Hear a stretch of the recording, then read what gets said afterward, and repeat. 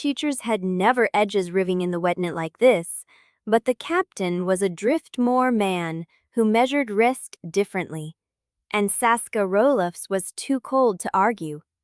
She stood at the rail as the boat shouldered through whiteout spray, salt crusting her coat hood and freezing into the wool. The mainland had disappeared an hour ago. Now there was only the churn of gray water and the darker gray of cliffs looming through snow. And somewhere above them, a light she could not see, but felt. A pulse in the dark that meant rock and survival and whatever waited on the other side of this squall. The captain said something she did not catch. She nodded anyway. Her hands had gone numb around the rail. She pried them loose, one finger at a time, flexed until the pins and needles burned through, and checked the waterproof field Volkdokvuk clipped to her belt. Dry. That mattered. Every sample, every date, every discrepancy she found on this island would go into those pages, and if she lost them, she lost everything. The notebook held 4 years of her sister's reef data too. Anika's handwriting in the margins, annotations in pencil, tide timings scratched out and rewritten.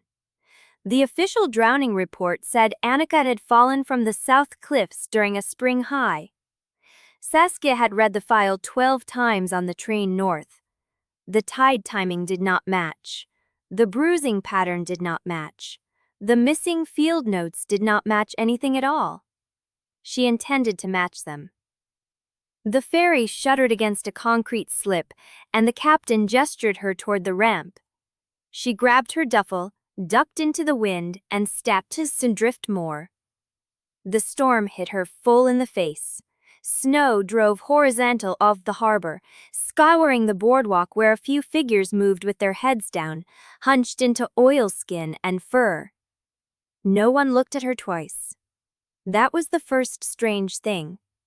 Outsiders on an island this isolated should draw stares, but the people of Driftmoor moved like they already knew she was there and had decided she was not worth stopping for.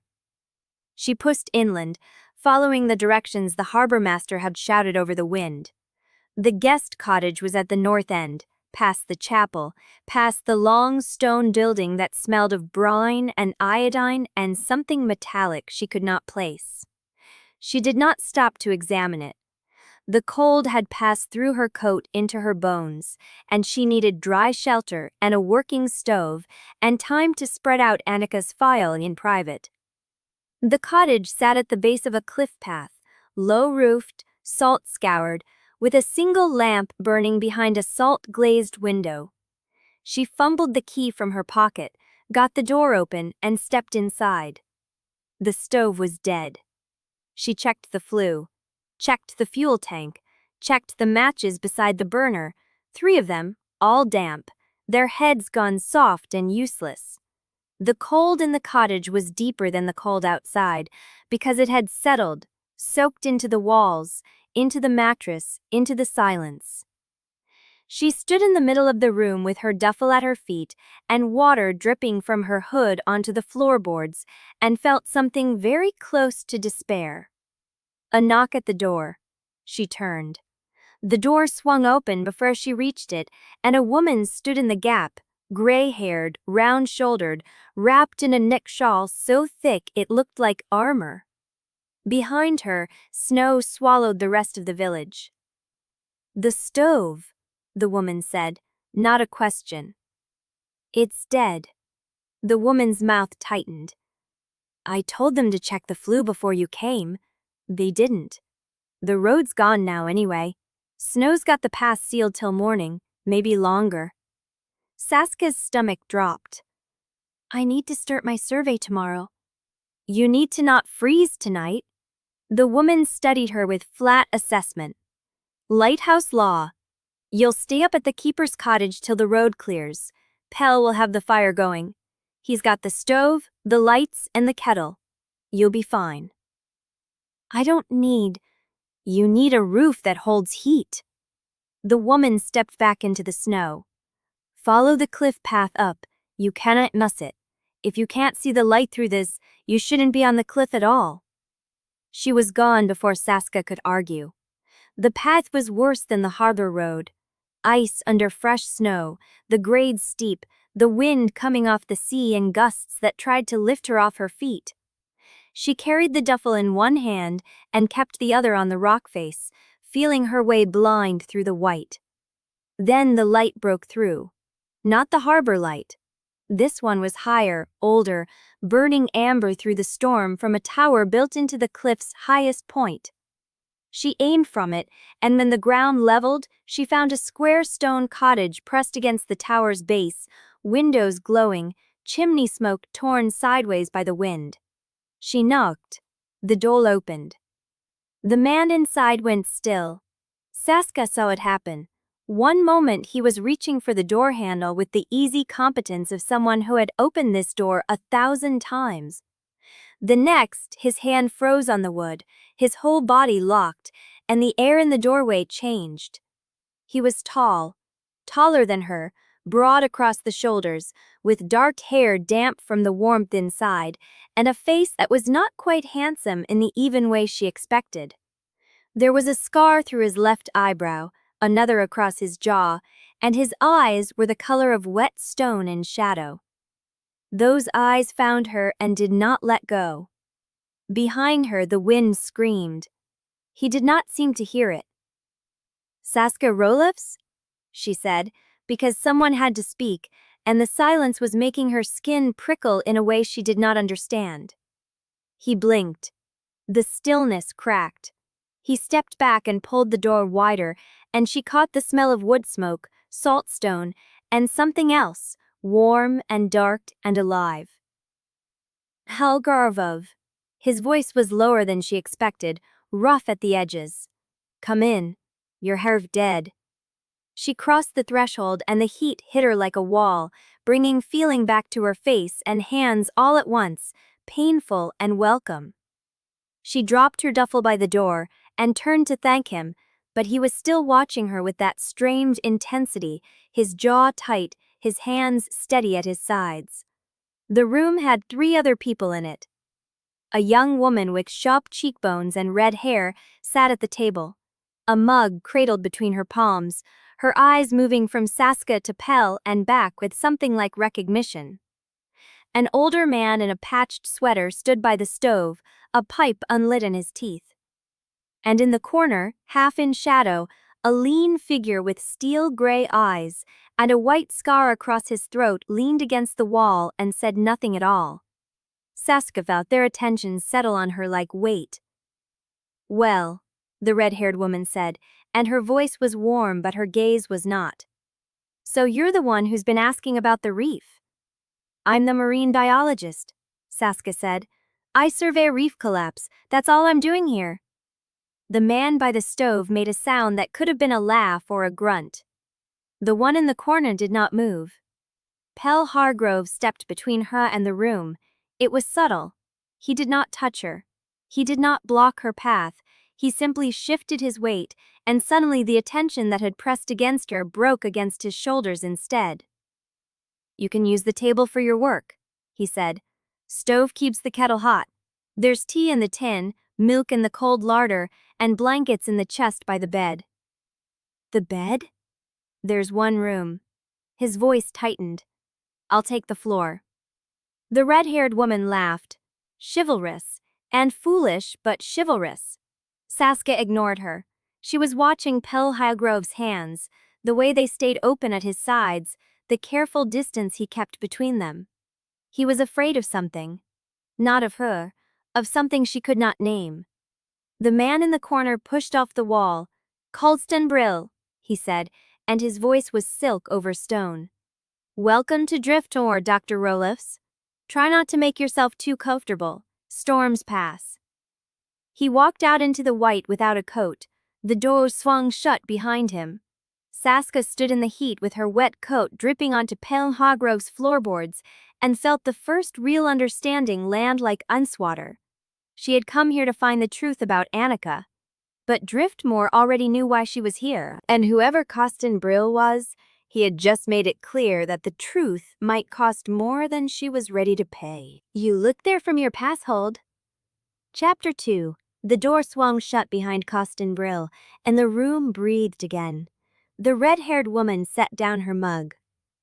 Well, that's Costin done being polite for the season. Saskia stood dripping on the floorboards, her wet coat heavy as lead, her fingers too numb to work the zipper. She tried twice before Pell Hargrove stepped forward and lifted the catch for her without quite touching her. "Thank you," she said, and the words came out sharp because she hated needing help she had not asked for. He did not flinch. "You're shaking." "I'm wet. There's a difference." "You're shaking," he repeated, and something in his voice made the older man by the stove turn to watch. Saskia pulled her arms free of the coat and hung it over her duffel. The cottage was warm, near warm after the killing cold outside, and her skin prickled with the transition. She counted the room in quick inventory. One doorway leading into a darker space, the bed, a narrow kitchen counter with a basin and pump, a stove that breathed heat into every corner, shelves lined with sealed jars, dried kelp, salt-stained books, a lived-in space, a man who lived alone until tonight. "The cottage," she said, turning back to Pell. "The guest cottage. I should go back. I need to dry my gear and sort my samples before they freeze." The cottage stove is dead. She had known that. She had felt the cold radiating from the iron when she tried to light it, but hearing him say it, matter-of-fact and final, made the reality settle heavier. "I can fix it. You can't." He said it without condescension. "The flues collapsed, mortar's gone to dust. It's been failing since autumn and the storm finished it." Her jaw tightened. "Where else can I stay?" The red-haired woman answered before Pell could. "Nowhere. Every room on Driftmoor is claimed by the weather. You're on the cliff with the keeper until the road clears. That's Lighthouse Law." Saskia turned to face her full. "And you are?" "Nika Damaris." She did not offer her hand. "I farm kelp and keep my nose out of other people's business, which is more than I can say for some people in this room." The man by the stove grunted. "That's a first." Nika ignored him. "What Nika means," she said dryly, "is that the elders already decided. The moment your cottage failed, the obligation transferred here. Pell's roof, Pell's responsibility." Saskia's hands found her belt, her pen cap between her teeth before she caught herself. She pulled it out and set it on the table. "I didn't ask for a guardian." "No one asked if you wanted one," said a new voice, and Saskia turned. The gray-haired woman from the harbor stood in the doorway. She was wearing the same oilskin coat, still beaded with meltwater, and she looked at Saskia with eyes that had seen too many winters to be impressed by one stubborn biologist. "Maeve Hargrove," she said. "This is my cottage, my grandson's roof, my law." Saskia straightened. "You sent me here." "I sent you to a working stove and a dry bed. The alternative was the harbor shed, and you'd have frozen before morning." Maeve stepped inside and shut the door behind her, cutting off the wind's howl. "You're alive. You're warm. The rest is details." "I need access to my equipment." "It will keep until morning. My samples will degrade." "Then you should have brought a better stove." Saskia's hands curled into fists at her sides. She could feel Pell's attention on her, measuring, waiting, and she hated that too, the sense of being read by someone who had not earned the right. "The road," she said flatly. "When does it clear?" Maeve pulled off her gloves back on. "Nika, walk me down. The wind's picking up and I don't trust my knee on the path." Nika rose, grabbed her coat from a hook by the door, and followed Maeve out without looking back. The door sealed behind them, and the cottage fell into a silence that felt too large for the space. The older man by the stove cleared his throat. "I'm Ilian," he said. "Father Ilian, if you're the type who cares about titles. I keep the chapel records and try not to get involved in clan business." Saskia looked at him. "You were here when I arrived." "I was here because the light needs tending and Pell's hands are full." He tapped his pipe against the stove. "I'll be out of your way by morning. The chapel has a cot. You don't have to leave on my account." "I'm not leaving on your account. I'm leaving because I sleep better when I'm not in the middle of something I don't understand." He looked at Pell, then back at her. "The storm will tell you what you need to know, if you listen." He crossed to the chest, pulled out a folded quilt and a flat pillow, and laid them on the floorboards near the stove. He did it without ceremony, without looking at her, and the deliberate care of the gesture made something twist in her chest that she refused to name. She walked to the doorway, pushed it open, and found the bedroom. It was small, a narrow bed with a wool blanket, a wooden chair stacked with books, a window frosted over with ice.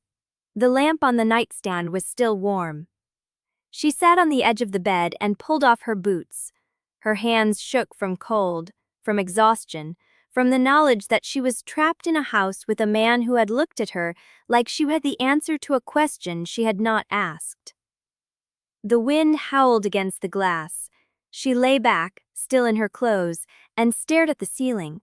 Sleep did not come. But she heard him on the other side of the wall, breathing. Chapter 3. She lay in the narrow bed and did not sleep. The wind threw itself against the window glass in rhythmic surges, each gust louder than the last, and the cold bled through the wall beside her pillow. She had not undressed. Her clothes were still damp in the creases, salt stiff at the collar, and the wool blanket smelled of smoke and something else. Something clean and sharp that she could not place. She listened to the breathing on the other side of the wall. Steady. Even. A man who could fall asleep on a cold floor with an unwanted stranger in his house. She envied him that. The clock on the nightstand ticked. She counted minutes until she lost track of the number, until the numbers stopped meaning anything and became just more noise in the dark. Her hands were cold. She had not warmed them properly since arriving on Driftmoor, and the chill had settled into her bones like a permanent resident. She sat up. The floorboards creaked under her weight as she swung her legs over the edge of the bed.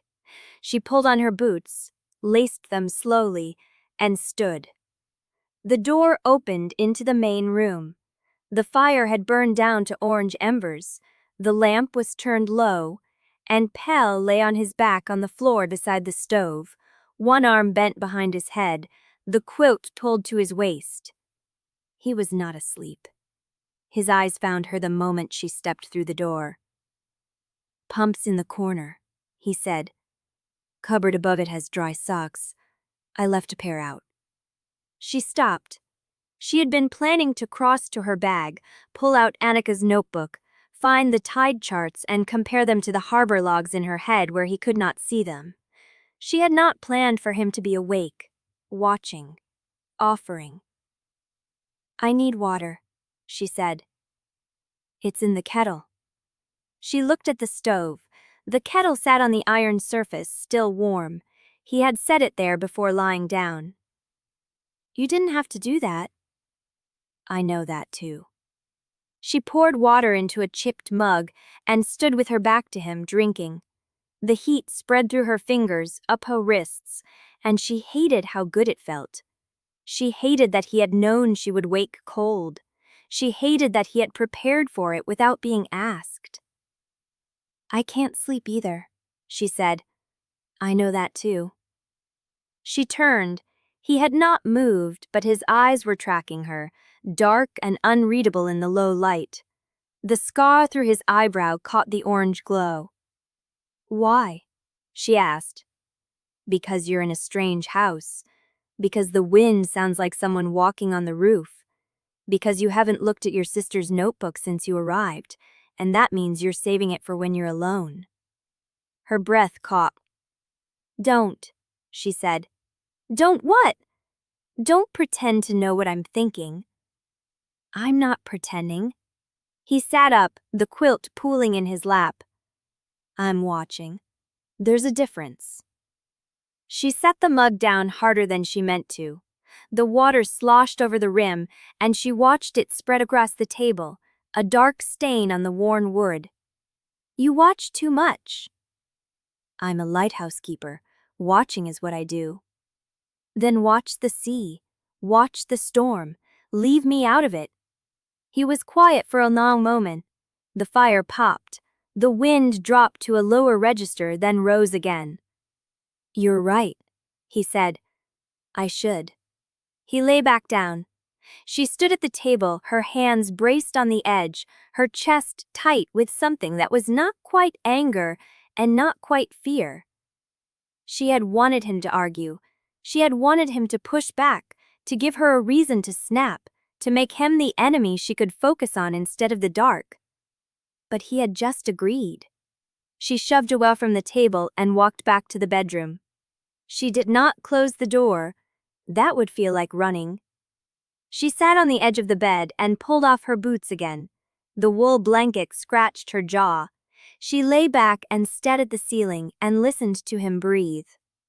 The clock ticked, the wind howled, and somewhere between one death and the next, she must have slept because she woke to darkness and the sound of someone moving in the main room. She sat up fast. Her heart slammed against her ribs. Her hand went to her belt where she kept her field knife, but she had taken it off before lying down. It was on the chair, 3 feet away. Useless. The door was still open. The main room was dark except for the fire, which had been rebuilt. Flush flames licked at a new log. And Pell was standing at the table with his back to her, shirtless, a towel in his hands, drying his hair. Water dripped down his spine. He had been outside. She watched the muscles in his shoulders shift as he wrung the towel through his fingers, watched the steam rise from his skin in the cold air, watched the firelight trace the ridges of his back, the old scars that crossed his ribs, the pale line of a wound she could not read from this distance. He turned. He saw her. The air changed. It was the same thing she had felt the first time he opened the door, that same shift in pressure, in gravity, in the way the room held them. His jaw tightened, his hand stopped mid-motion. You're up, he said. The fire went out. I went out to check the path. The drifts are already waist-high in the lee of the cliff. That's not why you're soaking wet. He looked at the towel in his hands as if he had forgotten he was holding it. The pump was frozen. I had to break the ice. In the dark. I know the way. She stood, her foot bare on the cold floor. She crossed to the stove where the kettle still sat and touched it. Warm. He had refilled it.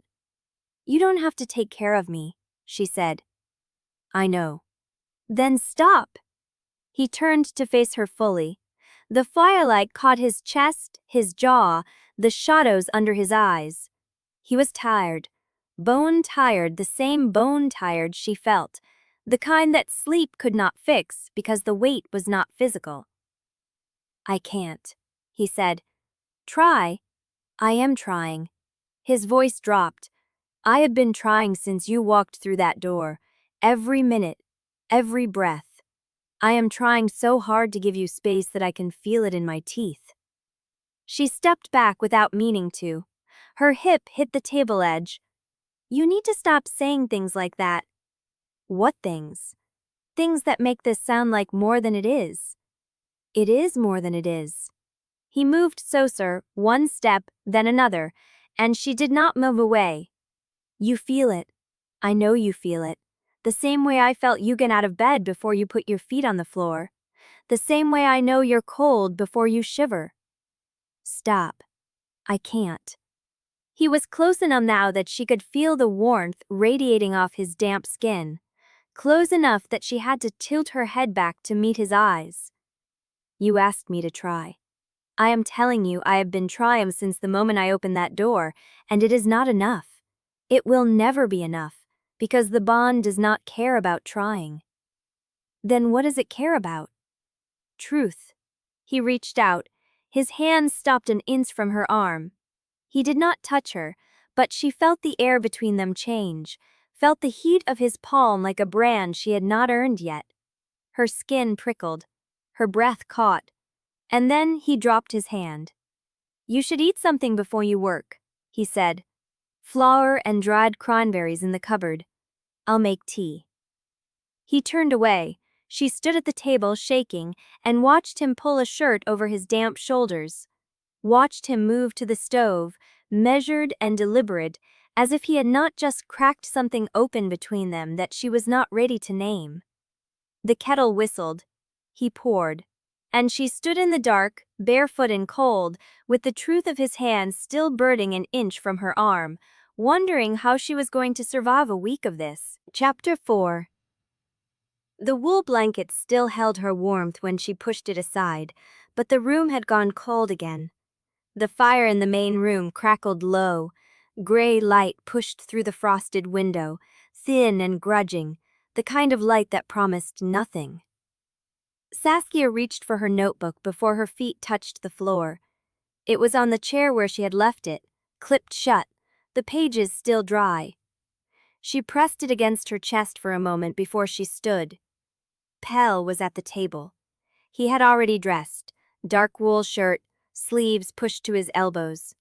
A cup of tea steamed in front of him. His hands rested flat on either side of it, still, like he had been sitting there for a while waiting. "You slept," he said. It was not a question. "I can't be paking." "You are out for 4 hours." She stopped at the edge of the table. The notebook was warm against her ribs. "You counted." "I was awake." He pushed the kettle toward her. "There's more water if you want to wash." The pump thawed when the temperature rose. "Rose how much?" 4 degrees, still below freezing. She poured the tea without thanking him. The steam hit her face, sharp with herbs she could not name. She wrapped her hands around the cup and let the heat burn into her palms. The notebook sat between them on the table. Pell looked at it, then he looked away. "I need space to work," she said. "You have it." "I need the table." He stood, took his cup, and moved to the chair by the stove. He did not argue. He did not ask what she was working on. He just sat down and stared at the fire like he had nowhere else to be. She did not trust the silence. But she opened the notebook anyway. The cover was salt-stiff, the binding warped from moisture. Anika's handwriting filled the first pages, dense and tidy, the same way she had filled everything. Field notes, tide readings, species counts, dates and times and careful observations that meant something to the trained eye. Saskia's trained eye. She spread the reef samples beside the notebook, 4 plastic bags of scraped algae and broken coral, each labeled with her own hand. The tide chart from Anika's last day was tucked into the back pocket, creased along the fold lines, marked with Anika's precise little check marks at every high and low. 3 p.m. Low tide. The official report said Anika had fallen from the south cliffs at dusk. Dusk in late autumn came at 4:30. Saskia traced the tide line with her finger. The numbers did not fit. The south cliffs were exposed at low tide, yes, but the current at that hour would have pulled a body south, not north toward the Harby where she was found. Driftmoor's tide charts were public. Anyone could check them. Anyone should have checked them. He pulled the harbor ledger copy from her bag, the pages Father Elian had let her photograph, and laid them beside the tide chart. Pell shifted in his chair. She ignored him. The ledger showed Anika's body logged at 11 p.m., nearly 7 hours after the reported fall. The time of death notation read approximately 6 p.m., based on water temperature and body condition. 6 p.m. was high tide. If Anika had fallen at 3, she would have been in the water for 3 hours before high tide. A body in cold water at high tide would have been carried into the reef channels, not the harbor. The harbor ledger had her recovered from the North Pier, which meant someone had moved her, or she had gone in at a different time entirely. Saskia's pen cap cracked between her teeth. She pulled it out and set it down. The discrepancy was not small. It was not a rounding error or a rushed clerk. It was a fundamental break between the drowning narrative and the physical evidence, and it had been sitting in official records for months, waiting for someone to pull the threads. "You're doing it again." She looked up. Pell had not moved from the chair, but his eyes were on her, dark and steady. "Doing what?" "Running calculations in your head. Your lips move when you do it." "I didn't know you were watching." "I told you last night. I cannot stop." The words landed in the space between them, heavier than they should have been. Saskia looked back at the ledger. She lined up the tide chart corner to corner with the harbor record. "The timeline does not work," she said. "I know." She went still. "You know what, exactly?" Pell set his cup down. He leaned forward, elbows on his knees, and for a moment he looked like a man deciding how much to say. "I read the file," he said quietly. "When she died, the clan asked me to review the harbor records. I was the one who noted the tide discrepancy." "You noted it?" "I wrote it in the margin. Ivo has the original. I told him to flag it in the medical report." "And he did?" "He said he would." Pell's jaw tightened. "I do not know what happened after that. Costin took over the case. The report that went to the mainland was rewritten." Saskia's hands were flat on the table now, pressing the ledger pages down. "You knew? You knew the timeline was wrong, and you let it sit in a file." "I let it sit because I was told the correction was being processed." His voice did not rise, but something in it sharpened. "I was the lighthouse keeper. I was not the investigator. You could have pushed." "I could have." He held her gaze. "I did not." The admission sat between them, raw and unguarded. She wanted to be angry. She was angry, but the anger tangled with something else, the way he had said it, like he had been carrying the weight. "Why are you telling me this now?" "Because you are going to find it anyway." He stood. "And because I am tired of treating you like someone who needs to be protected from the truth." He crossed to the table. He did not sit. He stood across from her, hands resting on the back of the chair, looking down at the spread of papers between them. "The tide at 3 p.m. was low," he said.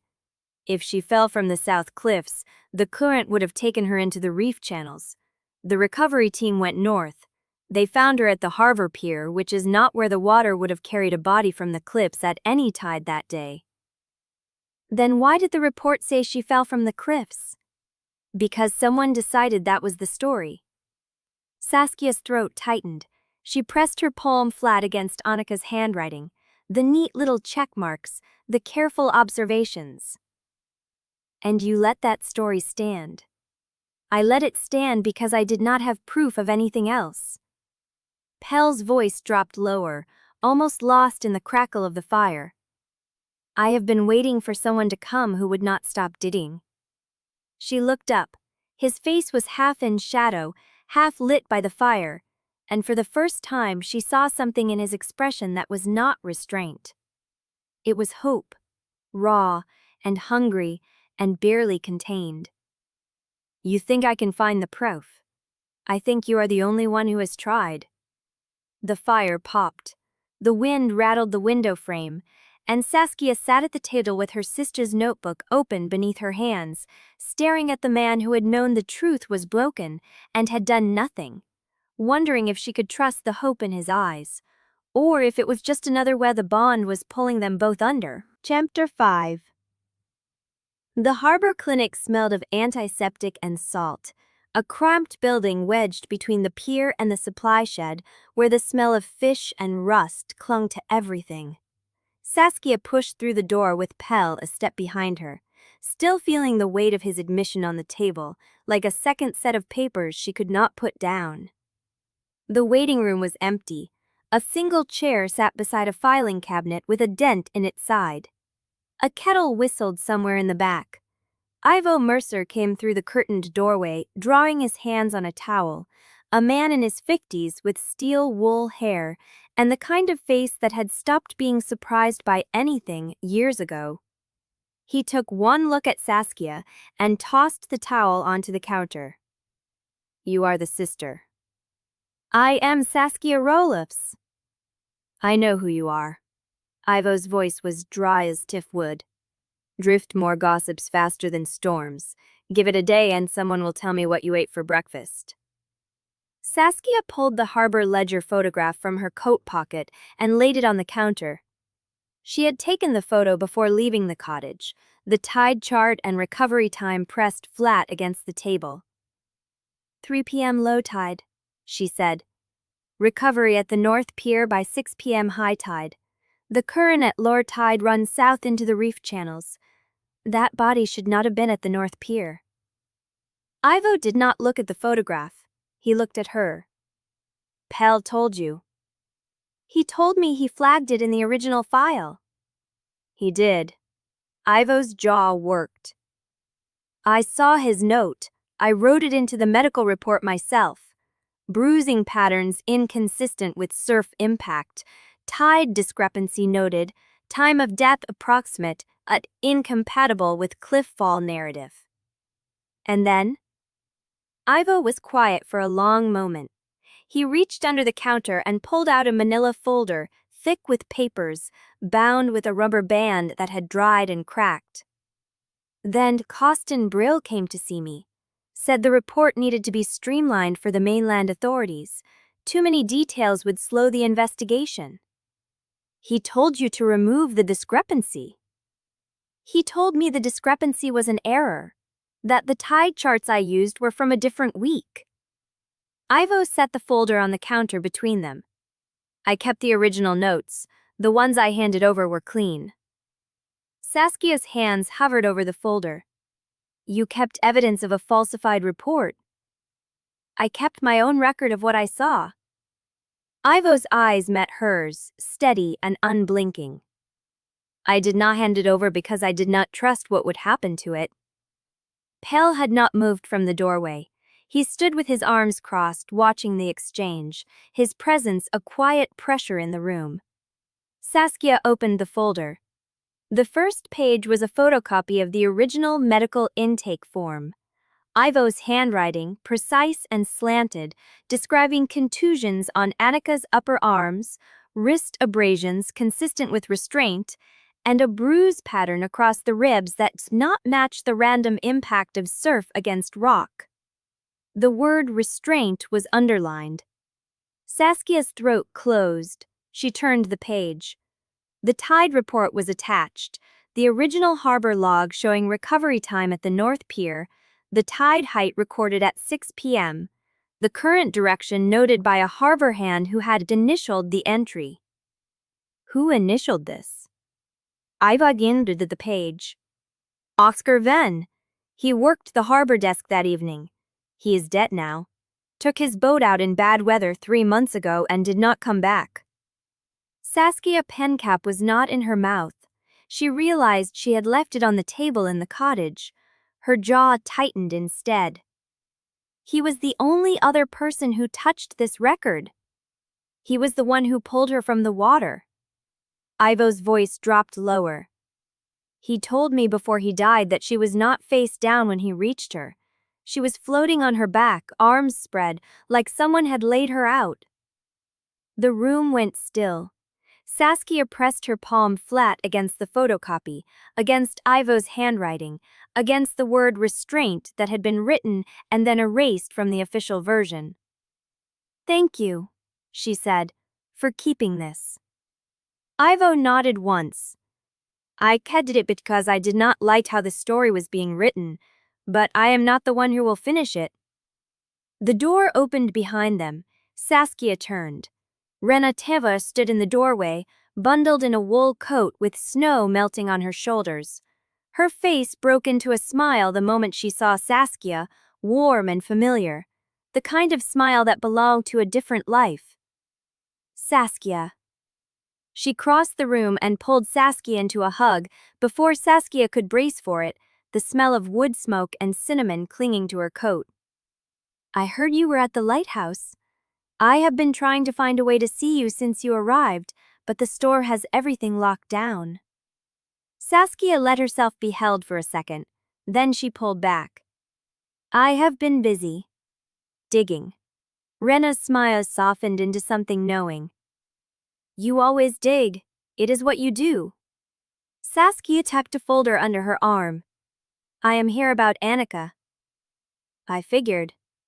Wrenna glanced at Ivo, then at Pell, who had not moved from the doorway. Can we talk? Somewhere not here? Saskia hesitated. The folder was warm against her ribs. The clinic held the first real evidence she had found, the first confirmation that the story was wrong. But Wrenna was the only familiar face in Driftmoor, the only person who had known her before grief reshaped her.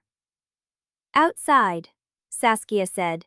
They stepped into the narrow alley between the clinic and the supply shed, out of the wind but not out of the cold. Snow sifted down in fine grains, catching in Wrenna's hair. Your sister used to sample at the North Cove, Wrenna said, the tide pool with the purple urchins. She said the data there was always clean. Saskia went still. She had never told Wrenna of the purple urchins. Wrenna knew something Saskia had never told her. Chapter 6. The door of the clinic swung shut behind them, and the cold hit like a wall. Saskia walked ahead of Pell, her boots punching through the fresh crust of snow. Ivo's folder held against her ribs like something that might be snatched away. The wind had picked up again, dragging curtains of white across the path, and by the time they reached the cliff stairs, she could barely see 3 feet in front of her. Pell's hand closed around her elbow. She flinched. Snowblind, he said. Stay close to the wall. She did not shake him off. The rock face rose on her left, rough and frozen, and she pressed her shoulder against it as they climbed. The wind screamed over the top of the cliff, tearing the breath from her mouth before she could finish inhaling. The cottage door groaned when Pell forced it open. Inside, the fire had burned low to a bed of pulsing orange. The room felt hollow without heat, the windows rattling in their frames. A fine dust of snow gathered on the sill above the kitchen sink.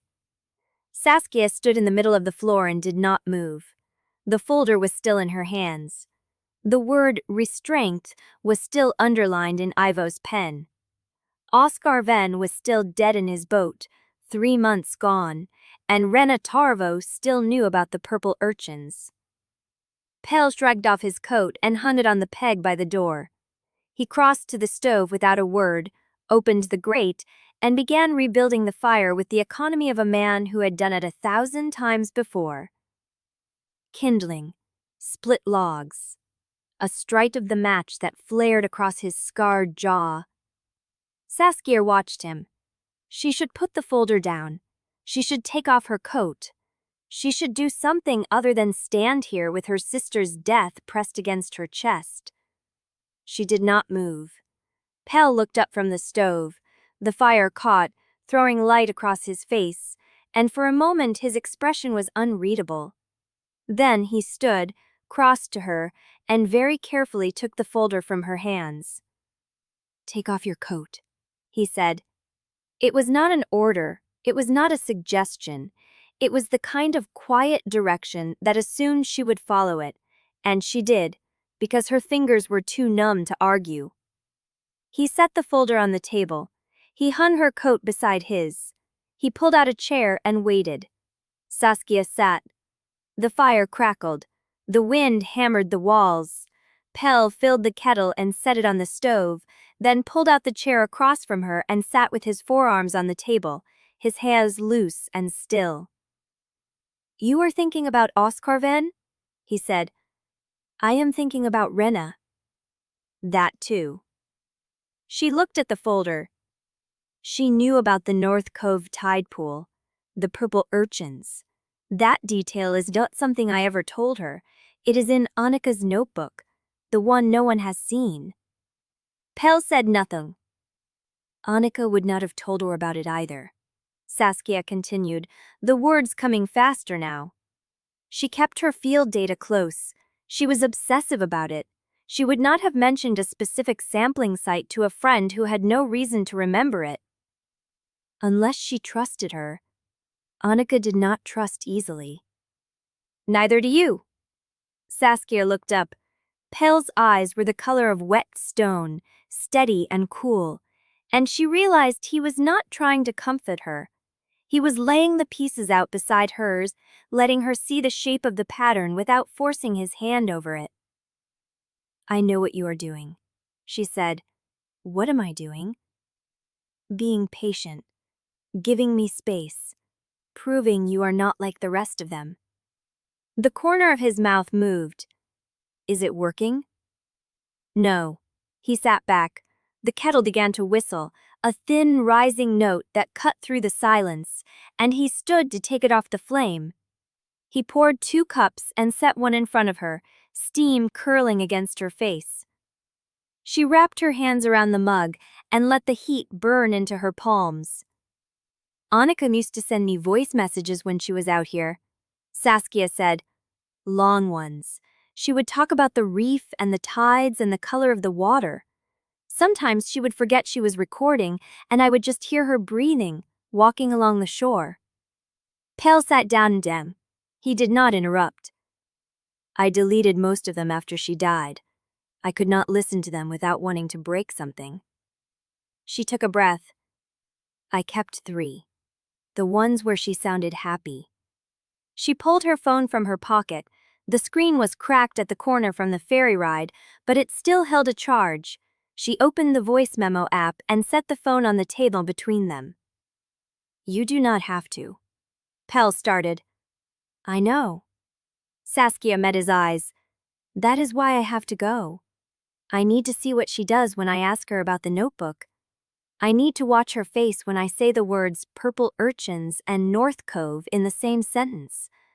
I need to know if she was my sister's friend or something else entirely." Pell held her gaze for a long moment. Then he nodded once. "First light," he said. "I will go with you." The wind slammed against the cottage, rattling the windows in their frames, and somewhere in the dark above the cliffs, the lighthouse beam cut through the white. Saskia watched the light sweep across the frosted glass and thought about Anika standing at the North Cove, watching the same beam cut through the same dark, believing she was close to something that would change everything. She looked down at her hands. The tremor had stopped. She did not know if that was strength or numbness, and she was not sure she wanted to find out. Chapter 7. The engine sound cut through the storm like a blade through cloth. Saskia heard it first, a low growl beneath the wind, and her hands stilled on the kettle handle. Pell was already on his feet, crossing to the window before she could ask the question. He stood there a beat too long. "Who is it?" she said. "Colston." The name landed in the room like a stone dropped into still water. Saskia set the kettle down and crossed to stand beside Pell at the frosted glass. Through the blur of ice and snow, she made out the shape of a truck, headlights pale and dim, crawling up the cliff road that should have been impassable. "He brought supplies," Pell said. His voice was flat, careful. "The road will be closed another 3 days at least. Someone had to reach the way station." "That is not why he is here." Pell did not answer. She watched the truck stop at the base of the cliff path. The driver's door opened and Costin Brill stepped out into the white, bareheaded, snow melting against his black hair before it could settle. He wore no coat. The wind peeled at his shirt, and he did not seem to feel it. Saskia's skin crawled. She stepped back from the window and picked up the kettle again, pouring water into the 2 cups she had already set out.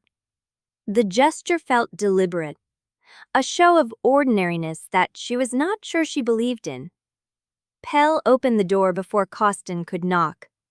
Cold air rushed in, carrying the smell of brine and snow, and something metallic underneath. Costin filled the doorway, snow dusting his shoulders, his steel-gray eyes finding Saskia before he had crossed the threshold. He was carrying a crate. Wooden, salt-stained, packed with tinned goods and a bag of flour. "Lighthouse Law," he said, setting the crate on the table. His voice was smooth, almost pleasant. "The council agreed someone should check on you both before the second squall hits." "I can manage my own supplies," Pell said. "I know you can." Costin pulled out a chair and sat uninvited, spreading his hands on the table as if he owned the room. "I am the crushing of emotion. Suggests. I gotta lived back to the school." The jester stood up to nose this window. The jester felt deliberate, a show of ordinariness that she was not sure she believed in. Pell opened the door before Costin could knock. Cold air rushed in, carrying the smell of brine and snow, and something metallic underneath. Costin filled the doorway, snow dusting his shoulders, his steel-gray eyes finding Saskia before he had crossed the threshold. He was carrying a crate, wooden, salt-stained, packed with tinned goods and a bag of flour. "Lighthouse Law," he said, setting the crate on the table. His voice was smooth, almost pleasant. "The council agreed someone should check on you both before the second squall hits." "I can manage my own supplies," Pell said. "I know you can." Costin pulled out a chair and sat uninvited, spreading his hands on the table as if he owned the room. "But careful people make mistakes, especially when they are distracted." He glued the shutters, dropping a man with a breath, crapping the table first. "We are wrong on both counts." He walked to the door. Snow swirled in as he pulled it open, and he turned back, one hand on the frame. "Enjoy the supplies, cousin. The storm will break in 3 days. When it does, the council will expect answers." His gaze slid to Saskia. "So will I." He stepped out into the white and did not look back. The door swung shut. The wind took the sound of his footsteps almost immediately, swallowed by the storm as if he had never been there. Saskia stood frozen, her hands wrapped around the mug so tightly that the heat burned her palms. Pell did not move from the door. His back was to her, his shoulders rigid, one hand pressed flat against the wood, as if he was holding it closed against something stronger than the wind. "He is trying to provoke you," she said. "I know. He is trying to make you react, to prove you are unstable." "I know." Pell turned.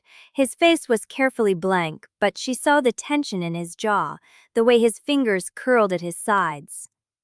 "He is also telling the truth. The clan can smell you on me.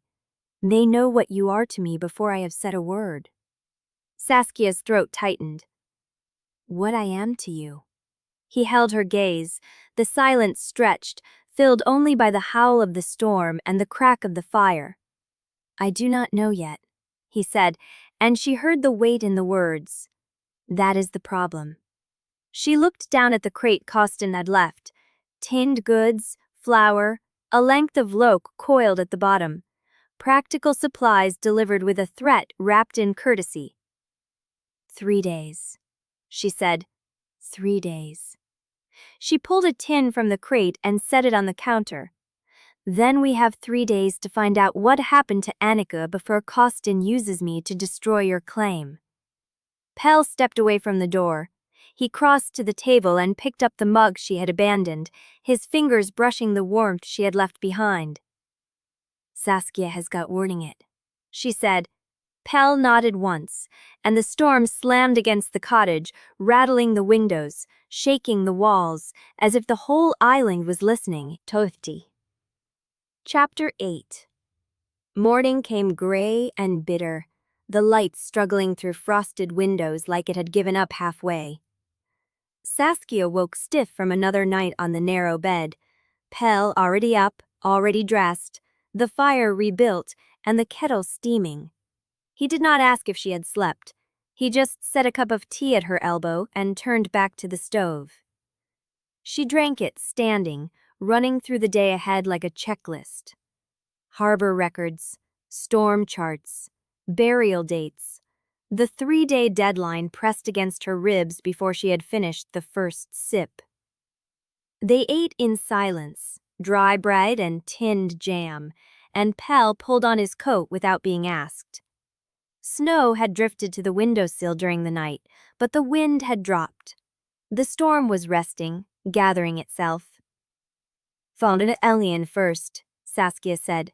"I want to see the burial log before we touch the harbor records." Pell nodded.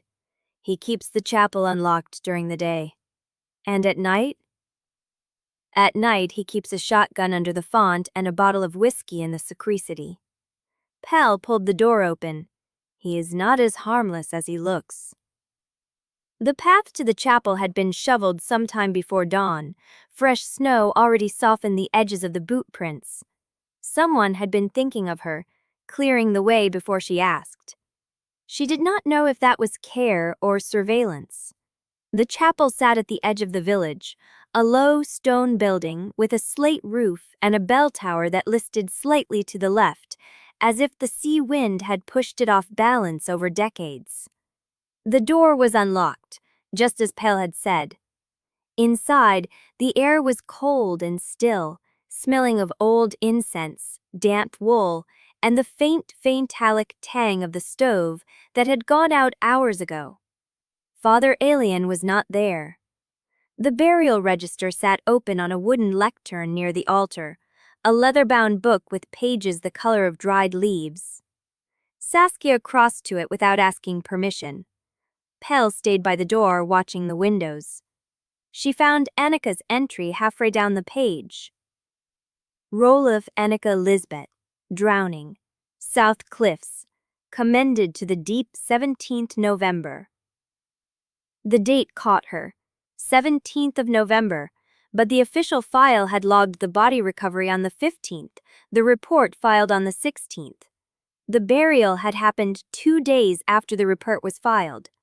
Fast, for an island where winter ground was frozen solid. She traced her fiend down Nampalam. The priest's handwriting was neat, almost mechanical. Cause of death, location, date. No mention of bruising, no notes on the body's condition, no record of who had signed off on the committal. Looking for something specific? Father Alien stood in the doorway that led to the sacristy. He held a pipe in one hand, unlit, and his eyes were the careful, patient eyes of a man who had learned to wait before he spoke. Saskia did not close the register. "I want to see the burial records for the past 2 years." "All of them?" "All of them." He crossed to the lectern, pipe tucked between his teeth. "That is a lot of names for a biologist studying the reef." "Anika's name is here," Saskia said. "I want to see who else was buried around the same time.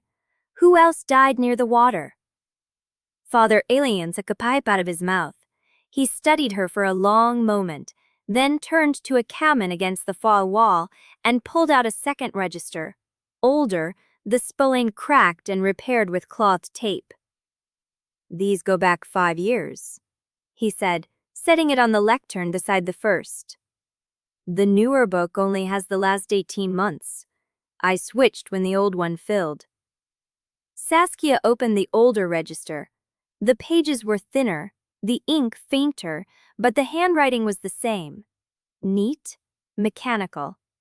She found the first anomaly on the second page. Then, Oscar Leaf, drowning, North Harbor, commended to the deep 14th September. 3 months before Anika. She traced her finger down the page and found another. Mercer, Lena Elise. Drowning, South Cliffs. Commended to the deep 8th June.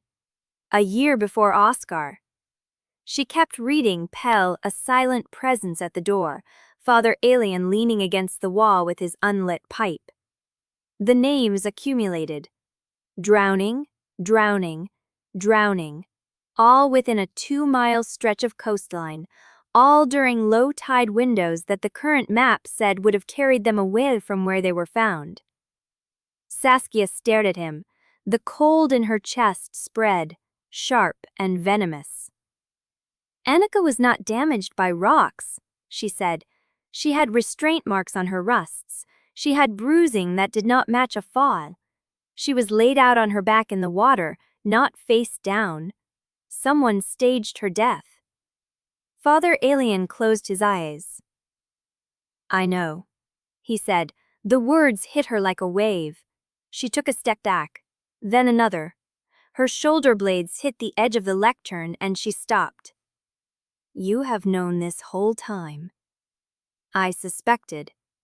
He opened his eyes. I did not know the details until you arrived, but I have buried enough of them to recognize a pattern. Pell moved from the door. He did not touch her, but she felt him there, a solid warmth at her back. How many? Saskia's voice came out raw. How many have you buried knowing they were killed? Father Alien did not answer. She turned to the register, flipping pages until she found the earliest entry in the pattern. A name scratched in faded ink, a date 3 years old. Brant, Elias Rune, drowning, North Harbor, commended to the deep 2nd March. How did Elias Brant die, Father? He drowned. How did he really die? The priest's silence was answer enough. Saskia closed the register. She pressed her palm flat against the cover, as if she could feel the names through the leather, the weight of all those convenient drownings. 3 days, she said. I have 3 days before Costin comes for answers. I need to see the harbor records, the original tide logs, not the copies, and I need to know where Oscar Vin kept his personal notes before he died. Father Alien picked up his pipe again. He turned it over in his hands, studying the carved bowl as if it held a truth he could not speak aloud. Oscar Vin kept his notes in a fishing box under the North Harbor dock, he said. He told me once that if anything ever happened to him, the truth would not go down with him. Saskia's breath caught. How do I get to the North Harbor? The storm will break in 2 more days. You cannot reach it now. I can. Pell's voice was low, steady, final. Father Alien looked at him. The ice on the cliff path is 4 inches thick. 1 wrong step and you are in the water. I have walked those cliffs in worse weather. And if Costin's men are watching? Pell met his gaze. Then they will see exactly what I am willing to risk. Saskia looked at him. The scar through his eyebrow, the line of his jaw, the steady gray of his eyes that held no hesitation. Why? She asked. Pell turned to her.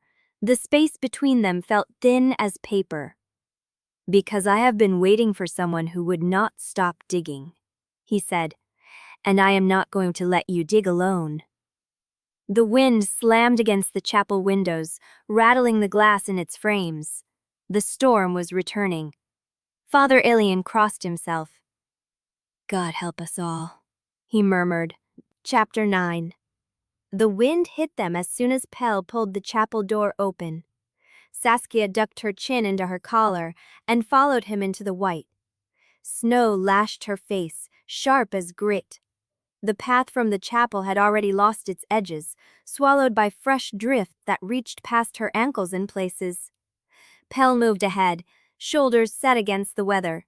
She watched the dark shape of him blur and sharpen through the squall, each step deliberate. They reached the fork where the road split toward the cottages and the cliff path. Pell stopped, turned. I need to check the light before the visibility drops further. I can find my way back. He hesitated. The snow built on his shoulders, on his dark hair. She saw him weigh the risk, the same calculation he had been making since she arrived. I will find my way back, she said again. He nodded once, then turned and disappeared into the white. Saskia walked. The cold bit through her coat, through the layers beneath. Her gloves were already wet. The chapel's warmth had been a lie, a brief forgetting of what waited outside. The storm had not broken. It was gathering. She was halfway to the cottage when she saw the figure. A woman, red-haired, standing where the path curved toward the kelp sheds. Nika Damaris was bundled in oilskin, a wool scarf pulled high enough to cover her mouth. She was not moving. Saskia kept walking. Nika fell into step beside her without greeting, matching Saskia's pace. The wind carried the sharp salt smell of her, the faint bite of brine. You went to the chapel, Nika said. I went to check burial records. Find anything interesting?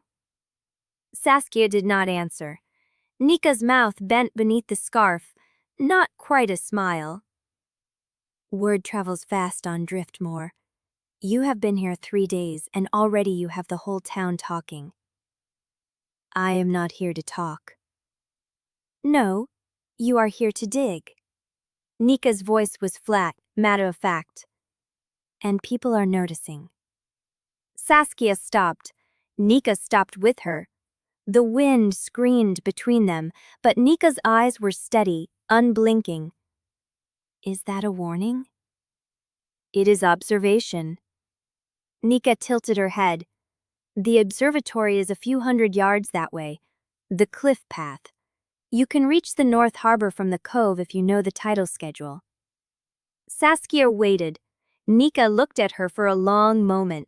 Then she glanced over her shoulder, as if checking for ears in the empty white. There is a storage cove south of the lighthouse, she said. Unlisted. No one uses it anymore. But there used to be a ladder bolted to the rock face, and a narrow ledge that leads around the headland at low tide. Saskia's pulse picked up. Why are you telling me this? Nika's gaze flickered. Something moved behind her eyes, something Saskia could not name.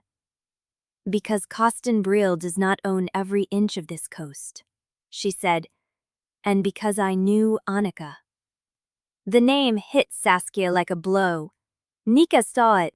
Her expression did not soften. She was not the kind of person who drowns, Nika said. She was too careful, too curious. The kind who checks every knot twice and still does not trust the rope. Saskia's throat tightened. She forced her voice steady. What happened to her? Nika was quiet for a long time. The snow billowed her red hair on the shoulders of her oilskin. She looked like part of the storm, carved from the same salt and cold. That is what you are here to find out, she said. And what I am telling you is this. Curiosity gets people buried early on Driftmoor. You want to stay above ground, you need to know which paths are watched and which are not. She turned and walked away, her boots leaving shallow prints that the snow erased almost instantly. Saskia stood in the white and watched her go. The cottage door was unlocked. She pushed inside, wet and shivering, and closed it behind her. The fire had burned low, orange embers pulsing in the grate. She did not bother lighting a lamp. She stood in the dim, letting the silence settle around her, tasting Nika's words. Unlisted storage cove, ladder bolted to the rock face, narrow ledge around the headland. She crossed to the window and wiped the condensation from the glass. The snow fell thick and fast, blurring everything beyond 20 feet. She could barely make out the fence line, the leaning post where Pell had tied the tarp over the woodpile. She almost missed it. Almost.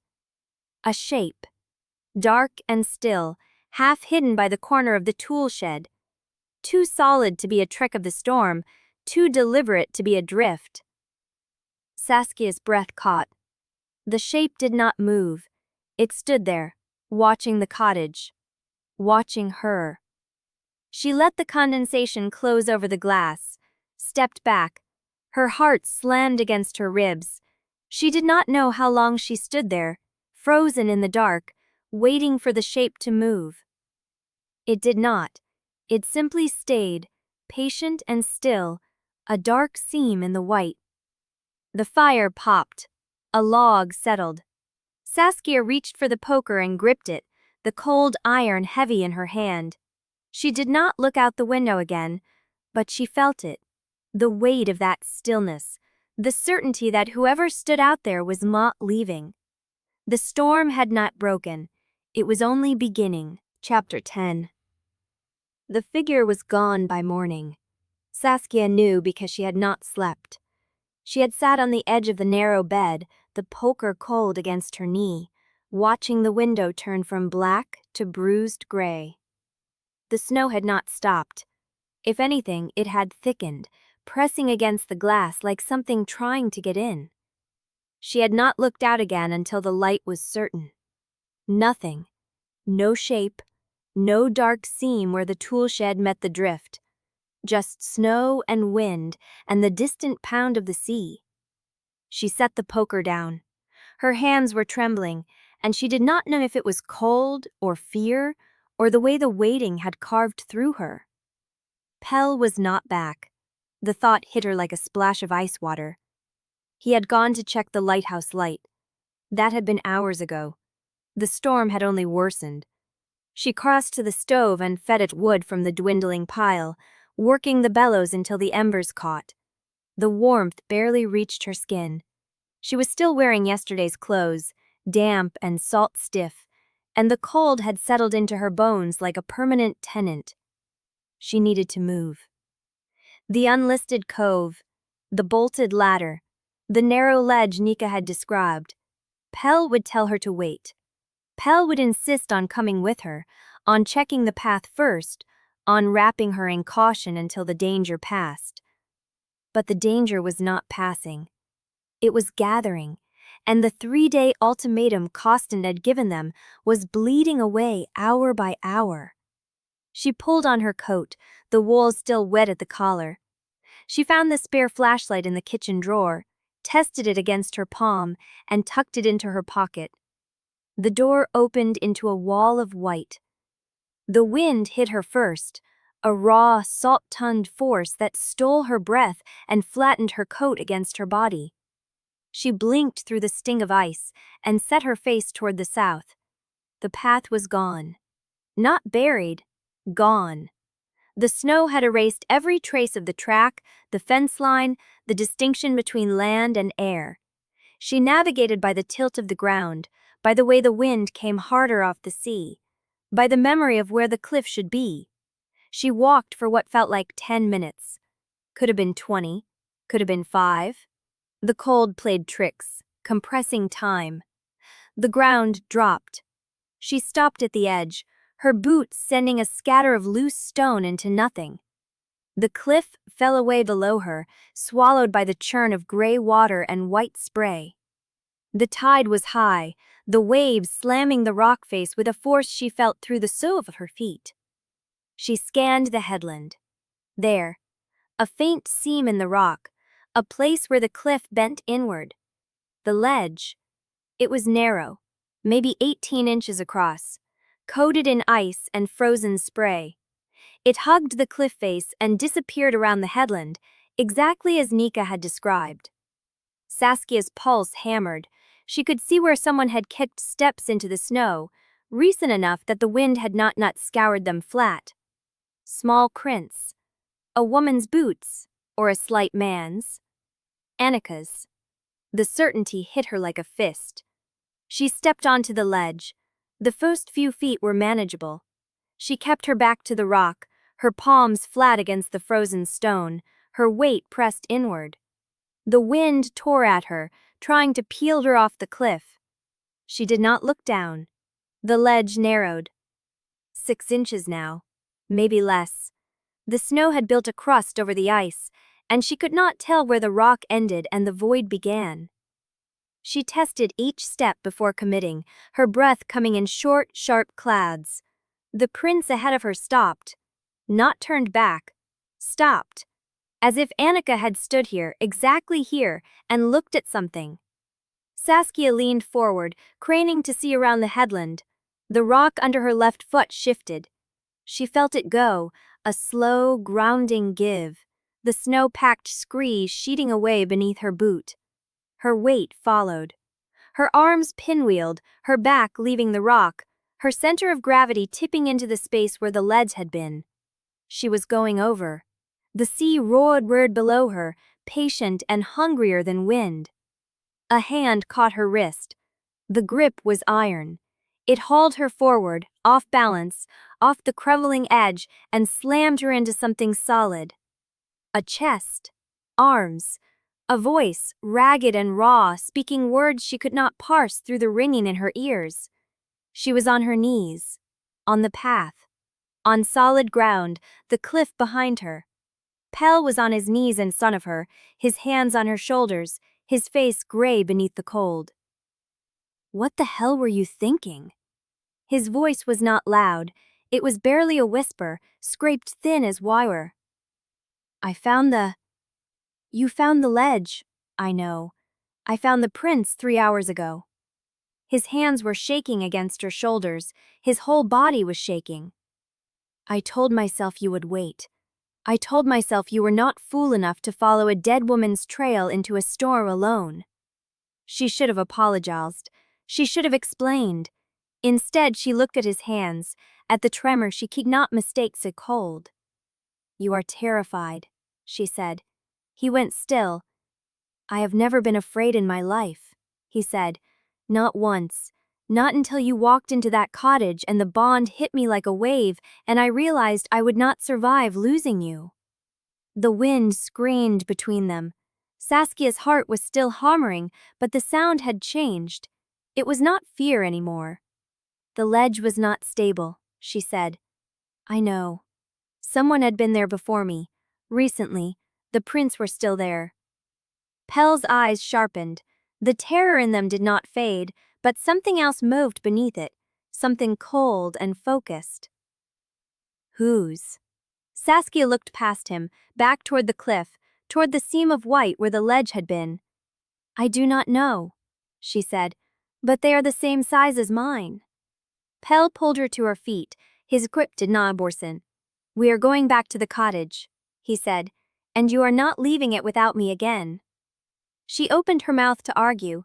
He stepped closer, close enough that she could see the ice caught in his lashes, the raw edge of his jaw where the wind had chapped it. "Please." The word broke something in her chest. She nodded. They walked back through the white, Pell's hand at her elbow, his body between her and the drop she could not see. The cottage appeared like a ghost through the snow, and Saskia did not realize she had been holding her breath until she crossed the threshold. The fire had not died. The poker was still leaning against the hearth. Saskia sank onto the chair, her legs giving way beneath her, and watched Pell build the flames higher with movements that were too precise, too controlled. His hands were still shaking. Chapter 11. The fire had caught. The flames licked at the new wood Pell had stacked, casting shadows that climbed the walls and fell back, climbed and fell. Saskia sat in the chair with her hands wrapped around a tin cup, the heat burning her palms, and she could not stop seeing the drop. The ledge. The void. The sea. Pell stood with his back to the hearth, arms crossed, watching her. He had not said anything since they crossed the threshold. He had rebuilt the fire, filled the kettle, pressed the cup into her hands, and then retreated to the hearth like a man afraid to touch her again. "You can stop hovering," she said. "I am not hovering." "You are standing very still and staring at me. That is hovering." His jaw tightened. "You almost went over a cliff." I did not go over a cliff. You caught me. Before that I was on the ledge, which I found, which had prints. She set the cup down, the tin clanking against the table. Someone was there before me. Someone with boots my size. That is a lead, Pell. That is a death trap. Then it was a death trap meant for Anika. Or for me. She stood and her legs held. That was something. Either way, I need to know who left those prints and why they stopped mid-ledge like she walked off the edge upright. Like she was pushed. The words hung between them. Saskia felt the cold creep back into her chest. You think someone pushed her? I think someone stood behind her on that ledge, and she did not hear them coming because she trusted them. Pell's voice was low, rough, scraped clean of anything gentle. I think she turned around to look at whoever it was, and they let the rock do the work. The image unfolded in Saskia's mind like a photograph developing in darkroom fluid. Anika on the ledge, Anika turning, the smile dying on her face. Stop, Saskia said. I am sorry. Do not apologize, just stop painting it in my head. Pell crossed the room. He did not touch her, but he stopped close enough that the heat of the fire and the heat of him wrapped around her from both sides. I will find whoever did it, he said. I will find them, then I will kill them. He said nothing. Saskia looked up at him. The scar through his eyebrow was pale in the firelight. His jaw was set. His hands, still trembling at his sides, were the only sign that he was not made of stone. You are not a killer, she said.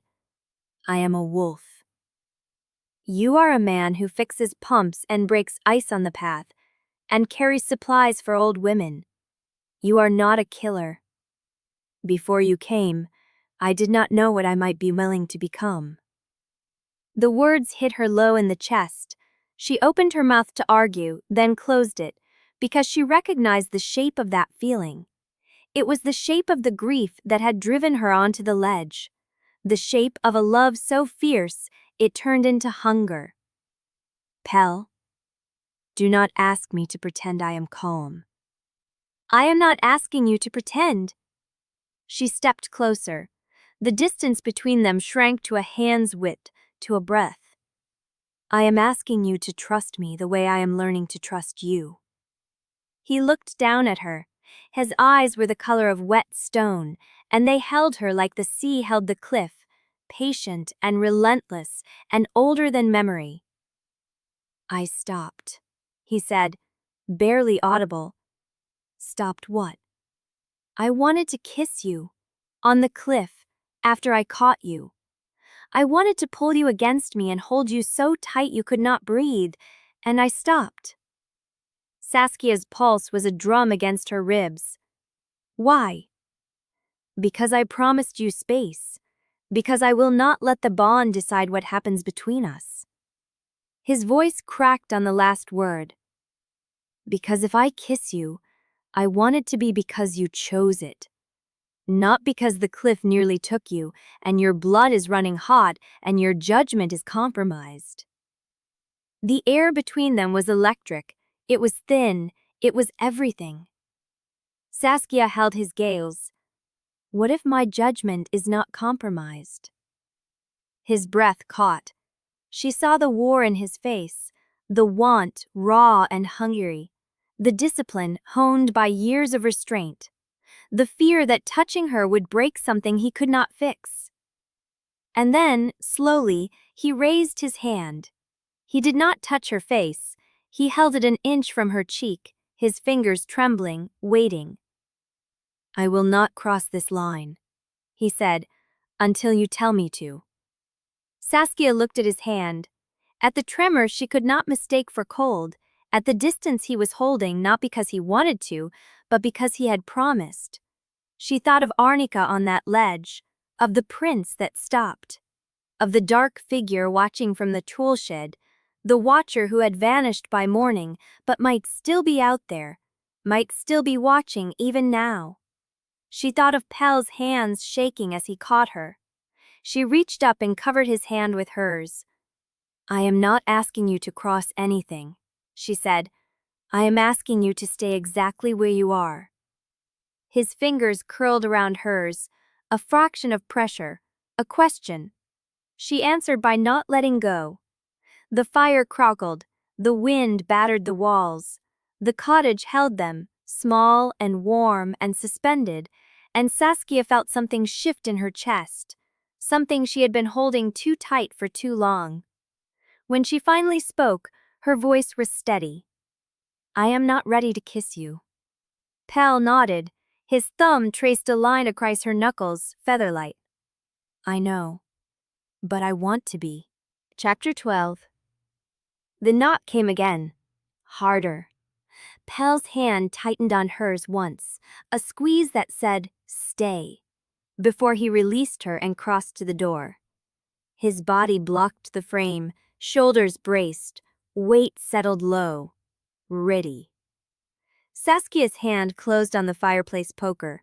The iron was cold against her palm. Pell pulled the door open.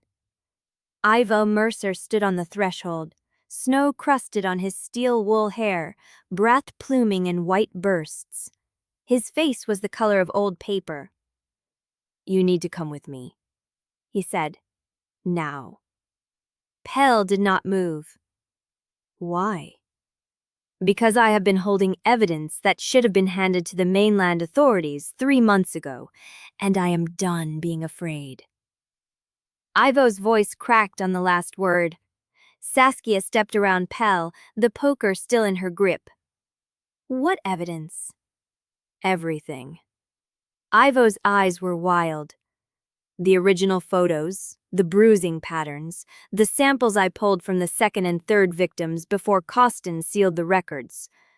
I have been waiting for someone who would use them."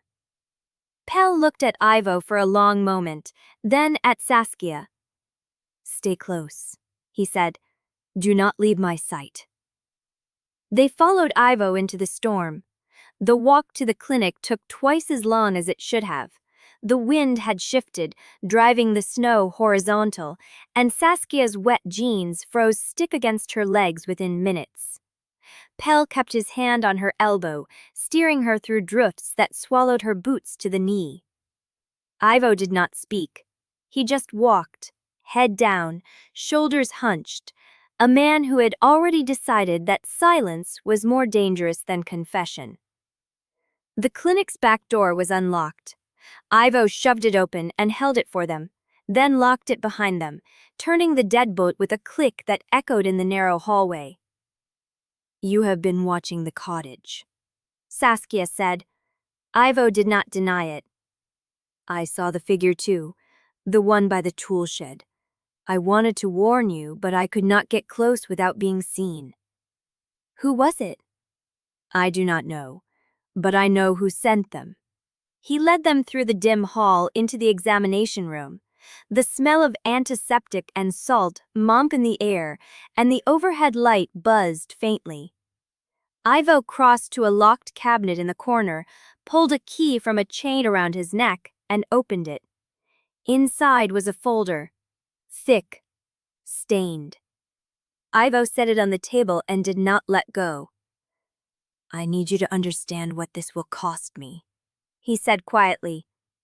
"If Costin finds out I kept these, I will not live through the week." "The week might already be over," Pal said. Ivo's jaw tightened. He released the folder. Saskia opened it. The first photograph was Anika's wrist, a mottled ring of purple and black, the kind of bruise that came from rope or a hand grip held too long and too hard. The skin around it was pale, bloodless.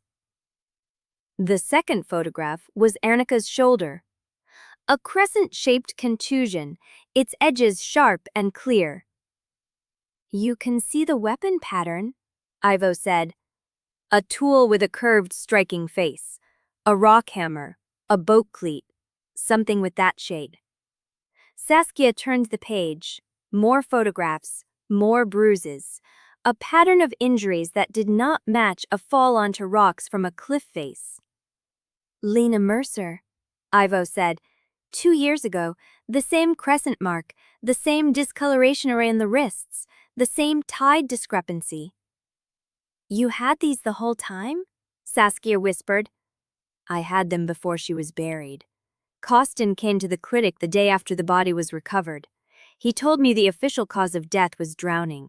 He told me to write it down and stop asking questions. Why did you not? Ivo's eyes met hers. Because I am a coward. But I am also a doctor, and I know the difference between a bruise made by the sea and a bruise made by a fist. Pell moved closer, his shoulder brushing hers. How many victims? Or that I can prove, maybe 5. Oscar was the last before he started keeping his own records. Ivo's voice dropped. That is why he died. Not because he saw the body, because he wrote down what he saw and told me he was going to take it to the mainland. The folder held more than photographs. There were tide charts with notations in Ivo's handwriting. A list of dates and times that matched the discrepancies Father Elian had described. A single sheet of paper with a hand-drawn map, the coves and cliffs marked in red. The access point, Saskia said, tracing the line with her finger. The Tidal pen. Yes, Anika marked it in her notes. She wanted to check it the day she died. Ivo's voice was flat. She did not survive long enough to tell anyone what she found. Saskia's hands were shaking. She looked at the photograph of Anika's wrist again, the bruise that had not been in the official file. The evidence that Costin had tried to bury along with the body. I need to borrow this, she said. Ivo nodded. I know. Where will you be when Costin realizes it is gone? I will be here. Ivo's mouth twisted. I am too old to run, and I am too tired to lie anymore. Pell reached out and took the folder. Then we will be fast. A sound cut through the wind. Footsteps. Heavy. Deliberate. Crunching through the snow toward the clinic's back door. Ivo's face went white. He grabbed the folder from Pell's hand and shoved it into a waxed canvas bag, then thrust the bag into Saskia's arms. Go, through the front, do not stop. The back door rattled, a fist pounded against the wood. Ivo did not wait. He pushed them toward the hallway, toward the front entrance, toward the storm. Saskia ran. Behind her, the pounding grew louder. A voice, low and familiar, called Ivo's name. Costin. And then she was through the front door, into the white, with Pell's hand locked around hers and the folder pressed against her chest. And she did not look back. Chapter 13. The waxed canvas bag hit the table with a weight that made the tin cups jump. Saskia stood over it, dripping onto the floorboards, her breath still ragged from the run. The cottage felt different now. Smaller. The walls closer, the windows darker, the storm pressing against every seam like something alive. Pell bolted the door behind them, shot the iron bar across. Then stood there with his hands flat against the wood and his head bowed, catching his own breath. You are bleeding. She looked down. A scrape across the heel of her palm, raw and bright, where she had caught herself against the clinic door frame. She had not felt it happen. It is nothing. It is not nothing. He crossed the room in 3 strides, took her wrist before he could put it away, and turned her hand over in the light. His fingers were warm against her cold skin. His thumb brushed the edge of the wound, gentle, deliberate. I will get the kit. I can do it myself. I know you can. He did not let go. But you are shaking, and if you do it yourself, you will make it worse because you are in a hurry to look at the folder.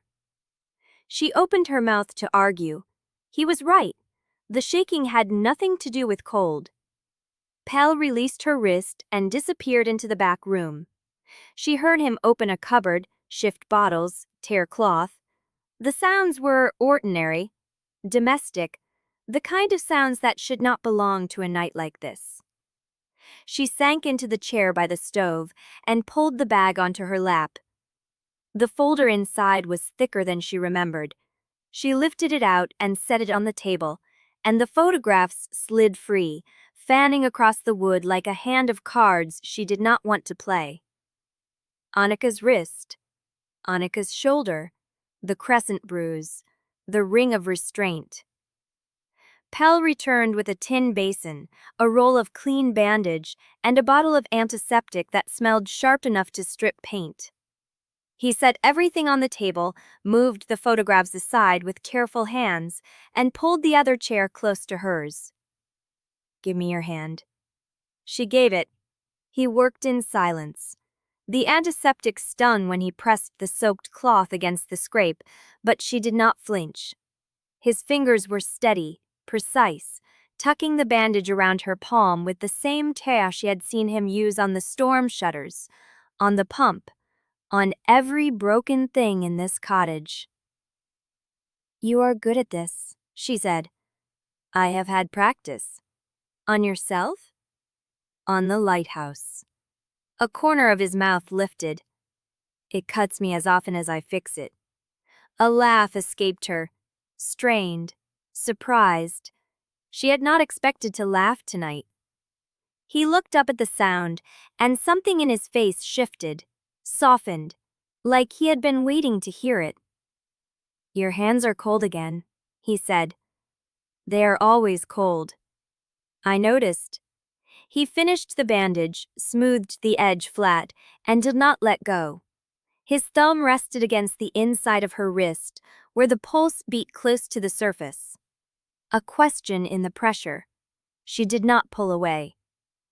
"You have never done this before," he said. "Bandaged a hand? Brought someone into your house?" His jaw tightened. He looked down at her wrist, at the place where his thumb rested, and she felt the answer before he spoke it. "I have not." "Why?" "Because I was waiting for the right reason." The words hung between them, simple and devastating. She did not know what to do with them. She did not know what to do with the way he said it, like it was the most obvious thing in the world, like he had been saving this cramped, salt-crusted cottage for someone who would matter. "They are going to come for us," she said. "I know how to wait." "That is the least reassuring thing you have said tonight." "I have also been told I am excellent company." "By who?" "The seagulls."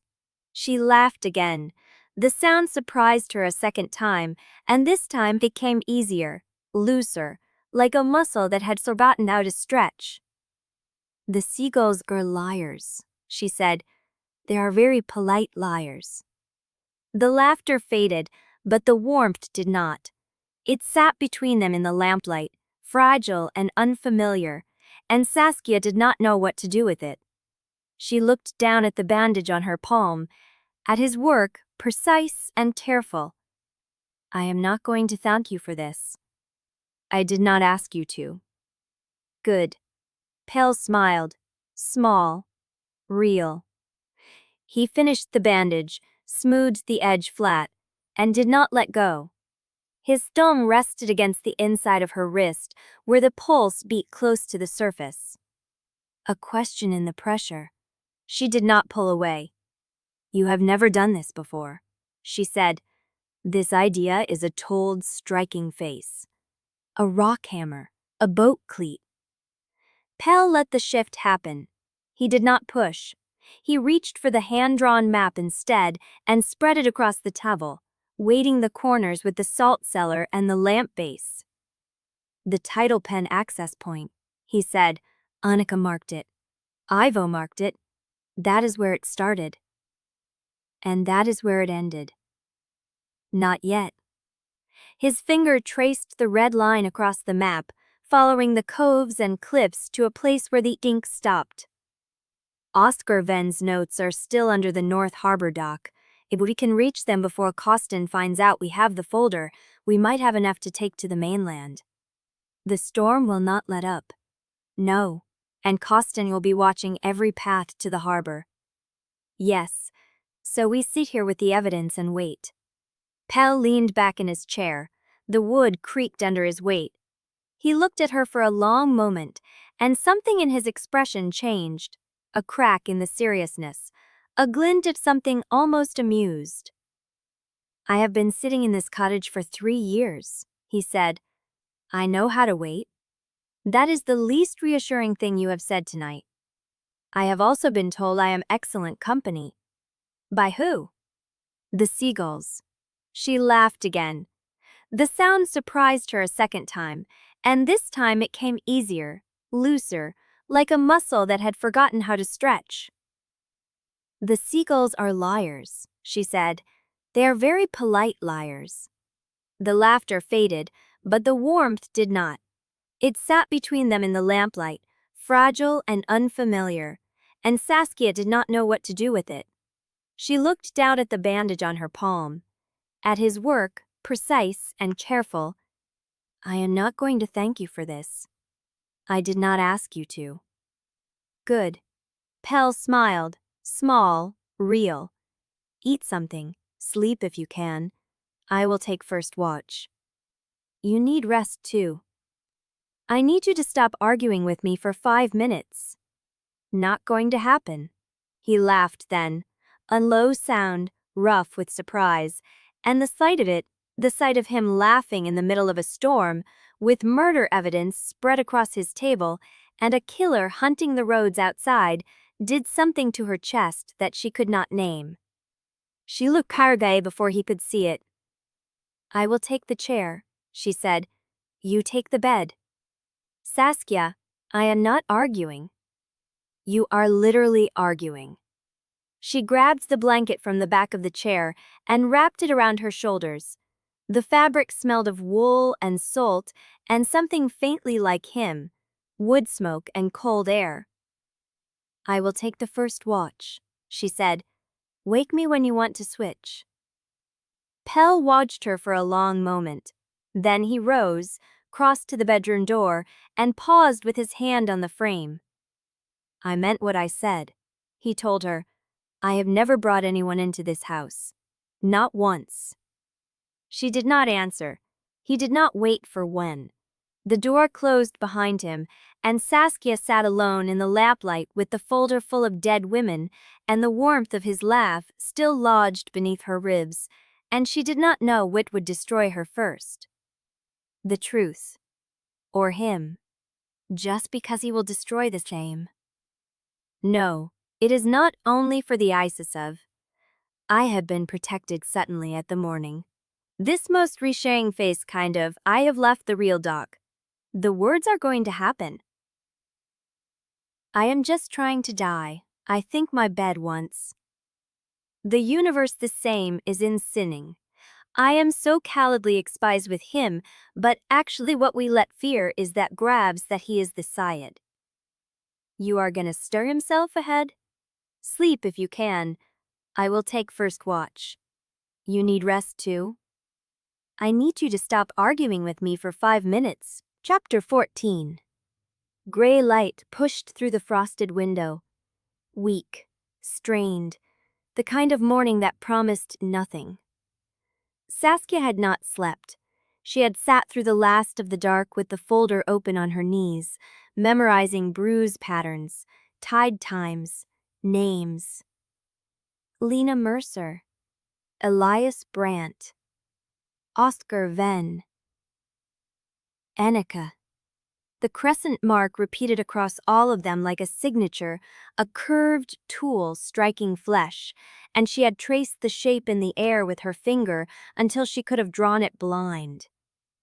The bedroom door opened. Pell stood in the frame, hair disheveled, shirt pulled loose at the collar. He looked at her, at the folder, at the empty cup beside her, and something tightened in his jaw. You did not sleep. I slept enough.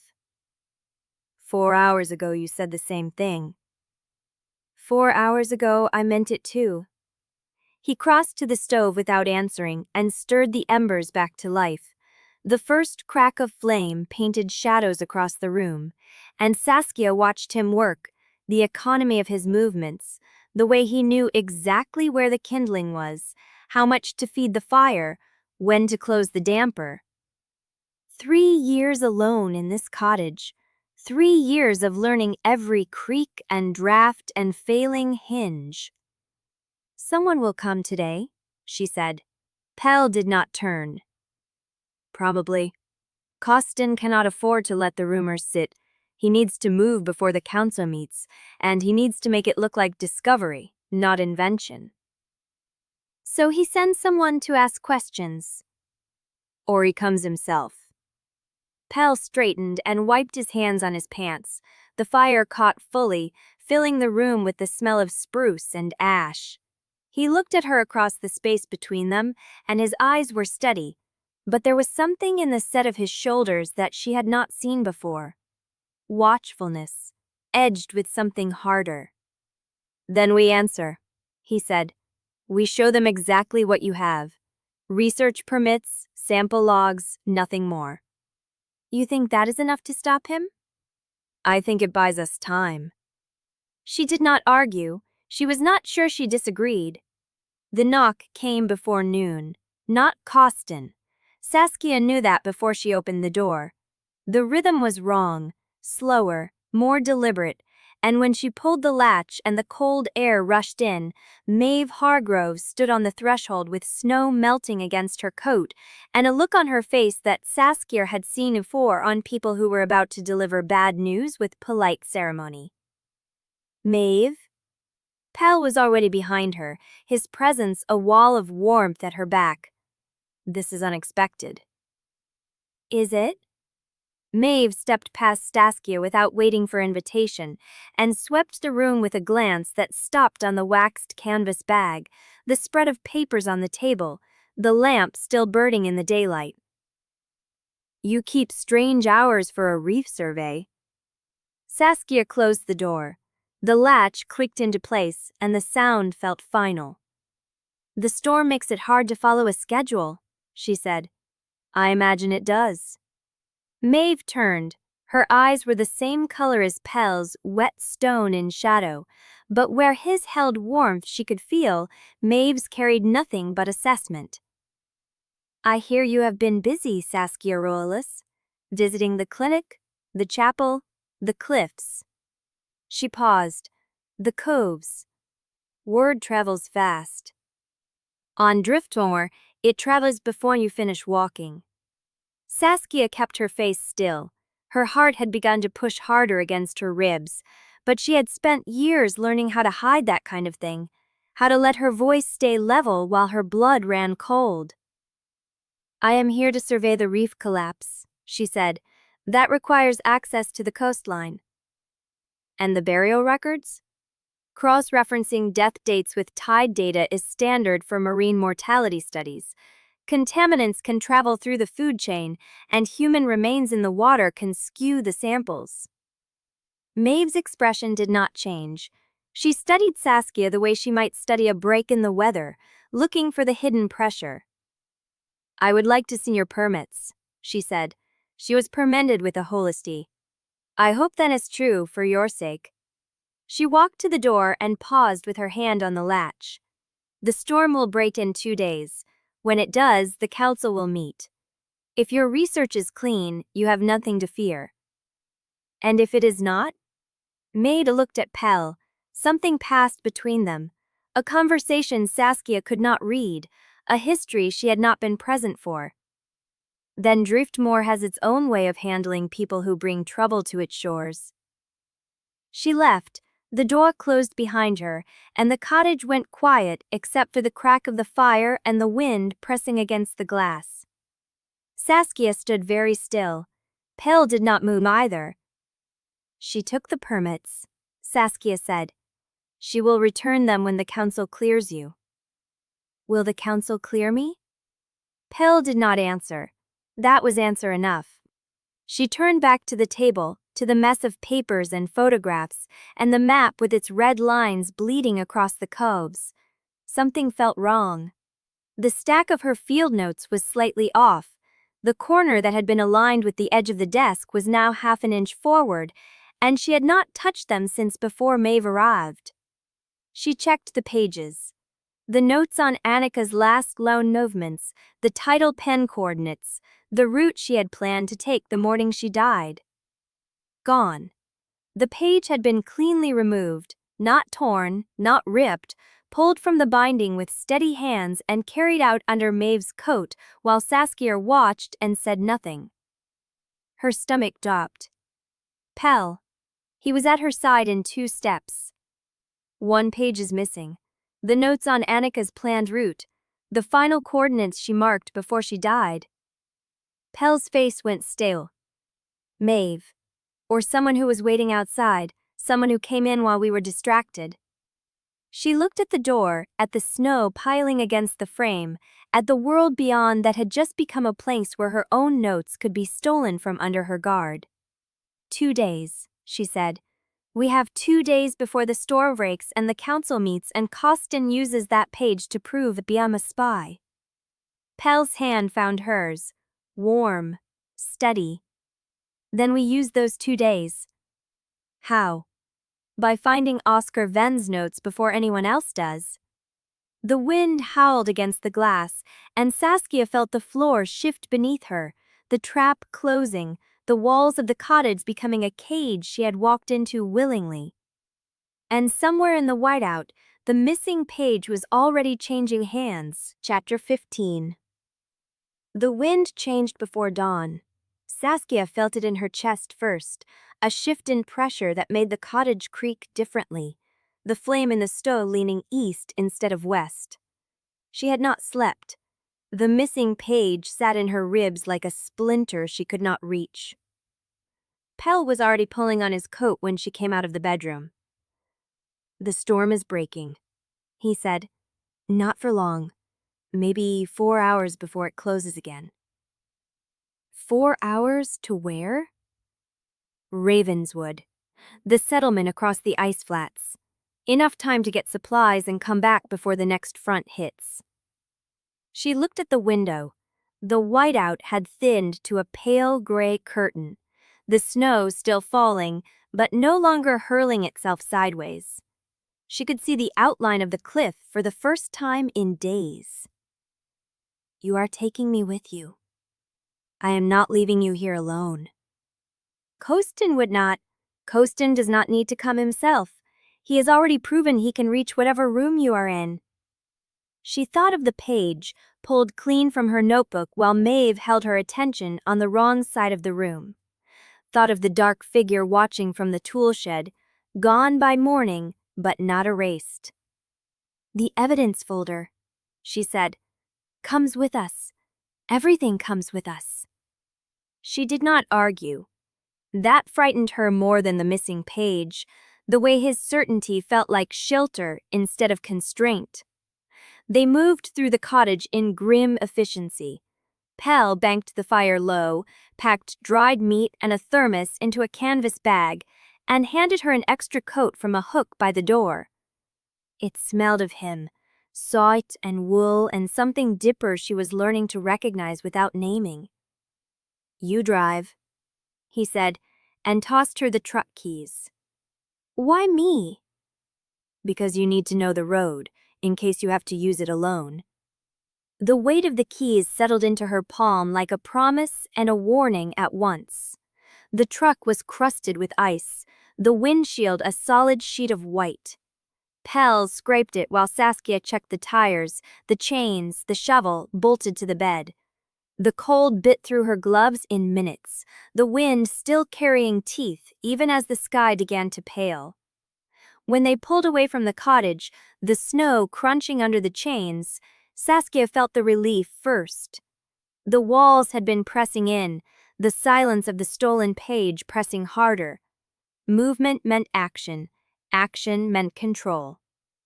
Then they passed the fork where the path split toward the chapel, and she remembered Father Ilian's hands shaking over the burial ledger, and the relief curdled.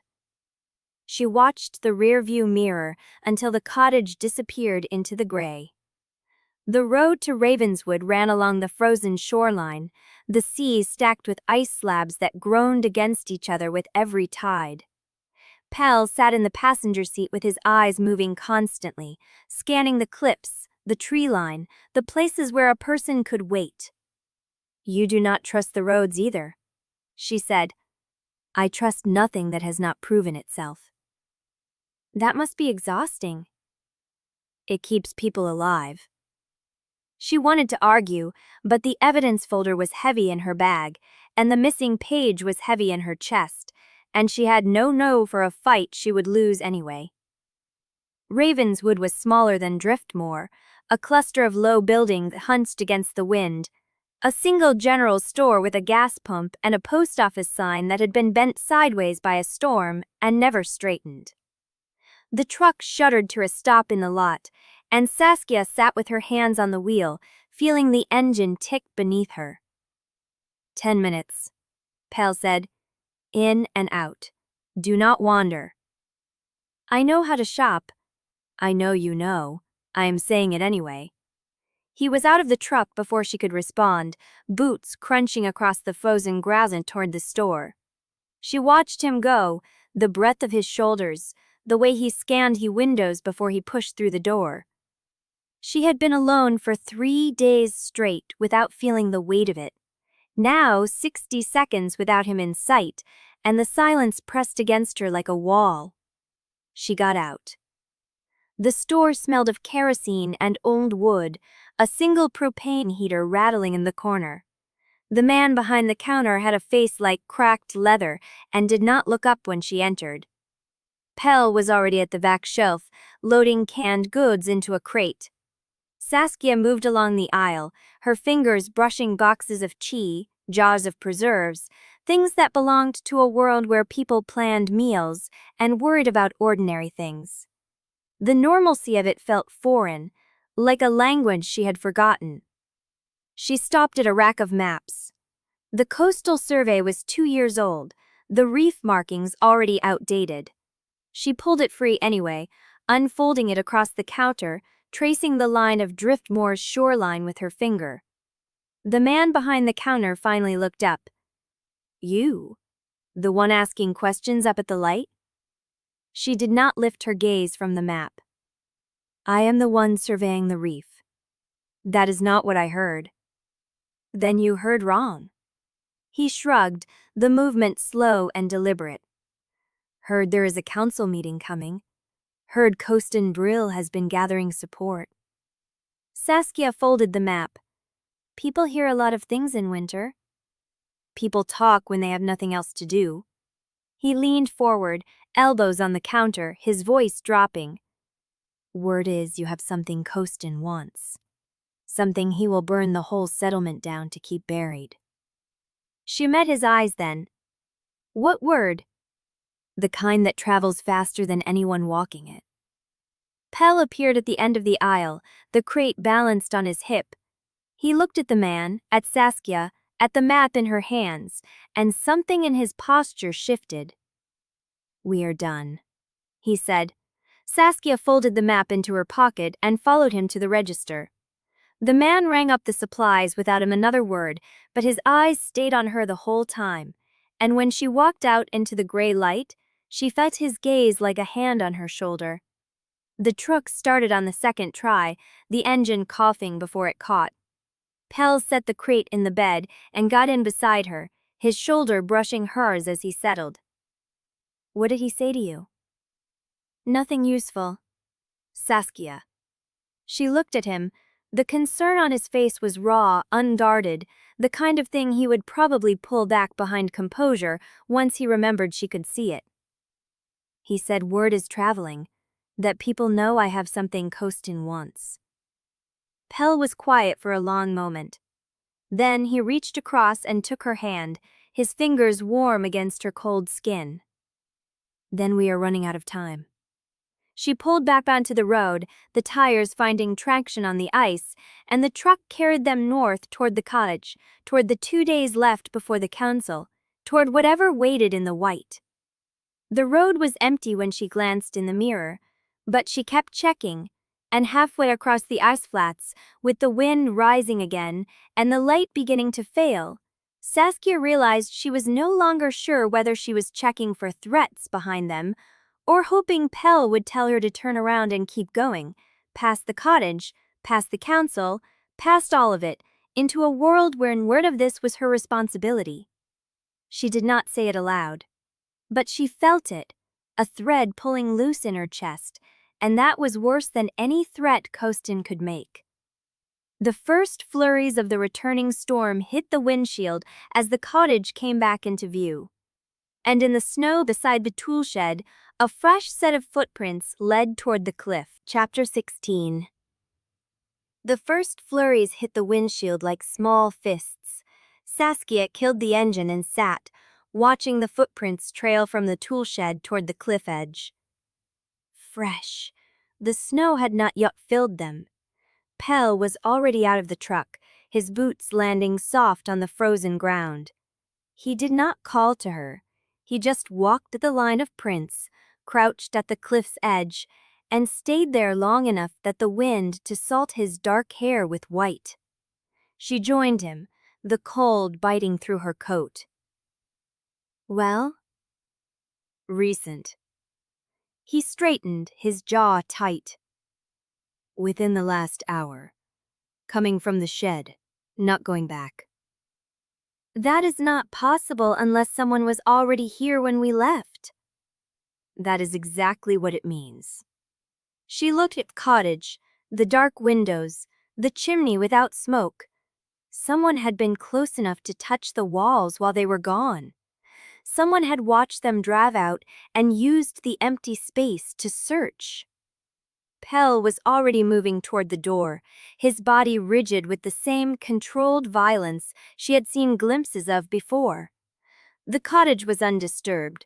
She checked the table, the chair, the stove, the evidence folder still wedged where she had left it beneath the loose floorboard by the bed. Everything in place. But the air felt wrong, colder than it should have been, as if the door had been open longer than it took to step through. They did not take anything, she said. They were not here to take. Pell stood at the window, his back to her, his reflection ghosting against the dark glass. They were here to confirm we were gone. The storm returned in full dark, the wind howling off the cliffs, and the road closed again before midnight. Saskia woke to Pell shaking her shoulder, his face half lit by the dying embers in the stove. There is a window, he said. 3 hours before the next front. I know a place in Ravenswood that might have a room. You said the road was closed. I said the road was closed to people who follow it. He had the truck running before she could argue, the engine coughing white into the frozen air. She grabbed the folder, the map, the notebook, everything she could not afford to lose, and climbed in beside him. They drove without lights. The track he took was not a road, but a packed ice shelf hugging the base of the cliffs, invisible from above, barely wide enough for the truck's wheels. Saskia held her breath through the narrow stretches, her hand braced against the dash, watching the black water churn below the ice. Pell did not speak. His hands were steady on the wheel, his eyes fixed ahead, and she understood that he was navigating by memory, by instinct, by something older than sight. Ravenswood emerged from the dark like a fist of light. The inn was a sprawling timber building at the edge of the harbor, its windows glowing amber against the storm. 3 trucks and a rusted sedan filled the lot. Refugees from the coast, families who had abandoned their homes before the worst of it. Pell killed the engine and sat. This is going to be complicated. How complicated? The kind of complicated where every room is taken, and the only reason there is one at all is because the owner owes my grandmother it a favor. Saskia looked at the worn windows, the shapes moving behind them. So we take what we can get. We take what we can get. The owner was a woman with gray braids and a face that had weathered too many winters to be surprised by anything. She looked at Pell, then at Saskia, then at the snow melting on both of them, and did not ask questions. "Last room," she said. "Top of the stairs, one bed." Pell started to speak. "Take it or leave it." He took it. The stairs creaked under their boots. The hallway was narrow, the wallpaper faded to the color of old tea. The door at the end opened onto a room so small that the bed filled most of it. A quilted spread worn thin at the edges, a single window frosted with ice. One bed. Saskia stood in the doorway, her bag still in her hand, and felt the weight of every inch of space between them. Pell set the crate of supplies on the floor and did not look at her. "I can take the floor." "There is barely room for the floor." "Then I will take the chair." She looked at the wooden chair by the window, its seat warped, its back too straight for a grown man to sleep against. "You will not sleep." "I do not need to sleep." "Pell?" He looked at her then, and the rawness in his eyes was not anger. It was the same thing she had seen on the cliff, in the truck, in the cottage when he had pressed a cup of tea into her hands and asked for nothing in return. It was restraint, discipline, a man holding himself together by the sheer force of wanting to do right. She set her bag on the floor beside the bed. "We are both adults," she said. "We can share a bed without it meaning anything." The lie sat between them, thin as the frost on the window. He did not call her on it. He just nodded, once, and began unlacing his boots. They settled on opposite sides of the mattress, a geography of careful distance. The bed was narrow enough that she felt the heat of him through the quilt, the rise and fall of his breathing. She lay on her bag, her hands folded over her stomach, staring at the placked plaster of the ceiling. The storm pressed against the window. The walls were thin.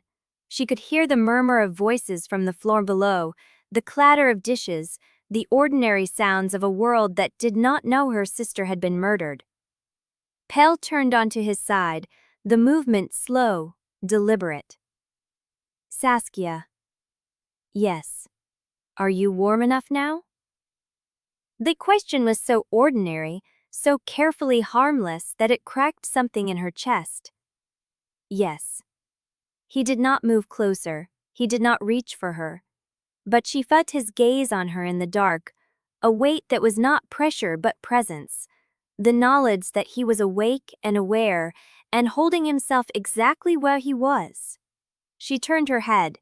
His face was close enough that she could see the scar through his eyebrow, the line of his jaw, the way his hair fared dark against the pillow. "What were you going to say?" she asked, "when the woman at the desk told us about the room. You started to speak, then stopped." He was quiet for a long moment. "I was going to say she could have my room at the cottage." "No, what's all I don't do?" "You said the road was closed." "I said the road was closed to people who follow it." He had the truck running before she could argue, "And then I will take the chair." She looked at the wooden chair by the window, its seat warped, its back too straight for a grown man to sleep against. "You will not sleep." "I do not need to sleep." "Pell." He looked at her then, and the rawness in his eyes was not anger. It was the same thing she had seen on the cliff, in the truck, in the cottage when he had pressed a cup of tea into her hands and asked for nothing in return. It was restraint, discipline, a man holding himself together by the sheer force of wanting to do right. She set her bag on the floor beside the bed. "We are both adults," she said. "We can share a bed without it meaning anything." The lie sat between them, thin as the frost on the window. He did not con her on it. He just nodded, once, and began unlacing his boots. They settled on opposite sides of the mattress, a geography of careful distance. The bed was narrow enough that she felt the heat of him through the quilt, the rise and fall of his breathing. She lay on her back, her hands folded over her stomach, staring at the cracked plaster of the ceiling. The storm pressed against the window. The walls were thin. She could hear the murmur of voices from the floor below, the clatter of dishes, the ordinary sounds of a world that did not know her sister had been murdered. Pell turned onto his side, the movement slow, deliberate. Saskia. Yes. Are you warm enough now? The question was so ordinary, so carefully formless that it cracked something in her chest. Yes. He did not move closer. He did not reach for her. But she felt his gaze on her in the dark, a weight that was not pressure but presence, the knowledge that he was awake and aware and holding himself exactly where he was. She turned her head. His face was close enough that she could feel the scar through his eyebrow, the line of his jaw, the way his hair fell dark against the pillow.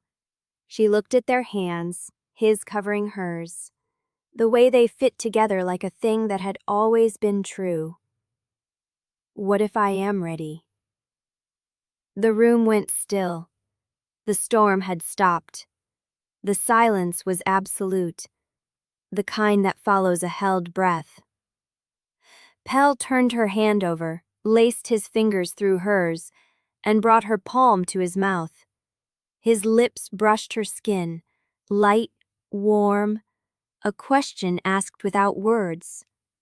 She answered by not pulling away. And in the gray light of the borrowed room, with the last storm of winter holding its breath outside the window, Saskia felt the thread in her chest pulled tight, snap, and remake itself into something she was not ready to name. Chapter 17. The warmth was a problem. Saskia knew it before she opened her eyes, knew it in the way her body had softened into something that felt like safety, like a thing she had not asked for but could not bring herself to leave. She was curled against Pell's side, her cheek pressed to his shoulder, her hand flat on his chest where she had left it hours ago. Her leg had crossed his at some point in the night. A tangle of limbs and quilt and breath that she did not remember authorizing. She did not pull away.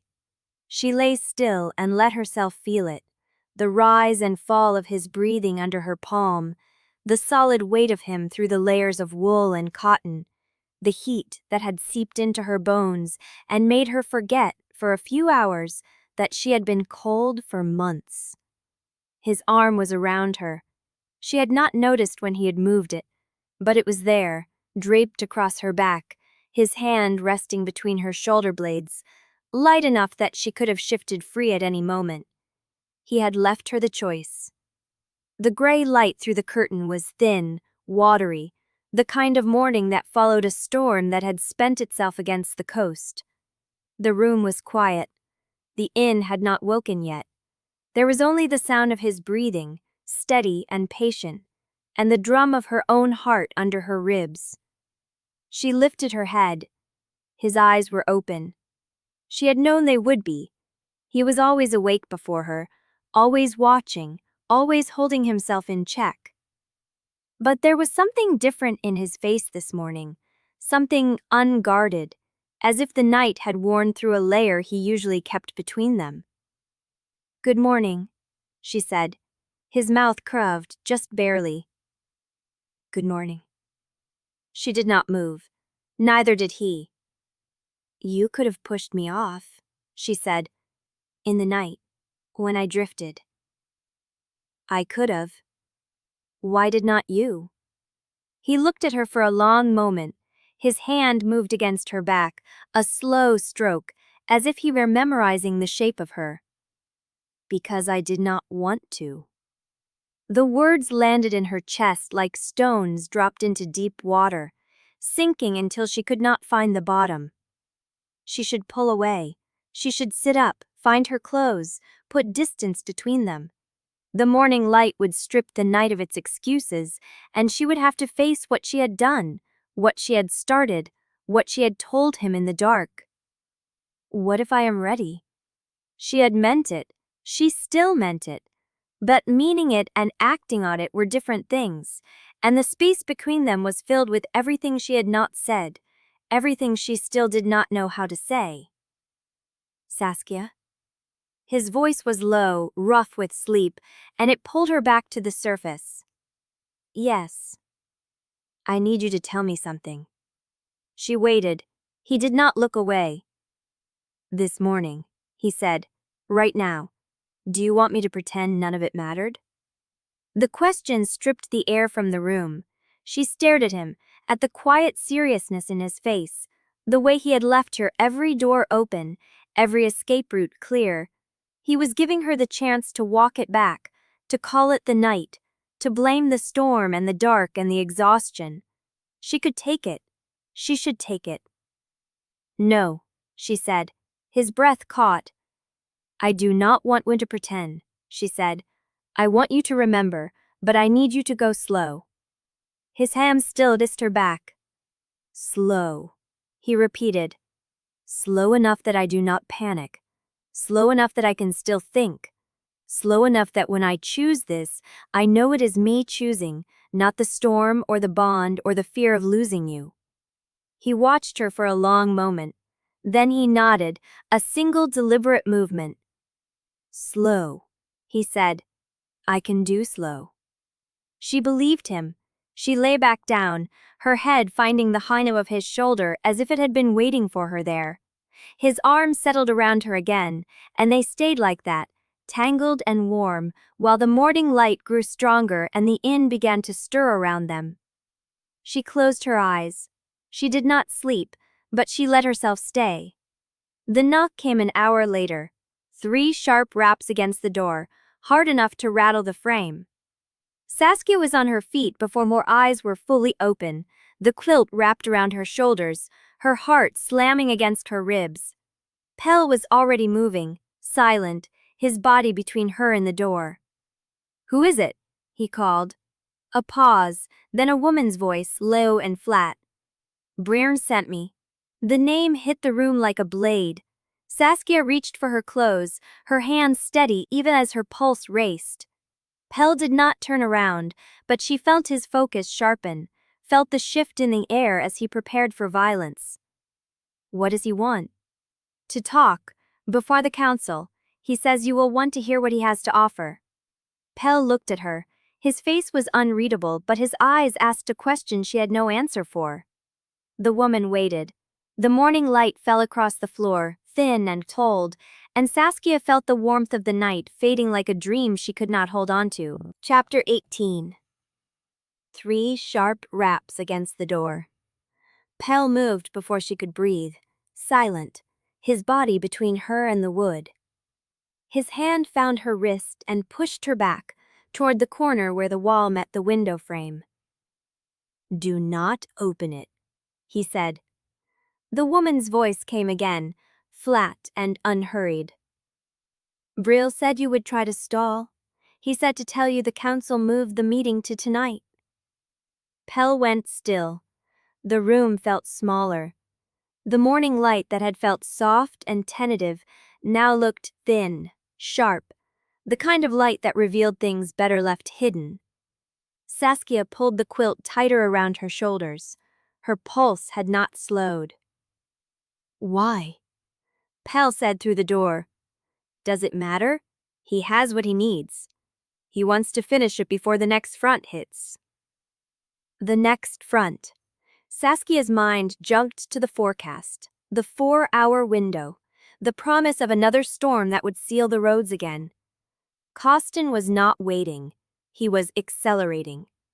Pell turned to look at her. His face was unreadable, but his eyes asked the same question the knock had interrupted. What do we do? She did not have an answer. Not yet. But she knew one thing. If he has moved the council, she said, keeping her voice low, then he thinks he has already won. Pell's jaw tightened. He might have. Then we need to know what he knows. She reached for her clothes. Her hands were steady. The cold had settled into her fingers, but she worked the buttons of her shirt without shaking. Tell him we will come, she said.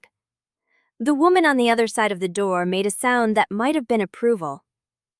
Good. 2 hours. The old harbor master's office. He says bring what you find. He will bring what he found. Footsteps retreated down the hall. Saskia finished dressing. Pell watched her, tracking every movement as if he were memorizing the way she pulled the quilt off and replaced it with wool and denim. She will trap us, Pell said. If we go in blind, he will trap us. Then we do not go in blind.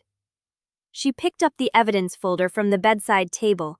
The photographs, Evo's notes, the map with the tidal pen coordinates, everything they had collected, everything that proved Anika had been murdered. I need to see the records, she said. The harbor timestamps, the burial logs. If Costin has moved to council, he has a card and is not played yet. I need to know what it is before we sit down across from him. Pell did not argue. He pulled on his coat and handed her the truck keys. Ravenswood has a municipal archive, he said. Old harbor records, shipping manifests, the kind of paper trail elders forget to burn. If there is something the clan wanted buried, it will be there. She took the keys. Her fingers brushed his, and the contact sent a wave of warmth through her that had nothing to do with temperature. Then let us dig. The municipal archive was a single room at the back of the Ravenswood Town Hall, a low-ceilinged space that smelled of dry paper and coal dust. A clerk with a face like a closed fist let them in after Pell mentioned Maeve Hargrove's name, then retreated to a back office and left them alone. Saskia did not waste time. She pulled the harbor logs from the shelf, 3 fat ledgers bound in cracked leather, their spines held together with twine. The most recent entries were from the previous autumn, the months when Anika had still been alive. Pell took the second ledger and started flipping through it by the weak light of a desk lamp. They worked in silence. The archive's clock ticked. The radiator hissed. Saskia's fingers grew numb from turning pages, but she did not slow. Here. Pell's voice was low. She crossed to his side and looked over his shoulder. He was pointing at a column of dates, a string of entries from the week before Anika died. The timestamps were handwritten, the ink slightly different shades, as if they had been filled in at different moments. What am I looking at? She asked. Look at the departure times. She followed his finger. 3 vessels left the Driftmoor harbor on the morning of November 14th. The departure times were logged at 6 a.m., 6:15 a.m., and 6:30 a.m., all within the same half-hour window. Now look at the arrival times. She did. The first vessel had arrived at a mainland port at 2 p.m., the second at 2:15 p.m., the third at 3:30 p.m. She frowned. The third one took an hour longer? Yes. Same route? Identical route. She traced the entry with her finger. The handwriting on the third vessel's arrival time looked slightly cramped, as if someone had written it in a hurry. They recorded the arrival later than it actually happened, she said. They wanted to stretch the timeline. Pell nodded. The third vessel was the one that recovered Anika's body. The words landed like a stone in her breast. Show me the others. They went through the ledgers page by page. Pell found the pattern first, the same compressed departure block and stretched arrival window on the days when other bodies had been recovered. Lena Mercer, Elias Brandt, Oscar Venn. Each time, a vessel had logged a longer transit than the route could account for. Each time, the handwriting on the arrival time looked slightly off. They are buying themselves time, Saskia said. They recover the body, then they hold it somewhere until the tidal conditions match the story. Then they bring it in and log the arrival late enough to make the timeline fit the official report. Pell's face was hard. That is how they made Anika's drowning look real. They moved her body to match the tide. She turned back to the ledger, flipping through the pages at the front of the volume. Older entries, older dates. The pattern repeated, stretching back years, a rhythm of deaths that had been staged to look like accidents. But there was something else. A separate column, separate from the timestamps. A set of initials written in the margin beside each altered entry, small and mute, as if the person who wrote them had not wanted them noticed. Look at this. Pell leaned in. These initials? She said. They are next to every altered entry. He read them aloud. M-R-H. She stared at the letters. Maeve Rayless Hargrove's brother. Chapter 19. They drove back through the gray seam between storms, the ice shelf road invisible beneath them, Pell navigating by memory alone. Saskia held the ledgers in her lap, the altered entries, the compressed departure blocks, the initials that tied Maeve's brother to every staged recovery. He was the one who made it possible, she said. The harbor master controlled the timeline. Without him, they could not have staged a single drowning. Pell's hands tightened on the wheel. He retired last year, left Driftmoor before the worst of winter. Convenient. Too convenient. The truck lurched over a ridge of compressed ice. Saskia braced herself against the door, the ledgers sliding across her thighs. Tell me about the reef, she said. Pell glanced at her. The real one, not the official story. If I'm going to walk into that room tonight, I need to know what Costin is protecting. The wind howled past the cracked window. Pell drove in silence for a long moment, his jaw working. The reef is dying, he said finally. Has been for years, but we did not let it die naturally. She waited. The clan has been extracting from it for generations, not just kelp, minerals, compounds that do not exist anywhere else on this coast, things the mainland pays for in silence. Paid how? Research licenses, equipment, protection from oversight. Every few years a biologist arrives, files a report that says the reef is stable, and leaves with enough funding to keep the clan quiet for another season. Saskia's stomach turned. Anika was not one of those biologists. No, she found the truth. Pell nodded. She found the waste. The extraction leaves residue, toxic compounds that settle in the tidal pens and poison everything downstream. The clan has been burying it for decades under the excuse of survival. And the breeding pens? His hands tightened on the wheel again. The pens are where they keep the captured stock. Wolves who cannot shift, humans who know too much, outsiders who wandered into the wrong cove. The waste from extraction flows through those pens before it reaches open water. Saskia's stomach turned. Anika was not one of those biologists. No. She found the truth. Pell nodded. She found the waste. The extraction leaves residue, toxic compounds that settle in the tidal pens and poison everything downstream. The clan has been burying it for decades under the excuse of survival. And the breeding pens? His hands tightened on the wheel again. The pens are where they keep the captured stock. Wolves who cannot shift, humans who know too much, outsiders who wandered into the wrong cove. The waste from extraction flows through those pens before it reaches open water. Saskia stared at him. You are telling me the clan has been holding prisoners in toxic water? I am telling you the clan has been doing whatever it takes to keep the reef secret. The prisoners are a side effect, a convenient way to dispose of problems while pretending the waste is a natural phenomenon. The truck hit a patch of black ice. Pell corrected without hesitation, the tires finding purchase on the milled surface. How long? She asked. Generations. My grandfather knew. My great-grandfather knew. They told themselves it was necessary. that the reef was the only thing keeping Driftmoor alive through winter. And your grandmother? Pell's face went still. She knew. She chose survival over truth. The words hung in the cab, cold as the air seeping through the seals. Saskia looked down at the ledgers, the altered entries, the initials that tied Maeve's brother to every staged drowning.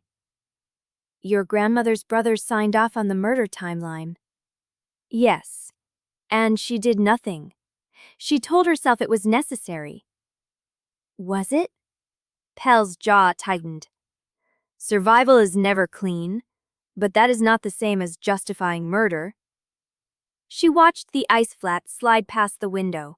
The sky was darkening again, the next front already pressing against the horizon. Why are you telling me this? He did not answer immediately. Because if I want you to trust me, you need to know what I am risking by standing with you. You are risking your inheritance. I am risking my family. The words hit her harder than she expected. They drove the rest of the way in silence. The ice shelf road gave way to packed gravel, then to the rutted track that led back to the Ravenswood Inn. Pell parked behind the building, out of sight from the main road. We have an hour before the council meeting, he said. Saskia looked at the ledgers in her lap. Then we need to find Oscar's notes. Pell's hand found hers, warm and steady. I know where he kept them. She looked up. The North Harbor dock, she said. Father Elian told us. Pell shook his head. That is where Oscar said he kept them, but he did not trust the dock. Not after Lena Mercer's body was found tied to a piling 50 feet away. Then where? Pell's eyes met hers. He told me once that if anything happened to him, I should look where the tide does not reach. Saskia's pulse quickened. The tidal pens. Pell nodded. The access point Anika marked on her map. The place she was trying to reach the day she died. Chapter 20. They drove the rest of the way to Driftmoor, with the clock hammering in Saskia's chest. 47 minutes before the council meeting. The ice shelf road gave way to gravel, then to the rutted track that wound past the lighthouse. Pell killed the engine behind the tool shed. I need to reach the tidal pen access point from the cliffside, he said. The ladder Nika showed you. It is the only way down that does not pass through the harbor. And me? North Cove Caves. There's a cut that connects to the smuggling channels. If Oscar hid his notes in the pens, he would have used the old route, not the harbor approach. Alone? Pell's jaw tightened. I can get you as far as the cove entrance. After that, the passage split. I cannot reach the pens and guide you through the dark. Saskia looked at her hands, the ledgers, the evidence folder, the photographs of bruise patterns that had become the shape of her nights. Send Nika, she said. Pell's head came up. She knows the caves better than anyone. You said so yourself. She also answers to my grandmother. Then we find out whose side she is really on. The wind ripped across the yard, carrying the first flakes of the next front. Pell held her gaze for a count of 3, then pulled out his phone. Nika arrived in 7 minutes. Her red hair was plastered to her skull, her expression unreadable in the gray light. The council convenes in 40, she said. You want to spend that crawling through rock? I want to find what Oscar left behind, Saskia said, before Costa burns the evidence. Nika's eyes moved to Pell, then back to Saskia. The tidal pens. Yes. You know what is in there? I know what your clan puts in there. Nika's mouth tightened. She looked at Pell again, something passing between them Saskia could not read. I will take her as far as the cut, Nika said. After that, she is on her own. It is enough, Pell said. He turned to Saskia, His hand found hers, warm and calloused, and he pulled her close enough that she felt the heat coming off him. Do not trust everything you hear in the dark. The caves carry sound in strange ways. A voice that sounds close may be 100 feet away. What do you expect me to find? Proof that Oscar was there. A trace of what he saw. Anything that makes the ledger entries mean something in a room full of wolves? He released her hand. The cold rushed back in. Nika was already walking toward the cliff path. Saskia followed. The cave entrance was a crack in the rock face, barely wide enough for a person to squeeze through sideways. Nika slipped through first, and Saskia pressed herself against the wet stone, feeling the scrape of barnacles through her coat. Inside, the air changed. Brine and rot and something metallic like old blood on rust. Nika clicked on a headlamp. The beam cut through the dark, revealing a passage that widened into a tunnel tall enough to stand in. The walls were slick with moisture, carved by generations of water and hands. These cuts were used during Prohibition, Nika said, her voice echoing. Alcohol, drugs, later the kind of cargo that does not survive inspection. Reef minerals, among other things. They walked in single file. The floor sloped downward, then leveled into a chamber where old packing crates sat stacked against the wall, their wood warped and splintered. Nika played the light over them. Sealed. Some of them still have labels. Saskia moved closer. The stencil on the nearest crate read Biospec M17 in faded black ink. Beneath it, a date. 2 years ago. What is Biospec? A mainland research firm. Paid for samples. Did not ask where they came from. Saskia ran her fingers over the crate.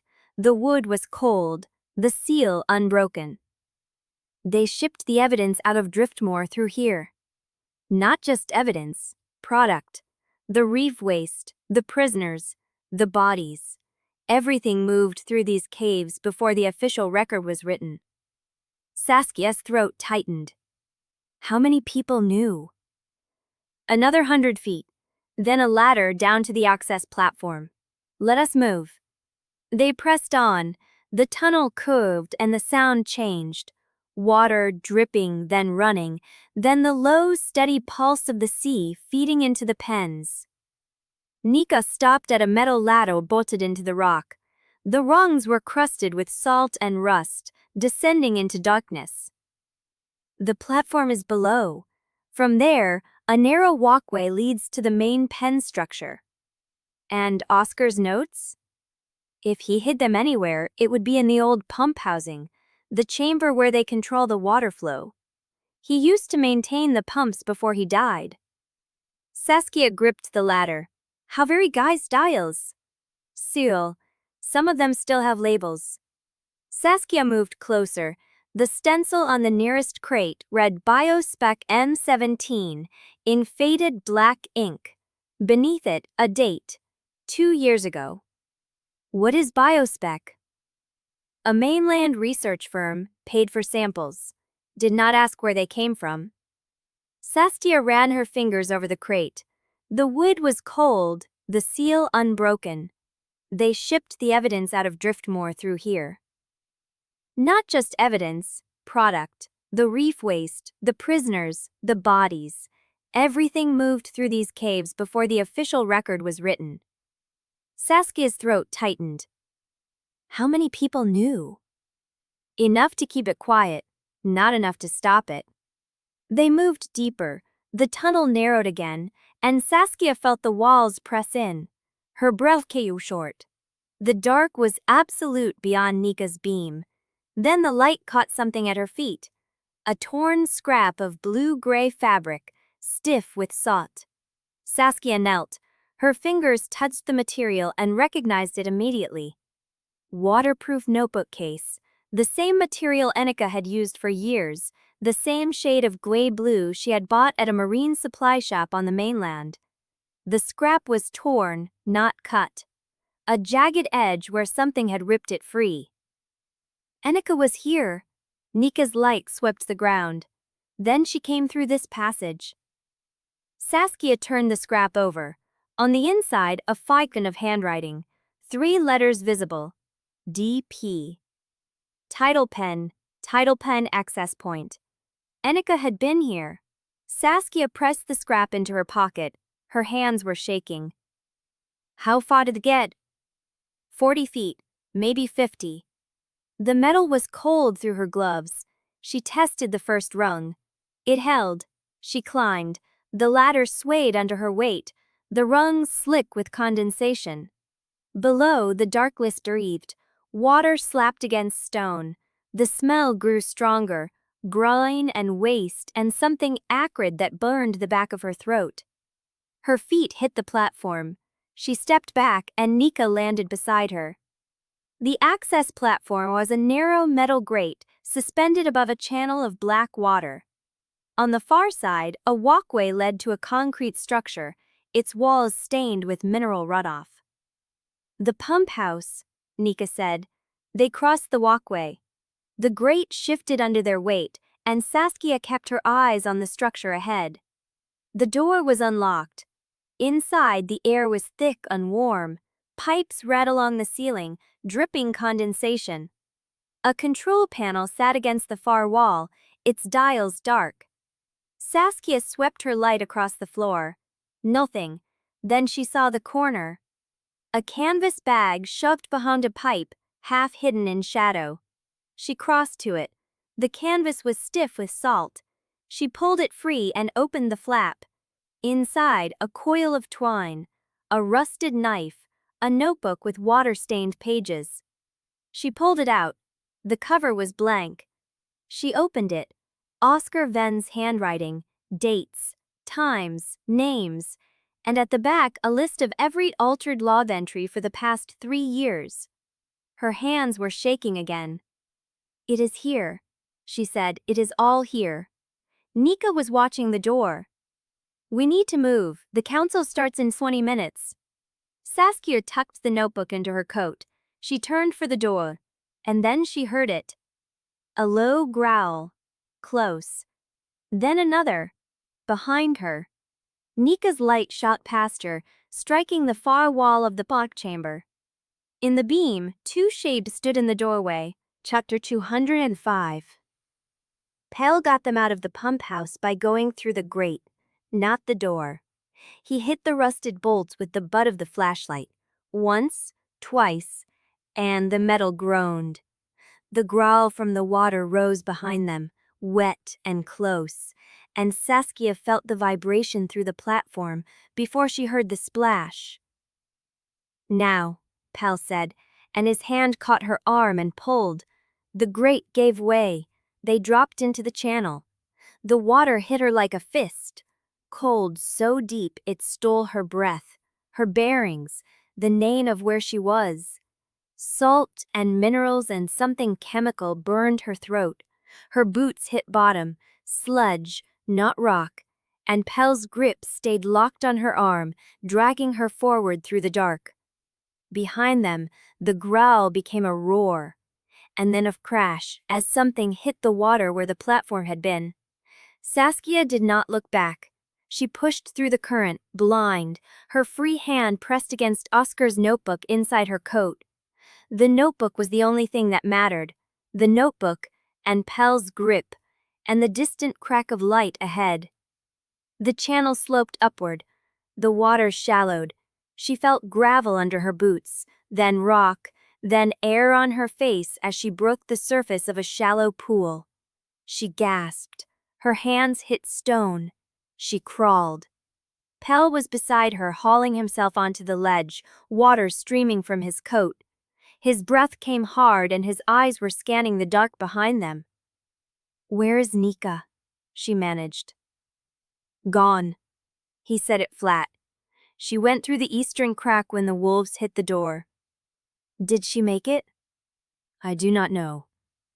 Saskia pressed her forehead to the cold stone and let herself breathe.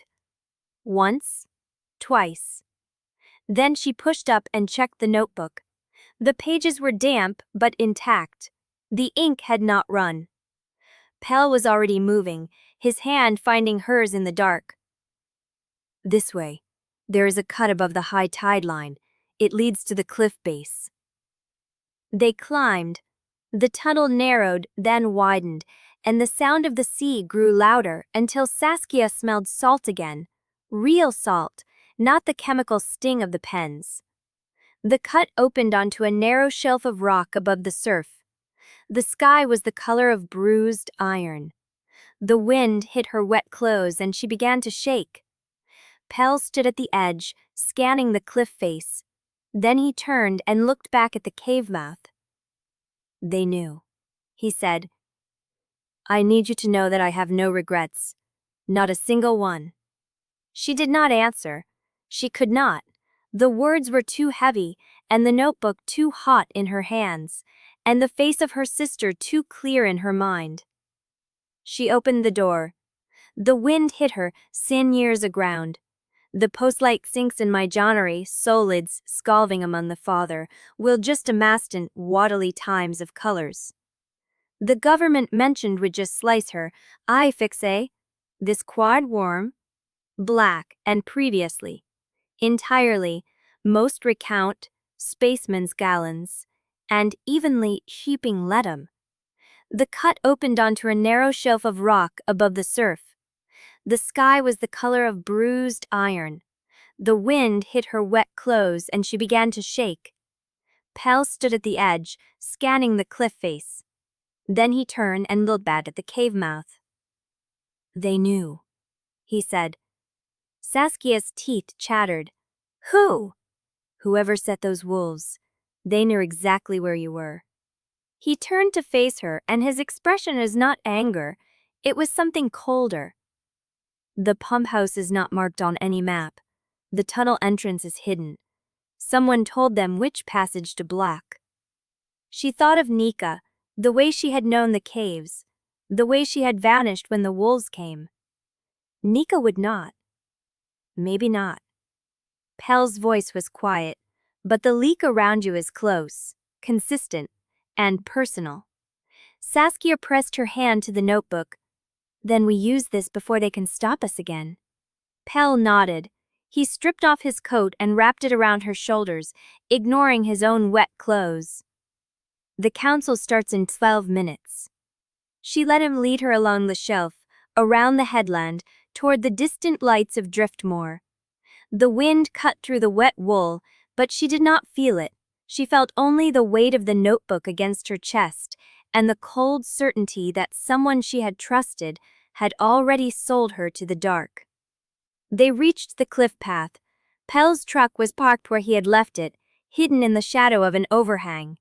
He opened the passenger door and she climbed in, and the moment the door closed, she pulled out Oscar's notebook and began turning pages. She did not stop until she found it. A series of water samples taken from the reef edge over 18 months. Dates, pH levels, mineral concentrations, and a margin marked in Oscar's cramped hand. Poison rising, tide carries it south. Someone is paying to keep this quiet. She traced the line with her finger. The poison levels had started rising 3 years ago. They had spiked 6 months before Anika died. Anika had found this. Anika had known. Saskia looked up. Pell was watching her in the rearview mirror. The reef, she said. It is not dying naturally. The extraction is poisoning everything. The fish, the kelp, the people drinking the water. Pell's jaw tightened. How bad? Bad enough to kill. Bad enough that someone would kill to hide it. She turned another page and found a list. Names, dates, payments, closing W as figures repeated 7 times, but at the bottom, but a different ink, a single line. MH gave the order. MH always gave the order. Saskia's breath stopped. MH. Pell Hargrove.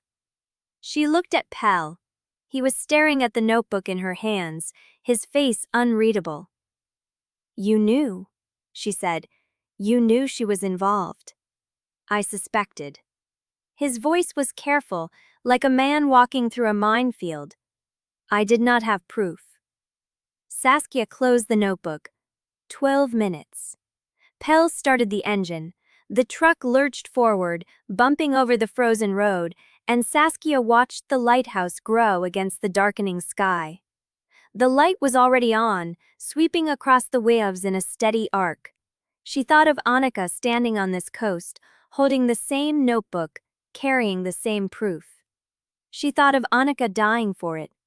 And she thought of Wrenna, who had asked about the Tidal pens before Saskia ever mentioned them. Who had known about purple urchins in North Cove. Who had smiled and poured tea and asked to see her notes. The truck crested the ridge, and Driftmoor spread below them. The old harbor master's office was lit. Figures moved in the windows. Cousin was already there.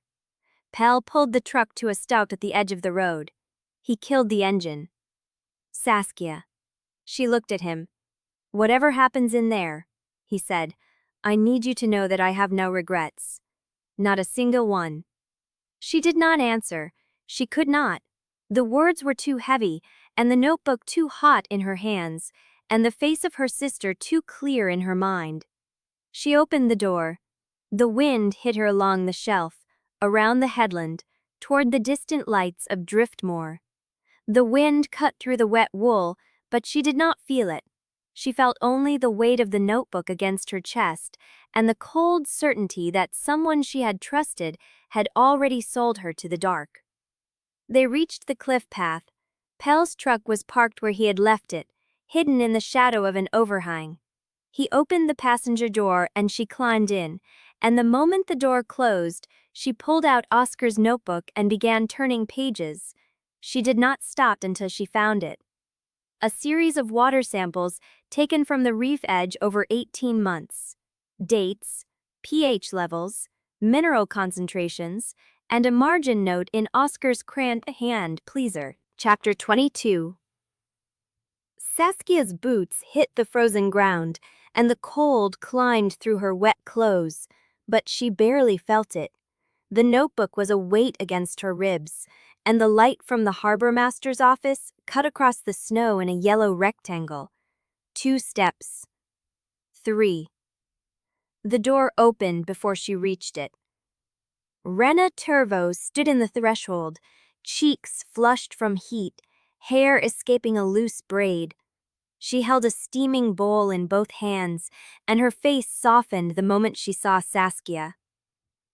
Oh, thank the tide.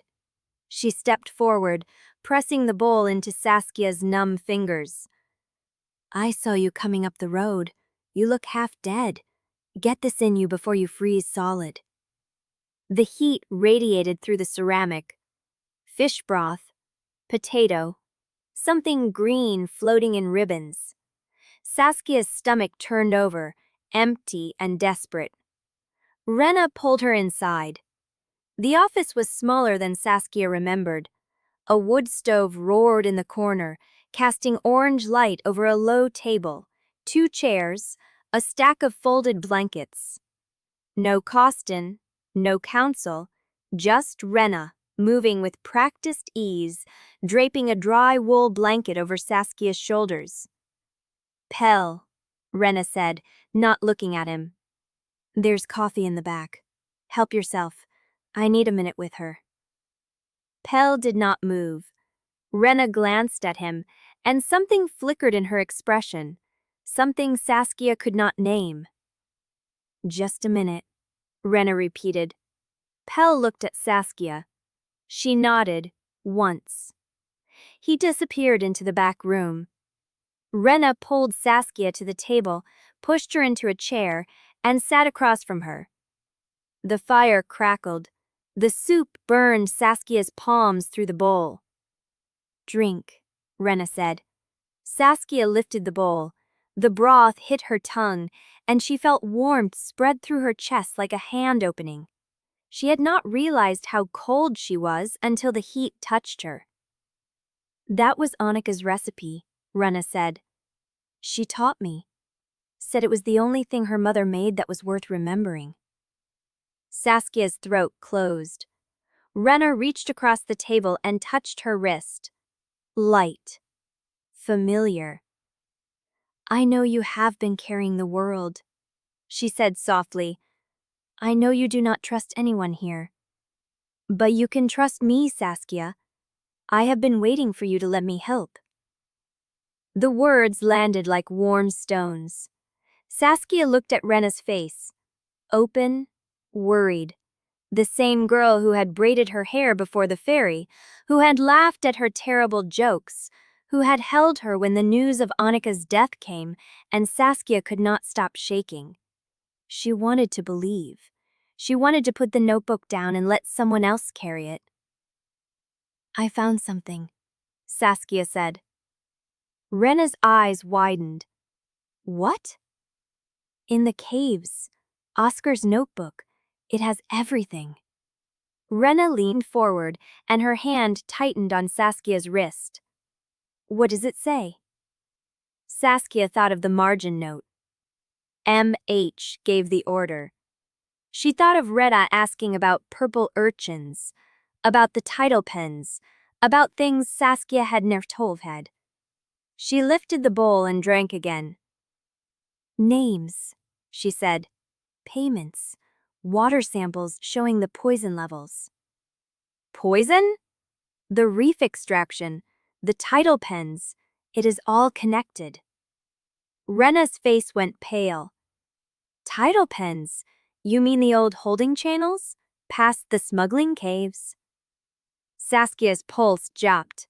She had not said smuggling caves. She had said tidal pens, not the route, not the location, just the pens. Wrenna's eyes scanned her face, waiting. The caves, Saskia repeated slowly. You know about the caves. Wrenna blinked. What? Because I need to show Pell first. We agreed. Wrenna held her gaze for a long moment. Then she laughed, soft and sad. You do not trust me. I trust you, Saskia said, but I need to be careful. You are freezing. You are exhausted. You just crawled out of a flooded cave with a dead man's notebook. Wrenna's voice cracked. Let me help you. She reached across the table again, and her hand covered Saskia. It was warm. It was exactly what Saskia would have needed if she had not already known. Soup was good, Saskia said, pulling her hand free. Thank Anika for me. She stood. Wrenna did not move. Saskia walked toward the back room, toward Pell, toward the door that led into the harbor master's office, where Costin was already waiting. Behind her, Wrenna said very quietly, Be careful which path you take out of this room. Saskia stopped. What does that mean? Wrenna's reflection in the glass of the back door was still. It means the storm is getting worse, and some roads close faster than others. Saskia turned. Wrenna was smiling again. The same smile she had worn at the clinic, pouring tea, asking about purple urchins. I will keep your seat warm, Wrenna said. Saskia pushed through the door into the back room. Pell was standing by the counter, a cup of coffee untouched in his hand. He looked at her face and set the cup down. She knows, Saskia said. What does she know? Enough. Saskia pressed the notebook against her chest. She knew about the caves. I did not tell her about the caves. Pell's jaw tightened. Then she is the leak. Yes. Does she know you know? Saskia thought of Wrenna's hand on hers, the warmth, the questions. No, she said, but she will, the second we walk into that room. Pell moved toward the inner door. Then we do not give her time to prepare. He pulled it open. The harbor master's office stretched before them, low-ceilinged, smoke-stained, crowded with faces. Costin stood at the head of the table, flanked by two men Saskia did not recognize. Pell Hargrove sat in a chair near the stove. her hands folded over a cane. And in the corner, half in shadow, Wrenna was already there.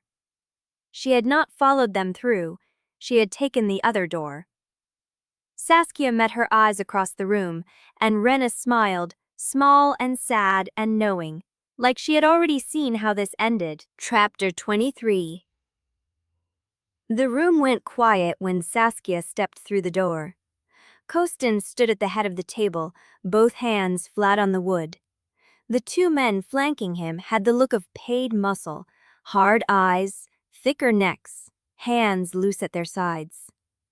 Maeve sat near the stove with her cane across her knees, watching Saskia with the patient stillness of someone who had already decided how this would go. Wrenna smiled from the corner. Saskia kept moving. She crossed to the table and set Oscar's notebook down in the center, where the lamplight caught the damp pages curling at the edges. "I want to see the burial records," she said. Kostin's mouth twitched. "You walked in here with stolen property, and the first thing you ask for is paperwork." "The first thing I ask for is proof that your version of events does not exist." Saskia pulled out a chair and sat. "Father Elian keeps the records. I want to see them before anyone says another word." Maeve shifted in her chair. The cane tapped once against the floorboards. "The priest is not here," she said. "Then send for him." Kostin laughed, low and flat. "You do not give orders in this room." "I am not giving orders." Saskia met his eyes. "I am telling you what I need before I hand over anything you actually want." Silence stretched. The fire popped. One of the men behind Kostin shifted his weight. Maeve watched Saskia for a long moment, then nodded once at Kostin. "Bring him." Kostin's jaw tightened, but he did not argue. He jerked his head at the man on his left, who turned and disappeared through a side door. The weight stretched. Pell stood behind Saskia's chair, close enough that she felt the heat of him at her back. Wrenna had not moved from her corner, her hands folded, her expression unreadable. Saskia kept her eyes on the notebook. She could feel Kostin's patience fraying. Good.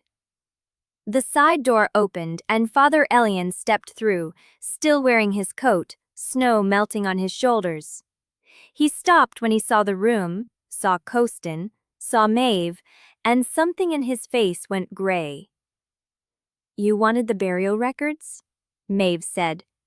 "I want the original entries," Saskia said, "not the ones that were rewritten."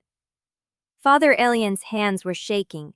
He pulled a leather-bound ledger from under his arm and set it on the table. The spine was cracked, the pages soft with age and handling. He opened it to a page marked with a strip of cloth and stepped back.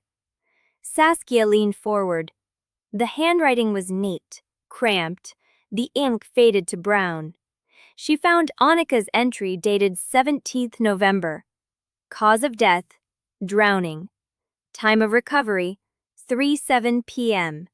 Location, North Harbor Dock. She ran her finger along the line. The ink was slightly darker here, the pressure different. She looked up. This was written after the fact. Father Elian swallowed. The original entry was made the same day as the recovery. I recorded what I was told. I could know my body. They told me she drowned. I wrote what they said. But I saw her before they took her. I saw the wound. I saw her hands. What about her hands? They were clean. His voice cracked. No kelp, no grit, no salt. She did not go into the water alive. Saskia's chest went cold. She looked at the paper again. At the date, 15th November, 6:47 p.m. Anika had been dead before the tide rose. The official story was built on a lie, and someone in this room had built it. She turned to Maeve. "You knew." I knew what I had to do to keep this clan from tearing itself apart. People died. Yes. Maeve's voice was quiet. And more will die if you keep pulling at this thread. The question is not whether you are right, Saskia. It is whether being right is worth the winter it brings. Saskia held her gaze. She thought of Anika's voice on the recording. I am close. She thought of the boot prints on the ledge, the wolves in the tunnel, Wrenna's smile in the corner. She looked down at the paper in her hands, not drowning. She folded it carefully and slid it into her coat pocket. Then she looked at Maeve again. I want to see the original Harbor Master's logs, not the copies, the originals. Maeve's eyes narrowed. You already have your proof. I have proof that records were altered. I do not have proof of who ordered it. Saskia stood. You said yourself that more people will die if I keep pulling. That means there is something left to find. I want to see it. Maeve studied her for a long moment. Then she turned to Father Elian. Bring her the ledgers. He hesitated. His eyes moved to Costin, who had not moved, had not spoken, had simply watched the whole exchange with a stillness that Saskia did not trust. Now, Maeve said. Father Elian left. The room waited.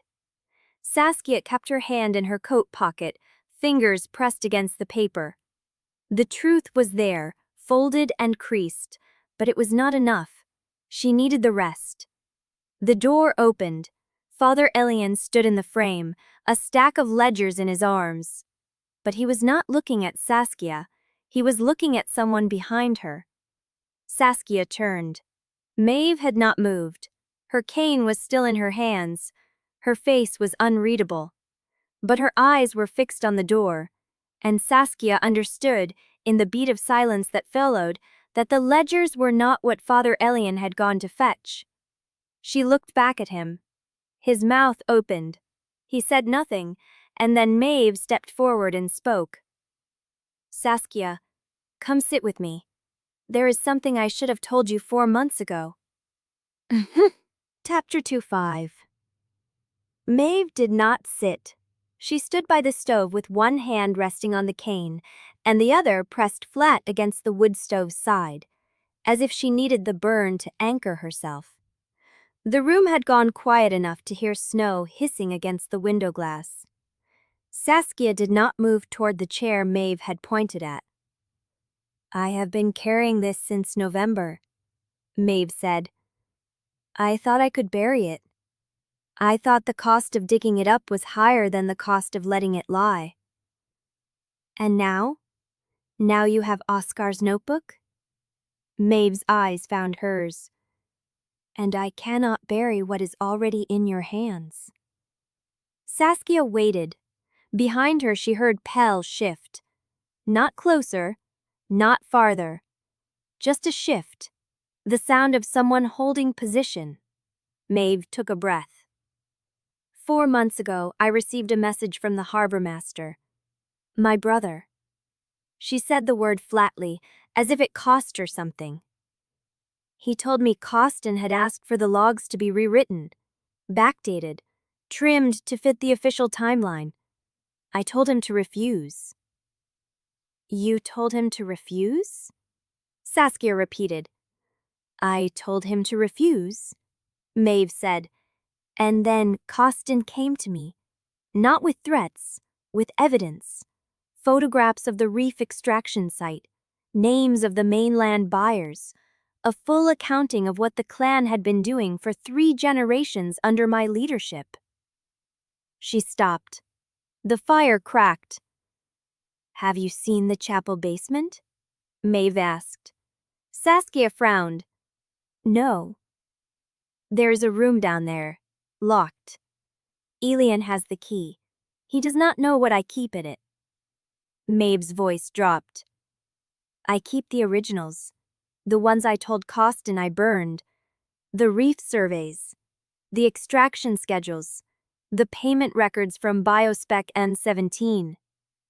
The nay landed like a stone in still water. Saskia's breath caught. You have the originals? I have everything. Maeve's hand tightened on the cane. I have been waiting for someone to come who would know what to do with it. I thought it would be Anika. She was smart enough, brave enough. A pause. She came to me 3 days before she died. She said she had found something in the water samples that did not make sense. She asked if I knew why the reef is dying. What did you tell her? The truth. Maeve's voice cracked on the word. I told her I knew exactly why it was dying. And then I told her she had to be careful who she shared that truth with. Saskia's stomach turned. Because you knew someone was feeding information to Costin, she said. Because I knew Wrenna was sitting in this room right now, having already heard every word Anika said to me within the hour. Maeve's eyes were wet. I knew, and I did not warn her. I told myself silence was survival. I told myself the clan needed to heal before it could change. I told myself so many lies that I forgot which ones I had started with. The room was still again. Saskia looked at the paper in her pocket, at the words she had folded against her chest. Not drowning. She came to you for help, Saskia said, and you let her walk back out into the dark. I let her walk back out, Maeve agreed. And Wrenna followed her. And the next morning, Costin told me there had been an accident on the cliffs, that Anika had slipped, that her body would be recovered at high tide.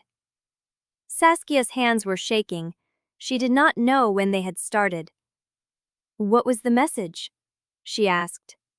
Maeve blinked. What? The message from your brother, 4 months ago, before Costin came to you with the photographs. What did the harbor master tell you? Maeve's face went still. Then she said, He told me that someone had already altered the logs, before Costin asked, that the entries had been rewritten the night Anika died, and that the person who did it had left the initials in the margin. Whose initials? Maeve looked at her for a long moment. Then she said, He told me that someone had already altered the logs, before Costin asked, that the entries had been rewritten the night Anika died, and that the person who did it had left the initials in the margin. Whose initials? Maeve looked at her for a long moment. Then she said, He told me that someone had already altered the logs, before Costin asked, that the entries had been rewritten the night Anika died, and that the person who did it had left the initials in the margin. Whose initials? Maeve looked at her for a long moment. Then she said, He told me that someone had already altered the logs, before Costin asked, that the entries had been rewritten the night Anika died, and that the person who did it had left the initials in the margin. Whose initials? Maeve looked at her for a long moment. Then she said, He told me that someone had already altered the logs, before Costin asked, that the entries had been rewritten the night Anika died, and that the person who did it had left the initials in the margin. Whose initials? Maeve looked at her for a long moment. Would it account monophysity to the first had fate? Finds that at Driftmoor harbor, copies of extraction records sent to a mainland body that buried them. Her father had tried, failed, died believing no one would finish what he started. And Anika found his notes, and came here, and died. Pell's hand found her elbow again, steady and warm. She did not shake him off. She let the contact anchor her while the room steadied around the edges. Show me, she said again. Maeve did not move toward the door. You just heard me say your father died trying to expose this, she said. You just heard me say I let Anika walk into the same trap because I was afraid. And you still want to see what he found? Yes. Why? Saskia turned to face her fully. Because my sister did not drown, she said, because my father spent 3 summers on this rock and never told anyone what he saw. Because someone killed her, and I am going to prove it, whether the clan tears itself apart or not. Maeve's jaw tightened. Then she nodded once and reached for her cane. This meeting is not adjourned. Maeve stopped. She turned. You are not in charge of this room, Brill. You never were. You think showing her those records will save you? I think showing her those records is the only thing I have left that might matter. Maeve's voice was quiet. The rest of it, the silence, the lies, the survival I chose instead of truth, none of that can be saved. But the records can. Costin's face went still. Then he smiled. It was not a kind smile. Maeve Hargrove spent 30 years building walls against the mainland, he said to the room. And now she wants to tear them down because her granddaughter's mate has tears in her eyes. Pell moved. Saskia caught his arm before he could take the step. Don't, she said. Pell looked at her. The scar through his eyebrows stood sharp in the lamplight. His jaw was tight enough that she could see the muscle working. He is baiting you, she said, and you are going to let him? She is not your mate yet, Hargrove, Costin's voice carried, and she will not be, once the mainland gets what it wants. Saskia turned to face him. You mean once I show them that you have been extracting from the reef, for she said, and what you have been dumping into the tidal pens, and who you have been paying to keep quiet. Costin's smile did not waver, but his eyes did. You do not know what you are holding, he said. I know enough. You know names, dates, numbers. Costin stepped closer. You do not know what happens when you take those numbers to the mainland. You do not know who built the operation or why. You do not know who owns the buyers. I know Biospec M17 paid for samples without asking where they came from. Something flickered in Costin's face. It was there and gone before she could name it. That firm does not exist, he said. The crates exist. I saw them. You saw crates. Costin's voice dropped. With labels that someone wanted you to find. The room went still. Maeve's hand tightened on her cane. What are you saying? Saskia asked. I am saying that Biospec M17 is a name on a shipping label, nothing more. A front for someone who does not want their real name on the paperwork. Costin held her gaze.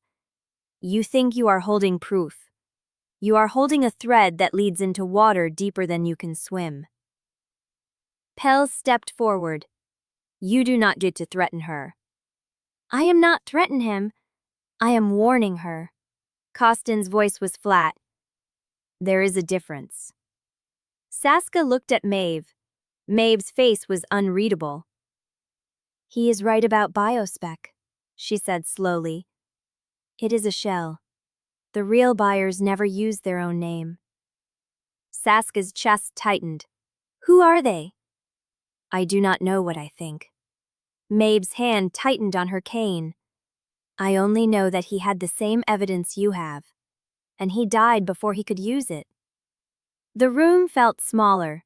Saskia looked at the folder, at her father's handwriting, at the map of a reef she had spent her life studying, not knowing her father had drawn the same lines 30 years before her.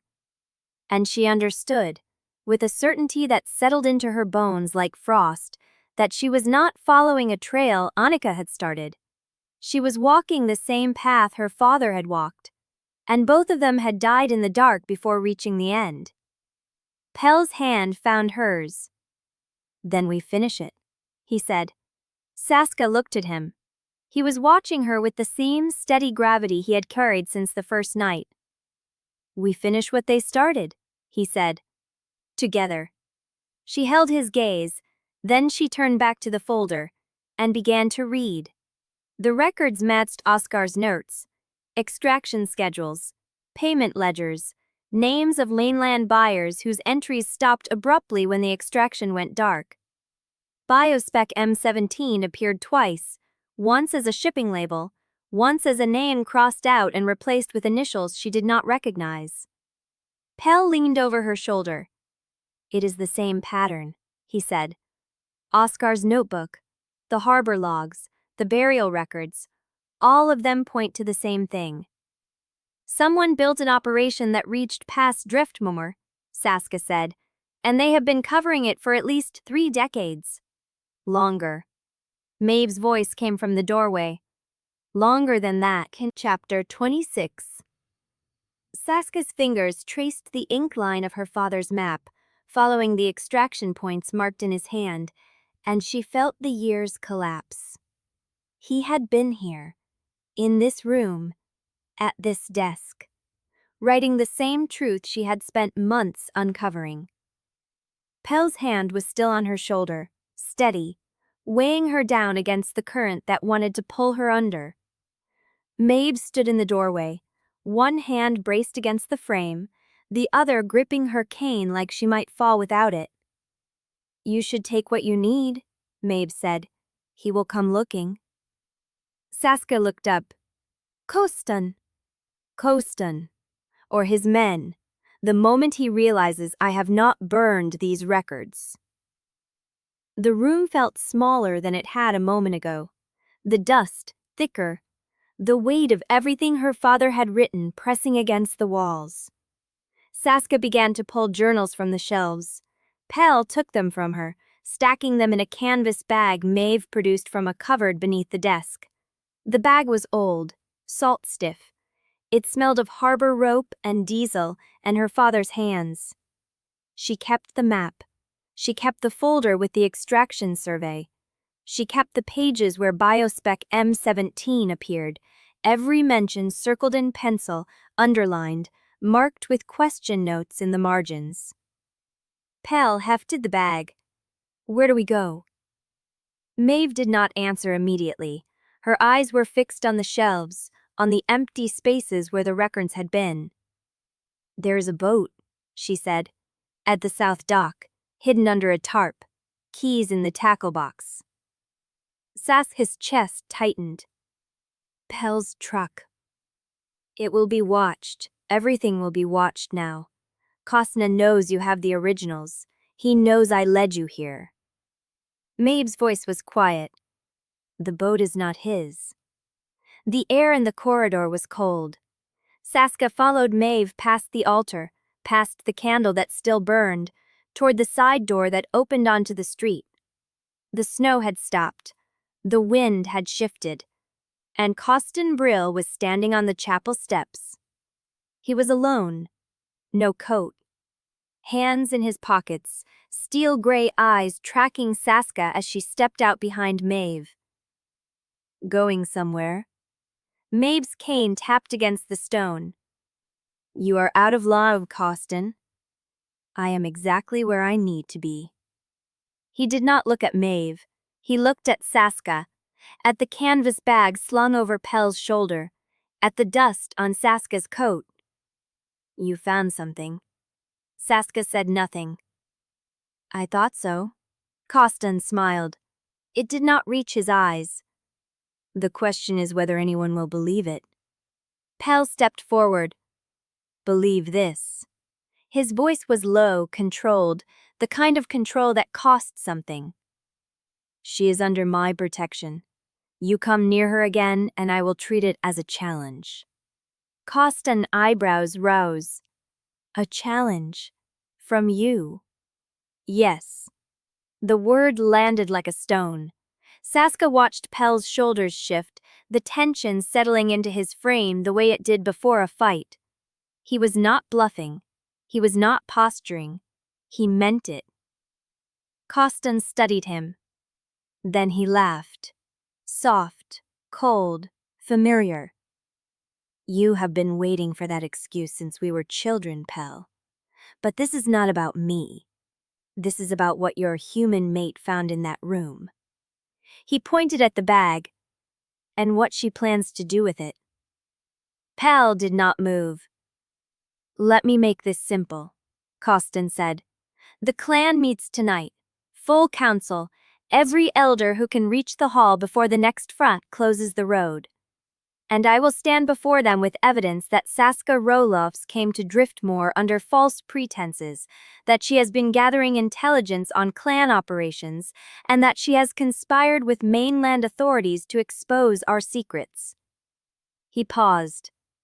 "Evidence she gave me herself." Saskia's pulse kicked. "What are you talking about?" Costin's smile widened. "Your field notes. The ones you kept in Pell's cottage. The ones you thought were safe." He tilted his head. Wrenna was very thorough. The air left Saskia's lungs. The notes. Her private notes. Every observation she had written since the first night. Every reef measurement. Every timestamp. Every suspicion about the clan's practices. Costin had them.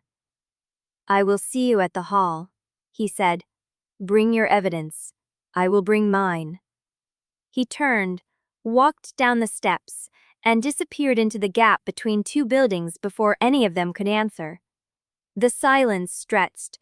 Saskia's hands were shaking. Pell stepped closer. "Saskia."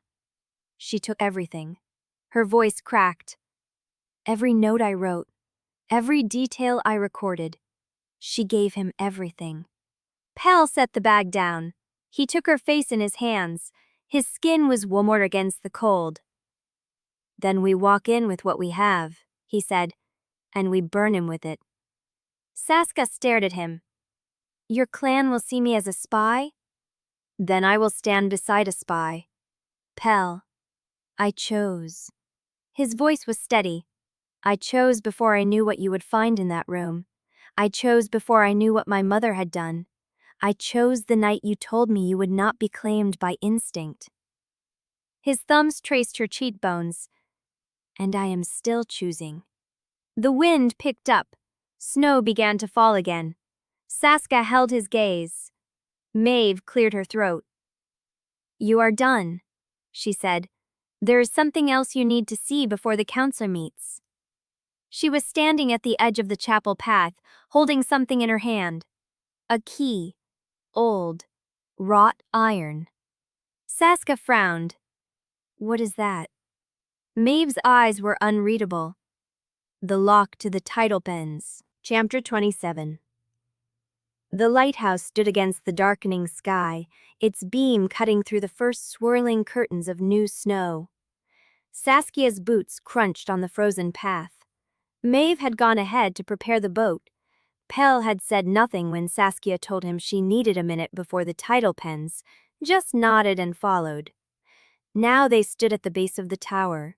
The wind pulled at her coat, snapped the canvas bag's strap against her hip. Pell waited. She could feel him watching her. The way he always watched her now. Not hovering. Present. Like a hand held out that did not need to be taken. Saskia turned to face him. "I need to understand something." "All right." The bond. The word felt strange in her mouth. Clinical. Too small. What can it do? What can it not do? Pell's jaw tightened. He looked past her, at the sea, at the horizon that had already swallowed the last light. "It sharpens awareness. I can feel when you're cold, when you are afraid, when you are in danger." He paused. "I knew you were falling before you hit the cliff ledge. I felt it in my chest before I heard you scream." Saskia's breath caught. "That night." "Yes." "Is that why you reached me?" "No." His eyes met hers. "That is why I was already running. I reached you because I am faster than I look, and because I knew exactly where the rock would break." The honesty hit her like a wave. "You mapped it." "I mapped everywhere you might fall." She should have found that terrifying. The intensity of it, the absolute focus of a man who had spent years learning the coastline and then spent weeks learning her. Instead, she felt something loosen in her chest. What else? Pal stepped closer. The bond is not a leash. It does not make you want me. It does not make you trust me. It does not make you love me. His voice dropped. It only makes me want to earn those things. Can it make you obey? No. Can it make me? Never. Saskia held his gaze. She thought about the way her pulse quickened when he entered a room, the way her body leaned toward him in sleep without her permission, the way she had lain awake the first night, furious at her own heartbeat. None of that had been choice, but none of it had been surrender either. Then what is it? She asked. If it does not compel, if it does not override, what is it for? Pell was quiet for a long moment. Have you ever walked through Driftmoor in a blizzard? Several times now. Then you know the light. He nodded at the tower above them. The beam does not carry you home. It does not clear the path. It does not stop the storm from killing you. His voice roughened. But it shows you where the ground is. It shows you the shape of what is coming. And when you cannot see anything else, it tells you that you are not alone. Saskia's throat tightened. You are the light. I am the light. He did not smile. You still have to walk the path yourself. You still have to survive the storm. But I will never go dark on you. That is the bond. The wind screamed around the tower. Snow collected in Pell's hair, on his shoulders, on the scar through his eyebrow that she had traced with her thumb the night before. Saskia stepped forward. Everyone I have ever trusted has used what I gave them. I know. Wrenna knew me for 15 years. She knew my grief. She knew my fear. She knew exactly which parts of me to hold close and which parts to hand to Costin. Pell said nothing. He just stood there, taking the cold, taking her words. You cannot earn my trust by instinct, Saskia said. You cannot earn it by fate. You can only earn it by staying. Then I will stay. Even if your clan falls apart? Even then. Even if you lose the claim? Pell's eyes did not waver. I would rather lose the claim than claim you by instinct. The words hit her chest like a blow. She had been bracing for something else, for him to say the bond would hold, that fate would protect them, that the clan would see reason, for him to give her something soft to hold on to because the truth was too hard. He had not. He had given her the hardest thing of all, a choice, her choice. Saskia reached out, her fingers found his, cold against cold. You told me once that you would not survive losing me. I know. Wrenna knew me for 15 years. She knew my grief. She knew my fear. She knew exactly which parts of me to hold close and which parts to hand to Costin. But what is it to the Tidal bands? We find what your father and sister found, and we take it to the council. And then we see whether the truth is enough. Saskia looked out at the lighthouse beam cutting through the dark. She thought about her father's maps, her sister's notebook, the key in Maeve's hand. She thought about the bond between them, warm and steady, asking for nothing but her own choosing. Then let us go see what the truth looks like. They turned together, and found Maeve standing at the bottom of the path, her cane pressed into the frozen gravel, her face unreadable. The boat is ready, she said, but there is something else. Pell's grip tightened. Something else? Maeve looked at Saskia. Something I should have told you before you walked into that chapel. Her voice was flat, controlled. Something about the night Anika guide. Saskia's blood went cold. What? Maeve's eyes hid hers. Your sister did not come to Driftmoor alone. Chapter 28. The words hung in the frozen air, and Saskia felt the ground shift beneath her feet. Who? Her voice came out raw. Who came with her? Maeve's grip on her cane tightened. A man. From the mainland. He stayed one night at the Ravenswood Inn and was gone before morning. I did not see his face. I did not ask his name. Then how do you know he existed? Because Anika told me. Maeve's voice was flat. He was gone before she died. I assumed he had abandoned her or been scared off. I did not know until tonight whether he was real or whether she invented him to feel less alone. Saskia's chest tightened. Anika had not been alone. Someone had been with her. Someone who saw what she saw, heard what she heard, and then vanished before the killing blow landed. Or someone who had been part of the trap the whole time. Did Costin know about him? I did not know. Maeve turned toward the dock. But if he did, and if the man is still alive, then he is either a witness or a liability. Either way, we are out of time to guess. The boat cut through the black water, salt spray freezing on Saskia's cheeks before it could drip. Maeve handled the tiller with practiced silence, navigating by memory through a channel so narrow the hull scraped rock twice. Pell sat beside Saskia, his shoulder pressed against hers, his hand finding hers in the dark. The tidal pens emerged from the mist like a wound. Metal cages bolted into the cliff face, half submerged in water that steamed against the cold. A platform ran along the top, rusted and slick.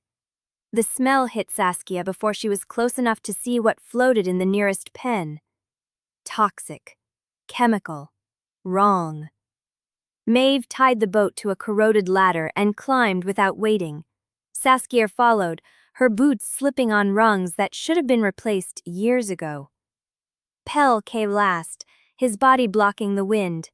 The records were in a locked chest beneath the platform, sealed in waxed canvas and stacked with the precision of someone who had expected to return for them. Oscar Venn's handwriting, pages of dates, times, payments, and names that matched what they had already found and ran deeper. Saskia knelt on the wet platform and turned pages by the light of Pell's lamp while the water below them shifted with something that breathed. She did not ask what was in the pens. She did not want to know. By the time they reached the cottage, the storm had returned. Snow drove horizontal past the windows. The stove had burned low, and the cold had settled into the floorboards, the blankets, the bones of the cottage itself. Saskia stood in the middle of the room with Oscar's chest at her feet, her hands numb, her hair frozen stiff, and every muscle in her body screaming for rest. Pell closed the door. The latch clicked. And the silence that fell between them was different from every silence that had come before. It was not wary, not watchful, not waiting for the other shoe to drop. It was full. Saskia turned.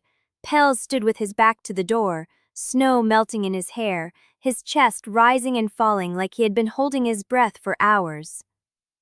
I do not know how to do this slowly, he said.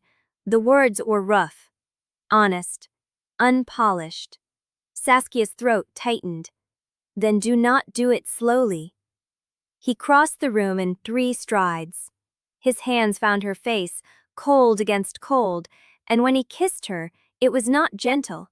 It was desperate, hungry. The kind of kiss that said he had been holding himself back for so long, the restraint had become pain.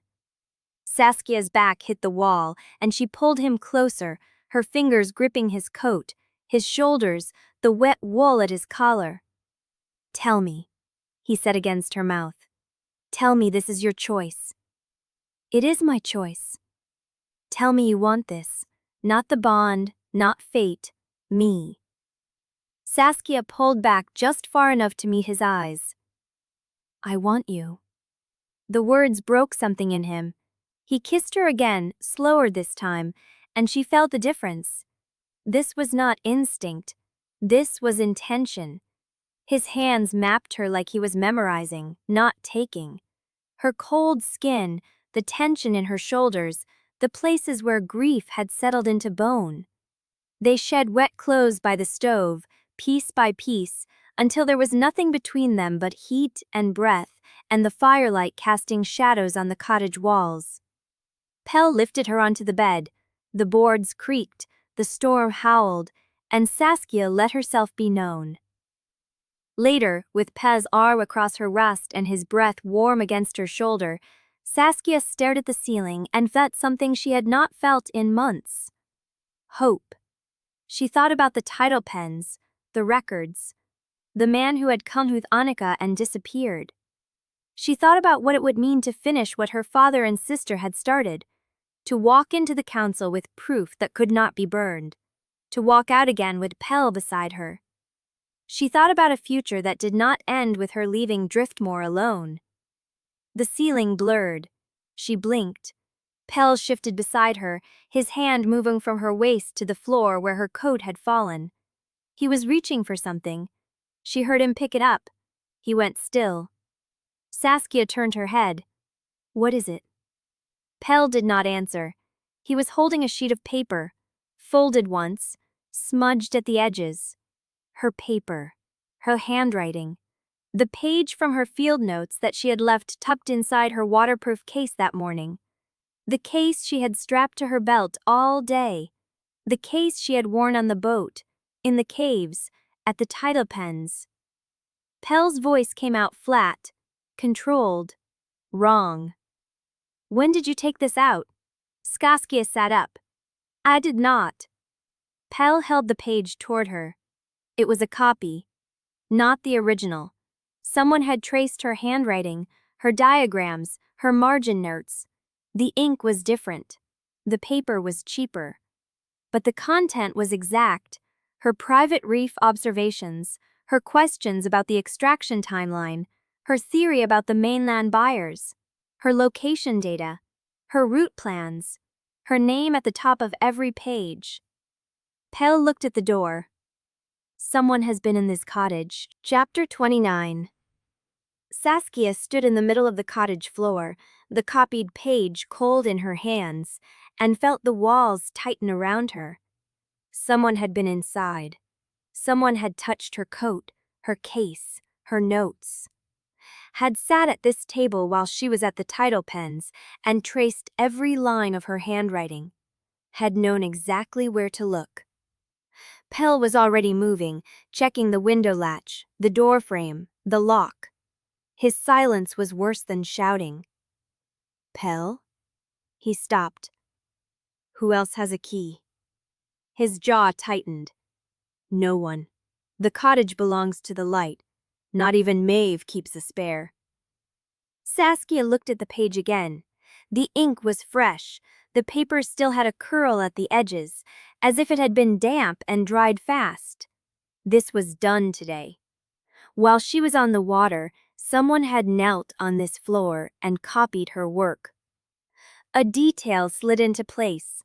Something Wrenna had said at the harbormaster's office when Saskia was half frozen and not listening carefully enough. Wrenna had known about the smuggling caves before Saskia mentioned them, had known about the pump house, had known about the route to the tidal pens. Saskia's throat closed. "No," she said. Pell turned. She shook her head, already reaching for her boots. "The smuggling caves, the pump house. I did not tell her those things. I never told her, but she knew them."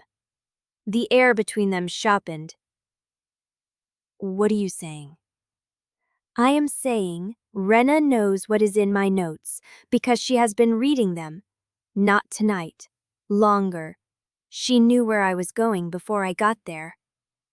Pell's face went very still. "Her cottage," he said.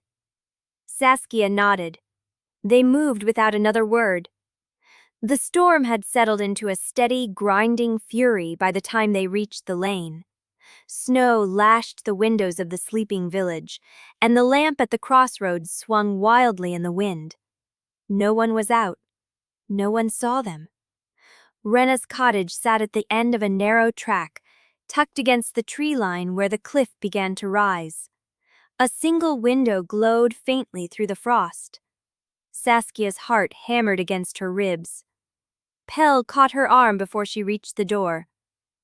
"I will watch the back," he said. "If she comes, I will keep her out. You have 10 minutes, maybe less." Saskia met his eyes. The stone gray was darker now, hard as flint. "Do not let her in." "I will not." He melted into the shadow beside the tool shed and was gone. Saskia turned the handle. The door was unlocked. She stepped inside and closed it behind her, standing in the sudden warmth of Wrenna's kitchen. The stove was banked low. A half-drunk cup of tea sat on the table. A wool shawl hung over the chair, still warm, as if Wrenna had only just stepped out. Saskia did not waste time. She started with the desk, her hands moving fast, pulling open drawers, rifling through papers. Nothing but household accounts and letters. She moved to the cupboard, the nightstand, the shelf above the stove. Nothing. The floorboards creaked beneath her feet. She stopped. Looked down. The board near the bed was newer than the others, slightly lighter. The nails sat flush, not recessed like the originals. Saskia dropped to her knees and wedged her fingers into the gap.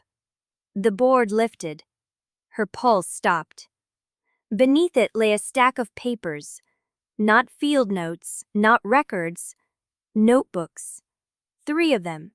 Bound in glue-gray canvas, cracked at the spine, the covers soft from handling. She knew them.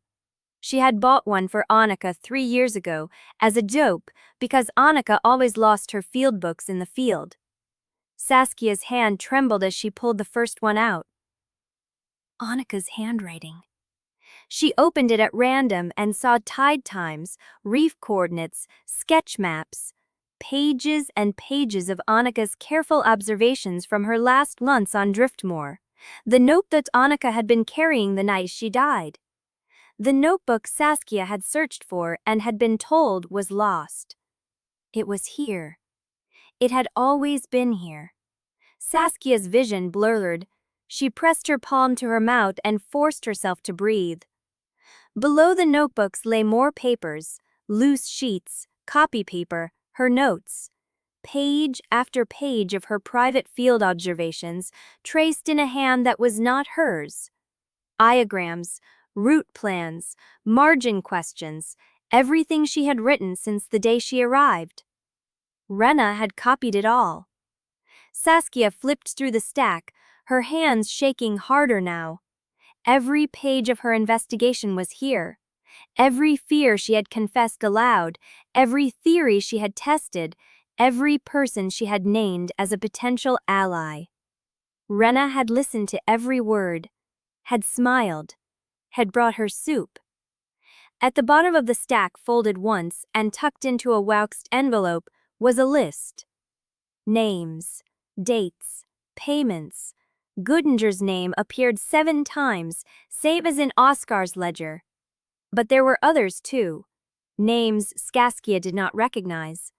Payment amounts, dates that stretched back 3 years, 4 years, longer.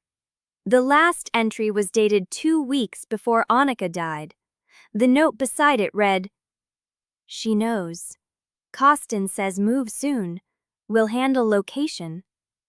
Saskia stared at the words until they blurred, flip into the snow outside. She shoved the notebooks and papers into her coat, dropped the floorboard back into place, and crossed to the window 3 strides. Pell was at the corner of the cottage, his hand raised in warning. Someone was coming. Saskia moved to the door, cracked it open, and slipped out into the storm just as a figure rounded the bend in the lane. Wrenna. She was carrying a basket, her hood pulled low against the wind, and she was walking straight toward the cottage. Saskia pressed herself flat against the wall. Pell was already moving, cutting across the yard to intercept, his body angled to block Wrenna's view of the door. Saskia's breath came short and fast. She clutched Anika's notebooks against her chest and felt the weight of every page she had just pulled from that floor. The evidence was here. The betrayal was here. And Wrenna was 20 feet away, smiling at Pell like nothing was wrong, asking if he had seen Saskia tonight, because she had wanted to check on her, make sure she was warm. Saskia heard the lie land like a stone dropping into still water, and she realized, with a cold clarity that cut through the storm, that Wrenna was not coming back to the cottage by accident. She was coming back to make sure the Floorboards was still sealed. Chapter 30. The air burned in Saskia's lungs as she pressed herself flat against the wall. Anika's notebooks clutched against her chest, like a wound she was trying to stop. Wrenna's voice carried through the storm, warm and concerned, the same tone she had used 100 times. "Have you seen her tonight? I wanted to check on her, make sure she's warm." Pell's answer was low, too low for Saskia to catch the words, but he did not move from the center of the lane. His body stayed angled, blocking Wrenna's view of the cottage door. Saskia counted her breaths. 1, 2, 3. The notebooks were damp against her ribs. The paper edges bit into her palms. She could feel the weight of every page she had pulled from that floor, the traced copies of her own handwriting, the payment ledger with Costin's name repeated like a prayer, the last entry that read like an execution order. She knows. Costin says move soon. We'll handle location. Wrenna laughed, a small, easy sound that cut through the storm like glass. "I'll just leave her some soup then. Tell her I stopped by." The footsteps shifted toward the cottage. Saskia had 3 seconds. She moved along the wall, keeping to the shadow, her boots finding the packed snow where it would not crunch. The lane curved left toward the village. The trees thickened 20 feet past the cottage, offering cover. She could run. She should run. But the notebooks were slipping in her grip, and her legs felt hollow, and the rage building beneath her ribs was heavier than any evidence she carried. The front door opened, light spilled across the snow, and Saskia stopped. She turned. Wrenna stood in the doorway, her basket still in her hand, her hood pushed back. The warmth of the cottage spilled around her like a halo. Her eyes found Saskia in the dark. The smile did not fall. It froze. Froze in place, perfectly shaped, perfectly warm, while something behind it calculated and recalculated and found no exit. "Saskia?" The name came out soft, questioning. Hurt. Saskia did not answer. She walked back across the yard, her boots breaking the crust of fresh snow, and stopped 2 feet from the door. Close enough to see the pulse beating in Wrenna's throat. Close enough to smell the wood smoke in her wool coat. The cinnamon she always carried. "I found the floorboard." The words landed flat. Wrenna's smile cracked at the edges. "I can explain." "Can you?" Saskia's voice did not sound like her own. "Explain the notebooks you took from my sister's body? Explain the copies you made of every page I wrote? Explain the payment ledger that says you helped Costin plan where to kill her?" Wrenna's face did something complicated. The warmth drained out of it slowly, like water through a sieve, leaving something raw and young underneath her ribs. "I was trying to survive." Saskia laughed. The sound came out wrong, too loud, too sharp, the laugh she used when she was breaking. "You were trying to survive. My sister is dead." "I know." Wrenna's voice cracked. "I know she is dead. I know I helped put her there. Do you think I do not live with that every hour of every day?" Pell had moved. He was behind Wrenna now, his shadow filling the doorway, his face unreadable. He did not touch her. He did not need to. Wrenna looked at him, then back at Saskia, and something in her shoulders gave. "I grew up here," she said. "Not like you, with a mainland to run back to, and a name that meant something off the ice. I grew up here, cold and hungry, and dependent on people who would have thrown me into the pens if I had ever said the wrong thing to the wrong person. Costin knew that. He knew where I lived.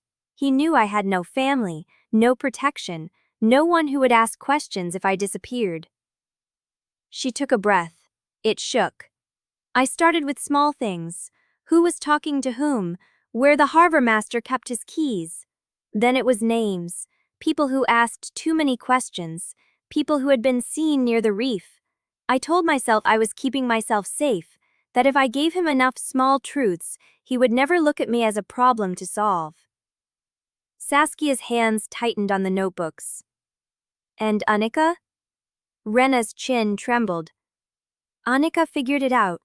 The reef, the extraction, the payments, the mainland buyers. She came to me because she trusted me, because I was her friend, and I told Costin everything she said, every name she named, every cove she planned to visit. I told him where she would be on the night she died." The words hung in the air between them. Saskia felt them land like stones dropping into deep water, one by one, until the surface was nothing but ripples. "You told him where to find her?" "Yes. You led them to her, Han. I did not know he would." Wrenna's voice broke. "I did not know. I thought he would confront her, scare her off, make her leave. I did not know he would. You knew exactly what he would do." Saskia's voice cut through the storm. "You knew what happened to Lena Mercer. You knew what happened to Oscar Venn. You knew what happened to every person who found out what the clan was doing under that reef. And you gave him my sister anyway." Wrenna was crying now, real tears, ugly and raw and shaking through her whole body. "I was trying to survive." "Then survive this." Saskia turned, and something slammed against the front door. Not the wind, a shoulder. The wood groaned, the latch rattled. Pell was already moving, his body shifting between them and the door, his hand finding Saskia's arm and pulling her backward into the cottage's main room. "Back door," he said. Saskia moved, but the back door was already barred, from the outside. She heard the scrape of wood against wood, the thud of something heavy being dropped into place, and then footsteps, retreating through the snow. Pell hit the door with his shoulder. It did not give. Another impact from the front. The windows rattled. And through the glass, Saskia saw the glow. Orange. Rising. Growing. Chapter 31. The fire was already eating through the woodpile when Saskia reached the window. Orange light crawled up the cottage wall, catching the frost on the glass and turning it molten. The heat pressed against the panes. Behind her, Pell hit the back door again, and the frame groaned but did not give. "We have to break the glass," Saskia said. Pell shook his head. "Flames would pull through the gap. We would be breathing fire before we got our shoulders through." Wrenna stood where Saskia had left her, hands pressed to her mouth, tears tracking through the grime on her cheeks. She was looking at the glow through the front window, like she was watching her own grave open. "This is because of me," she said. "Yes," Saskia said. "It is." The fire snapped. A plane's caught and sent sparks spiraling against the glass. One pane cracked from the heat, a single silver line running top to bottom, and the draft pulled a ribbon of smoke through the gap. Pell moved. He grabbed the iron stove hook and drove it against the back door's hinges. The first blow bounced off. The second bit deeper, splintering the wood around the bolt. He was fast and methodical and utterly focused, and Saskia watched the muscles in his shoulders bunch and release, and she thought, "We are going to burn." The smoke curled thicker now, gray and acrid, filling the ceiling before sinking lower. Saskia dropped to her knees without thinking, pulling her shirt over her mouth, and the notebooks stayed pressed to her chest because her arms would not let them go. Wrenna coughed, a raw, tearing sound. Pell hit the hinge again, and something slammed against the side wall. Not the fire, not the wind. A shoulder. The wall shuddered. A second impact sent a crack through the plaster, a third, and the wood splintered inward, and a blade punched through the gap. Then another, and then the whole section gave way in a crash of splintered boards and frozen nails. Nika Damaris stood in the gap, a hatchet in one hand and a wet cloth pressed over her mouth, her eyes wild and bright in the firelight. "Move!" she said. "Now!" Saskia did not think. She crawled, pulled herself across the floorboards on her knees while the smoke rolled above her like a tide. Pell caught her arm at the gap and shoved her through first, and the cold hit her face like a slap. Snow and wind and air, so sharp it burned. She landed on her hands in the drift. The notebooks skidded across the snow. She grabbed them, scooped them, pressed them against her chest again. Pell came through behind her, rolling to his feet in the same motion, and then Wrenna. She did not land. She stumbled out of the gap and kept moving, stumbling, running, her boots finding the lane through the smoke and the snow and the dark. "Wrenna!" Saskia's voice did not carry. "Wrenna!" But Wrenna did not stop. She did not look back. She vanished into the storm, into the falling white, into the space between the cottages where the light did not reach, and her footprints filled behind her like she had never been there at all. Nika stood at the edge of the firelight, breathing hard, the hatchet still in her hand. "Saw them coming," she said. "3 of them. Costin's men. They had oil. They dumped it on the woodpile before I could stop them. I circled around the back, but the doors were already barred." Pell was looking at the gap in the wall. The fire had found the opening. It was flowing through now, eager and hungry, eating the cottage from the inside out. "The notebooks," he said. Saskia held them up. "I have them." "The ledger?" She nodded, pressed against her ribs. "Safe." Nika spat into the snow. "This is not a warning anymore. This is an execution." "I know." Pell turned. His face was hard in the orange light, cut by shadow, carved by fire. "Where did they go?" "East," Nika said, "toward the lighthouse path. Costin was with them. He watched the fire catch before he turned." Saskia looked at the burning cottage. The roof was starting to catch now, flames licking up the eaves, black smoke roll into the white sky. It was beautiful and terrible, and she could not look away. He had tried to kill her. Not warn her, not frame her, not drive her off the ice. He had set her on fire and stood in the dark to watch it take. "Your grandmother said she had a boat," Saskia said. Nika nodded. "South Dock, still there." "The council meeting, how long?" Nika checked the sky. 40 minutes. Maybe less if the storm slows them down. Saskia pulled the notebooks tighter. Pell's hand found her shoulder, warm, steady, grounding. 40 minutes is enough, he said, but he was not looking at the fire. He was looking at the dark where Costin had stood, where Wrenna had vanished, where every answer she had fought for was running deeper into the storm. And from that dark a voice carried, low and clear and satisfied. "Burn it clean, little spy. Burn it all." Costin. Standing somewhere in the white, invisible, watching, already telling the story he would bring to the council.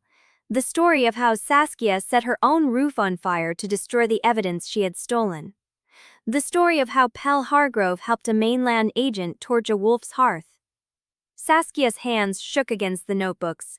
She did not know if it was the cold. She did not know if it was fear. She was beginning to think it might be fury. Chapter 32. The lighthouse keeper's room smelled of salt and cold iron. Saskia sat on the floor with her back against the cot, Anika notebook open in her lap, the lamp burning low beside her. Pell stood at the window. He had not spoken since they climbed the stairs. The fire was still burning below. Orange glow bled through the falling snow, staining the dark like a wound that would not close. She could feel the heat through the floorboards, distant and hungry, but she did not look at it. She looked at her sister's handwriting. Anika's letters were small and cramped, pressed tight together, the pen digging so hard into the paper that the lines had torn through in places. She had been in a hurry. She had known she was running out of time. Day 1, Saskia read. Arrived. Storm already building. Found held first reference point under the third piling at the low tide mark. Still there. Still readable after 30 years. He scratched his initials into the iron with a nail. HRA. I traced them with my finger and told him I would finish it. Saskia's throat closed. She turned the page. Day 2. Wrenna found me on the lane. She was so happy to see me. She said she could not believe I had come back after all these years. I almost told her why. I almost told her everything. But something stopped me. A feeling. The same feeling I had on the mainland when I found Dad's old file and realized no one had touched it in 3 decades. The lamp flickered. Saskia pressed her palm flat against the page, as if she could feel Anika's hand through the ink. Day 3. I found the harbor logs. The old ones. They do not match what Wrenna told me about the recovery times. I asked her how long it took them to find Lena Mercer's body, and she said, a day, maybe 2. But the log says they recovered her within 4 hours. She was not in the water long enough to drift. She was placed there. Saskia's breath caught. Below her, someone walked past the lighthouse. She heard the crunch of boots on packed snow, slow and measured. She did not look up. Day 4. I told Wrenna about the extraction. I showed her the water samples. She looked at them and said, "This is bad, Ani." I said, "Yes, it is," and asked if she knew who was behind it. Her face did something strange. A flicker. A pause. She said she did not know. She said it had been going on before she was born, and no one talked about it. I believed her. I still believe her. But I felt something change between us. A door that closed. Saskia pressed her palm flat against the page, as if she could feel Anika's hand through the ink. Day 3. I found the harbor logs. The old ones. They do not match what Wrenna told me about the recovery times. I asked her how long it took them to find Lena Mercer's body, and she said, a day, maybe 2. But the log says they recovered her within 4 hours. She was not in the water long enough to drift. She was placed there. Saskia's breath caught. Below her, someone walked past the lighthouse. She heard the crunch of boots on packed snow, slow and measured. She did not look up. Day 4. I told Wrenna about the extraction. I showed her the water samples. She looked at that and said, "This is bad, Ani." I said, "Yes, it is," and asked if she knew who was behind it. Her face did something strange. A flicker. A pause. She said she did not know. She said it had been going on before she was born, and no one talked about it. I believed her. I still believe her. But I felt something change between us. A door that closed. Saskia pressed her palm flat against the page, as if she could feel Anika's hand through the ink. Day 3. I found the harbor logs. The old ones. They do not match what Wrenna told me about the recovery times. I asked her how long it took them to find Lena Mercer's body, and she said, a day, maybe 2. But the log says they recovered her within 4 hours. She was not in the water long enough to drift. She was placed there. I want to care off them from them. Ara Patu and older. I felt watched the whole way back to the cottage. Day 9. Wrenna brought me tea. She sat with me for hours. She talked about our childhood, about the summer we built a fort out of driftwood and slept in it even though the tide came up and soaked our blankets. She made me laugh. She made me feel safe. And then she asked me, very casually, where I planned to go next. I told her I needed to check the tidal pens. She said she would come with me. I said no. I said I needed to do it alone. Day 10. I am writing this in the dark. I think someone has been in my cottage. My notebook was not where I left it. It was on the table, open, but I do not remember leaving it open. I have packed my bags. I will go to the tidal pens tonight. I will take the samples. I will take the logs. I will take everything. Anna says she would meet me at the lighthouse path at dusk. She said she had something to show me. She said it would explain everything. The page was blank after that. Saskia stared at the empty space. The ink did not continue. There were no more words. Anika had written herself to the edge of the page and stopped. She had walked down the lighthouse path at dusk. She had met Wrenna. And she had never written again. Pell crossed the room. He did not ask if she was all right. He sat down beside her on the floor, close enough that she could feel the warmth of his arm against hers, and he did not speak.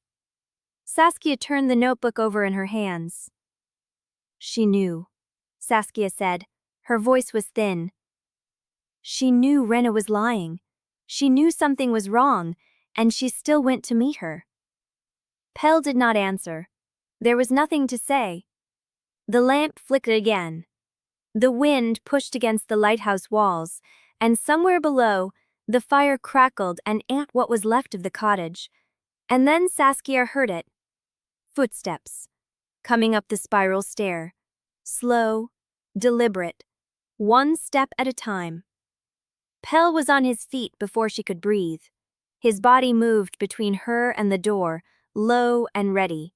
His hands empty but his shoulders set. The footsteps stopped. A knock. 3 slow raps. And a voice Saskia had heard 100 times, warm and familiar, and wrong. Saskia, I know you are in there. We need to talk. Wrenna. Chapter 33. The door was not locked. Saskia stared at the grain of the wood, at the dark line where the planks met the frame, and she did not move. The notebook was still open in her lap. Day 10. The last words Anika ever wrote.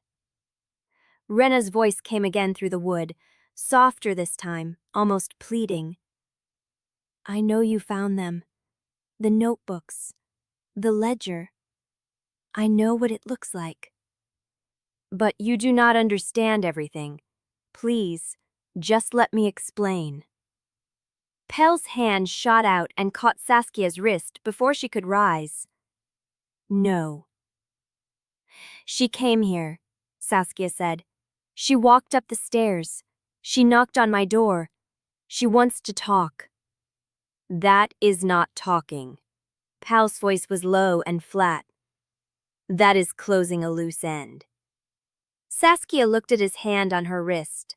The calluses, the steadiness, the heat of him seeping through her skin. She thought about Anika walking down the lighthouse path at dusk, thinking she was meeting a friend who wanted to show her something that would explain everything. She brought me tea, Saskia said. She sat with me for hours. She made me laugh. She made me feel safe. Pell said nothing.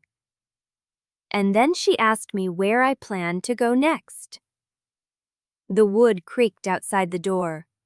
Wrenna shifted her weight, waiting. Saskia pulled her wrist free. She stood. She crossed to the door and pressed her palm flat against it, feeling the cold bleed through the wood. You can explain, Saskia said through the door. Right here, through the wood. I am listening. A pause. The wind scraped against the lighthouse walls. It is not that simple, Wrenna said. Yes, it is. You took her notebooks. You copied my notes. You told Costin where she would be. Explain that. I was trying to survive. Saskia's laugh was sharp and hollow. So was she. Another pause. Longer this time. The silence stretched until Saskia thought Wrenna had slipped away, quiet as smoke, melting back into the storm. Then the voice came again, harder now, stripped of pleading. Costin has already called the assembly. Maeve could not stop him. He told them you set the fire. He told them you burned your own cottage to destroy evidence. He told them Pell helped you. Saskia's hand stayed pressed to the wood. By dawn, Wrenna said, they will vote to hunt you both. Pell crossed the room. He stood beside Saskia, not touching her, but close enough that she felt the line of his body like a Y. Why are you telling me this? Saskia asked. Because there is no safe way out of Driftmoor. Not for you, not for me, not for anyone who knows what I know. And I want you to hear it from me before you hear it from them. Footsteps on the stair. One step down, then another, then Wrenna's voice floating back over her shoulder. I will be at the yard below the cliffs. That is where they gather when the vote is death. You have until the light reaches the rocks. The footsteps faded. Saskia did not move. Pell reached past her and turned the deadbolt. The iron scraped home. She knows this building, he said. She knows every window, every door, every crack in the foundation. She came here to find out if we were armed and how fast we could move. She came here to warn us. Warnings are not free. She wants something. She just has not named the price yet. Saskia stepped back from the door. Her legs felt hollow, her chest tight. The notebook was still open on the floor, pages splayed face down. I have to stand in front of them, she said. I have to walk into that yard and tell them what their heir did, what their matriarch covered up, what their friend helped plan. She looked at Pell. They will tear me apart. They will try. You sound like that is not fatal. Pell picked up the notebook. He closed it carefully, pressed the cover flat, and held it out to her. I have watched you walk into every room in Driftmoor, like you were measuring the exits. I have watched you read a dead woman's handwriting and not break. His eyes met hers, wet stone in shadow. You are the most dangerous thing that has ever walked into their yard, Saskia. They just have not realized it yet. She took the notebook. They went down the spiral stair together, Pell first, Saskia behind him, one hand on the cold iron rail. The lighthouse keeper's room smelled of salt and old wax. The fire in the cottage had burned down to embers, orange glow pulsing through the window like a dying heartbeat. Nika was waiting at the bottom of the stair, hatchet still in her hand, snow crusted in her hair. Maeve sent me, Nika said. She said you would try to walk into the yard alone. She sent to tell you that you are stupid if you do and a fool if you do not, and that she will be standing at the front of the crowd. Saskia blinked. Did she say anything else? She said to bring the notebook. The yard below the cliffs was a stretch of frozen ground between the old boat shed and the low stone wall that marked the edge of Driftmoor's winter claim. Torches had been driven into the snow, flames snapping in the wind, casting long shadows that reached like fingers across the crowd. Saskia counted 47 faces before she stopped. More kept arriving, emerging from the dark between cottages, wrapped in wool and oilcloth, their breath fluming in the cold. They did not look at her. They looked at Pell.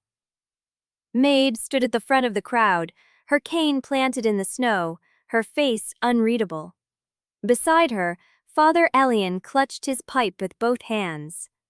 Ivo Mercer stood near the back, arms crossed, watching the crowd shift. Costin was at the center of the yard. He had changed into a dark coat. His hands were bare. The white scar on his throat caught the torchlight when he turned his head. He was not looking at Saskia. He was looking at Pell.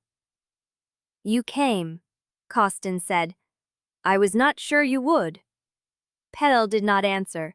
He stepped forward, putting himself between Costin and Saskia, and the crowd shifted again. A low murmur, a ripple of bodies. Maeve struck her cane against the frozen ground. "Enough," she said. "We do this the old way or we do not do it at all. Name the charge, Costin." Costin smiled. It was a thin, patient smile, the smile of a man who had already rehearsed every word. "The charge is conspiracy against the clan. The evidence is a burned cottage, a stolen ledger, and a dead woman's notebook that should never have left Driftmoor." He turned his gaze to Saskia. "The accused are two, the marine biologist who came to destroy us, and the heir who chose her over his own blood." The crowd held its breath. Saskia felt the weight of their silence like a physical thing, pressing against her ribs, pushing the air out of her lungs. 47 faces.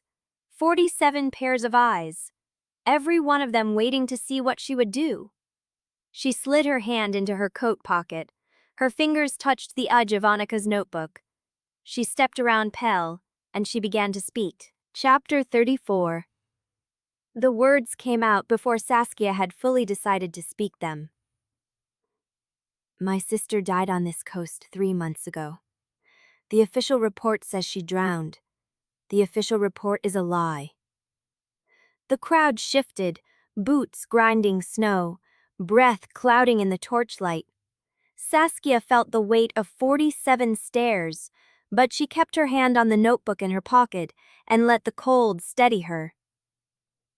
Anika did not drown. She was killed before she entered the water. Her body was placed there after death to make it look like an accident. The same way Lena Mercer was placed. The same way Elias Brandt was placed. The same way Oscar Venn was placed. She pulled the notebook free and held it up. "This is Anika's handwriting. Her investigation covers 10 days. She documented every lie, every altered log, every payment to Biospec M17 for mineral concentrate extracted from the reef. She documented who she trusted and who she should not have." Costin laughed. It was a quiet sound, almost affectionate, the kind of laugh a man gives when he has been waiting for a punchline that finally arrived. "The girl who burned her own cottage to destroy evidence," he said, standing in front of the clan with a dead woman's notebook, telling us who to blame. He shook his head. "That is a good story, Saskia, but stories need proof." "I have proof." "You have paper." Costin stepped forward. The torchlight carved shadows into his face, making the scar on his throat look like a second mouth. "Paper can be written by anyone. Paper can be planted. Paper can be the desperate work of a woman who realized her lies were about to collapse and needed a scapegoat." He reached inside his coat. Saskia knew what was coming before he pulled it out. She had seen the pages before, spread across her own desk, her own handwriting, her own diagrams, her own route plans, her own private notes that she had written in the dark while Pell slept on the floor. Costin held them up. "These were found in her cottage before she burned it," he said.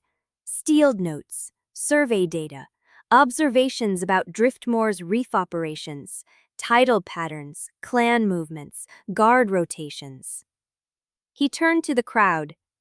She had been gathering intelligence since the day she arrived, recording our habits, mapping our weaknesses, preparing a report for mainland authorities who want to shut down our harvest and dismantle our clan. A murmur rippled through the assembly. Faces turned toward Saskia. She saw suspicion hardening into certainty in some of them, the easy anger of people who had been told to fear outsiders. "That is not true," Saskia said. "Is it not?" Costin flipped a page. "Shall I read aloud?" Costin holds council at the harbormaster's office every third night. 2 enforcers flank the door. Patches on their left shoulders, clan sigil, silver thread. Response time from the yard to the office, approximately 90 seconds. He looked up. "That sounds like surveillance to me." The crowd growled, low, animal, a sound that started in chests and vibrated through the frozen air. Saskia's throat tightened. The words were hers. She had written them. She remembered that night, hunched over the table by lamplight, recording details because details were how she made sense of the world. She had not been planning an attack. She had been trying to survive. But the pages looked different now, held up by an enemy, read aloud like a confession. "Those are research notes," she said. "Standard field documentation. I record what I observe." "You record our vulnerabilities." Costin turned another page. "And then you share them." He held up a sheet with traced handwriting.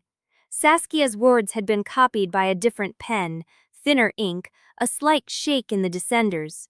Wrenna's copy marks. Saskia recognized them instantly. The way the leaps tightened under pressure, the way the final stroke of each wood dragged slightly, as if the writer had been hurrying. She had seen that handwriting in the barn, under the floorboard, on every traced copy that had been fed to Costin for months. The betrayal hit her like a physical blow, cold and sharp, lodging somewhere beneath her ribs. She searched the crowd. Wrenna was not at the front. She was not near Maeve or Father Elian.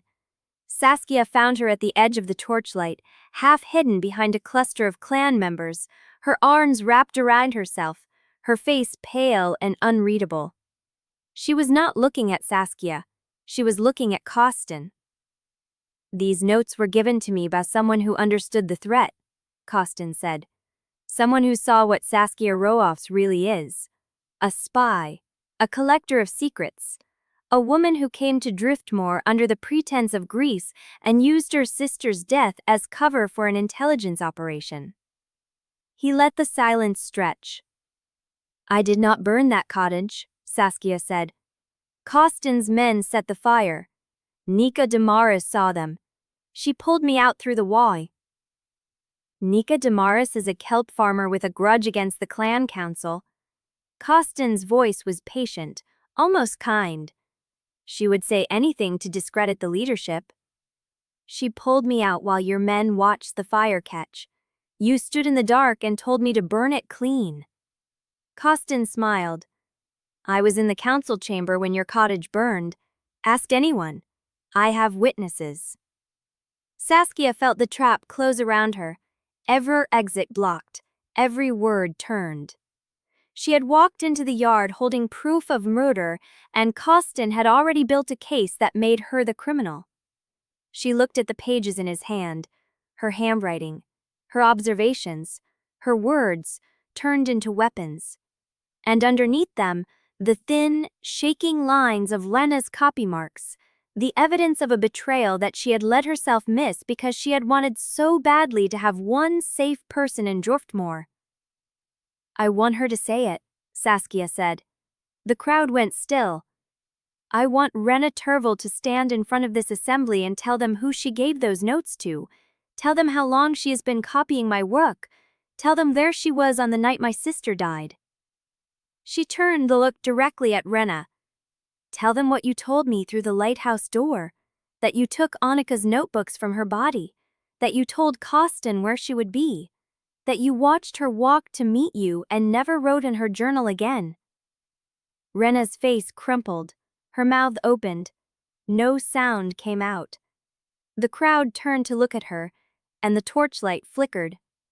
Saskia, with all her careful controls and tabulated portrayals, looked at Wrenna in the snow, and the cold thing that had been lodged in her chest since she found the floorboard cracked open into something worse. She had been made by this woman's hands. Every page Costin held up was a page Wrenna had touched. And Saskia did not know if she could make the clan believe that the friend who had cried with her, the friend who had brought her soup and blankets and asked if she was warm enough, had been feeding her to the wolves from the very first day. Chapter 35. Costin's laugh was still echoing when Saskia pulled Anika's notebook from her coat and held it up so the torchlight caught the stained cover. "This is my sister's handwriting," she said. "The last 10 days of her life, written while someone was already planning her death." She opened it to the marked page and read the date aloud. 15th of November, 6:47 p.m. That is when the harbor master's log says her body was recovered. She looked up. The official report says she drowned at low tide, 3 p.m. But Anika was pulled from the water at high tide nearly 4 hours later. She let the numbers settle. Someone altered the timestamps to make drowning plausible, but a body recovered at high tide with a wound on the temple and no water in her lungs does not drown. She was dead before she went in. The crowd shifted. Boots scraped ice. Someone exhaled a low breath. Costin's smile did not waver. "You have a notebook you claim is your sister's. You have a story that paints you as a grieving sibling instead of an operative. None of this proves you are not collecting intelligence on this clan." "I have water samples," Saskia said, "taken from the reef over 18 months. They show rising poison levels from mineral extraction, the same extraction that paid for the crates stamped with Biospec M17, the same extraction that appears in my father's records from 30 years ago." She reached into her coat again and pulled out a folded sheet. Oscar Ven's handwriting. She held it beside Anika's notebook. Oscar Ven kept a log. He documented every shipment, every payment, every name. He died 3 months ago in a boating accident, but his records survived, and they matched the extraction schedule that was active when Anika was killed. The crowd murmured. Costin's smile tightened at the edges. "Anyone can forge a log," he said. "Can they forge this?" The voice came from the back of the crowd. Ivo Mercer stepped forward, his steel wool hair catching the torchlight, his face set in something hard and tired. "I examined Anika Roelofs' body," Ivo said. "I documented wound placement, body temperature, and submersion markers. I filed a report that said she did not drown. That report was suppressed." He looked at Costin. "I suppressed it, under pressure, and I have been carrying the weight of that decision for months." The crowd went still. Ivo pulled a folded document from his coat. "This is my original medical assessment, dated the night of the recovery. It states that Anika Roelofs had a wound to the left temple consistent with blunt force, not rock strike. It states that her body temperature was inconsistent with submersion time. It states that her hands had no kelp, no grit, no salt. She never entered the water alive." He held the paper out. No one took it. "I falsified the official record to protect myself," Ivo said. "I will not falsify it again." The silence stretched. Saskia felt it shift, the weight of the crowd tilting, the first crack in Costin's narrative. For a moment she thought she had won. Then Costin smiled. It was the same smile he had worn at the council table, the same smile he had worn when he watched her cottage burn. A smile that said he had already accounted for every move she could make. "Thank you, Ivo," he said. "Your honesty does you credit, but it does not change the central fact of this assembly." He turned to the crowd. Saskia Roelofs arrived in Driftmoor with a manufactured grievance. She brought forged documents, coerced testimonials, and a story designed to destabilize this clan. She used her sister's death as cover for an intelligence operation. And she burned her own cottage to destroy the evidence she could not explain. He paused. "I have one more witness." He raised his hand. and from the edge of the torchlight, a figure stepped forward. Saskia's breath caught. It was Wrenna. She looked smaller than she had in the lighthouse doorway. Her coat was wet at the shoulders, her hair plastered to her temples, her face pale and hollow. She walked as if the snow was pulling at her feet. Costin turned to her with something that looked almost like kindness. "Tell them," he said. "Tell them what you told me." Wrenna stopped in the center of the circle. The torchlight flickered across her face. She looked at Saskia. Saskia saw the lie building behind her eyes, the same lie she had been telling for months, the same warmth she had used to hide the truth. Wrenna opened her mouth, and the first words that came out were not words at all. She made a sound, a small broken thing that might have been Saskia's name, and then her face crumpled and she began to cry. The crowd watched, uncertain. Costin's smile flickered. "Tell them," he repeated, harder now. But Wrenna only shook her head, her shoulders shaking, her breath coming in ragged gasps that echoed off the cliffs. Saskia stood in the torchlight, holding her sister's notebook, watching her childhood friend fall apart in the snow. And she did not know if Wrenna was about to confess the truth or destroy her completely. The silence stretched. Wrenna raised her head, her eyes met Saskia's, and the torchlight guttered. Chapter 36. The crowd watched Wrenna dissolve, her sobs scraping against the stone walls of the yard. Saskia stood frozen, Anika's notebook pressed against her ribs like a second heartbeat. She had imagined this moment 100 times. Wrenna confessing, Wrenna begging, Wrenna finally telling the truth. She had not imagined this. Her friend hollowed out and shattered, unable to speak at all.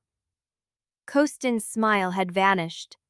He stepped toward Wrenna, his hand closing around her arm with something that looked like support and felt like iron. "Say it," he murmured, low enough that only the front rows could hear. "Tell them what you told me." Wrenna shook her head. A wet, broken sound escaped her throat. "I can't." The words came out thin, barely audible.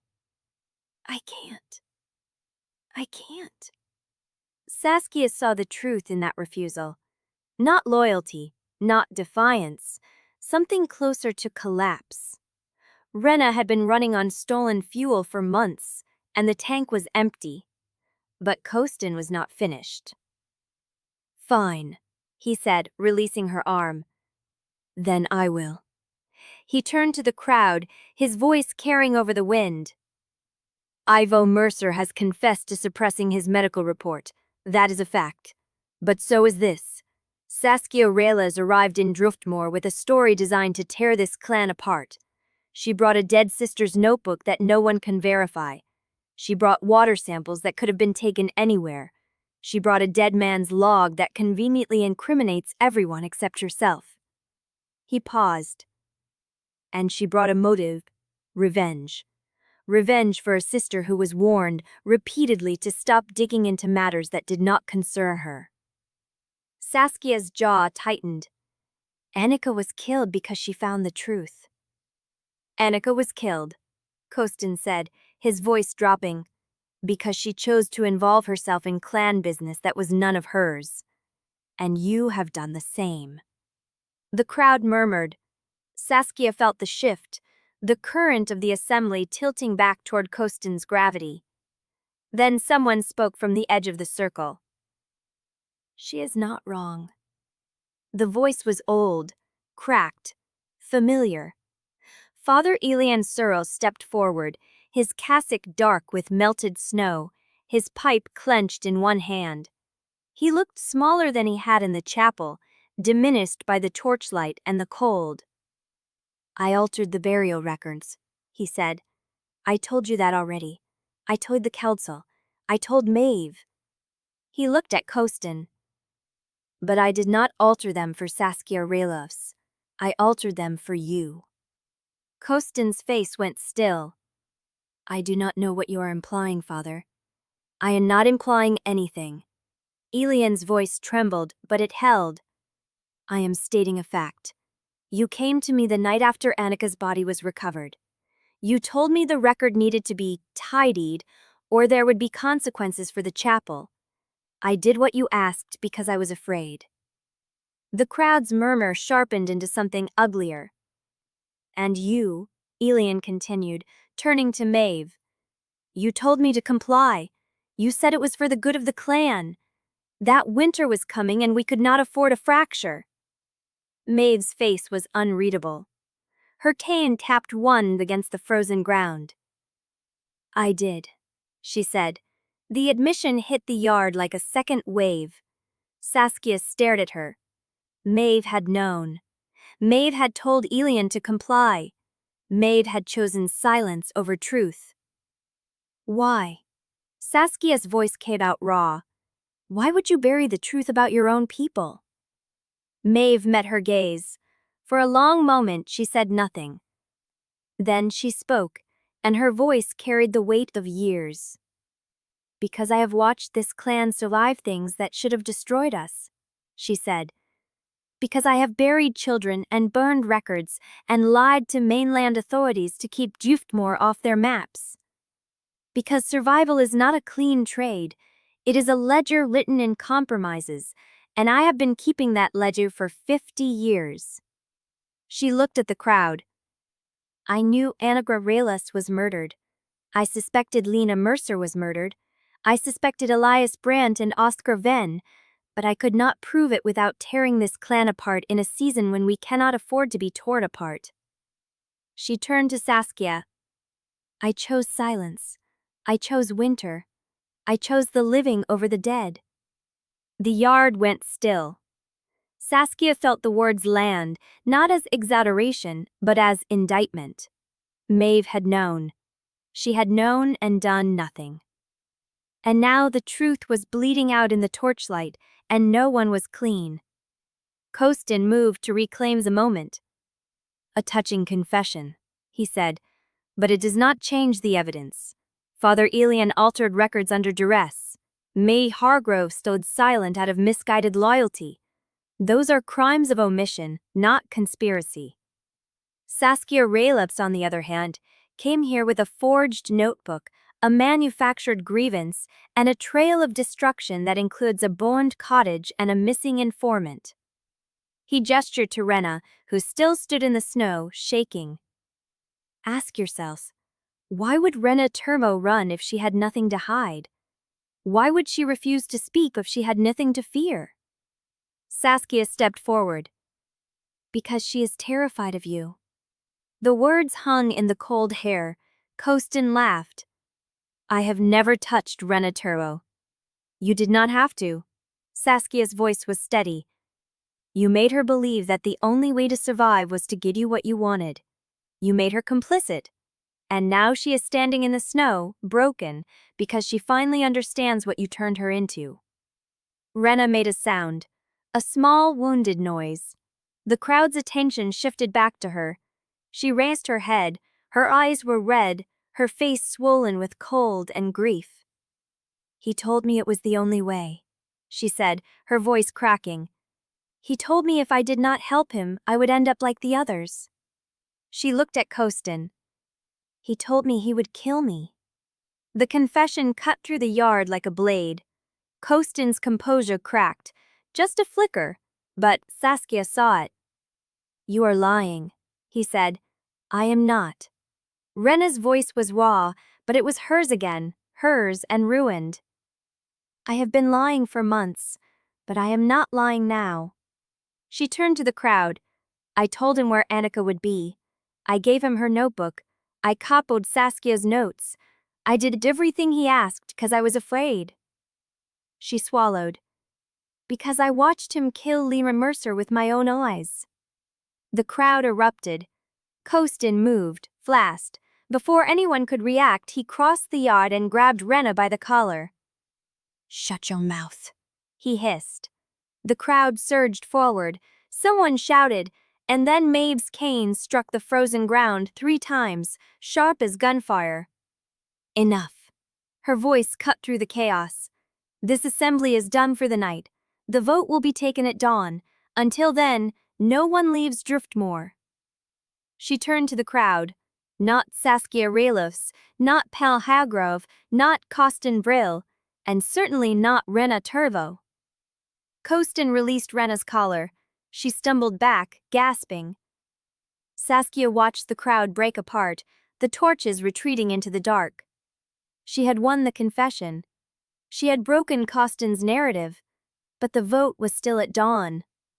And in the dark, at the edge of the torchlight, Saskia saw a shape she did not recognize. Not Clan, not Costin's. Someone else, standing still as stone, watching her from the snow. Then the storm swallowed the shape. And Saskia was left standing in the dark, holding Anika's notebook, wondering what she had just seen. I am doing something datey like I have working in for the real. Small completely lintred is important. Elian's smart bounds are completely animate. Printing in his Arifid fuddled, stared to dress the spirit and reeled and the die score, scory in the drecht, wying into the sowery.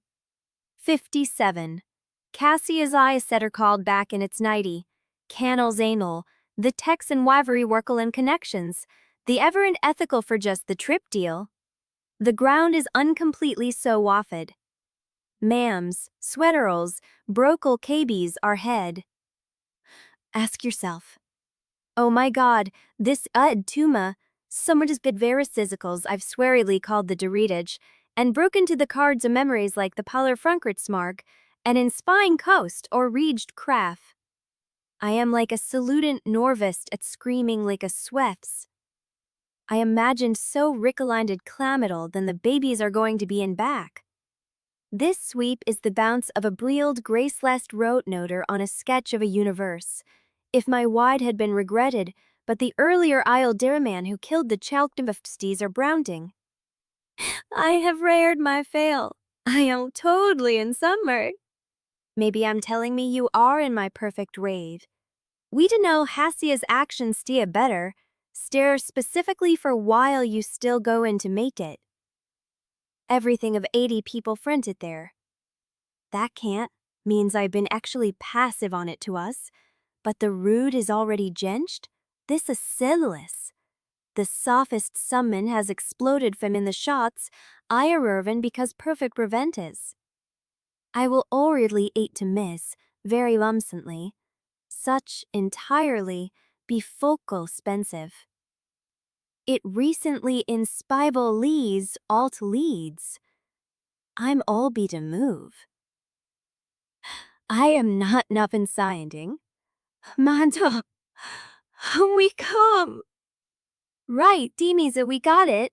Chapter 37. The crowd did not disperse.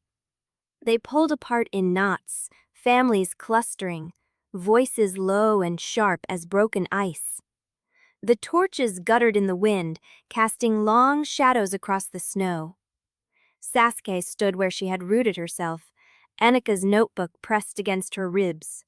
Her heart was still hammering. The shape in the snow, the watcher, was gone. Swallowed by the storm or by the dark, she could not tell which. Pell's hand found the small of her back. Inside, he said quietly. Now. She wanted to argue, wanted to find the figure, follow the footprints, prove she had not imagined it. But Pell's jaw was set, and Nika was already flanking her other side, and the crowd was still watching. May had not moved from the center of the yard. Her cane was planted in the frozen ground like a marker. Lockdown stands, she said. No one leaves Driftmoor. No one leaves their houses until the vote. She looked at Costin. You will be escorted to the old council room. You will stay there until dawn. Costin's smile was thin. And who will escort me, Maeve? You have already confessed to knowing about the murders. Your authority is not clean. My authority is the only thing keeping this clan from tearing itself apart tonight. Maeve's voice was flat. And you will respect it, or I will have you bound. Costin laughed, soft, dismissive. But he did not argue. They moved Saskia to the chapel. Maeve insisted it was the only neutral ground left. The chapel had its own lock, its own stove, and Father Elian's presence ensured no one could claim the space had been rigged. Saskia sat at a wooden pew, her hands wrapped around a tin cup of tea she had not touched. Pell stood by the door, watching the window. Nika had gone to secure the perimeter. Father Elian was in the vestry, pretending to organize papers. And Wrenna sat on the opposite pew, knees drawn up, face buried in her hands.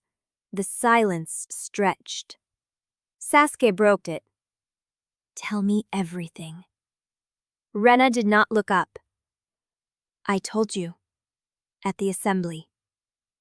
You told them you watched Costin kill Lena Mercer. You did not tell them how long you worked for him. How deep it went." Wrenna's shoulders shook. Saskia set the tea down. Her voice was steady, colder than she felt.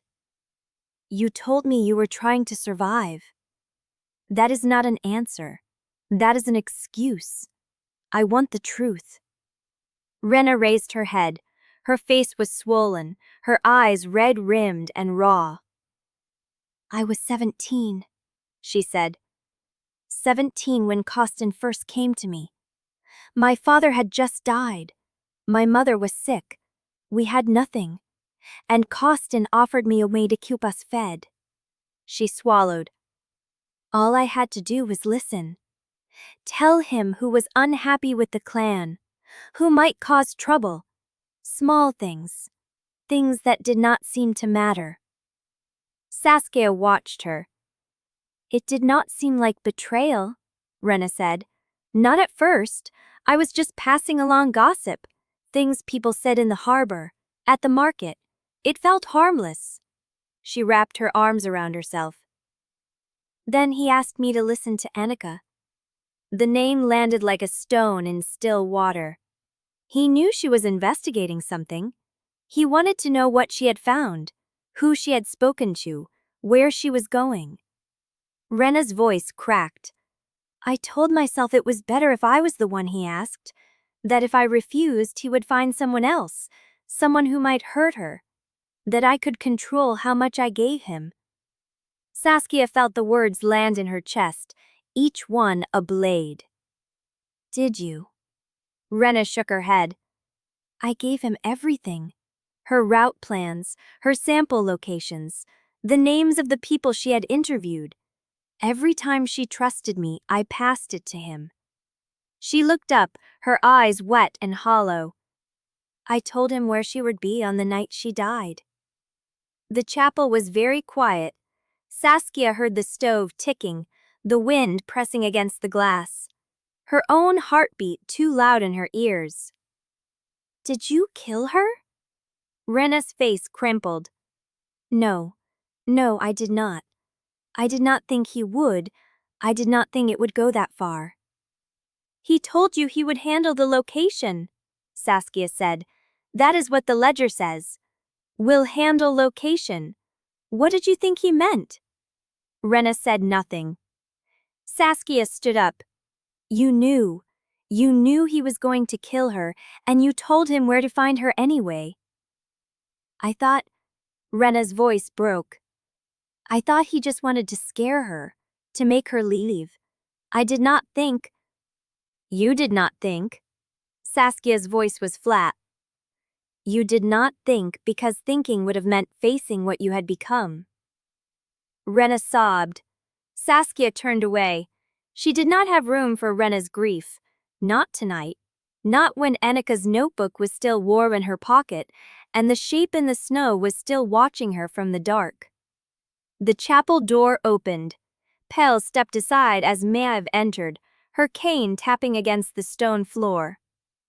"The crowd has not gone home," she said. "They are gathered outside the old council room." Saskia frowned. "Costin is there." "Yes. Why would they stay?" Maeve's eyes were hard.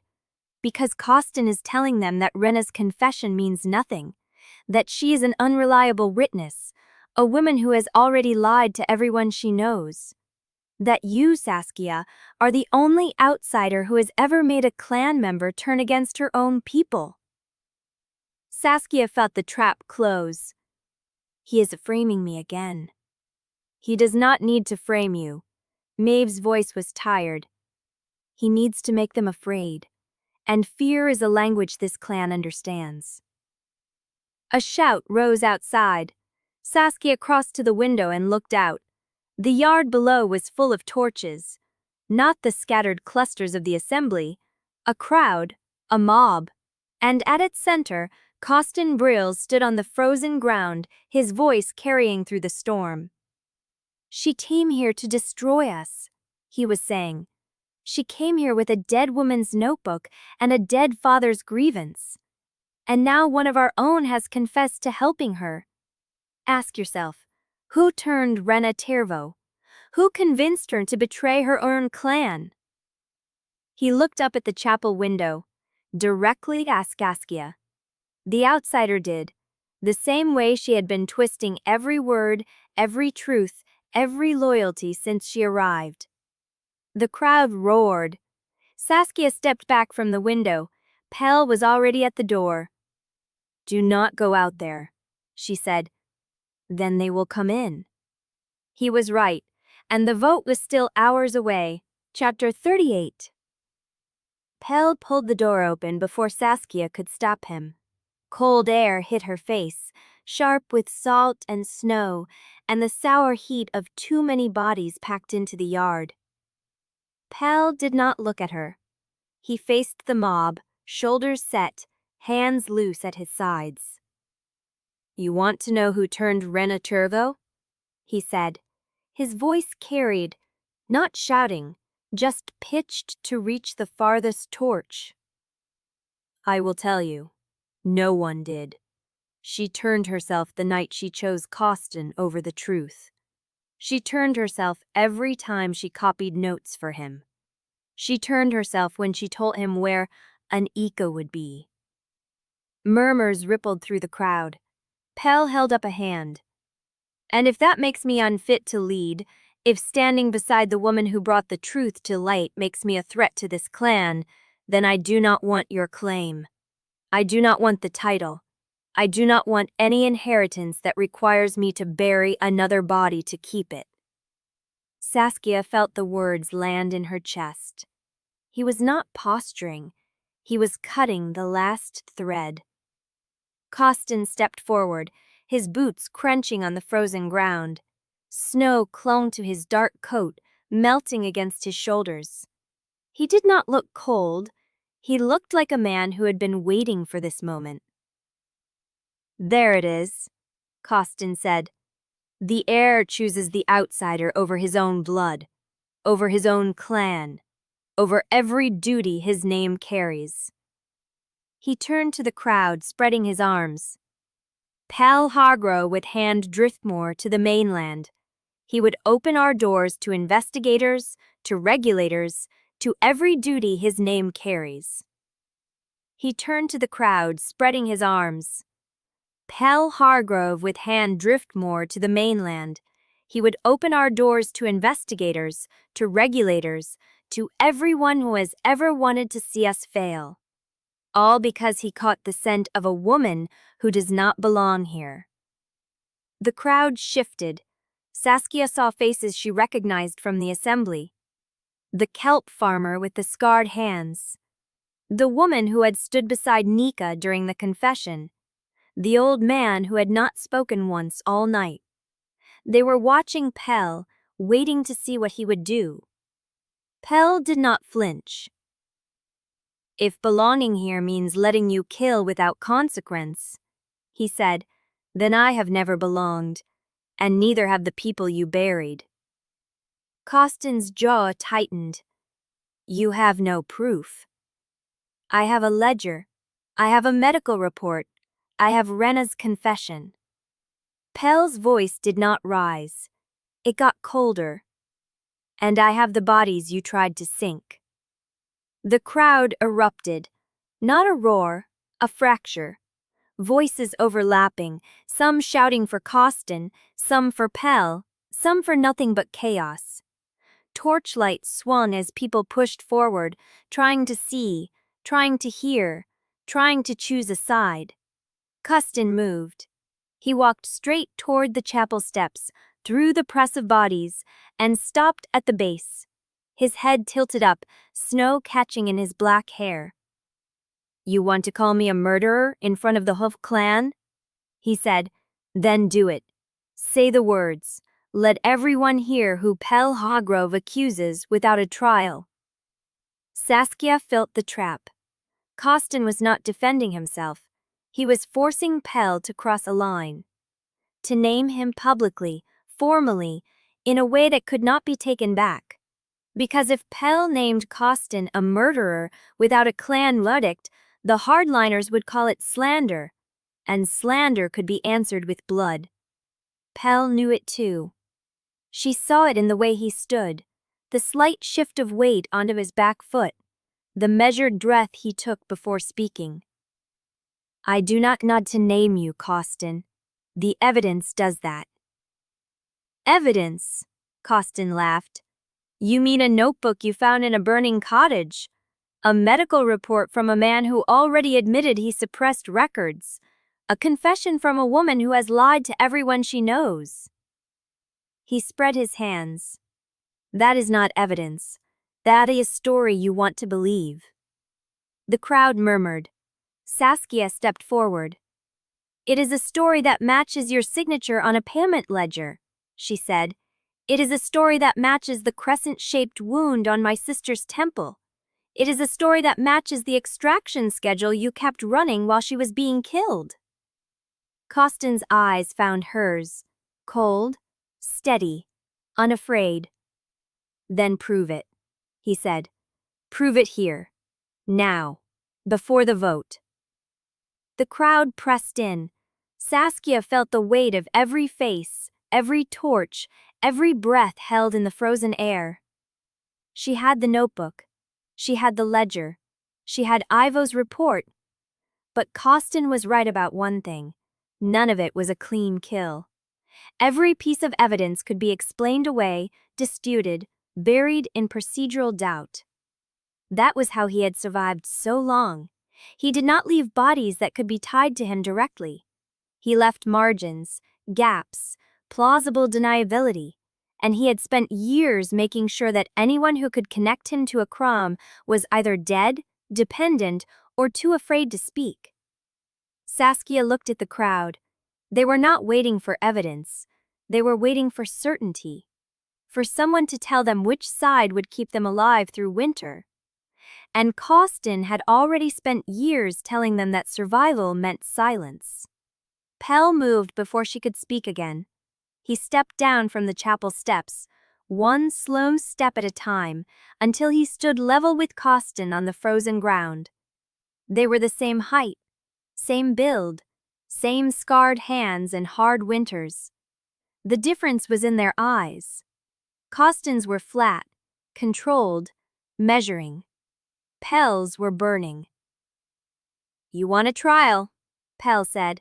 "Then have one. Stand before the clan at dawn and answer every charge Saskia has laid at your feet.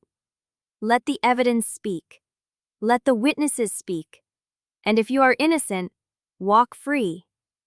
Costin smiled. "And if I am not?" Pell did not answer. He did not need to.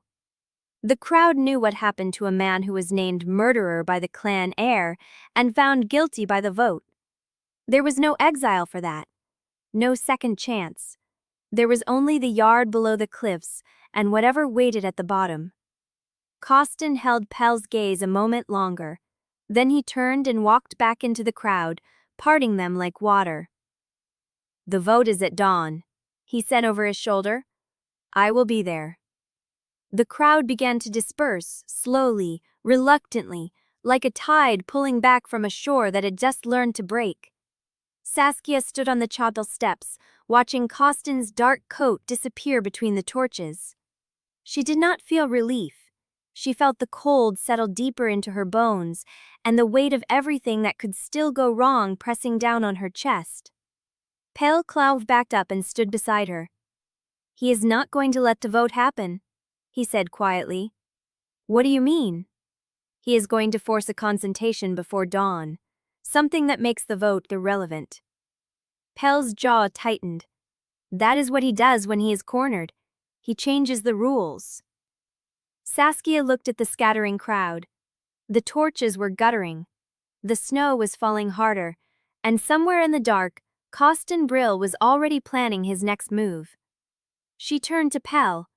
"Then we do not wait for dawn." He looked at her. "What are you suggesting?"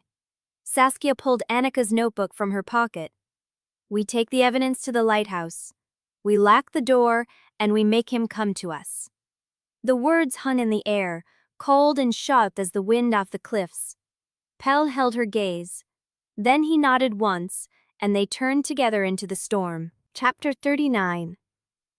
The storm had not eased by the time they reached the lighthouse. Snow drove sideways off the cliffs, salt spray freezing against the stone before it could drip. Saskia's fingers were numb around Anika's notebook. Pell blocked the ledger and Ivo's report inside his coat, sealed against the wet. They climbed the spiral stairs together. At the top, the old light cast a slow arc through the blizzard, illuminating nothing but the falling white and the black water below.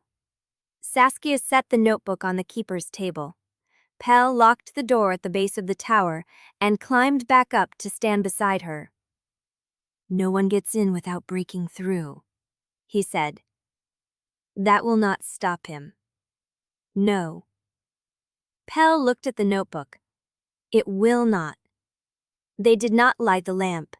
They sat in the dark, listening to the storm hammer the glass, waiting for the shape of Costin's attack to reveal itself. It came faster than either of them expected. The first sound was not a crash or a shout. It was the scrape of metal on stone below, then the groan of the tower door straining against its lock. Saskia felt it through the floor. Pell was already moving. "Stay here." "I am not staying anywhere." He did not argue. She followed him down the spiral stairs, the notebook pressed against her ribs, the ledger seal burning in her memory.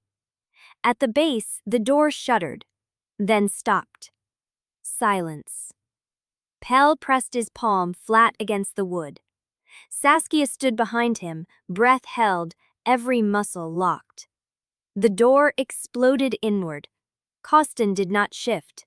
He came through the splintered frame human, shoulders braced, eyes flat and cold.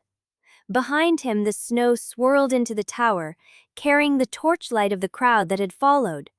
He had made sure they would see. Pell met him in the center of the ground floor. "You are early," Pell said. "I am done waiting." Costin swung. The fight was not long, it was not clean, it was two men who had grown up measuring each other in every contest that mattered. Hunger, cold, the right to inherit a dying coast. They knew each other's tells, they knew the angles of each other's strikes. But Costin fought to break. Pell fought to hold. That was the difference Saskia saw as they turned through the shattered doorway and onto the ice-slit ground below the lighthouse. Costin threw pouches meant to shatter bone. Pell absorbed them, redirected them, let Costin's momentum carry him off balance again and again. The crowd ringed the yard. Torches guttered in the snow. Saskia stood in the doorway, Anika's notebook in her hands, watching Pell take blow after blow and refuse to match Costin's brutality. Costin shifted. The change ripped through him in a sound like wet wood splitting. His coat tore, his spine barched. The wolf that rose was gray and scarred, with eyes that held no light. He lunged. Pell did not shift. He planted his feet on the ice and let Costin come. At the last moment, he dropped his weight. caught the wolf's neck as it passed, and drove Costin's head into the frozen ground. The wolf twisted. Claws raked Pell's arm. Blood sprayed black across the torchlit snow. Pell did not let go.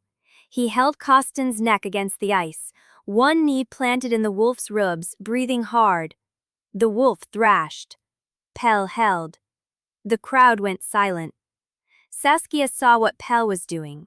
He was not killing Costin. He was holding him down and making every person in that yard watch him do it. A growl built in Costin's throat. His hind legs scrambled for purchase.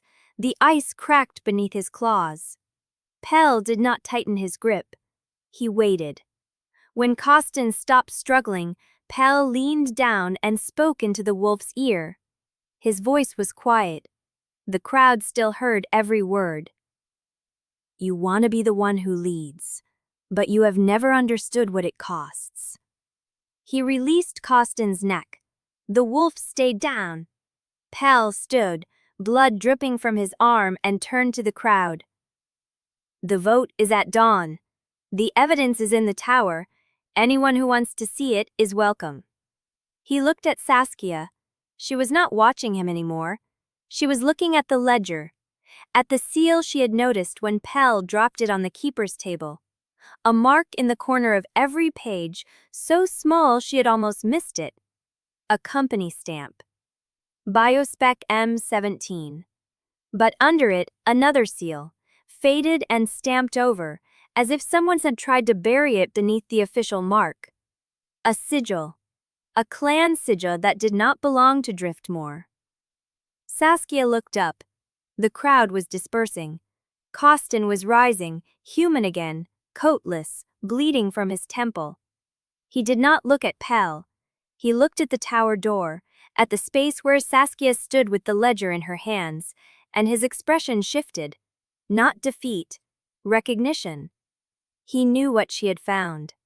Pell reached her as the last torches guttered. "What is it?" Saskia held up the ledger.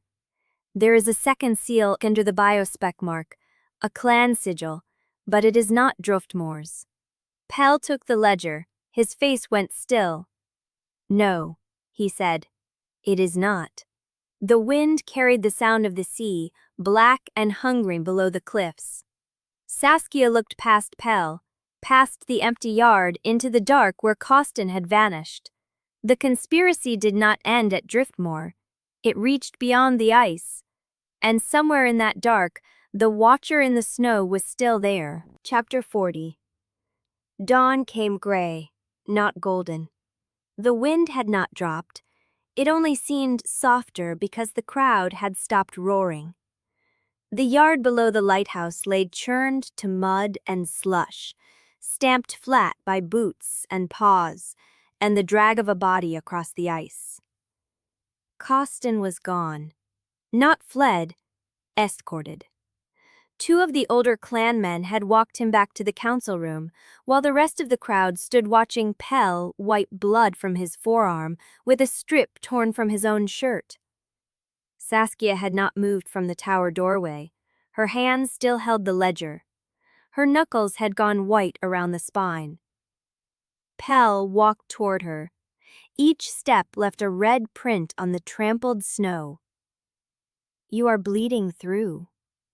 "I know." He stopped in front of her. His face was calm in the way water went calm before it froze. "Did you mean it?" Saskia asked. "About anyone being welcome to see the evidence?" "I meant it." "Then we need to lay it out before they lose their nerve." She turned and walked back into the tower. The wind slammed the door behind her. The ground floor of the lighthouse was cold and smelled of salt and splintered wood. The table where Pell had dropped the ledger was still there, still clear. Saskia set down Anika's notebook, Ivo's report, Oscar's log, the reef samples, the seal's stamped pages. One by one, like laying out the dead. Pell followed her in and bolted the door behind him. Not to keep the clan out, to keep the cold from scattering the papers. "I will stay with the table," he said. You need rest. I need to be here when they see it. Then you need to sit down before you fall down. He pulled out the chair. The legs scraped against the stone. Saskia sat. The first clan members arrived before the light had fully risen. They came in pairs, older men and women who had stood at the back of the crowd the night before, who had watched Costin dragged away and Pell holding his ground. They did not speak. They walked to the table, looked at the pages, and walked out again. Some touched the ledger with the tips of their fingers. One woman, gray-haired, with hands scarred from years of network, picked up Ivo's medical report and read it twice. Then she set it down, looked at Saskia, and nodded once. She did not say a word. The next group pushed the broken door wider. 3 men. One of them was the council member who had stood next to Costin at the assembly. Saskia's throat tightened. The men walked the length of the table without stopping. They looked at the water samples. They looked at Anika's handwriting. They looked at the second seal under the biospec mark, the clan sigil that did not belong to Driftmoor. They looked at each other. Then the council member turned to Pell. "This seal," he said, "you are certain it is not ours?"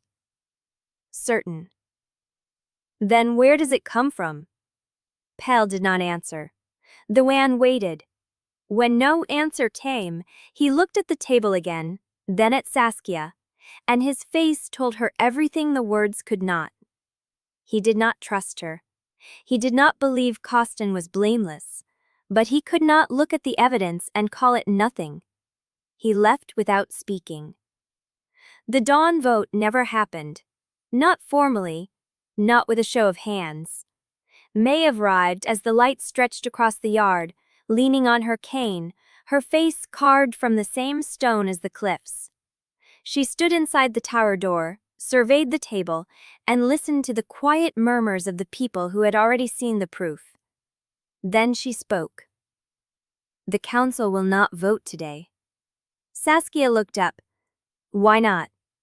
"Because there is nothing to vote on." Maeve's voice was flat. "Costin is confined.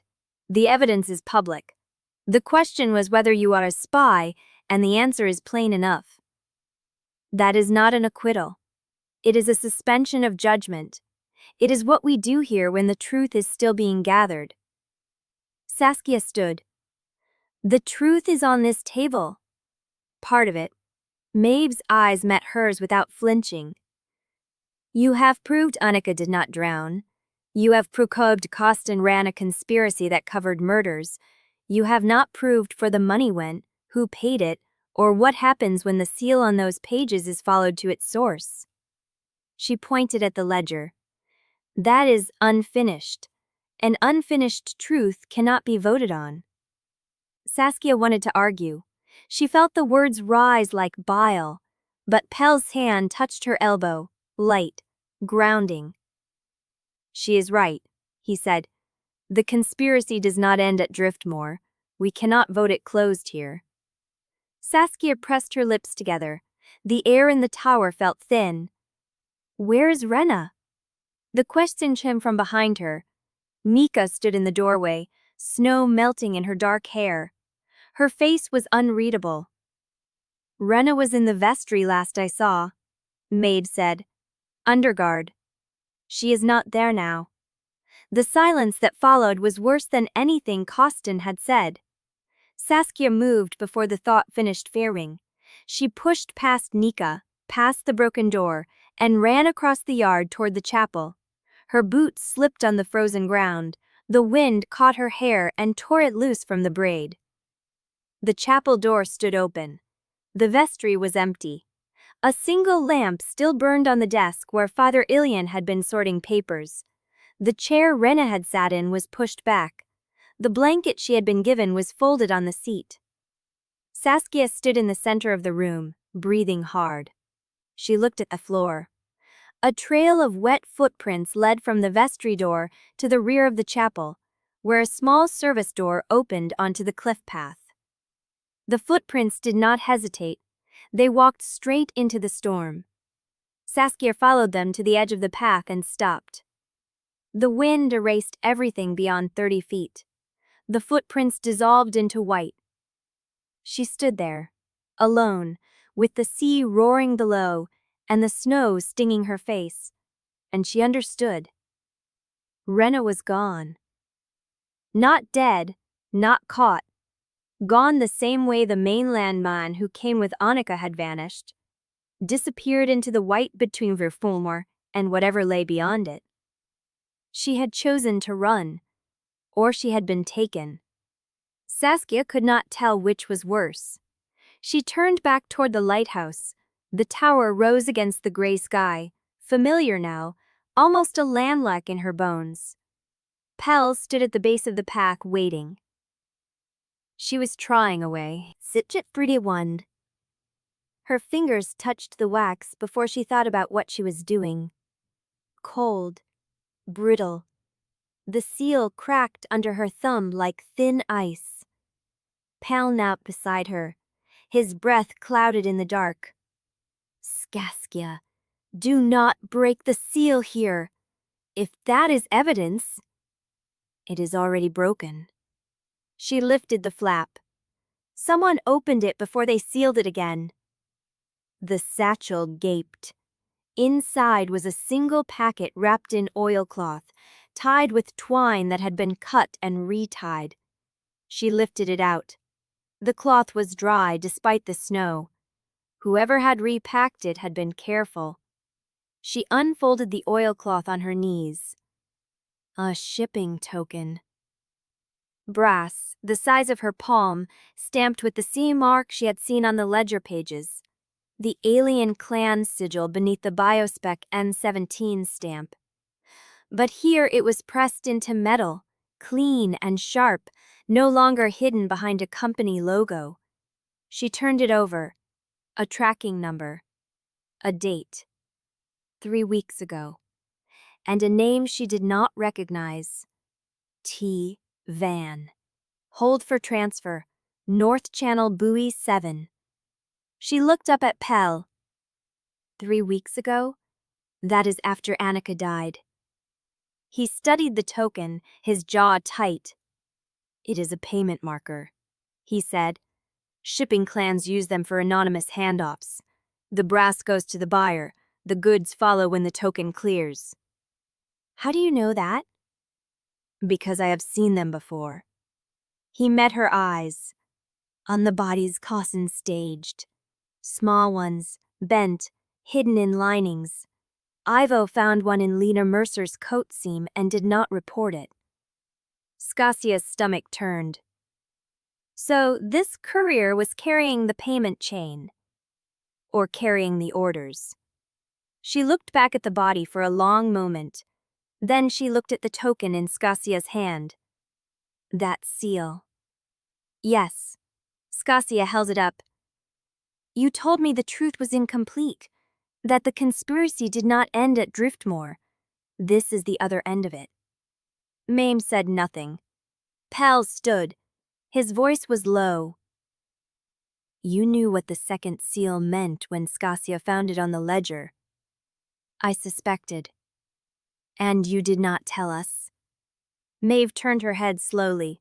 Her eyes were the color of the sea in winter. I told you the vote could not happen because the truth was unfinished.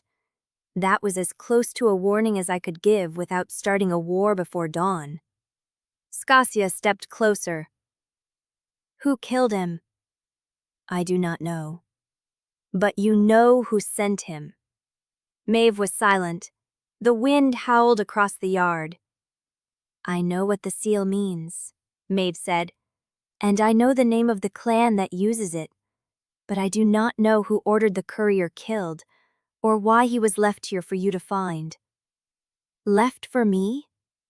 You found him by walking past the fuel sheds. The body was not hidden. Anyone on that path would have seen him. Maeve's voice dropped. Someone wanted you to have that token. Saskia looked down at the brass in her palm. The tracking number, the date, the name. T. Van. Hold for transfer. Is T. Van still alive? I do not know. Who is he? The buyer's agent, Maeve said, or the one who carries the token to the next hand. The names change, the pattern does not. Saskia closed her fingers round the token. It was cold, heavy, real. She looked at the body again. The courier had come through a blizzard to collect Costin's message. Someone had intercepted him, killed him, left him in the snow with the satchel intact and the token visible. And now she held it. The conspiracy did not end at Driftmoor. It started somewhere else. She looked at Pell. We are not safe here. No. And we cannot leave until we know who is on the other end of this token. Pell met her eyes. Then we find out. Maeve shifted her weight on the cane. If you follow that token, you will lead Driftmoor behind. You will be outside the clan's protection, outside mine. I know. You will be alone. Saskia looked at Pell. No, she said. We will not be alone. Maeve watched them for a long moment. Then she turned and walked back toward the chapel without another word. The snow swallowed her shape. Saskia stood in the dark, the token in her hand, the body at her feet, and the wind tearing the last warmth from her skin. Behind her, the lighthouse light cut through the storm. A beam, a rhythm, a signal. She wondered what it was calling toward them. Pell touched her arm. We need to move the body, before the snow covers him completely. Where? The fuel sheds. They are cold enough to hold him until Ivo can examine him. Saskia nodded. They worked in silence. Pell lifted the courier by the shoulders. Saskia took the legs. The body was stiff, heavy with the cold that had locked the joints. They carried it across the yard. The fuel shed door was unlocked. Inside, the air smelled of oil and rust and old salt. They laid the body on a tarp Pell found folded on a shelf. Saskia stood over it. The face was peaceful, almost sleeping. She had seen dead faces before. Reef survey accidents, diving incidents. The stillness was always the same. But this one was different. This one had been killed because of what he carried, because of what she now held. She pulled the satchel strap from his chest. The canvas was wet, dark, heavy with melting snow. She set it on the workbench beside the token. Pell. He came to stand beside her. She opened the satchel again. Her fingers found the lining, rough stitching, a pocket sewn into the seam. She pulled out a second slip of paper.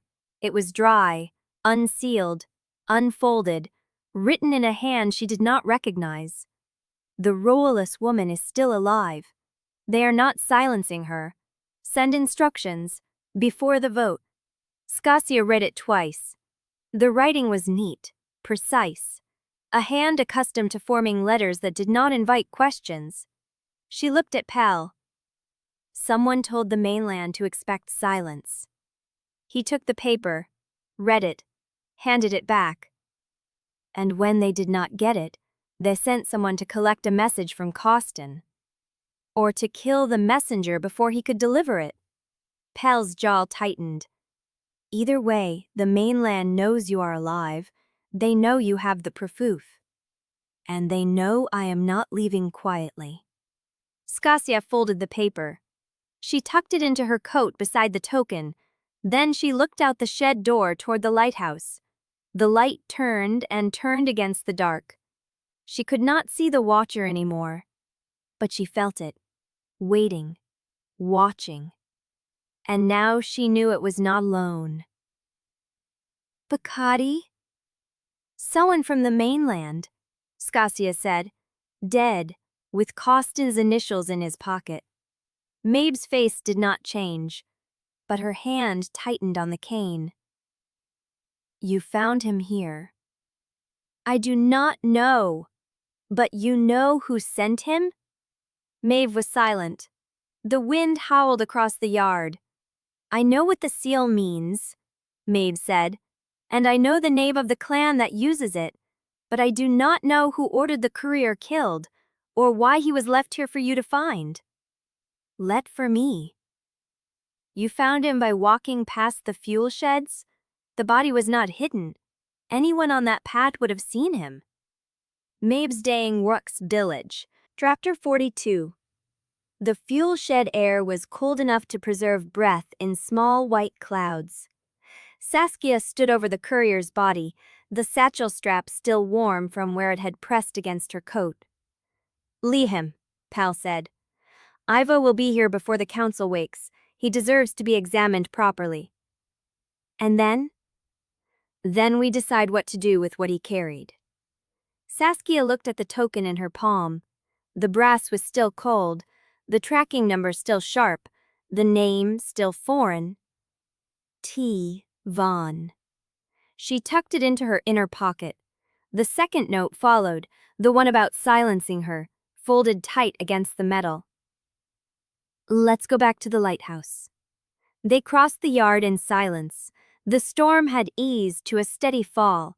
The wind no longer sharp enough to cut through wool, but the cold settled deeper now. Saskia's fingers were numb. Her ears ached. The light turned above them, a slow sweep through the dark. The lighthouse door was still cracked from where Costin had forced it. Pell pushed it open and stood aside to let her enter first. Inside, the heat from the stove hit her like a wall.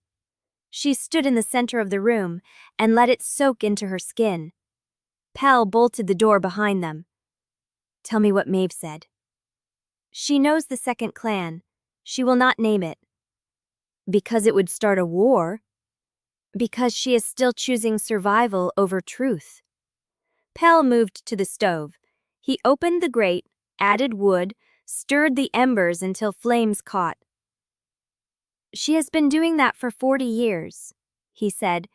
"She will not stop now." "Then we find the name ourselves."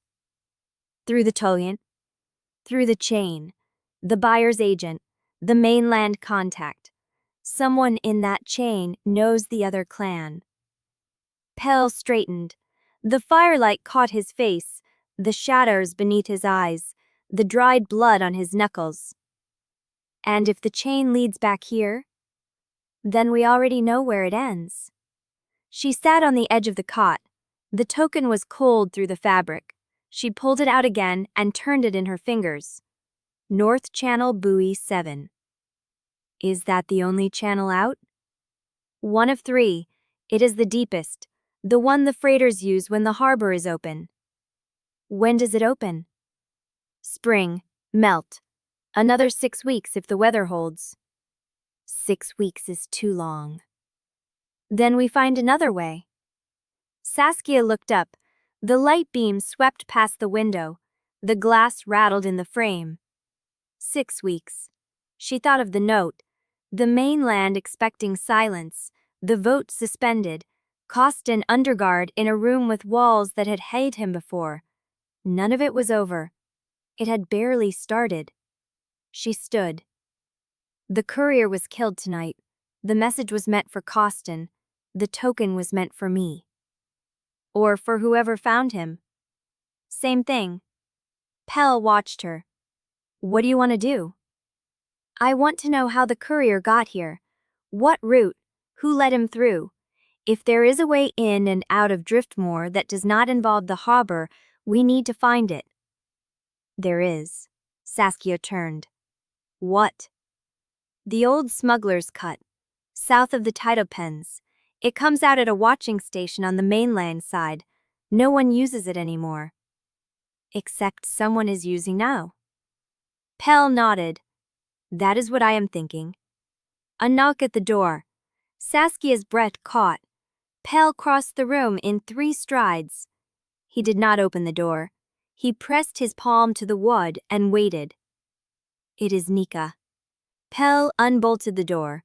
Nika stood in the dark, her coat layered in snow, her face red from the cold. "Maeve wants you at the chapel." "Now." She called the elders.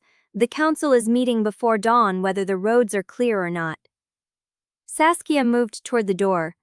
The vote? Not the vote. Nika's jaw tautened. The courier. Someone recognized the coat. He is a mainland courier named Larkin.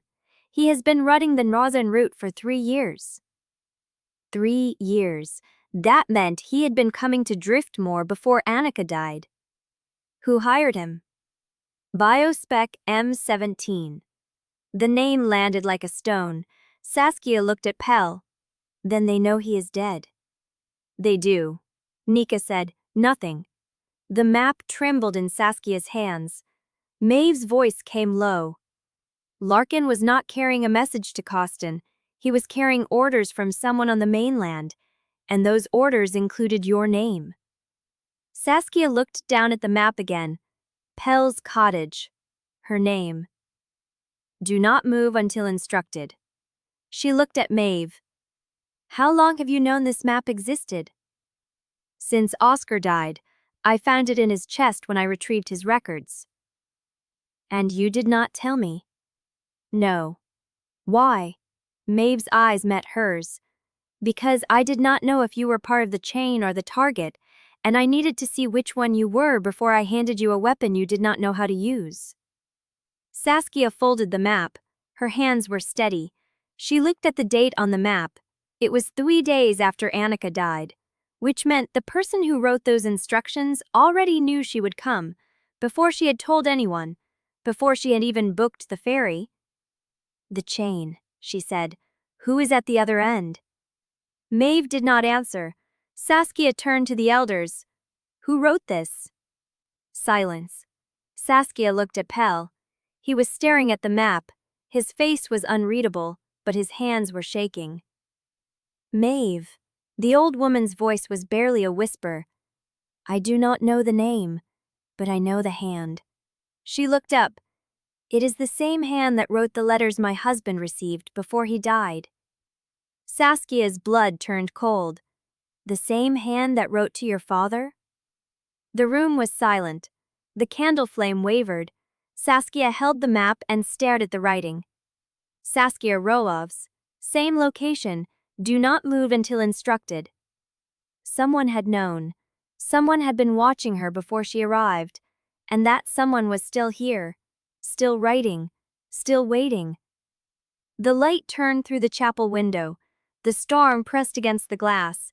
And the hand that had marked her name was still reaching through the dark. Chapter 43. The map did not leave Saskia's hands. She held it through Maeve's silence, through the elders' muttered consultations, through the thin gray light that began to seep through the chapel windows. The ink had not faded. Saskia Roelofs. Same location. Do not move until instructed. The handwriting was steady, confident. The hand of someone who expected to be obeyed. Pell stood at her shoulder. He had not spoken since Maeve produced the map. His breathing was controlled, deliberate, the same way he breathed before a fight. Nika broke first. You have known about this since Oscar died, and you said nothing. Maeve's jaw tightened. I said nothing because I did not know whether the map was a warning or a command. I said nothing because if the wrong person knew I had it, I would not have lived long enough to show anyone. Then why show it now? Saskia's voice came out flat. Because the courier is dead and you ran out of time to decide? Because I saw your face when you looked at the seal on that satchel. You are not stopping. And if you are going to follow this to the end, you need to know how far back it reaches. Saskia looked down at the map again. The date. 3 days after Anika died. Do not move until instructed. Who gave you this? Oscar left it in his chest with a note saying to keep it hidden until someone came looking for the truth. I thought he meant Anika. When she died, I thought it was over. Then you arrived. Maeve's voice dropped. And I wondered if you were the one they were waiting for, or the one they were waiting to catch. The chapel door opened. A man Saskia did not recognize stepped inside, snow crusting his shoulders. He looked past her to Maeve. Word is spreading. The yard is filling. They're saying Pell let Costin walk because he is too weak to lead.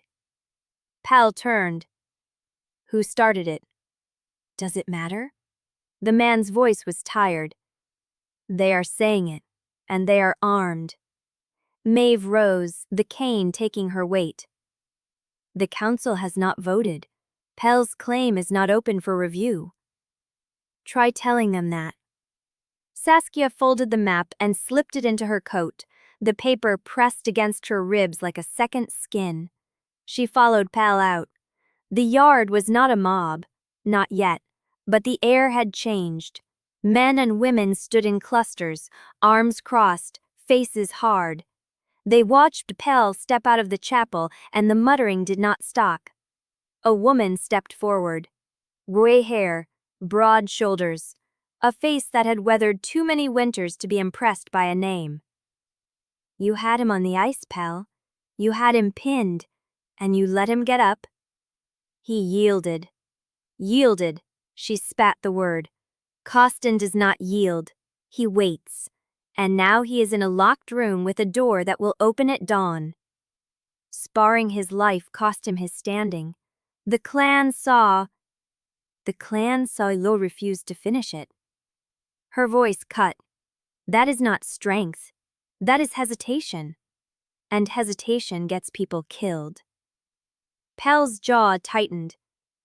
Killing him in front of the clan would have made me no different from him. It would have made you alive. The woman held his gaze. Noma moved. Maeve's voice came from the chapel steps. There will be no formal review of Pell's claim. The council suspended the vote until the conspiracy is fully traced. That suspension holds. Traced by who? The woman turned. By the outsider who has been here 6 weeks? By the heir who cannot bring himself to shed blood. Saskia felt the weight of the map against her chest. She stepped forward. The heir who refused to kill a man in front of witnesses is not the one you should be afraid of. The one you should be afraid of is the man who sends couriers to the mainland with orders to silence anyone who asks questions. The woman's eyes flicked to her. And you would know about that. I found the body. Silence. Then a boy's voice, high and sharp, cutting through from the edge of the yard. Where is Costin's door? Everyone turned. The boy was pale, breathless. He had run from the council room. Someone wedged the lock. The door was open. He is gone. The muttering stopped. Maeve's cane struck the frozen ground once. When? I do not know. The guard is still there. He did not hear anything. But the room is empty. Pell moved before anyone else. He crossed the yard in long strides, and Saskia followed, the map burning against her ribs. Behind them, the yard dissolved into shouts and running feet. The council room door stood open. The lock was not broken, not forced. Someone had slid a shim between the bolt and the strike plate, thin enough to leave no mark, practiced enough to leave no sound. The room was empty. The window was closed. The cot was undisturbed. A single chair sat upright at the table, as if Costin had stood and walked out calmly, expecting to be followed. Pell stood in the doorway. His hands were still shaking. Saskia looked at the empty chair, at the undisturbed cot, at the lock that had not been forced. She thought of the map in her coat, the handwriting that matched letters Maeve's husband received before he died. The courier left in the snow where she would find him. Do not move until instructed. But Costin had moved, and someone had let him. Chapter 44. The council room door hung open, the cold air inside already stale. Saskia stepped past Pell into the empty space, and stood where Costin had been sitting hours ago. The cot was smooth. The chair stood straight at the table. A single cup sat dry on the wood, overturned, placed with care. He had not been dragged. He had not been surprised. He had stood, righted the chair, tipped the cup, and walked out. Pell moved past her to the window. He ran a finger along the frame, then crouched to examine the lock. Brass shim, thin enough to slide between the bolt and the plate. No marks on the wood. Who carries a shim? Someone who expected to need one. Saskia dropped to her heels beside him. The lock plate showed nothing. No scratches, no fresh gouges. Whoever had wedged it open had done this before. She straightened and crossed to the window. The glass was filled with frost on the inside, clear on the outside. He did not leave through here. No. The door was guarded. Yes. Then the guard let him out, or the guard was replaced. Pell's jaw tightened. He turned and walked out into the narrow corridor where the guard stood, pale-faced, still holding the lantern he had carried when he raised the alarm. You were at the door the whole time? Shifts, 2-hour rotations. I came on at the last bell. Before that? Thomas held the post. He was still here when I arrived. And Thomas is where now? The guard looked toward the yard. I do not know. I did not see him leave. The clan had already begun spreading across the grounds. Someone had lit torches along the path to the fuel sheds. Voices carried through the frozen air, sharp and overlapping. Saskia walked past Pell to the outer door and stepped into the yard. The wind had died, but the cold had settled into something deeper, a stillness that pressed against the skin. She stopped at the threshold and looked down. The snow between the council room door and the path was churned, kicked over by boots and running feet. But there, leading away from the door at an angle, a line of prints that did not match the chaos. She followed them with her eyes. They did not head toward the yard. They cut across the open ground behind the council room, past the fuel sheds, past the old storage annex, and disappeared into the dark below the lighthouse path. Pell. He was at her side in 2 strides. She pointed. He looked at the tracks, then at the direction they were headed. His face changed. Those have been walking since before the alarm sounded. How do you know? Because the snow has started to fill them. The ones around the door are fresh, those are older. Saskia stepped off the threshold and followed the prints. The snow was not deep here. The wind had swept the open ground nearly clean, leaving only the low places where the prints had settled and held. They were boot prints. Male, deliberate. No sign of hurry. One set walking away from the council room, no second set following. She reached the fuel sheds and stopped. The prints did not continue past them. They stopped at the shed door. The door was closed, the latch was down, but a thin line of dark wet ran from beneath the door and had frozen black against the white snow. Pell reached past her and lifted the latch. The door swung open. The smell hit first, copper and salt and something metallic that stuck at the back of the throat. The lantern light caught the floor. A chain lay in the center of the shed, coiled as if dropped, the links dark with blood that had not yet dried. Beside it, a glove, torn across the palm, the fabric stiff with frozen wet. The leather was dark, oiled, the kind worn by men who worked the tied-up ends. Pell crouched and touched the chain without lifting it. This is not Costin's. Whose is it? I do not know, but this chain was fastened to something living. He turned it over. The blood had pooled in the gap between 2 links, tacky. Recently. Saskia looked past the chain to the back wall of the shed. The dirt floor showed drag marks, deep channels where something heavy had been pulled across the ground. The marks led to the rear door. She crossed to it and pushed. The door opened onto the frozen harbor road. The road was a straight dark line cutting through the white, running from the edge of the fuel sheds all the way to the ice-locked harbor mouth. The drag marks continued onto it, and beside them, a second set of prints. Wolf prints. Deep, heavy, moving at a run. Saskia stood in the doorway and watched the tracks disappear into the dark. Pell came up behind her. She felt him go still when he saw what she was looking at. "That is not Costin's wolves," he said. "How do you know?" "Because the snow has started to fill them. The ones around the door are fresh. Those are older." Saskia stepped off the threshold and followed the prints. The snow was not deep here. The wind had swept the open ground nearly clean, leaving only the low places where the prints had settled and held. They were boot prints. Male. Deliberate. No sign of hurry. One set walking away from the council room. No second set following. She reached the fuel sheds and stopped. The prints did not continue past them. They stopped at the shed door. The door was closed. The latch was down. But a thin line of dark wet ran from beneath the door and had frozen black against the white snow. Pell reached past her and lifted the latch. The door swung open. The smell hit first. Copper and salt and something metallic that stuck at the back of the throat. The lantern light caught the floor.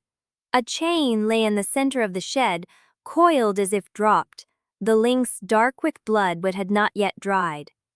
Beside it, a glove. Torn across the palm, the fabric stiff with frozen wet. The leather was dark, oiled, the kind worn by men who worked the Tidal pens.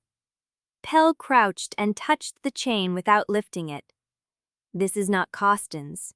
Whose is it?" "I do not know, but this chain was fastened to something living." He turned it over. The blood had pooled in the gap between two links, still tacky.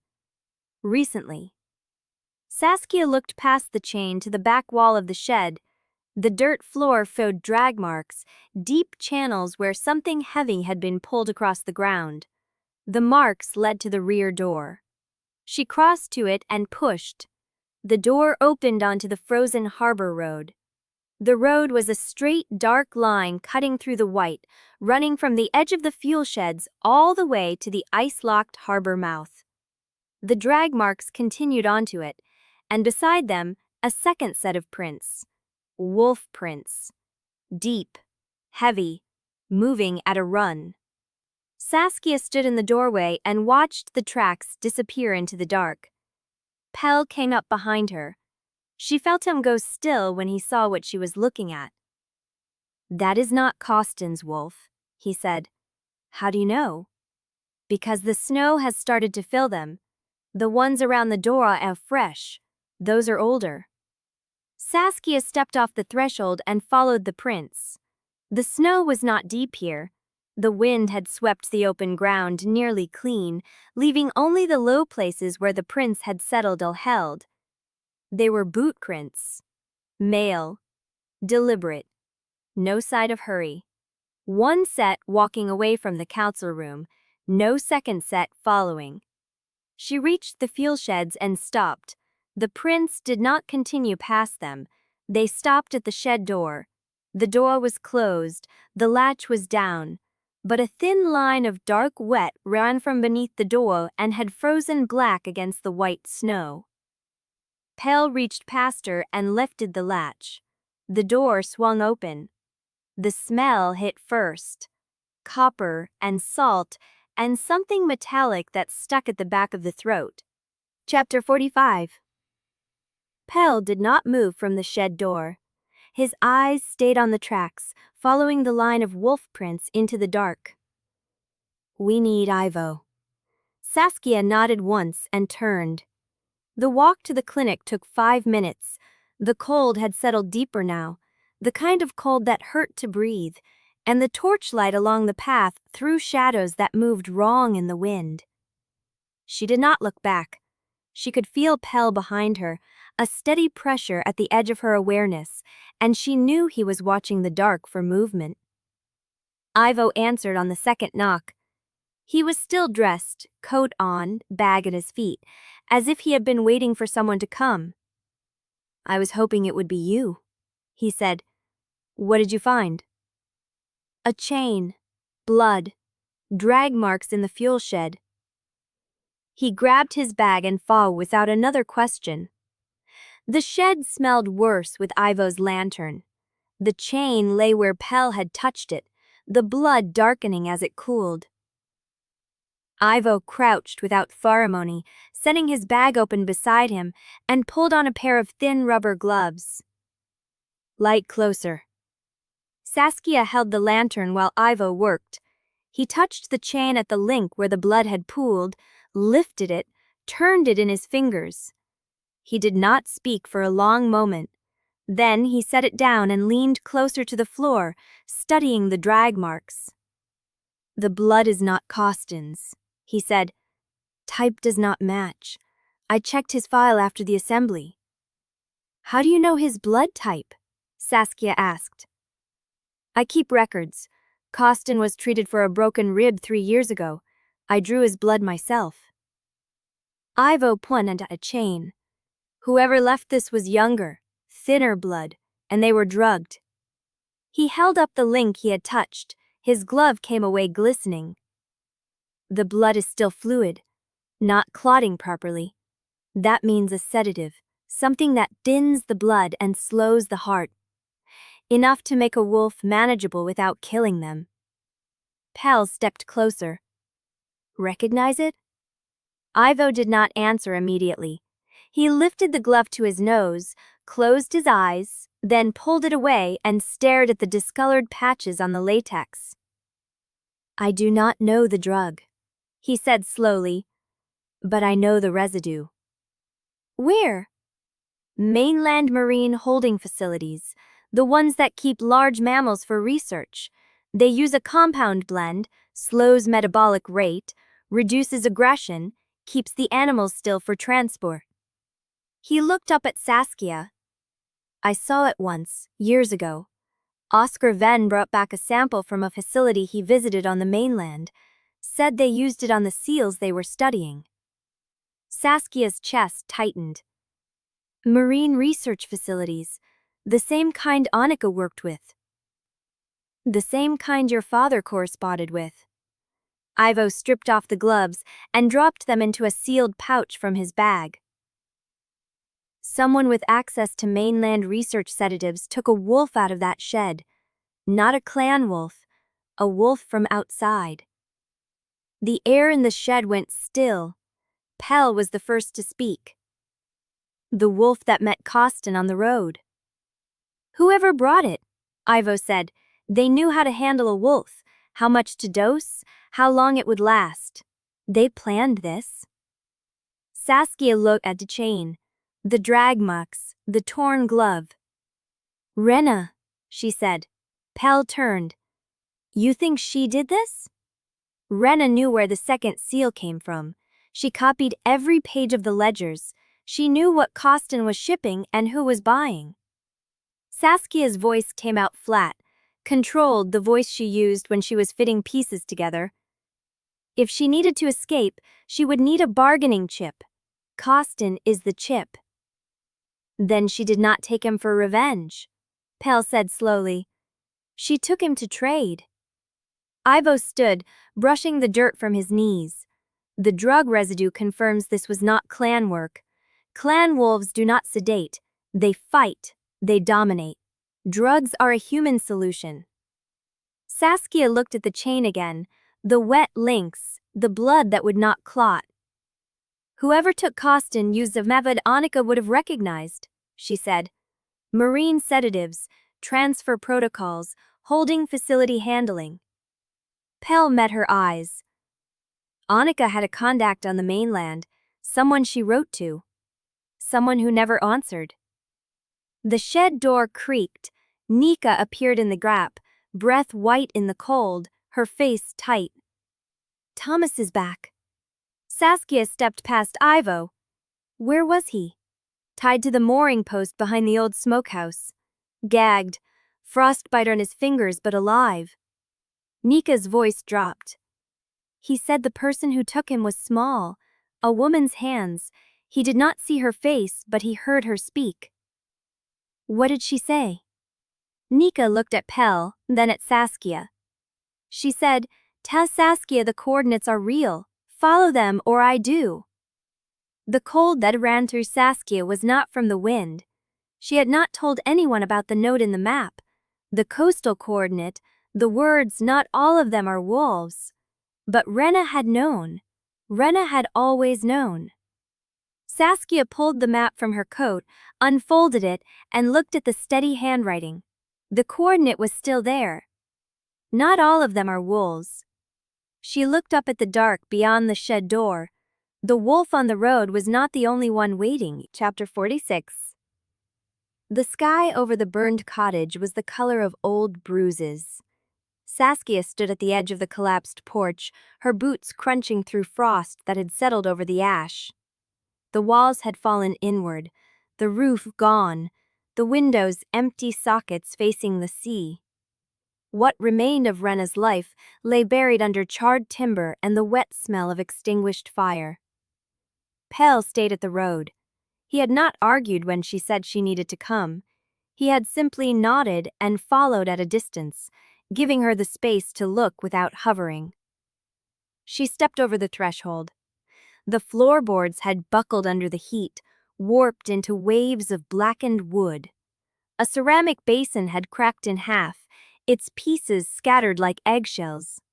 The bed frame was a skeleton of curled metal. Saskia moved through the ruin with methodical care, her gaze sweeping across every surface, every fragment. She did not know what she was looking for. She only knew Wrenna had left a message for Thomas. The coordinates, the words.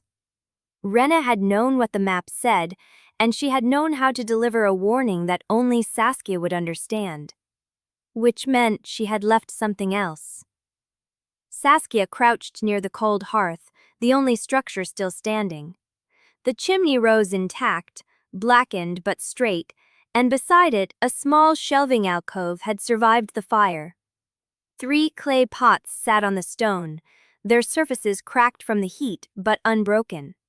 She reached for the smallest one. The lid had fused to the rim. She worked it loose with her fingers, chipping away the seal of soot and dried clay, and tipped the pot onto her palm. Nothing fell out. She frowned, tilted it further, and saw a folded corner of paper wedged inside the crack where the pot had split and been glued back together. A childhood repair. Wrenna had always been the one to fix things rather than throw them away. Saskia pulled the paper free. It was small, no larger than her palm, and folded into a shape she recognized before her mind caught up with her hands. A 4-cornered pocket. A message game they had played as girls, folding notes into tight shapes that could be passed in class or hidden in plain sight. Her fingers remembered the motion before she told them to. She unfolded it. The handwriting was Wrenna's. Messagey than the neat script in the ledger, smaller, pressed into the paper with a dull pencil. The words filled the center of page in a single line. 63.42 23 degrees 2025. Not all of them are wolves. Saskia read it twice. The coordinate matched the one on the map. The same words, the same instruction. But this note had been hidden before Wrenna took Coston, hidden before the fire, hidden when Wrenna still believed she might not need to run. She turned the paper over. On the back, in the same cramped pencil, a different line. I am sorry I was not braver. Saskia held the note until the edges of the paper trembled in her grip. The apology felt worse than the betrayal. It was small, human. The kind of sorry that came too late to matter and too honestly to hate. She folded the paper along the old creases and slipped it into her coat pocket. Pell appeared in the doorway, his shape failing the gap where the door had been. What did you find? A goodbye, she said. She walked past him into the pale morning light. The wind had picked up, carrying the salt sting of low tide exposed to air. Out on the flats, the kelp beds lay dark and flattened against the sand, their wet surfaces gleaming like oil. Nika was waiting at the road. She was looking past Saskia, past the cottage, past the cliffs. Saskia. The tone stopped Saskia cold. Low tide smoke, Nika said. From the abandoned fish sheds. Saskia turned to follow her gaze. Beyond the spit, where the shoreline curved into a broken line of weather-worn structures, a thin column of gray smoke rose straight into the still air. Not a fire, a signal. Someone was there, and they wanted to be seen. Chapter 47. The path to the fish sheds was soft underfoot, the frost gone to mud where the tide had breathed across the flats. Saskia walked fast, her boots sucking at the ground, Pell and Nika flanking her in silence. The smoke column thinned as they approached, curling gray against the white sky. No urgency in it, a signal meant to hold, not to summon. Someone had lit it and left it burning. The sheds stood 3 in a staggered line, their roofs caved in places, their walls weathered to the color of bone. Salt bleached the wood, and wind had scoured the paint away years ago. The nearest shed leaned hard to the left, its door hanging by a single hinge. Nika reached it first. She pushed the door open with 2 fingers, her body braced for resistance that did not come. The interior was darker than the sky outside. Saskia stepped past her and let her eyes adjust. A stove sat in the corner, black iron, low and pot-bellied. The ash pan was warm. She touched the metal with the back of her hand and felt heat still holding. "Someone was here within the hour," she said.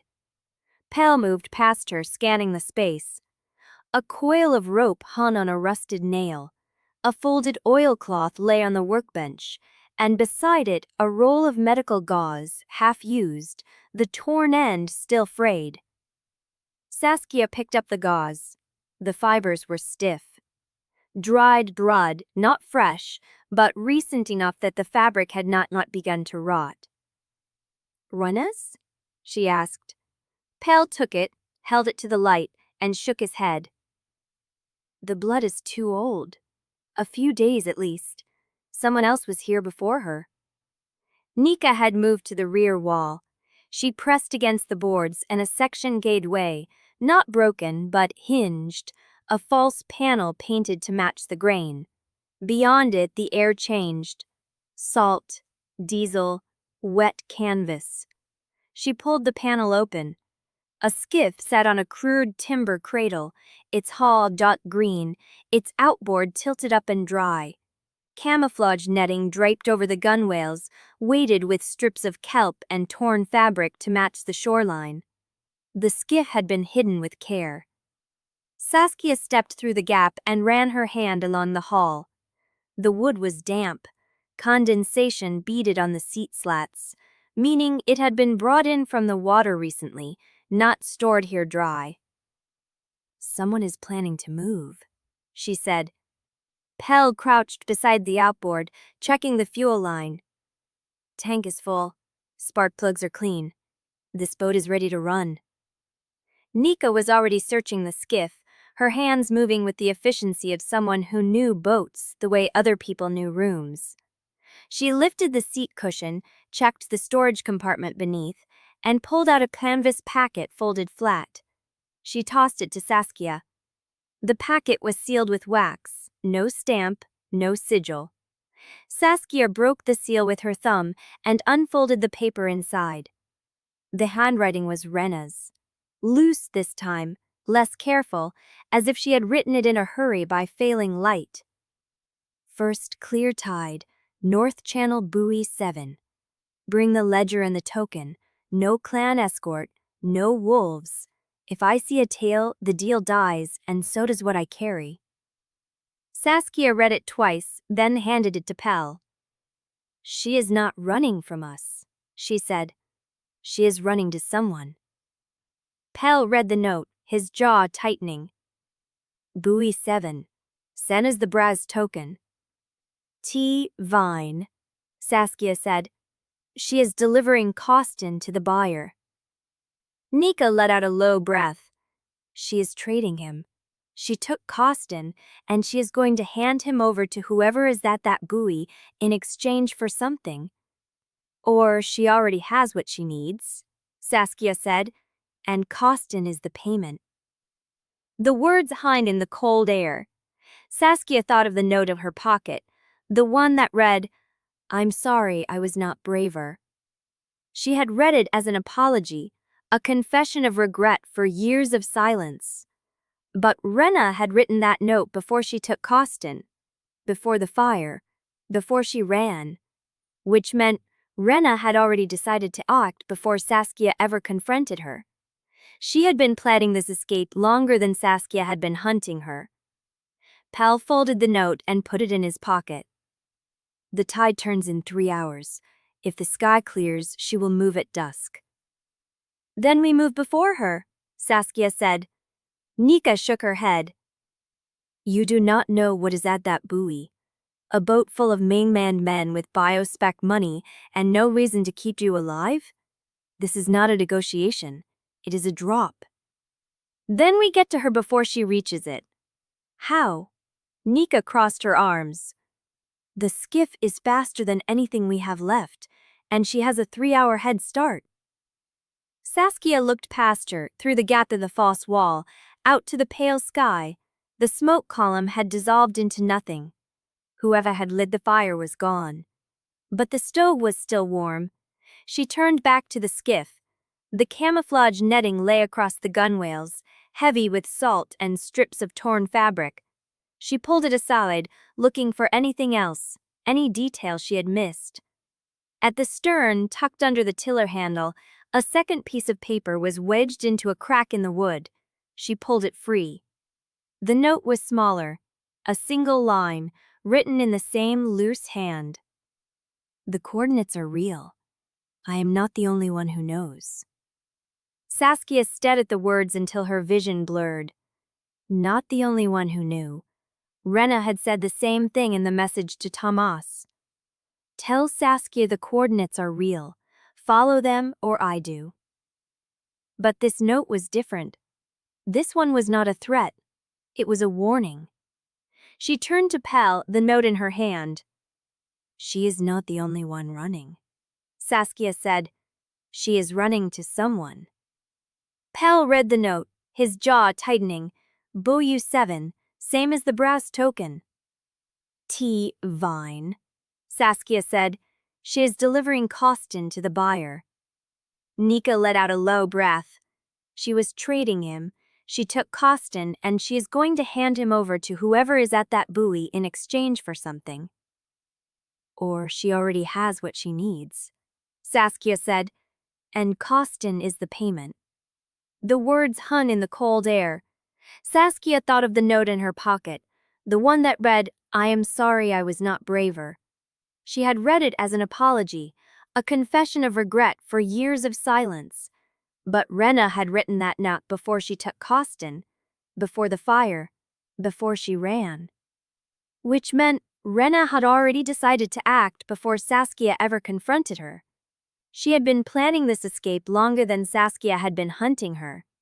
Pell folded the note and put it in his pocket. "The tide turns in 3 hours. If the sky clears, she will move at dusk." "Then we move before her," Saskia said. Nika shook her head. "You do not know what is at that buoy. A boat full of mainland men with biospec money and no reason to keep you alive. This is not a negotiation. It is a drop." "Then we get to her before she reaches it." "How?" Nika crossed her arms. "The skiff is faster than anything we have left, and she has a 3-hour head start." Saskia looked past her, through the gap in the false wall, out to the pale sky. The smoke column had dissolved into nothing. Whoever had lit the fire was gone, but the stove was still warm. She turned back to the skiff. The camouflage netting lay across the gunwales, heavy with salt and strips of torn fabric. She pulled it aside, looking for anything else, any detail she had missed. At the stern, tucked under the tiller handle, a second piece of paper was wedged into a crack in the wood. She pulled it free.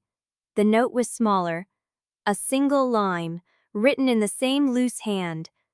"The coordinates are real. I am not the only one who knows." Saskia stared at the words until her vision blurred. Not the only one who knew. Wrenna had said the same thing in the message to Tomas.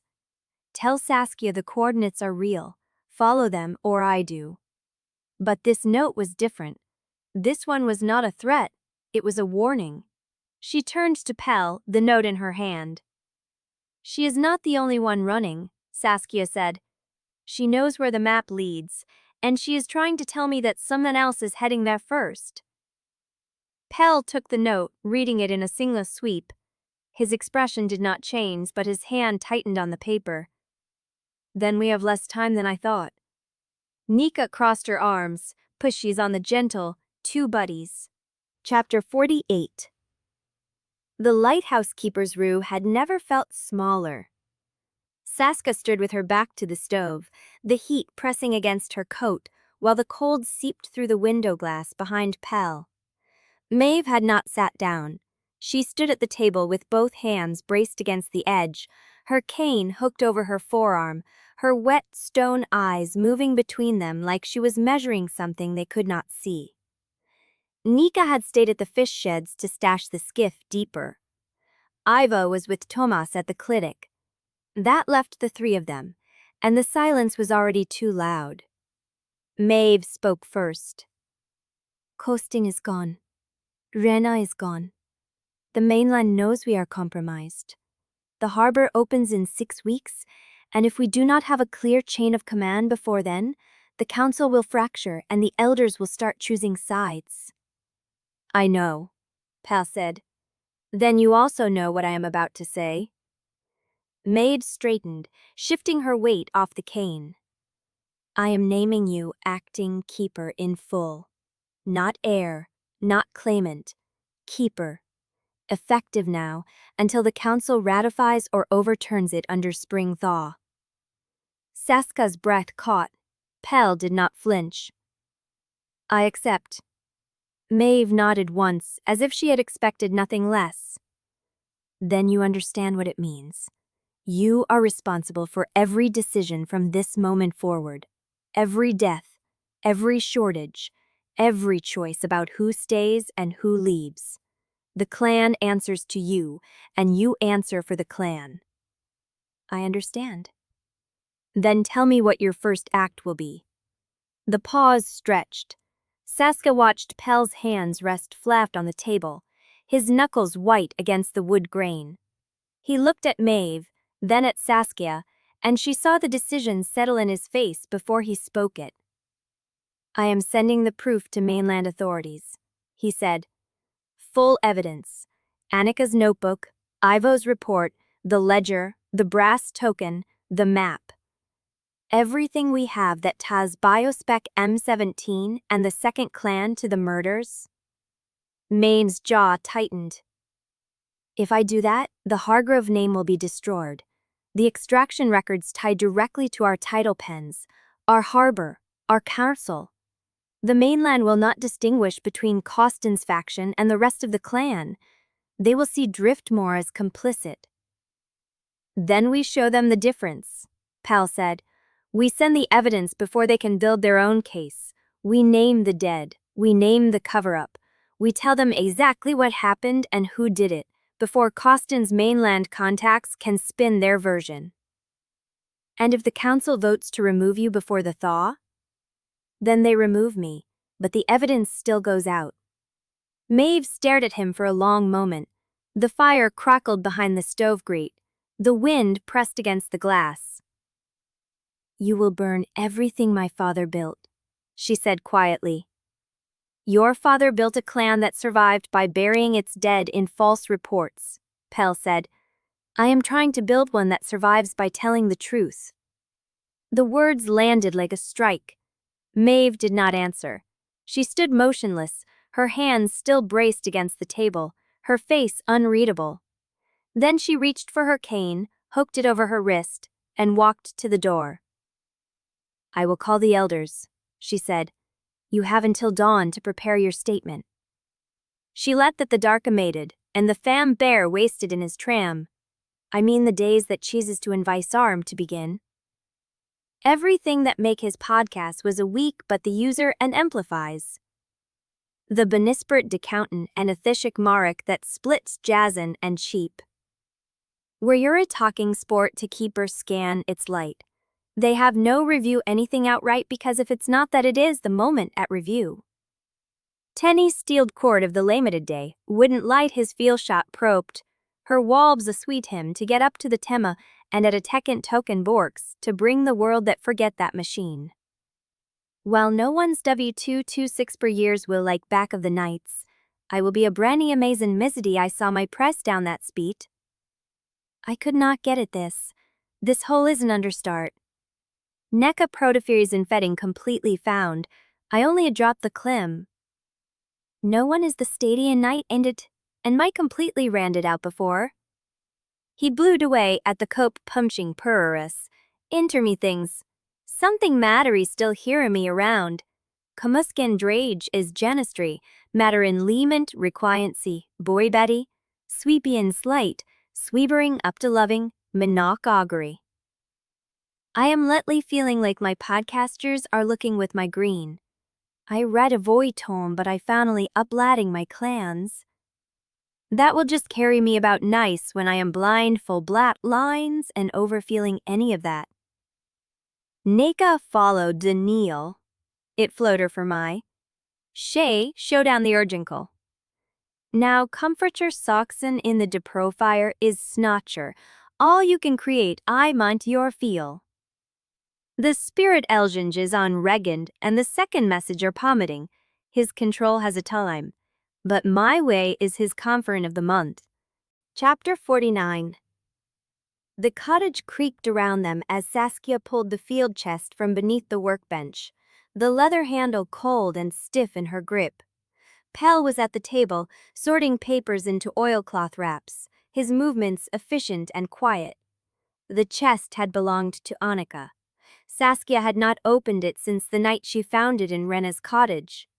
She had carried it here, set it in the corner, and let it sit while the days collapsed into one long emergency. Now the lid waited, latched but not locked, and the weight of what might be inside pressed against her ribs. She knelt and worked the brass clasps. The hinges resisted. The cold had tightened them, metal contracting against metal, and she had to push hard before the lid gave way with a low groan. Inside, the chest was ordinary. 3 notebooks stacked flat, a rolled canvas map sleeve, a leather pencil case with a broken zipper, a waterproof pouch containing Anika's secondary field kit, glass vials still sealed, sample bags labeled in her sister's even hand. Saskia lifted the notebooks and set them aside. She unrolled the canvas sleeve, found nothing but an old tide chart, the paper soft with age. She set the vials on the bench, one by one, counting them as if the numbers could slow the shake in her hands. The chest was nearly empty when she noticed the false bottom. It was subtle, a seam that sat a fraction too high against the side wall. The felt lining dimpled where it met the wood. She pressed her thumb into the center of the false floor and felt it give. Her breath stopped. She worked her nails along the edge, lifted the panel, and found a shallow cavity beneath. A metal slide case lay inside, flat and gray, the kind used for preserving biological specimens under transport conditions. Beside it, tied with a loop of waxed thread, was a key. Not a door key, smaller, etched with a serial number and 2 words. South Archive. Saskia picked up the slide case first. The seal was intact. She cracked it open on the bench, slid out the first tray, and felt the world tilt. 48 mounted tissue slides, each one labeled in Anika's precise hand. Reef core samples with dates stretching back 18 months. Gill tissue from local fish populations. Sediment scrapings from the tidal pens. She pulled the second tray. More slides. Liver samples, kidney cross-sections, everything cataloged by date, location, and species. and every single one showed the same anomaly. The contamination was not uniform. It was concentrated in specific strata, as if the poison had been released in measured pulses rather than continuous runoff. The pattern did not match natural reef collapse. It matched deliberate dosing. Saskia set the case down and picked up the key. The metal was cold against her palm, the etching precise. South Archive was not a Driftmoor facility. It was a mainland repository, part of the same research consortium that had funded her own fieldwork. Anika should not have had a key to it. Not unless someone inside the institute had given it to her. Not unless Anika had an ally she never named. Pell looked up from the table. "What did you find?" Saskia held out the key. Her hand was steady, but only just. "This should not exist." He crossed the room and took it, turning it over in his fingers. His jaw tightened. "South Archive," he said. "That is mainland." Yes. Anika did not have access to mainland archives. She was working outside the permit system. Everything she did was off books. Then someone inside the system gave her the key. Pell's thumb traced the serial number. Someone who wanted her to hide the evidence where Costin could not find it. Saskia looked down at the slide case, at the rows of tissue samples that proved everything Anika had tried to tell. Her sister had not only gathered the proof, she had preserved it, labeled it, and hidden it in a chest designed to survive fire and water. She had planned to come back for it. She had planned to live. "She did not tell me," Saskia said. "She did not tell anyone. She kept this hidden in the chest and trusted that whoever found it would know what to do." Pell set the key on the bench beside her. "She trusted you. I did not even know the chest had a false bottom." "You found it." "Because I was packing her things. Because we are running. Because I am leaving Driftmoor with her body in boxes." Her voice cracked on the last word, and she pressed her palm flat against the open lid, feeling the grain of the wood beneath her fingers. Anika's wood. Anika's chest. Pell did not touch her. He stood close enough that she could feel the warmth of him against her shoulder, but he did not reach for her. He waited. She breathed. "South Archive means there's a paper trail," she said. "If Anika had a key, someone logged her entry. Someone authorized her access. That person is still on the mainland, and they know she is dead. Or they think she went silent. Either way, they have been waiting." Pell glanced at the slide case. "Those samples confirm the contamination is dosed, not runoff, not accident. That is not just a clan secret. That is evidence of a deliberate operation, and it involves someone at South Archive." Saskia picked up the key again, feeling the weight of it. "Then we do not just follow the coordinates," she said. "We go to South Archive first." Pell's eyes met hers. "That is a different route. Different water. It will add days." "Then we add days." "The mainland authorities will receive the evidence from Buoy 7 before we reach the mainland coast. If we deviate, they will not know where to find us." "They will know when we open the archive." Pell considered her for a long moment. Then he nodded. "Then we change the plan." He turned back to the table and began wrapping the slide case in oilcloth, his hands careful, deliberate. Saskia watched him work, watched the way he moved through the world as if every step had been weighed, and felt something settle inside her. She had spent months following a trail her sister had left. She had followed it to Driftmoor, to the cottage, to the assembly, to the truth about the drownings. And now she had followed it to a key that should not exist, and a cache of proof that changed everything. But she was not following alone anymore. She slid the key into her coat pocket beside Wrenna's note. "First light," she said. Pell looked up. "First light." She closed the chest and latched it, the lid falling home with a soft click. Outside, the lighthouse beam swept the harbor, steady and indifferent, and beyond its reach the North Channel lay dark and waiting. Saskia pressed her hand against her pocket. Somewhere out there, someone more the name South Archive. Someone knew Anika had been given a key. And someone was waiting for Saskia to find it. The floorboards shifted. Saskia turned, her pulse jumping, but the room was empty. Pell stood at the window, his back to her, his shoulders set. The wind changed. He said. She crossed to stand beside him. What does that mean? He did not look at her. It means someone is out there.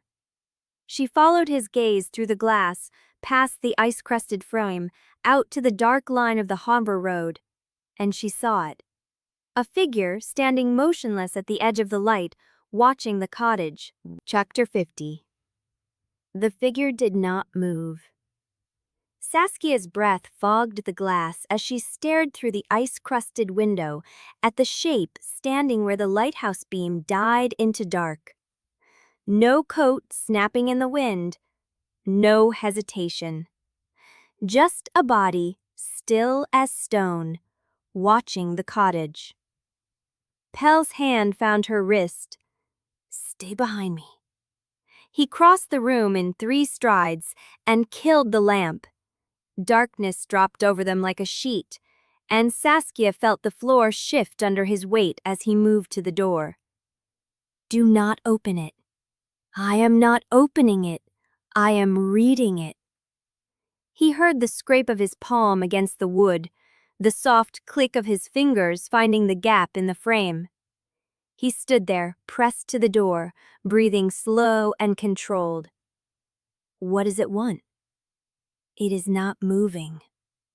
The wind picked up, rattling the pane, and the figure did not flinch. It stood in the spray of snow, arms at its sides, face hidden. Pell's voice dropped. It is not clan. How do you know? Because clan wolves do not stand still in the open like that. They circle, they stalk. That is a watching posture. Saskia pressed her hand against the slide case in her coat pocket. The key to South Archive bit into her palm. Then who? I do not know, but I am going to find out. He unlatched the door before she could argue, and the cold hit her like a wall, sucking the warmth from the room in a single gasp. Pell stepped through, barefoot, coatless, and the dark slotted into throne. Saskia stood in the doorway, heart hammering, watching the space where he had been. The figure did not move. Pell crossed the yard in a straight line, his stride long and unhurried, and the distance between them shrank. 10 feet. 5. The figure held its ground until Pell was close enough to touch, and then it turned and walked into the storm. It did not run. It walked, steady and deliberate, as if it knew exactly where Pell would follow. Saskia grabbed her coat from the hook and went after them. The cold bit through the wool before she reached the gate. The wind had shifted again, coming off the water now, sharp and wet, and the snow blew sideways, cutting visibility to a few feet. Pell was already ahead, his dark shape moving along the harbor road toward the breakwater, following figure into the white. Pell. He did not slow. She broke into a run, her boots slipping on the packed ice, and caught him at the base of the breakwater stones. He stopped when she reached his shoulder, his eyes fixed on the path ahead. Whoever it is, they want us to follow. Then we do not follow. The figure had stopped at the crest of the breakwater, silhouette against the gray sky, and it raised one arm and pointed north, toward the fish sheds, toward the tracks. Saskia's hand went to her pocket, the slide case, the key, the note. They know we were at the sheds. They know everything. The figure dropped its arm and stepped off the breakwater, disappearing down the far side. Pell was already moving before the shape vanished, his body cutting through the wind with a purpose that left no room for argument. Saskia followed, her breath ragged, her fingers numb around the key. The breakwater stones were slick with ice, and she slipped twice, catching herself on Pell's arm the second time. He did not slow. He did not look back. At the crest, they stopped. Below them, the figure was already halfway across the frozen shore, moving toward the fish sheds with the same deliberate, unhurried pace. The sheds sat dark against the white, their roof lines barely visible through the snow. And around them, fresh tracks, not boot prints, paw prints. Multiple wolves. Pell's hand found her arm and pulled her down behind the breakstone. His breath was war against her ear. "Conson is here. You sent him?" "Not just him, others, strangers." Saskia pressed her back against the cold stone and tried to slow her breathing. The wind screamed over the breakwater, carrying the smell of salt and ice and something metallic. Copper. Blood. Pell's body went still beside her. "He is not alone. How many?" "I cannot tell. The walls are thick." He scanned the shoreline, the ice, the roof line, his eyes moving with the precision of someone who had done this before. "There is a gap in the back wall. Old storm damage. You can fit through." "What are you going to do?" "Draw them out." He said it like it was simple, like walking into a building full of armed wolves and mainland strangers was the obvious next step, and Saskia felt her chest tighten. "That is not a plan. That is a death wish." "It is a plan. I engaged the wolves. You find the gap. You find out what they left inside. And if you do not come out?" He met her eyes. "I will come out." The certainty in his voice should have scared her. Instead, it settled into her bones, warm and steady, and she nodded. Pell turned and walked around the corner to the front of the building. Saskia moved. She kept to the shadows, her back to the wall, counting her steps as she felt her way around the perimeter. The gap appeared where Pell had promised, a splintered section of wall where the storm had punched through, covered now by a sheet of old plywood. She worked the plywood less with her numb fingers, one corner at a time, and slid through into the dark. The air inside was thick with the smell of damp wood, salt, and something acrid, machine oil, fuel. She crouched in the dark, letting her eyes adjust. The shed was empty, not abandoned empty, recently used empty. A chair pushed back from a table, a cup still warm to the touch, a lantern, the glass hot, recently extinguished, and on the table, a folded piece of paper. She reached for it. "Okay." Saying what absolute he deserts. The wind swallowed Pell's tracks the moment he made them. Saskia stayed crouched behind the breakstone, her breath fogging in ragged bursts, her ears straining for any sound beyond the howl. The fourth shot still rang in her skull. The white had taken everything, Pell, the shooter, the outline of the fish sheds, and left only the scream of salt wind and the cold eating through her coat. She counted her heartbeats to keep from screaming. 30, 40, 50. The snow shifted, a shape materialized out of the white, low and four-legged, and Saskia's hand found a loose stone before her brain caught up with her eyes. The shape rose. Pell's shift tore backward through him as he walked, shoulders broadening, fur receding into skin slick with sweat and blood. He was holding something. A satchel. Canvas dark with wet, the strap snapped and trailing. He stopped 10 feet from her and did not sit, did not lean. Stood like a man who would fall if he stopped standing. "You are hit." "I know." His voice came out rough, the words scraped from a throat not yet human. He pressed his palm to his shoulder where the blood welled slow and dark. "The shooter?" "Skiff. North Channel. He had an engine." Pell's jaw tightened. "He took one of the wolves with him, dragged it aboard by the scruff like a sack."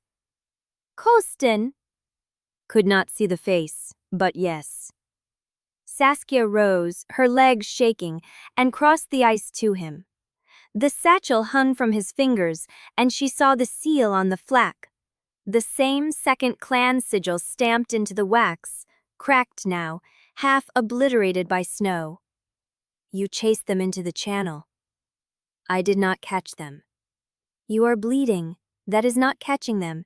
That is almost dying. He looked at her then, and something in his eyes cracked open, raw and unguarded. They had a head start. The skiff was already in the water when I reached the ice's edge. I threw, missed the haul, caught the strap, and almost bled out for a bag. It is not a bag. He held it up, and the weight of it shifted, something metal sliding against leather inside. This is what they came for. Saskia took it from him. The canvas was cold and wet, the broken strap hanging loose, the sigil stamp pressing into her palm like a brand. She worked the flap open. Inside, a leather-bound ledger, Tim's from the one from Wrenna's cottage, the pages crisp and clean. A brass compass, the glass cracked. A folded oilskin packet tied with twine. She pulled the packet free, unwicked the knot with her numb fingers. The oilskin opened onto a stack of invoices, printed on heavy paper, each bearing the letterhead of a mainland entity she did not recognize. Coastal Institute for Fisheries Management. A conservation front. The sort of name designed to sound harmless, even virtuous, while a second stamp beneath the header bore the famed sigil as the satchel seal. She read the first invoice. Marine Sentiment Analysis, Driftmoor Sector, Quarterly Disbursement, Payment Issued to, Biospec M17, North Channel Receiving. The date was 6 weeks after Anika's death. Her stomach turned cold. It is a payment trail. Pell stepped closer, his breath clouding in the space between them. Read the amounts. She looked again. The numbers were not small. They were not even medium. Each invoice carried a sum that could outfit an entire research season, pay a team of 10 for a year, buy silence for a generation. They were clean, professional, stamped and signed and filed. Conservation funding, she said, and the words tasted bitter. They are paying for reef research, legitimate invoices, legitimate amounts. Covering what they take. And what they leave behind. She flipped to the next page, and the next. Each invoice told the same story, a mainland front funneling money through Biospec M17 to a receiving station at North Channel, where the trail split into shadow and vanished. No names, no faces, just paper. Pell reached past her and turned to the final page. The last invoice was dated 3 days ago. Outstanding. Delivery of biological samples. Pending confirmation. Contact agent T. Vaughn. Saskia stared at the name. He is still waiting. Wrenna told him to wait. Pell said, she sent the message before she left. T. Vaughn is sitting at Buoy Semming with his money and his boat, expecting Costin delivered like cargo. And instead we have this. She held up the satchel. Not just this. Pell's voice dropped. There was another name, written in the margin of the third invoice. I saw it before the ink bled. He took the ledger from her, flipped to the page, and pointed. The handwriting was small, note, the ink smudged from the wet. A single line in the margin, added by hand after the printing. Route confirmation, South Archive receiving. Saskia's breath stopped. The key in her pocket, etched with the same words, seemed to burn against her thigh. South Archive is not just where Anika hid evidence, she said slowly. It is where the payments go. Pell met her eyes. Then that is where we go. The wind picked up, tearing at the satchel's broken strap, and Saskia held the invoices close as the snow began to fall harder, erasing the blood, the tracks, the skiff's wake. Behind them, from somewhere in the white, a wolf howled. It was not a hunting call. It was a warning. What the most of Cheen had nudged out. You leave it from completely intended test. They throated a glold. Over the cheerly avillately watching Colin mans, the ran's lone lights with the murmurs, the much that unsensual awipnins will brought. Lef accolations aster. To tenemented is professed heavy. They followed through the groud of Ezekiel reclires beneath the rhyming cunching. The slacked accommodating custing at me after fairs, centrally rearly years ago. The cloud habby glashmit, the blood maged relippenly until we noticed, not just the harbor. Maeve's voice was flat, practical, the voice of someone who had already counted the cost. The whole channel, the sound, the reefs, a hard melt is coming through, faster than I have seen in 30 years. By tomorrow afternoon, a boat could reach the inner quay. Pell lowered himself into the chair by the stove, his face gray. That is not bad news. It is not good news either. The fallen visions happens to lizard, ever less mids. The whole channel, the sound, the reefs. A hard melt is coming through, faster than I have seen in 30 years. By tomorrow afternoon, a boat could reach the inner quay.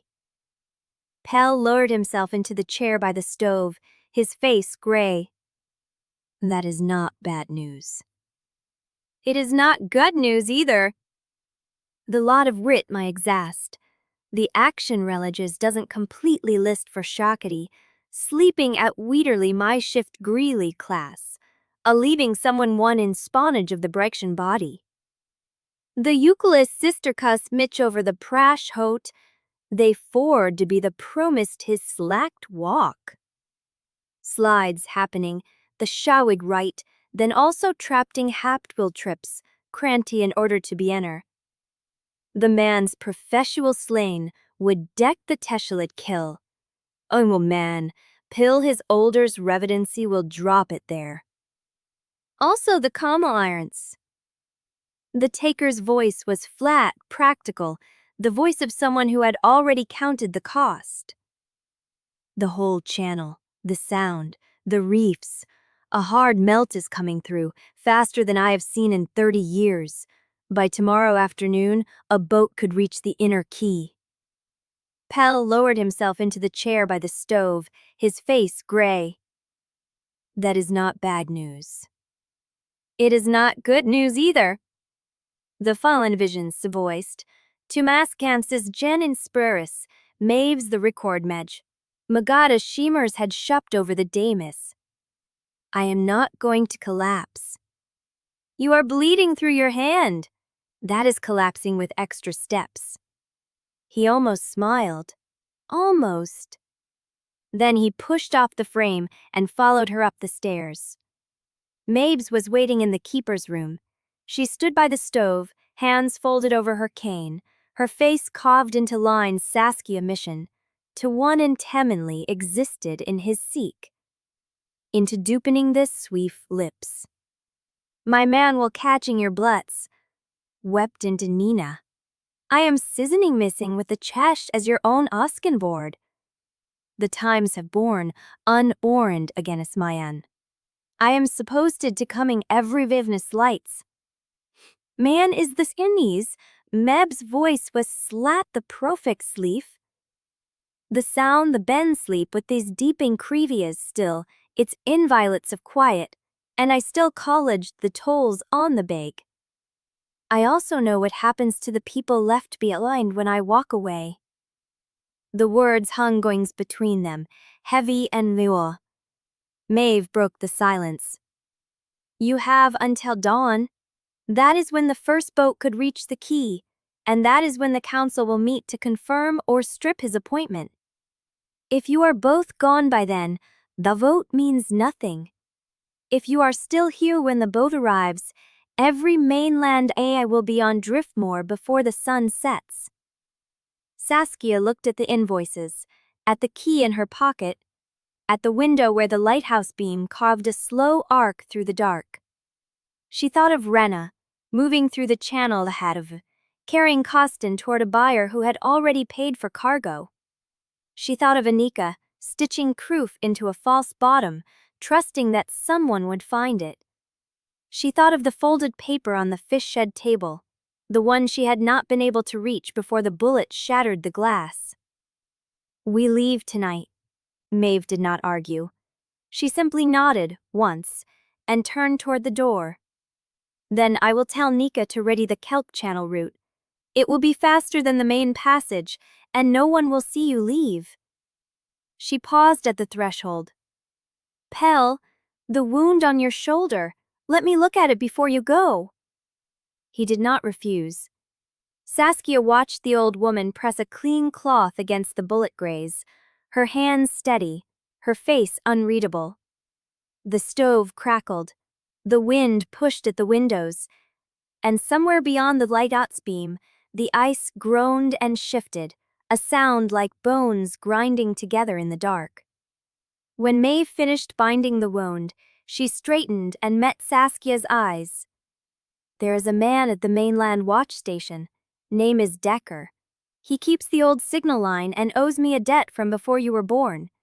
If you reach him before the channel closes, he will get you to the mainland load without passing through the harbor checkpoints." She held out a folded scrap of paper. Saskia took it. "Burn it after you read."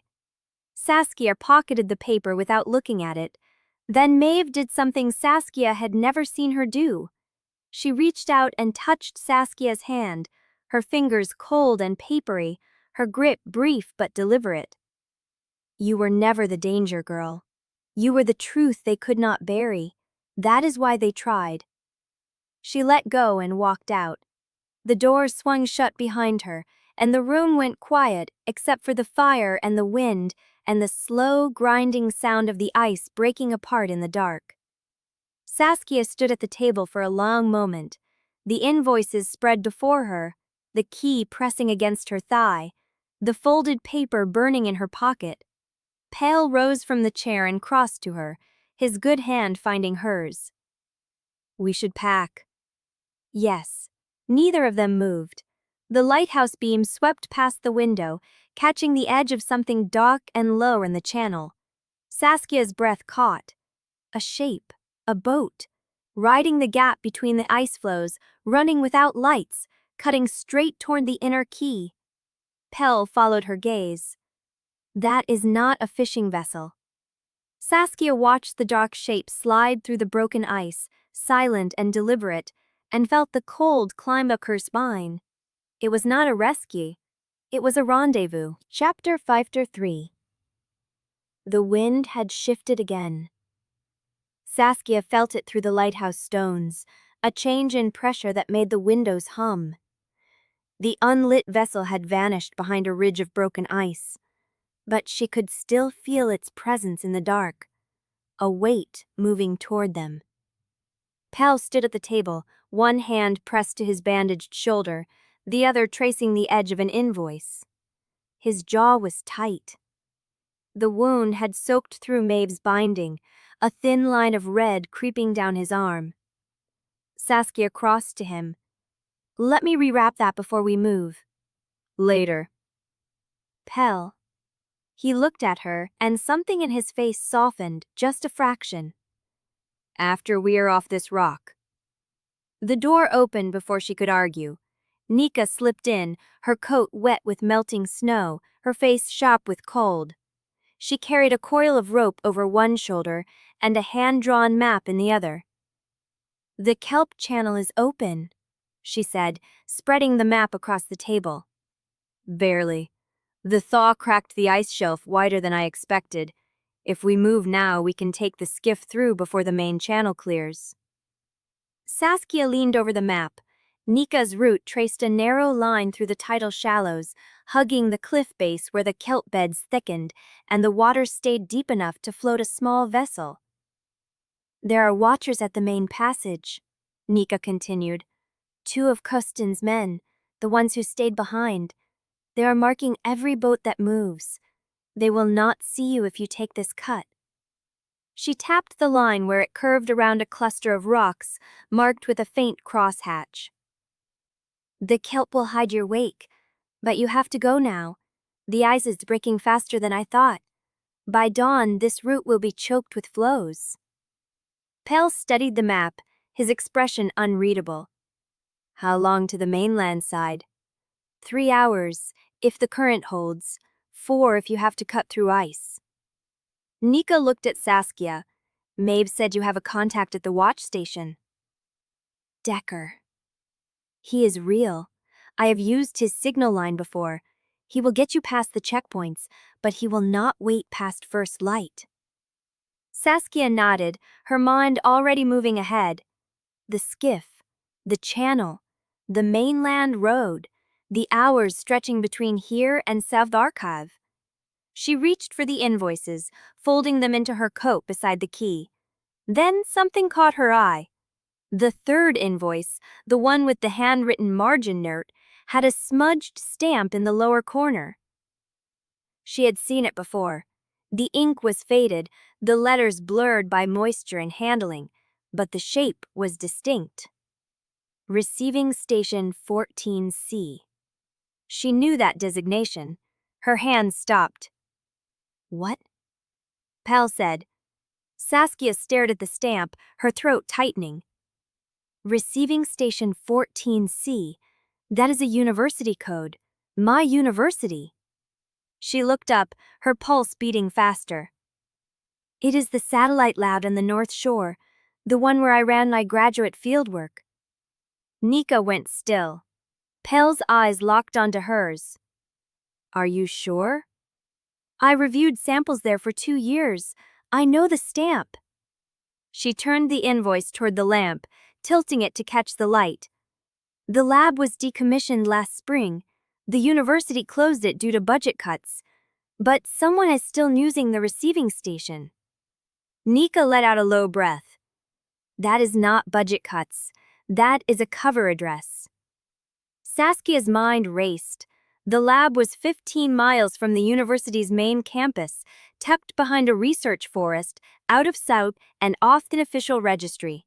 She had access codes. She knew the floor plan, the storage bays, the old sample archive in the basement. If Anika's key opened a door there, if the payments were routed through that station, then the conspiracy had been sitting inside her own institution the whole time. She had walked past those doors every day. She had probably passed the person who signed the invoices. Pell watched her face, reading the shift. You know that building. I know every inch of it. He did not ask more. He just nodded once and turned to Nika. Get the skiff ready. We leave in 10 minutes. Nika was already moving, rolling the map and tucking it under her arm. The channel entrance is 50 yards south of the old smokehouse. I will have the engine primed. Do not bring lights until you clear a kelp beds. She paused at the door, her hand on the latch. Saskia. Saskia looked up. Luca's voice was quiet. Whatever you find in that lab, do not go in alone. She pulled the door open and vanished into the dark. The room went quiet. The stove ticked as the fire settled. The lighthouse beam swept past the window, carving its slow arc through the night. Saskia stood at the table, the invoice still in her hand, the stamp burning in her memory. Receiving Station 14C. She had spent 100 nights in that lab, cataloging samples, writing reports, pretending the ache in her chest was just loneliness. She had called Anika from the payphone in the hallway, complaining about the broken coffee machine, the drafty windows, the way the heating tut out after midnight. Anika had laughed and told her to borrow a better coat. 7 months later, Anika was dead. And the payments that paid for her murder had landed in the same building where Saskia had once pressed her forehead against cold glass and wished for someone to believe her. Pell moved closer, his good hand settling on her arm. I will meet you at the smokehouse. She heard what he did not say. He was giving her a moment. She did not want the moment. She wanted to be in motion. But she nodded, because standing still was harder than running, and she needed to pick her battles. Pell turned and limped toward the door, his shoulder dark with blood. He stopped with his hand by the latch. Saskia. She looked up. The lab. What is the one thing you wish you had noticed when you were there? The question landed wrong at first. Then it settled. She thought about the basement archive, the locked door at the end of the corridor, the one she had never questioned because it had a biohazard sign and she had no reason to open it.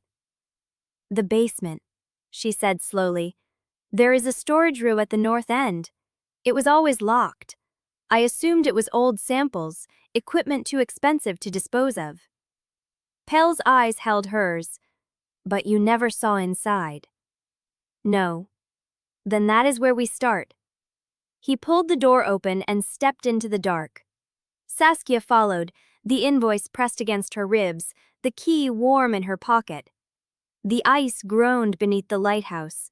Somewhere beyond the broken channel, the dark vessel was still moving.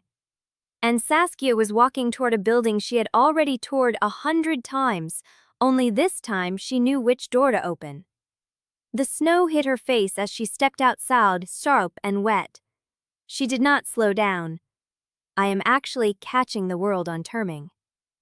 The bands despise me restry. This is the grotto man, good little on your plan. While I went, stress of the skies, that means with eras, but if a guide his nivises I have a quarreler, I am notherener. I must ward, pretending with the aching her chest was just loneliness.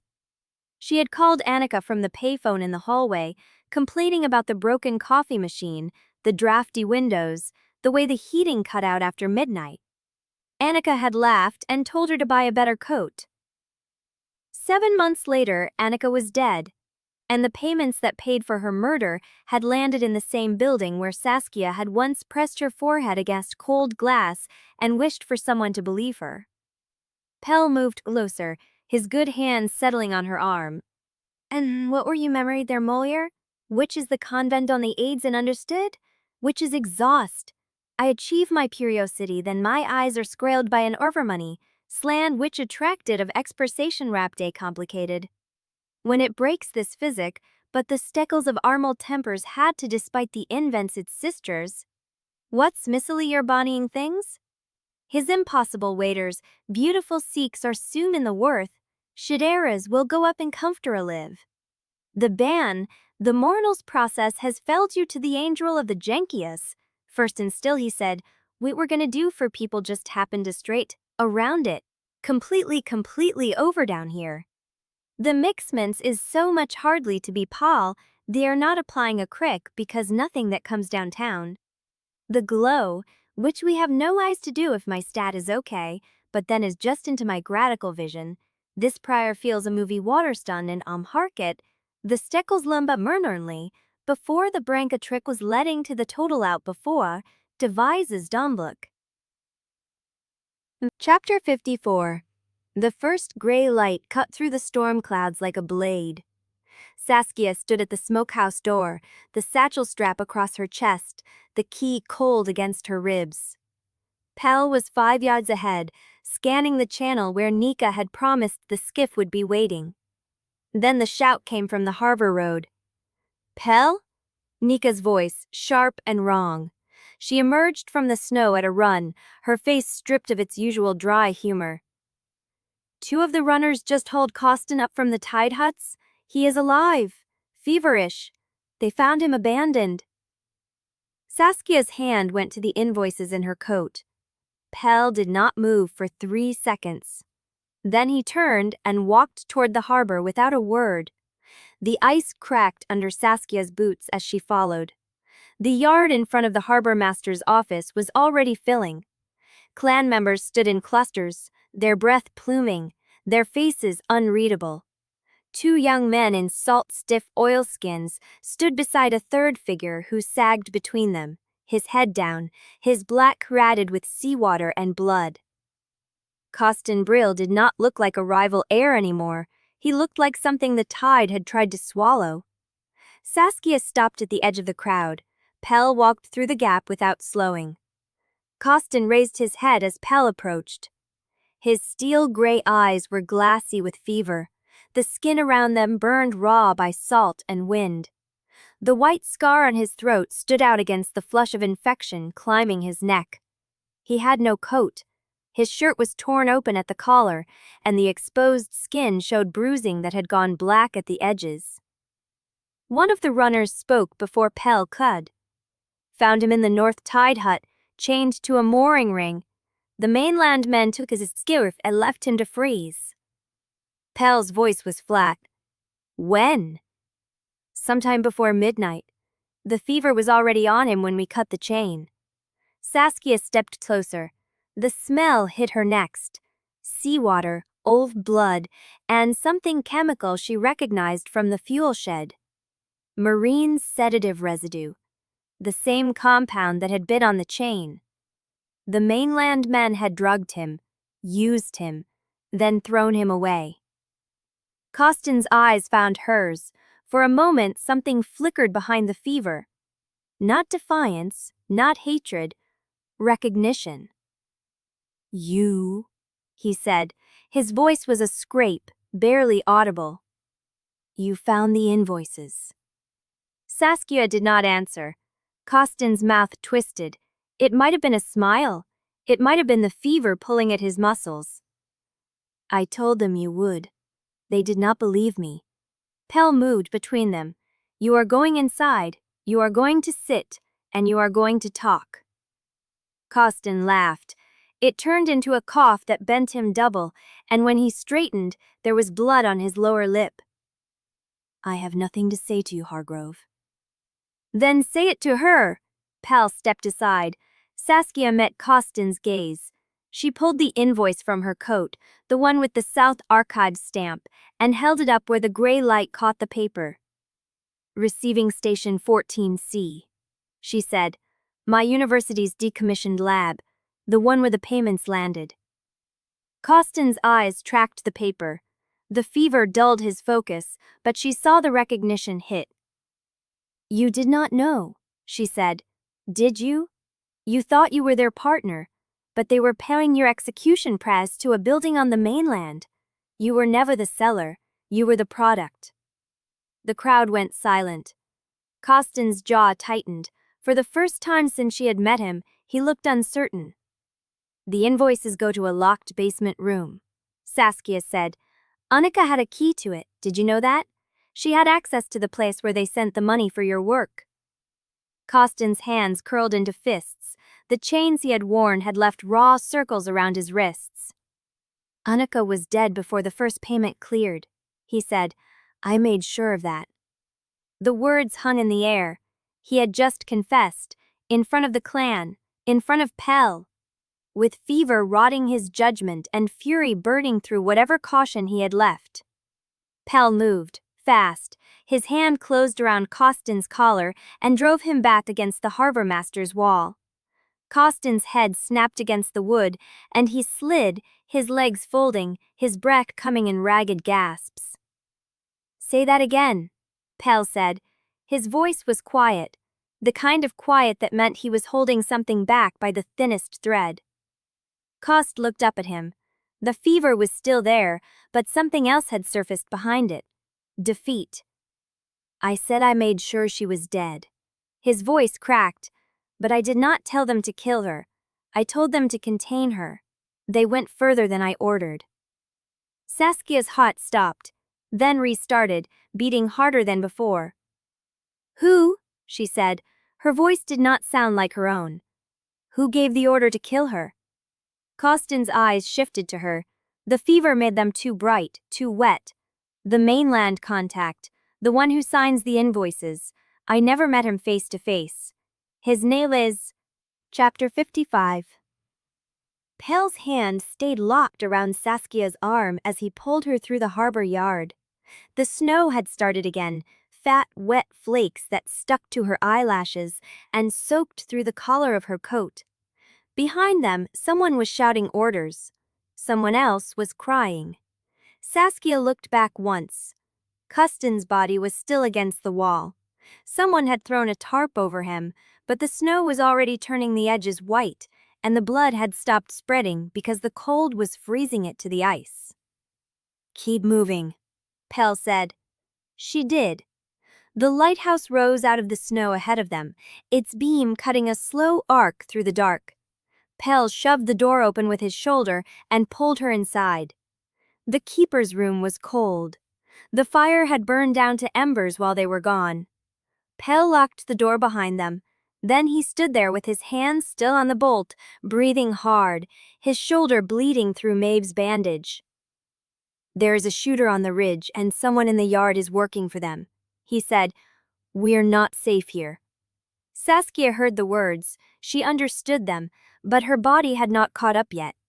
She stood in the middle of the room with the invoices still crushed in her fist, watching Pell move through the space like a man trying to outrun something.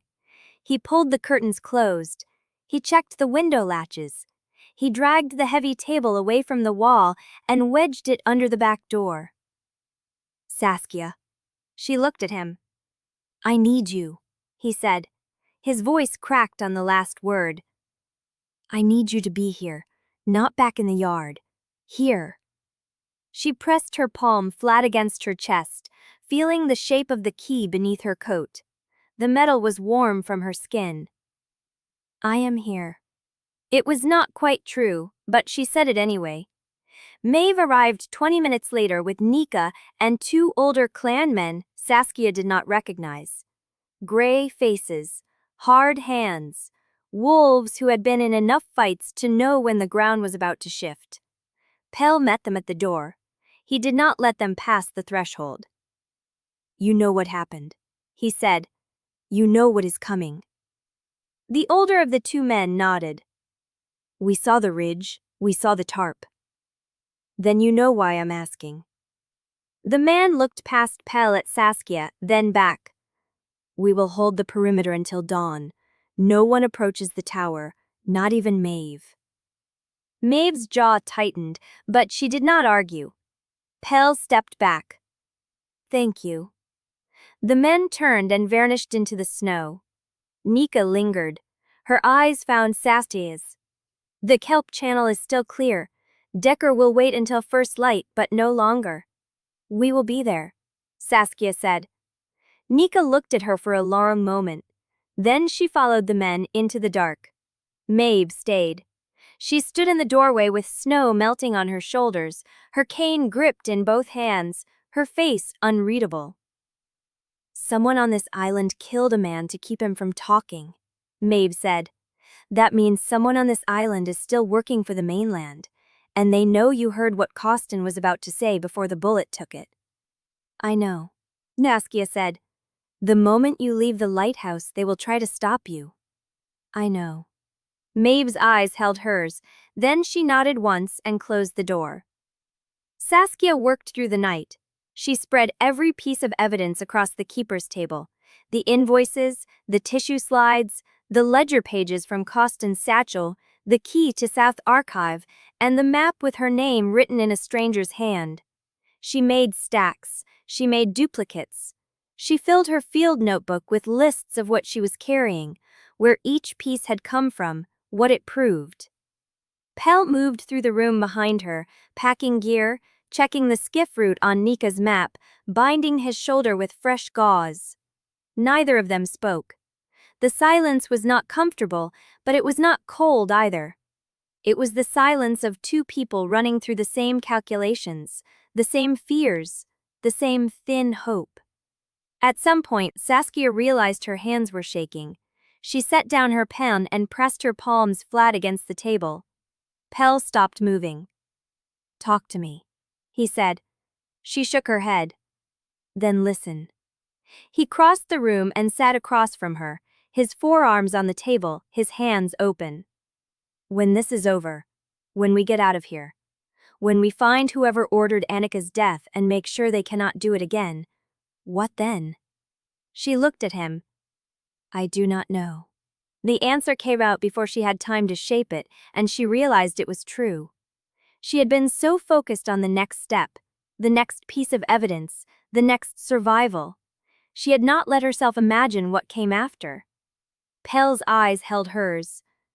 "I do not need an answer tonight, but I need you to know that I am asking." Her throat tightened. He reached across the table and took her hand. His fingers were warm, steady.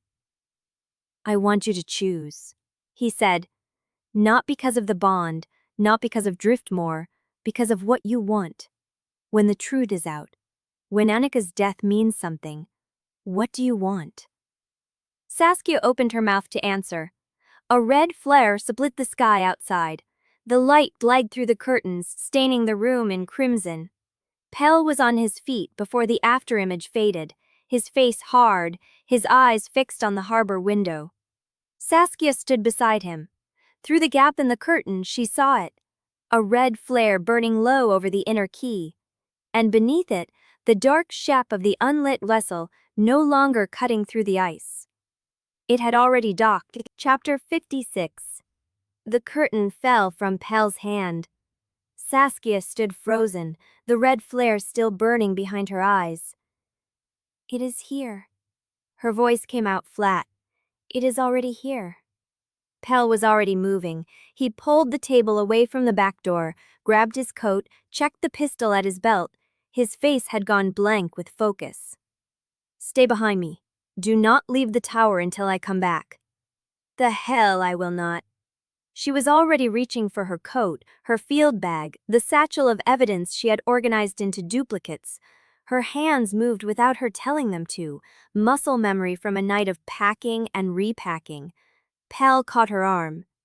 "Saskia, do not ask me to wait."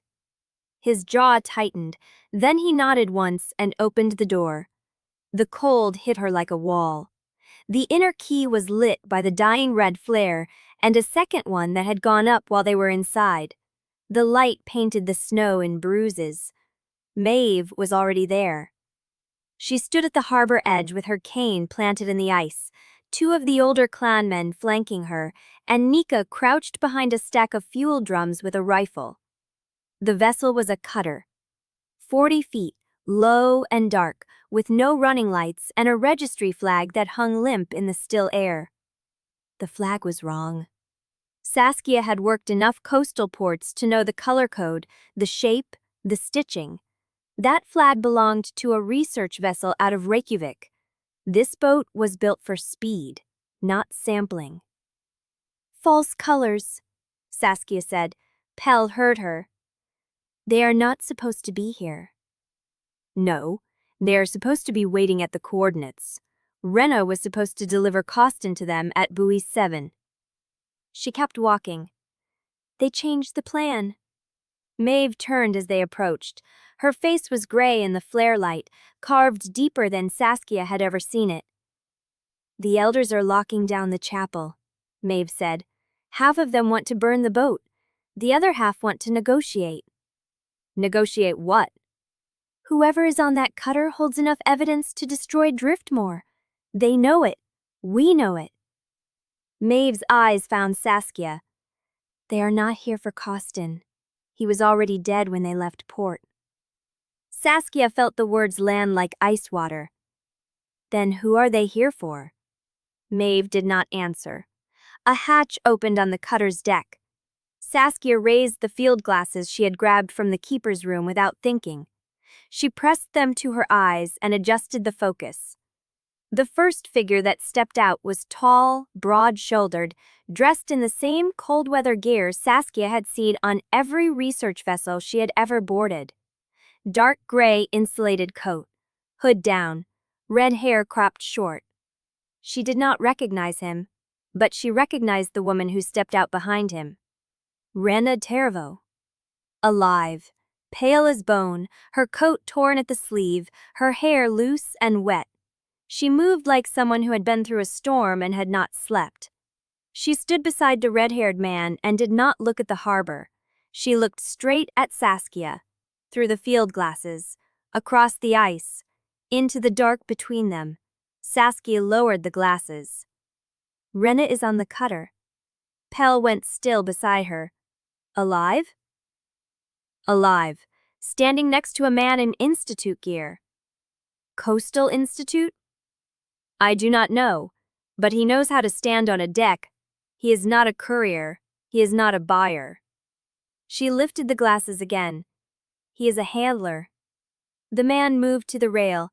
He raised one hand, palm open, in a gesture that was not quite a wave and not quite a demand. He was waiting.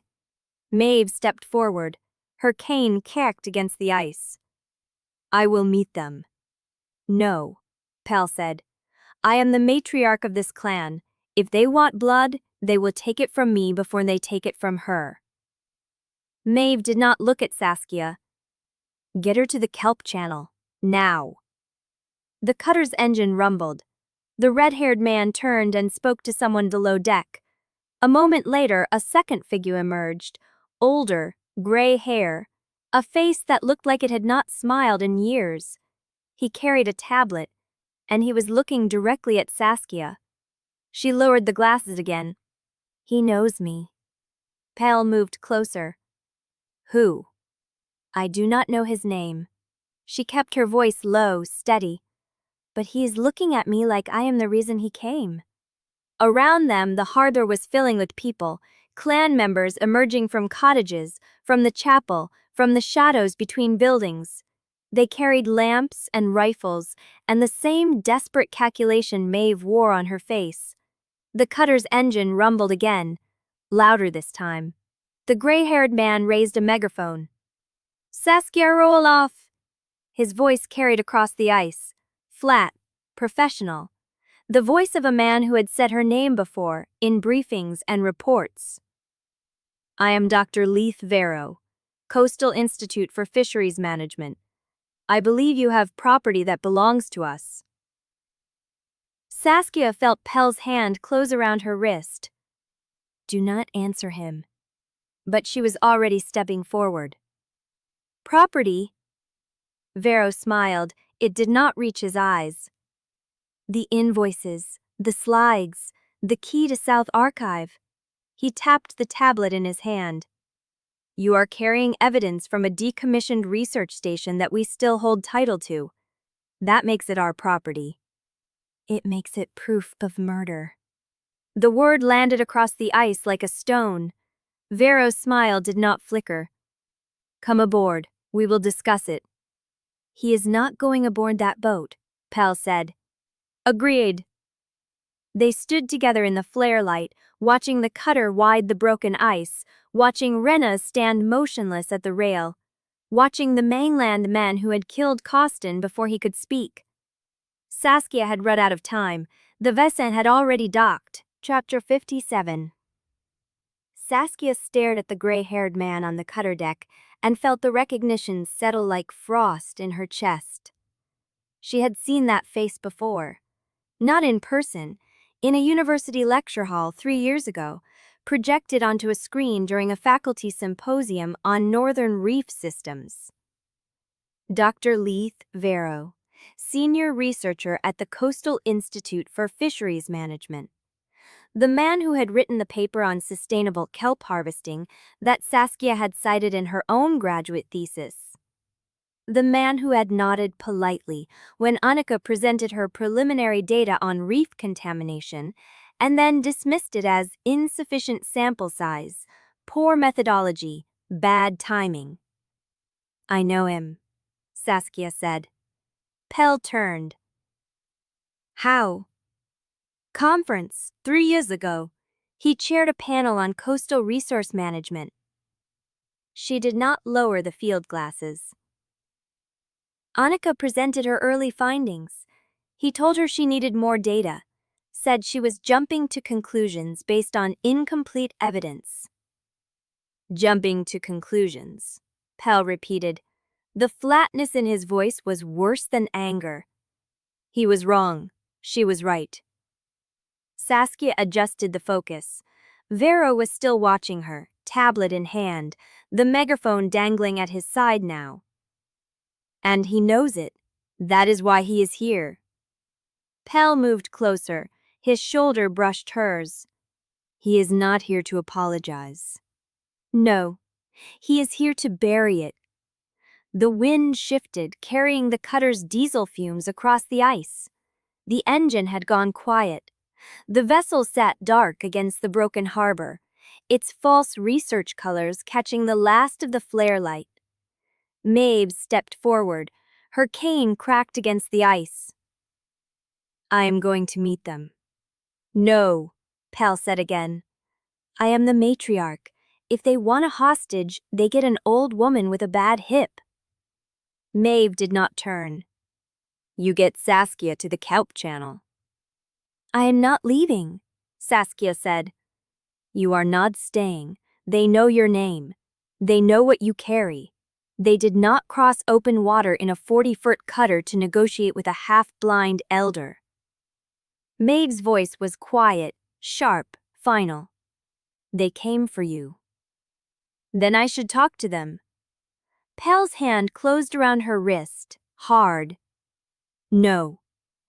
"Pell, he is not going to trade names. He is not going to offer safe passage. He is going to take the evidence, take the key, and put you in the water before the tide turns." Saskia looked at him. His jaw was set, his eyes locked on the cutter, his body braced like he was already measuring the distance between the ice and the deck. "I know what he looks like when he is lying," she said. "I watched him do it to my sister." "This is not a lecture hall." "I know."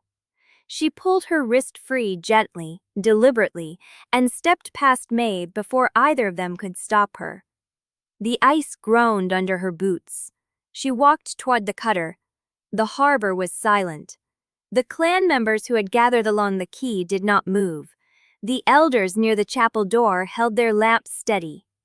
Nika stayed behind the fui drums with the rifle, her eyes tracking Saskia's progress. Saskia stopped 20 feet from the cutter's bow. Vero studied her from the rail. The wind pulled at his gray hair. His coat was expensive, insulated, clean. He did not look cold. "Saskia Roelofs." He said her name like he was reading it from a file. "I hoped we would not meet like this." "Like what?" "With you standing in the dark and me standing on a boat that does not officially exist." He smiled again, the same smile that had not reached his eyes. "I have a proposal." "I am listening." "Then you are already more reasonable than your sister." The words landed like a slap. Saskia felt the heat rise in her chest, the familiar burn of anger beneath grief. She held still. "What proposal?" Vero tapped his tablet. "I know what you have. The invoices, the slides, the key. I know what you found them, and I know who helped you." He glanced past her, toward the line of clan members. "I also know that Anika was not supposed to die." "She died anyway. Because someone above me made a decision I did not authorize." Vero's voice shifted, a fraction softer, almost human. "I did not order her death, Saskia. I ordered her containment. I wanted her silenced, not eliminated. The difference matters to me." "It does not matter to her." "No, it does not." Vero set the tablet down on the rail. He raised his empty hands. "I am willing to trade. The names of everyone above me. The full chain of command. The accounts. The routing codes. Everything I have." "For what?" "Safe passage off this ice. A guarantee that I do not end up in Driftmoor's harbor with a bullet in my skull like Costin Brill." Saskia stared at him. "You want me to protect you."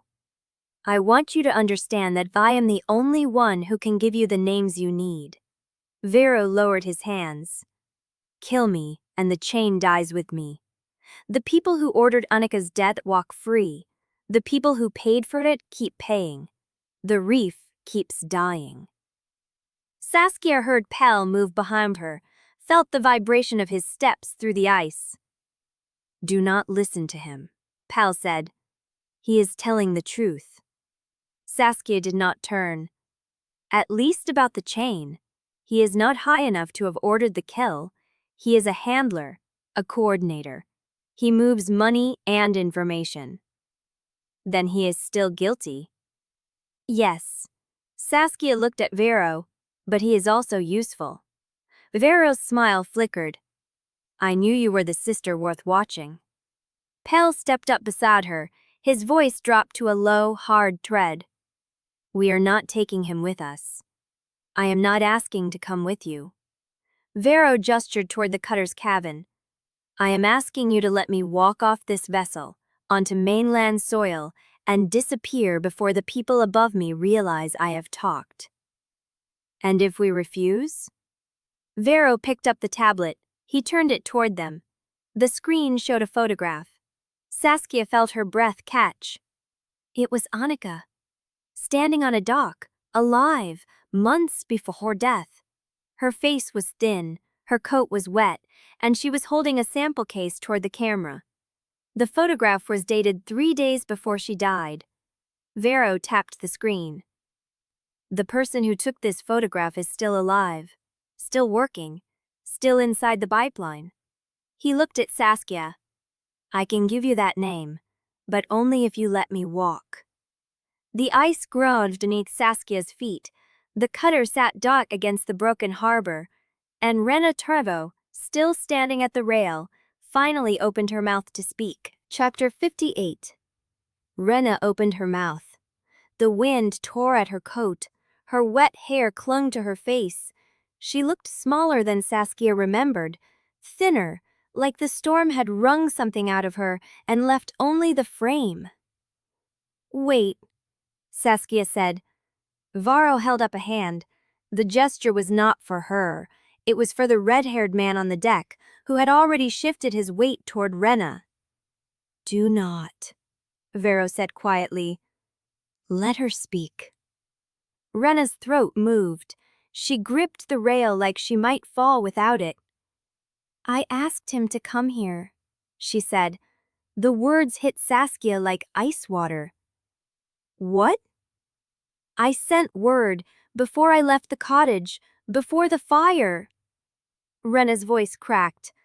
I told him you had the key, that you found the chest, that you were going to follow the coordinates.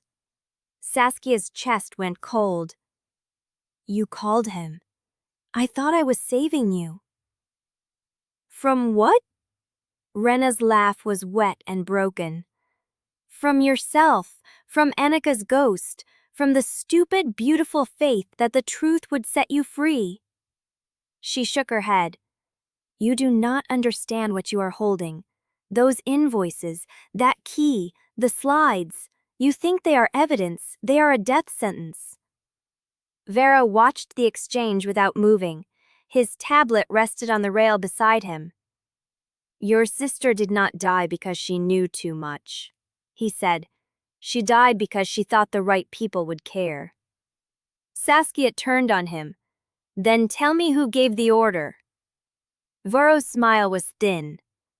I will, but only if you accept the deal. The deal is not yours to offer. It is the only one on the table. Pell moved beside her. His shoulder was bleeding through the bandage again. She could smell the blood, the salt, the heat of him radiating against the frozen air. Do not do this, he said quietly. He has names. He has lies dressed as leverage. Both can be true. Saskia did not look at him. Anika trusted the wrong people. I will not make the same mistake. Varro tilted his head. Then you accept? I am listening. Good. He picked up the tablet. Your sister stumbled into a data stream worth more than this island will see in a century. A mineral extraction protocol developed by Biospec M17. Pulse dosing, controlled reef breakdown. They were not just taking from the seabed. They were engineering it. I know. Then you know why they could not let her walk away. Varro's voice hardened. She was not a threat because of what she found. She was a threat because she could prove how it worked, and she was stubborn enough to try. Saskia felt the words land like stones. You said you ordered containment. I did. Then who ordered her death? Vero held her gaze. The name is on the tablet, the routing codes, the full chain. You get all of it. I get safe passage off this ice. Where? Mainland, any port. Drop me at a dock and I disappear. You never see me again. And Wrenna? Vero glanced at the cutter's rail. She chose to come. She can choose to stay. Saskia looked at Wrenna. The woman at the rail was pale, shaking. Her coat was torn at the shoulder, and there was a bruise rising on her jaw that had not been there before. He will kill you, Wrenna said. The moment you give him what he wants, he will kill you. Vero did not deny it. He cannot kill me if I am holding the evidence, Saskia said. He does not need the evidence. Wrenna's voice broke. He needs you to confer it exists. Once you do, he has everything he needs to bury it. Saskia's hand moved to her coat. The invoices were pressed against her ribs. The key to South Archive was cold against her collarbone. I am not conferring anything, she said. I am trading. Vero's smile returned. Then we understand each other. He held out the tablet. Saskia stepped forward. Pell's hand caught her wrist. The grip was not rough. It was desperate. Do not cross that line, he said. Pell, once you take his deal, you belong to it. You carry what he tells you, and you carry the cost of letting him walk. If I do not take it, I carry nothing. No names, no chain, no justice for Anika. And if he is lying? Saskia looked at Vero. The man's face was unreadable. His gray hair was neat. His coat was clean. He did not look like a man running for his life. He is not lying about the chain, she said. He does not have the authority to order a kill. Someone above him does, and that someone is still alive. Then we find them another way. There is no other way. She pulled her wrist free. The ice groaned under her boots. She walked toward the cutter. Vero watched her approach. The tablet was steady in his hands. The red-haired man at the rail had not moved. His eyes tracked her every step. Saskia stopped at the bow. Give me the names first. Vero shook his head. The deal is simultaneous. I hand you the tablet, you hand me the invoices. You want me to hand over proof of murder? I want you to hand over copies. You keep the originals. I get enough to walk into the mainland and disappear. Saskia's jaw tightened. Fine. She reached into her coat. The wind shifted. Wrenna lunged, not toward Saskia, toward the red-haired man. Her hands caught his arm and she screamed. On the boat, there is a crate. They are going to burn it. The red-haired man swung. Wrenna went down. The shot came from behind Saskia. She did not see where it landed. She felt Tell's body collide with hers, driving her sideways off the ice, into the space between the cutter's hull and the frozen harbor. The cutter's engine roared. The vessel surged forward. Saskia hit the water. Chapter 59. The water slammed Saskia sideways into black. Cold drilled through her skull. Her coat dragged her down, the invoices pressed against her ribs like stone slabs. She kicked. Her boot hit something solid. Ice. The surface was already sealing above her. She broke through with her shoulder. Air punched into her lungs. The cutter's wake shoved her toward the hull, and she caught a rope ladder swinging past her face. Her fingers locked. The ladder yanked her arm from its socket as the vessel kept moving, dragging her through churning water. Pell surfaced 10 feet back. His hand found a mooring line, and he hauled himself hand over hand toward the ladder. Saskia climbed. Her boots slipped on wet rungs. The rope burned through her gloves. Above her, the deck rail rushed closer, and she swung a leg over the side and collapsed onto wet planks. The cutter was already turning. She scrambled to her knees. The inner key was sliding away through sleet. Maeve was a gray shape on the ice. Nika was running along the harbor edge, rifle raised, shouting words the wind swallowed. Pell hit the deck beside her. Water streamed from his hair. His hand pressed against his shoulder, and fresh blood leaked through the bandage. "You are bleeding again." He did not answer. His eyes swept the deck. No one was visible. The wheelhouse was dark. The red-haired man was gone. Saskia pushed to her feet. "Vero, the crate," Wrenna said. "I know." They moved. The deck slanted as the cutter picked up speed. Saskia grabbed the rail and followed the cabin wall toward a hatch at the stern. Pell stayed at her back, his breathing low and steady despite the wound. She pulled the hatch. A ladder dropped into dark. "I will clear the wheelhouse," Pell said. "You find what is below. Do not let them steer into open water." "I will not." He was already gone. Saskia climbed down. The hold smelled of brine, diesel, and something chemical and sharp that stung the back of her throat. A single bulb swung from the ceiling, casting the space in jaundiced light. Crates were stacked against the bulkhead. A workbench held microscopes and half-dissected reef cores. She moved past them, toward the crate. It was larger than the others. Steel bands, a shipping stencil on the side. Arctif. Below it, a handwritten tag. South Archive Receiving CO, Biospec MND7-17. She found the seal. Someone had already cracked it. She lifted the lid. Inside, arranged in foam cutouts, were jars of reef sediment labeled with dates and GPS coordinates. A stack of breeding ledgers bound in oilcloth. A sealed container with what looked like tissue samples suspended in cloudy fluid. And a folder. Saskia pulled it free. The first page was a spreadsheet. Colony counts, extraction volumes, transfer dates. The second page listed names. Anika, Elias, Lena, Oscar. Strike-throughs across each one and a date next to each name. The dates matched their deaths. Her hands shook. The third page was a cargo manifest. Same grate number. Consignee, South Archive, Shipper, Coastal Institute for Fisheries Management. Purpose: decommission of expired research materials. Research materials. That was what they called people. She heard footsteps on the ladder. She spun. Pell dropped into the hold. His face was tight. "We have a problem. The crate is full of evidence. Breeding records, sample logs, a kill list." "I know. I saw Vero in the wheelhouse." Saskia's blood went cold. "Is he alive?" "Alive and afraid.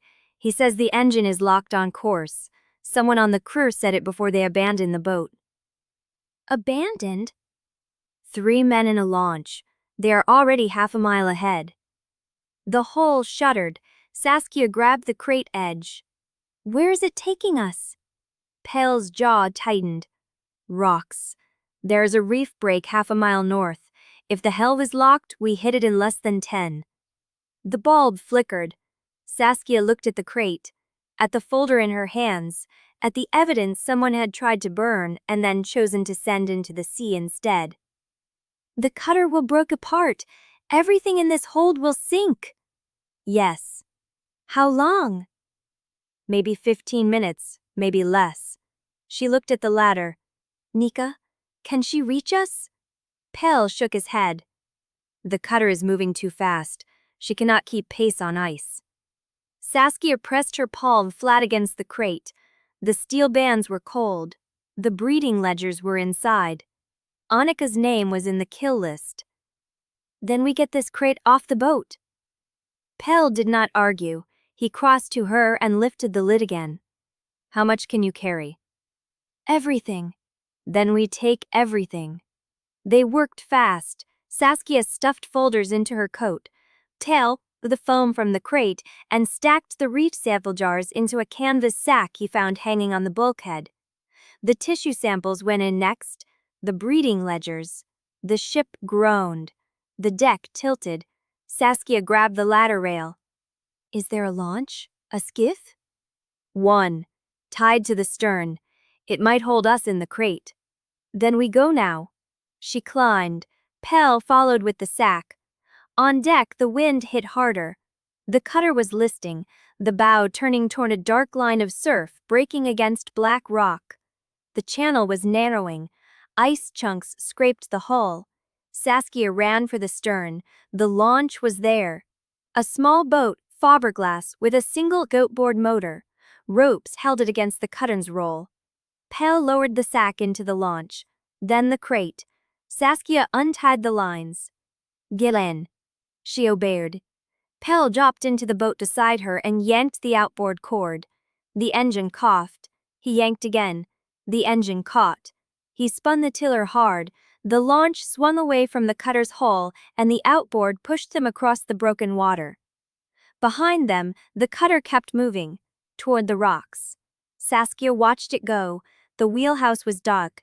No one was on deck. The vessel hit the first reef shelf with a grinding screech and the bow rode up on stone.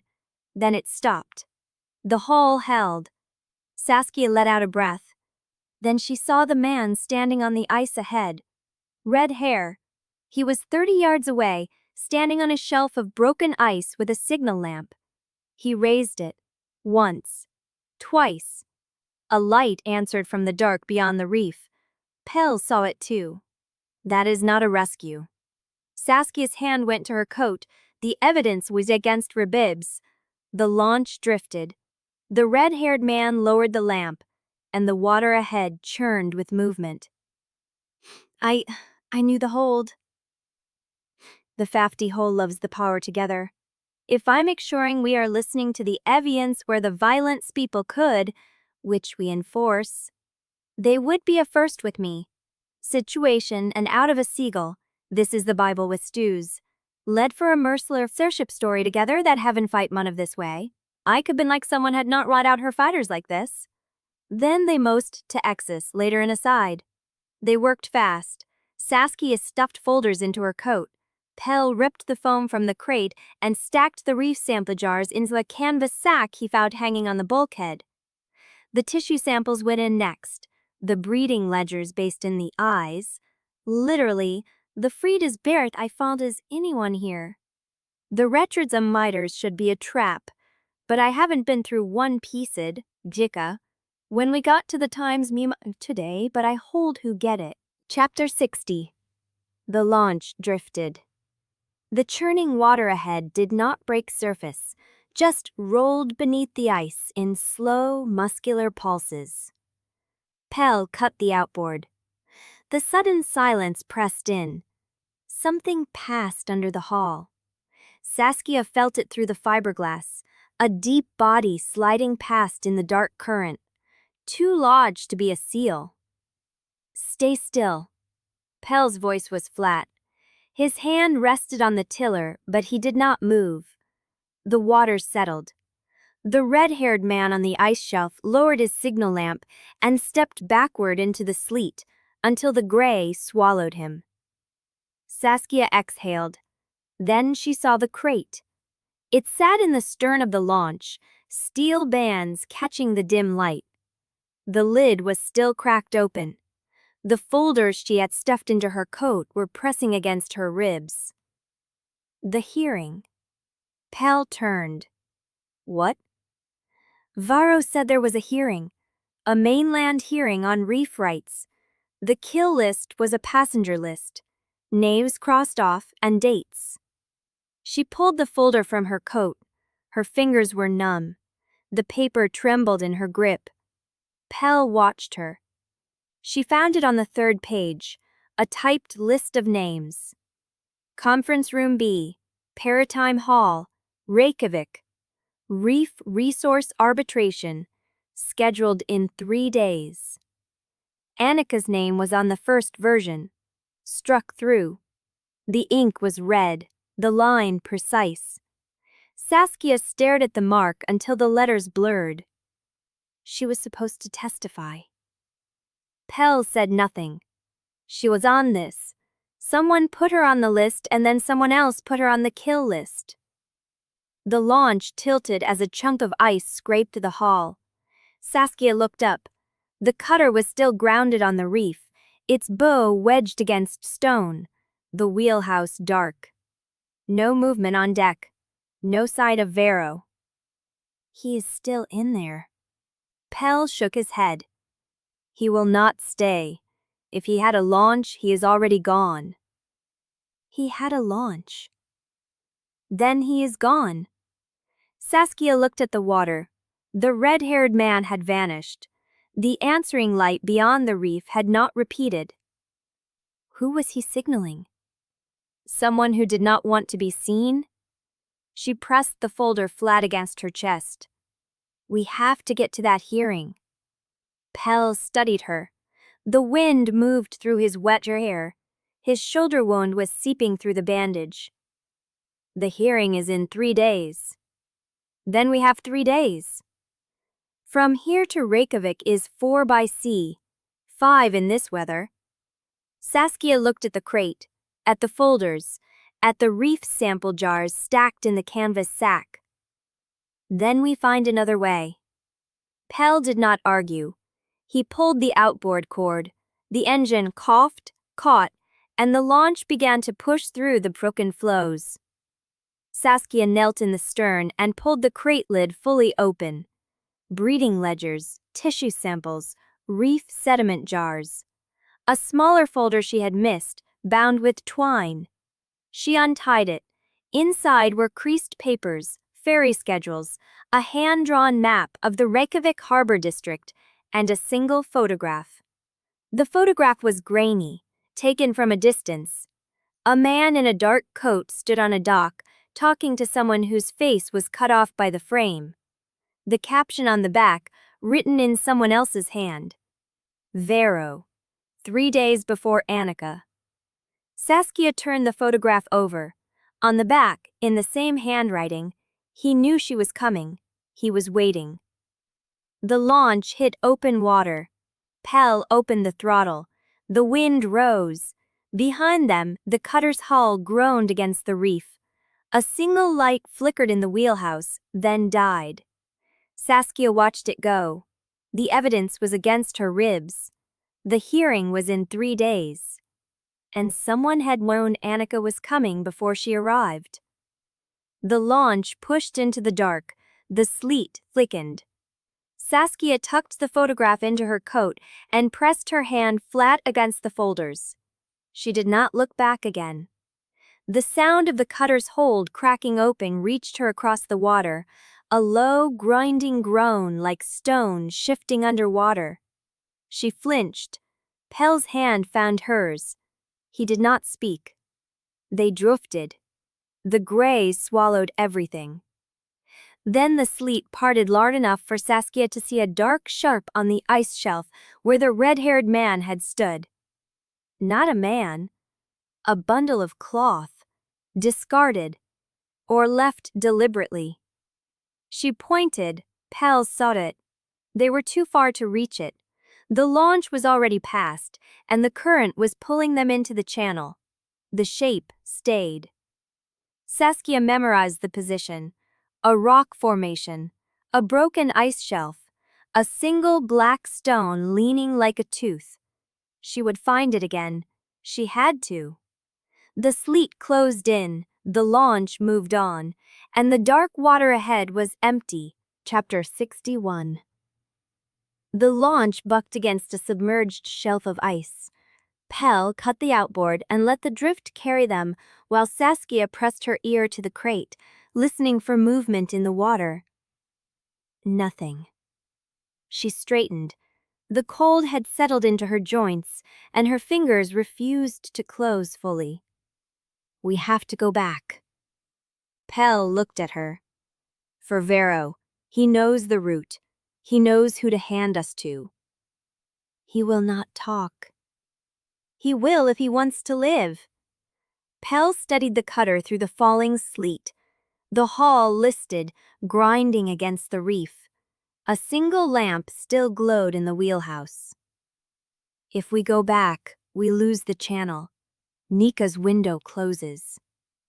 Saskia looked at the ice shelf where the bundled cloth lay, then at the crate, then at the photograph in her coat, grainy and damning. We need a path to that hearing. Vero has it. Pell pulled the starter cord. The launch turned. The cutter groaned as they approached, ice scraping the hull. Saskia climbed the rope ladder with numb hands, Pell close behind, his shoulder bleeding through the bandage. The wheelhouse door hung open. Vero was not inside. Saskia searched the deck, the hold, the stern. Empty. He is gone. Pell pointed at the far side of the reef. A dark shape moved through the broken ice, low and fast. His launch. Saskia dropped into the stern and yanked the outboard cord. The engine caught. Pell pushed off the cutter's side as the launch shot forward, sleet cutting across her face. The dark shape grew. Vero's launch was smaller, lighter, designed for one man. He saw them coming and opened the throttle. The gap narrowed.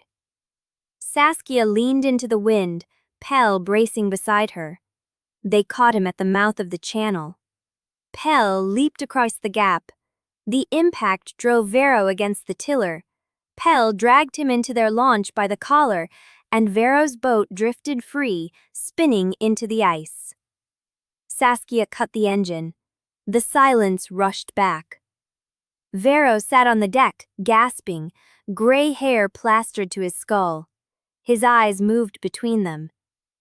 You made a mistake. Pell gripped his shoulder. You made one leaving Driftmoor without a working radio. Vero's jaw tightened. Saskia knelt in front of him, the photograph already in her hand. You knew Anika was coming. You were waiting on that dock. Vero looked at the image, his mouth pressed into a line. I was. Why? Because she was going to expose the reef contracts at the hearing. I was supposed to talk her out of it. And instead you talked someone into killing her. I did not give that order. Someone above you did. Yes. Saskia let the photograph hang between them. I need the name. I need the route to the hearing. I need to walk into that room in 3 days and prove every murder was a corporate wet work. Vero studied her. If I give you that, you let me disappear. Pell's grip tightened. Yes. Vero held Saskia's gaze for a long moment. Then he reached into his coat and pulled out a folded paper. Ferry schedule.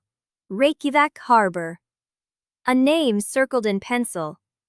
Mercer House, 3 streets from the Maritime Wall. Helena Mercer keeps a room for people who need to reach the hearing without being seen. Saskia took the paper. Why would she help? Because her nephew is Ivo Mercer, and because she already lost a brother to this pipeline. Saskia folded the paper into her coat. The name. Vero looked at the ice. Jelly Els. He runs the Coastal Institute's board.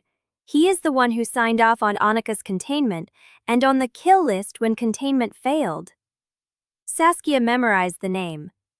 What is his relationship to Vero? I was his handler. He was mine. We answer to the same funder, but Alstrom controls the budget. He decides who lives and who becomes a line item. Pell released Vero's shoulder. He is at the hearing? He chairs it. Saskia felt the cold settle deeper. The man who ordered my sister's death is reading the panel that decides whether her research gets heard. Yes. Pell moved between them. He will see you coming. He will have security, lawyers, a dozen ways to discredit anything you bring. Saskia looked at the crate, at the ledgers, at the photograph. Then we do not walk in through the front. Vero watched her. One more thing. Saskia waited. Alstrom is not alone. He has a partner in this. A woman. I never met her face to face, but her name was on some of the routing codes, the same codes that sent payments through your lab. Saskia stared at him. Wrenna was reporting to Alston Jarekia. She witched his eyes in Driftmoor. She told him when to act. She told him when you were getting too close. Pell moved to Saskia's side. Wrenna is still alive. Vero nodded. She took the same launch pattern I did. She is ahead of you.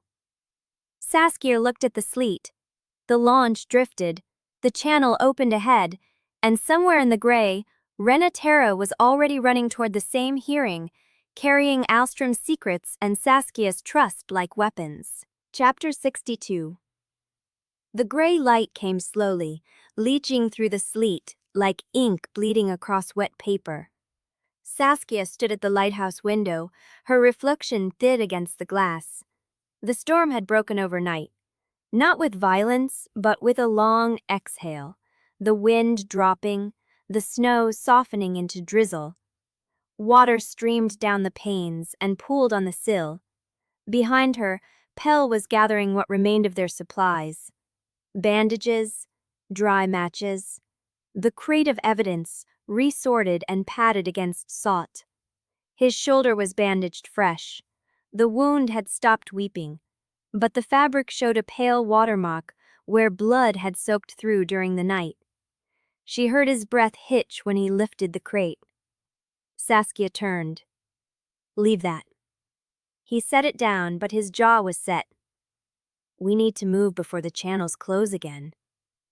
"The channels are open. Decker will hold until noon. Maeve said so." Pell studied her. "Then why are you still looking at the water like it has an answer?" She did not answer. Because the water did not have one. The water had only cold and distance and a city she had never reached with her sister alive in it. A knock rattled the door below. Pell crossed the room and descended the spiral stairs. Saskia heard the bolt scrape, then Maeve's voice, low and measured. She followed. Maeve stood in the doorway, hood pulled tight, a canvas satchel slung across her shoulder. Her face was gray with exhaustion, but her eyes were clear. "The elders are holding the harbor. Nika has the channel mouth watched." She stepped inside and set the satchel on the table. "You have it till the tide turns. After that, Decker will assume you are dead and pull his line." Saskia looked at the satchel. "What is that?" "Supplies, ferry fare, a letter of transit from the harbor authority in Reykjavik that will not hold up to scrutiny, but will get you past first look." Maeve paused. "And a copy of the leather pages I kept for 30 years. Pell's head came up. "You had copies." "I had a life to protect." Maeve did not flinch. "And a clan that would have torn itself apart if I handed them to you before you had the strength to carry them out. Now you do." Saskia's throat tightened. "You could have given those to my father." "Your father stopped writing. I assumed he stopped caring." "He never stopped. He just stopped trusting you." Maeve's mouth pressed thin. "That is fair." She pulled out a chair and sat, hands folded on the table. The movement looked deliberate, controlled, the posture of someone bracing for a blow. "I have one more offer." Saskia waited. "You leave alone. Pell stays. I provide you with a skiff, a crew I trust, and copies of everything. You reach Reykjavik by the sea route, you check into Mercer House, you walk into the hearing with the evidence and a harbor authority letter that will get you through the door." Saskia's chest went still. "And Pell?" "Pell stays in Driftmoor. He takes the keeper's signet. He leads the elders through the spring thaw while I answer the council about why I let the mainland conspiracy run under my nose for 3 decades. Pell moved before Saskia could speak. "No." Maeve's eyes did not move laces. "Think. He is wolf. He is clan heir. The moment he walks into that hearing room, every mainland lawyer, every reporter, every security detail will see him as proof that Driftmoor was hiding something. They will tear his testimony apart because of what he is, not what he knows. And they will use him to discredit you. Saskia's nails bit into her palm. You are asking me to leave him behind. I am asking you to survive. The room went quiet. Saskia looked at Pell. He had not moved. His hands hung at his sides, shoulders weighted, but his eyes stayed on hers, steady, waiting. He was not going to argue. He was not going to fight her choice. He was going to let her decide. She looked back at Maeve. You said I could leave with copies? That I could read to hearing alone? That Pell would be safer here? Yes. But you did not say what would happen after. Maeve's fingers tightened on the table. After, you survive. Pell survives, the clan survives. That is more than most people get in this story. Saskia turned to face Pell. If I leave without you, will you follow? Pell's voice was rough. If you asked me to, then I am not asking you to stay. She held his gaze. I am asking you to come with me, not because the bond says you have to, not because Driftmoor is safer without you, because I need you there. Maeve's breath caught. Saskia did not look away from Pell. I know what it costs. I know Maeve is right about what the mainland will see, but I am not walking into that ruin alone. I have spent 3 years carrying Anika's death by myself. I am not carrying this one without you. Pell crossed the space between them. His hand came up, slow, letting her see it before it reached her. His fingers brushed her jaw. I was coming. I know. Then why did you have to ask me in front of her? Saskia's voice dropped. Because she needed to hear you say it, and so did I. Maeve pushed back her chair. The scrape of wood against stone cut through the air. She stood, face unreadable, and looked at them both. Then you are choosing him. Saskia did not hesitate. Yes. Maeve's eyes moved to Pell. And you are choosing her. Yes. The silence stretched. Maeve reached into her coat. Her hand came out holding a signet ring, worn in gold, the stone the color of harbor water in shadow. She held it out. Pell did not take it. Damage. Manager and Crand is absolutely well. My sin fights against my necks with the filigrane caps of your build. I need for a bit of me. Maeve's buyers trackled her armor chance to skill my activeness for attach machine. I will first till my hide to be checkers around. She asks maybe it's taking out. I am stepping slowly in a fix, so something is rivable, my father meant, then maybe this asks processibly and is a going to unknown. He's such a lice together but fasting stary of viring. It is in the poutest partment of the matches of hastment, a heavy enage rep but slightly fucked, the actually water was over lovely. But the fears has not braced, and we been carrying like another again the natural bounce of data with that.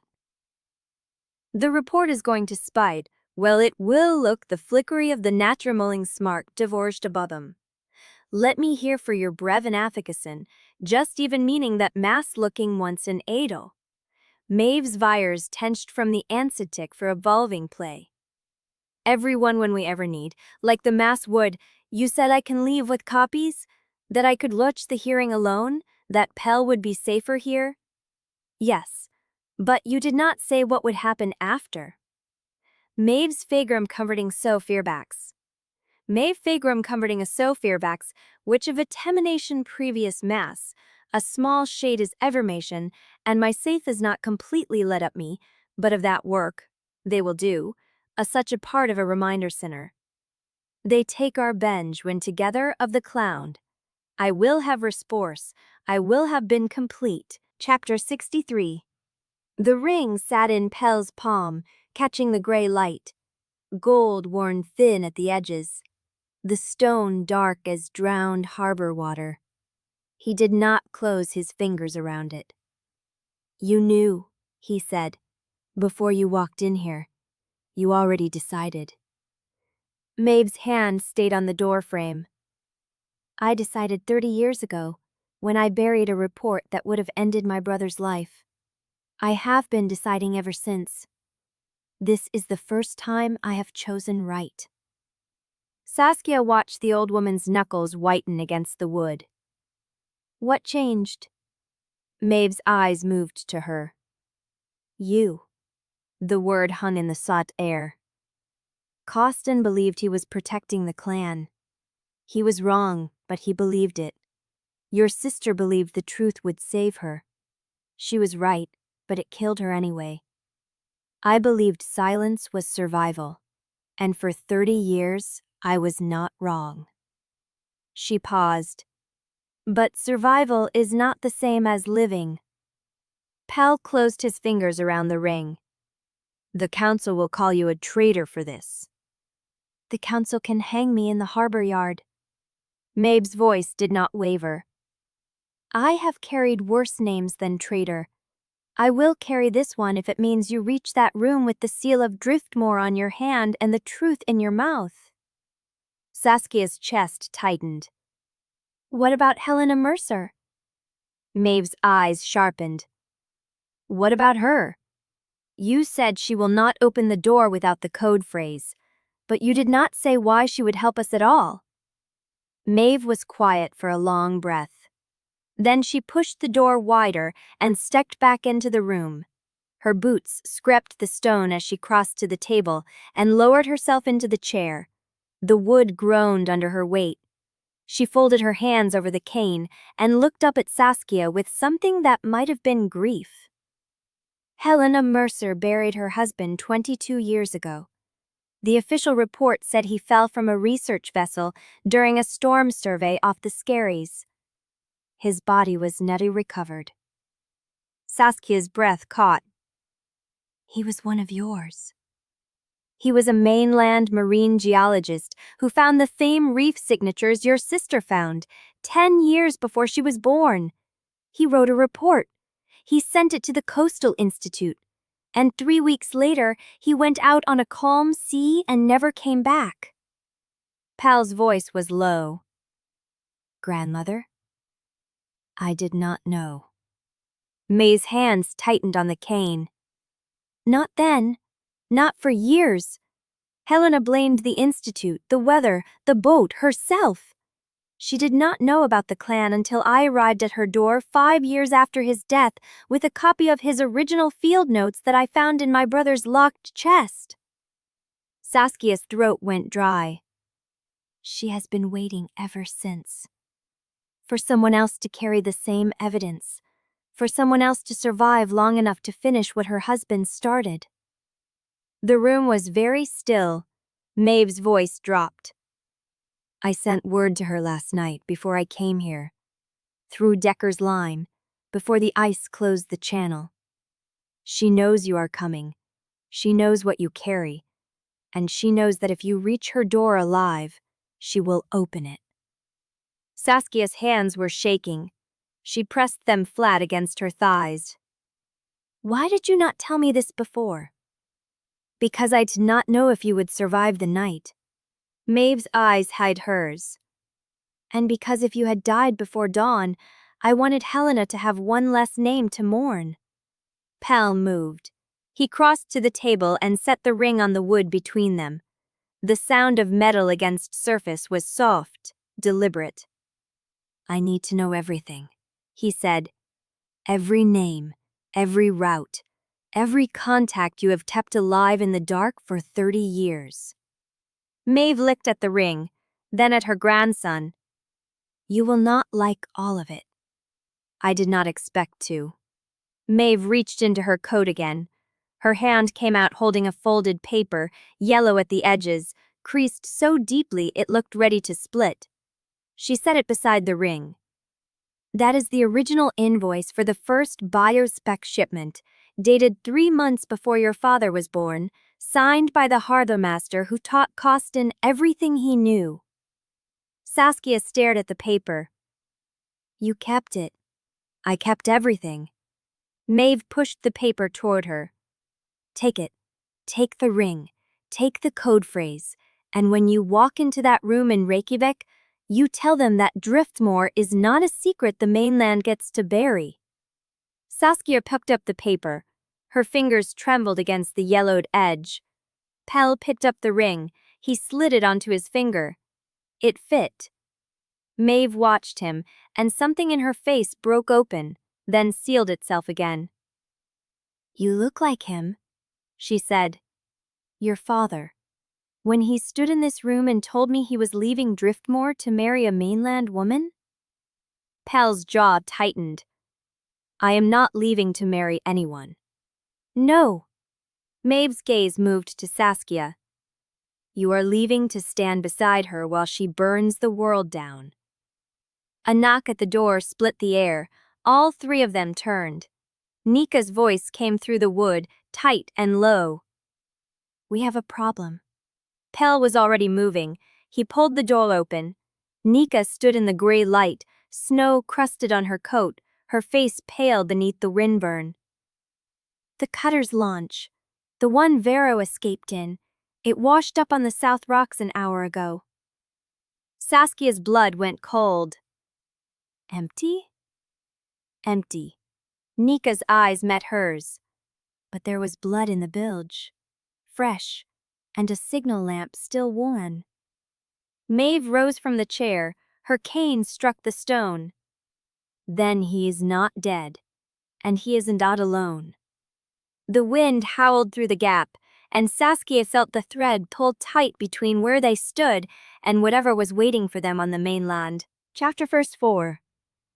Nika's skiff sat low in the black water, the crates stacked in the stern under oilcloth, winter gear packed tight around them. Saskia counted the bundles twice. Evidence. Food. Dry clothes. The key to South Arcade pressed against her ribs like a second heartbeat. Pell stood at the boathouse door, the Hargrove ring catching the last of the lighthouse beam. His shoulder was freshly bandaged beneath his coat, the fabric dark where the wound had seeped through during the night. He looked at her. You have not slept. Neither have you. He did not argue. The wind shifted, carrying the salt sting of open water past the kelp channel. The ice had broken further overnight.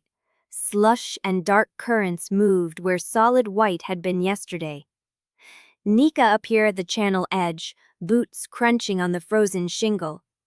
Tide is turning. We have 40 minutes before the channel narrows too much for the skiff. Saskia nodded. She picked up the first crate. Pell took it from her without a word, his hands closing over the edges, carrying it down to the skiff with the careful weight of someone who knew what each folder and jar meant. They worked in silence. 3 trips. Boathouse to skiff, skiff to boathouse. The rhythm of passing crates, checking seals, adjusting ropes.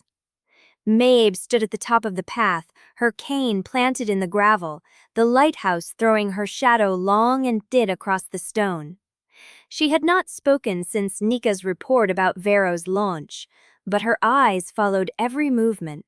When the last crate was secured, Saskia straightened. Her hands were cold. Her back ached. The wind had picked up again, sharp and wet, carrying the smell of Thaw and diesel and the distant rot of the reef. Pell stepped up beside her. Ready.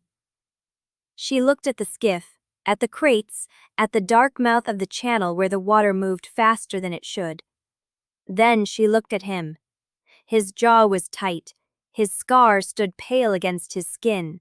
His eyes were the same wet stone gray she had seen the first night when he opened the door and the world cracked open between them. He was afraid, not of the channel, not of the mainland, of her walking down that path and into the boat and leaving him behind the way everyone else had. Saskia's throat closed. She stepped forward, her hand found his chest, flat over the heartbeat she had learned to read in the dark. The wool of his coat was rough under her palm. Pell. Pell fricked up Bruised, then cheerily looking it against her shadow girl. Tate is turning. We have 40 minutes before the channel narrows too much for the skiff. Saskia nodded. She picked up the first crate. Pell took it from her without a word, his hands closing over the edges, carrying it down to the skiff with the careful weight of someone who knew what each folder and jar meant. They worked in silence. 3 trips, boathouse to skiff, skiff to boathouse. The rhythm of passing crates, checking seals, adjusting ropes. Maeve stood at the top of the path, her cane planted in the gravel, the lighthouse throwing her shadow long and thin across the stone. She had not spoken since Nika's report about Vero's launch, but her eyes followed every movement. When the last crate was secured, Saskia straightened. Her hands were cold, her back ached. The wind had picked up again, sharp and wet, carrying the smell of Thaw and diesel and the distant rot of the reef. Pell stepped up beside her. Ready? She looked at the skiff, at the crates, at the dark mouth of the channel where the water moved faster than it should. Then she looked at him. His jaw was tight. His scar stood pale against his skin. His eyes were the same wet stone gray she had seen the first night, and he opened the door and the world cracked up in between them. He was afraid. Not of the channel, not of the mainland, of her. Of her walking down that path and into the boat and leaving him behind the way everyone else had. Saskia's throat closed. She stepped forward. Her hand found his chest, flat over the heartbeat she had learned to read in the dark. The wool of his coat was rough under her palm. Pell. He did not look away. She lifted her other hand, cupped his face. His skin was cold. The scar through his eyebrow caught the light as she traced her thumb along his cheekbone, slow, deliberate, like she was learning the shape of him for the first time. I am not leaving because the bond pulled me. His breath stopped. I am not leaving because Maeve told me to go, or because the channel is open, or because the evidence has to reach Reykjavik. The wind pulled at her hair. She held his gaze. I am leaving because I choose you, and the truth, in the same breath, and I cannot have one without the other. He did not move, but something behind his eyes cracked open. His hand came up, slow, and covered her against his cheek. Say it again. Her voice held. You choose you. The words hung between them, salt-cold and certain. Pell's breath escaped in a shudder, then his hand tightened over hers, and he peed her forward, forehead to forehead, his eyes closed, his whole body leaning into the contact like she was the only solid thing in a world that had spent years trying to drown him. She stayed. Warm breath, the rasp of his stubble against her temple, the weight of his hand at the back of her head, careful, like she was something he had been afraid to touch. I thought I would have to fight for this, he said. Convince you. Prove that the bond was not a trap. She pulled back just enough to see his face. You already did. His mouth parted. The lighthouse beams swept past them, cutting a white arc across the channel, and for a moment the world was only light and dark and the space between their bodies. Then the bullet cracked. The sound split the night open. A stone chick exploded from the pad 6 feet away, fragments stinging Saskia's ankles. Pell moved. He rammed her sideways, into the shadow of the boathouse wall, his body between her and the ridge, his arm locked across her chest. Down. She hit the gravel on her knees. The second shot hit the boathouse frame, wood splintering. Nika was already in the skiff, crouched behind the crates, her hand on something metal in her coat. Maeve had not moved. She stood in the open, her cane planted, her face turned toward the ridge like she could see the shooter through the dark. He is alone, Maeve said. One shot at a time, reloading now. Saskia's heart slammed against her ribs. Pell's hand was on her shoulder, pushing her lower, his body a shield she did not ask for and could not argue against. The wind carried the crick of a bolt action. Then silence. Then footsteps, fast, retreating into the scree above the ridge. Pell's voice was raw. "Nika, how fast can you get this skiff through the channel?" 8 minutes if the tide holds." "You have 5. He pulled Saskia up. Her knees were bleeding through her trousers. He did not ask. He lifted her over the gunwale, his hands at her waist, and she landed hard against the crate, the oilcloth cold against her cheek. Pell was already beside her, shoving the boathouse door open with his dirt, Nika's engine catching on the third pull. The skiff lurched forward. The channel swallowed them. Dark water, ice scraping the hull. The lighthouse beam shrinking behind them until it was only a smudge of light in the gray. Saskia looked back. Maeve was still standing in the path, small, straight, her cane a dark line against the stone. Then, Chapter 65. The skiff bucked as Pell landed, his weight shifting the hull, and the engine caught. Nika kept low, one hand on the tiller, the other braced against the crate. The channel walls rose dark on either side, ice scraping the hull in long, gasping sounds. Saskia crouched behind the crates, her knees wet, her breath coming too fast. Pell was beside her, his back to the ridge, his eyes on the dark water ahead. She reached for hand. Her hand found his arm, and he turned, and in the slice of light from the fading lighthouse beam, she saw the blood. It ran from his shoulder, dark and wet, soaking through the wool where the bullet had torn. "Pell." He looked down like he had not noticed. "It is a graze." "You are bleeding." "It is a graze," he said again, and his voice was flat, controlled, the voice of a man who had been shot before and knew the difference between a wound and a death. She did not believe him. The skiff cleared the channel mouth, and the water opened ahead, gray and churning, the ice broken into floes that bumped against the hull like living things. Nika cut the engine to idle. The silence rushed in. Saskia heard her own heartbeat, the drip of water off the gunwale, the wet rasp of Pell's breathing. Then the crack. Not a shot. A footstep on stone, above them. Nika's hand went to her coat, and Saskia looked up. The ridge rose steep from the channel's western edge, a wall of broken shale and frost-shattered rock. Against the gray sky, a shape mosed. A man. He was already bringing the rifle up. Saskia saw the muzzle track, slow and deliberate, finding them through the dark. Pell moved. He rammed her sideways, into the crate, his body covering hers, and the shot punched into the water where she had been sitting, a geyser of cold spray. Nika fired. The sound was flat and loud in the open air, a handgun shot that echoed off the ridge. The man jerked. His rifle tilted. He took one step forward, then another, and then his weight carried him over the edge. He hit the shale slope and rolled, once, twice, his body tumbling until it stopped against a frozen boulder 30 feet above the water. Silence. Nika's arm was still extended, her face hard. She lowered the weapon. He was not Clan. Saskia's ears rang. Pell was already moving, climbing over the crates, his boots finding the ice shelf that edged the channel base. "Stay with the skiff."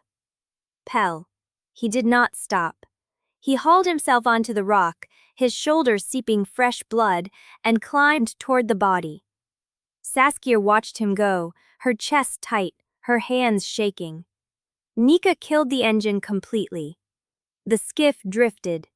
The water lapped at the hull. Above them, Pell reached the body and rolled it over. The man's face was pale, mousson, a graying beard and a canvas coat with no markings. Pell searched him. A signal lamp, still warm, tied to his belt with a leather strap. A leather satchel, oiled and worn, strapped across his chest. Pell pulled it free and opened it. He looked down for a long moment. Then he looked at Saskia, and his eyes were the same wet stone gray she had seen the first night, when the door opened and the world cracked open between them. But there was something new in them now, a coldness she had not seen before. "They are already moving," he said. "We are not ahead of them." Saskia's hand found his wrist. His pulse was fast. "Then we get ahead." He looked at her hand. Then he looked at her face. The wind pulled between them. Below, Nika restarted the engine, the sound low and urgent. And Saskia realized, with a clarity that felt like ice in her chest, that the paper in Pell's pocket held her name, his name, and the names of people she had promised to protect, and that the shooter on the ridge had not been the last. He had been the first. The skiff waited. The water churned. And somewhere ahead in the gray, the mainland was already closing its teeth. Chapter 66. The skiff cut through the kelp channel, the engine a low thrum beneath the ice-scraped hull. Saskia knelt among the crates, her hands braced against the gunwale, watching Driftmoor shrink behind them. The lighthouse was a pale needle against the gray, then a line, then nothing. Pell sat at the bow, his shoulder wrapped in a fresh bandage Nika had pressed into his hands before they launched. The blood had stopped seeping through, but the wound was raw, and he moved his arm like a man testing a hinge that might give. Nika stood at the tiller, her face carved from the same cold stone as the channel walls. No one spoke.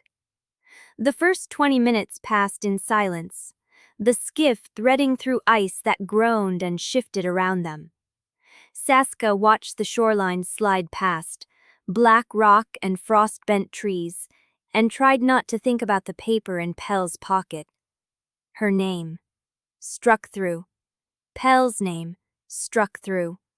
She thought of Ivo, standing in his clinic with the evidence folder, his hands steady. She thought of Father Elian, his pipe smoke curling in the cold air of the chapel.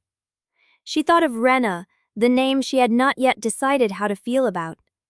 They were all still alive. For now. Nika cut the engine to a crawl as the channel narrowed, the ice closing in on both sides. The hull scraped against submerged ridges, and Saskia felt the vibration through her boots. "Decker's line is another 30 minutes, Nika said.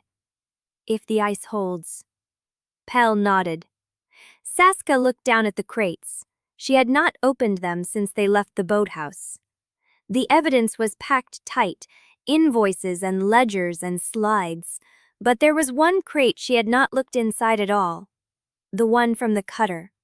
The one marked "Decommission of Expired Research Materials." She pulled it toward her across the wet deck.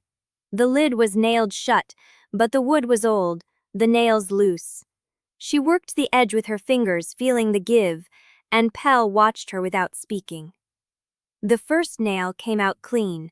The second bent, but she pulled it free. She lifted the lid. Inside, packed in oilcloth, were jars of reef sediment, labeled and dated. Below them, a leather folder thick with papers, and below that, something wrapped in dark canvas, about the length of her forearm. She lifted it out. The canvas was tied with twine, the knot sealed with wax. Black wax, stamped with a mark she did not recognize, a circle with a line through it. She turned it over. On the underside, written in ink, in a hand she knew. For whoever survived long enough to open this. Her breath caught. The handwriting was Anika's. Saskia's hands shook as she worked the wax seal, the twine, the canvas. Pell moved closer, his presence warm at her shoulder. Inside was a brass cylinder, about the width of her palm, with a screw cap and a rubber gasket. The kind used for storing recordings in salt air, where paper would rot and ink would bleed. She unscrewed the cap. Inside, nested in felt, was a small wax cylinder, the kind that belonged to an old dictation machine, the kind Anika had carried in her field kit for years. Saskia stared at it, her vision blurred. Saskia? Pell's voice was low. What is it? She could not answer. She lifted the cylinder out, her fingers careful, and held it to the gray light. Anika's voice, it was in there, waiting. Nika cut the engine completely, and the silence of the channel closed around them, water lapping against the hull, ice ticking in the cold. Saskia looked at Pell. His face was watchful, steady, waiting for her to decide. She found the playback mechanism on the cylinder's base, a small spring-loaded lever, and pressed it. The first sound was a crackle, the hiss of old wax meeting a needle. Then a voice. Anika's voice. If you are hearing this, I am already dead. Saskia's chest caved. The voice was exactly as she remembered, low, cluck, a little impatient, the voice of someone who had never had time to waste on politeness. I am recording this because I do not trust paper anymore. Paper can be burned, paper can be rewritten, but this cylinder is the only copy, and I have hidden it where no one will find it unless they are looking for the truth. A pause. The sound of breathing. I found something in the reef data, something that explains why the coastal surveys have been falsified for 22 years. It is not just mineral extraction, it is worse. They are engineering the collapse, controlling the rate, making it look like natural decline so they can claim the reef is dead and sell the salvage rights.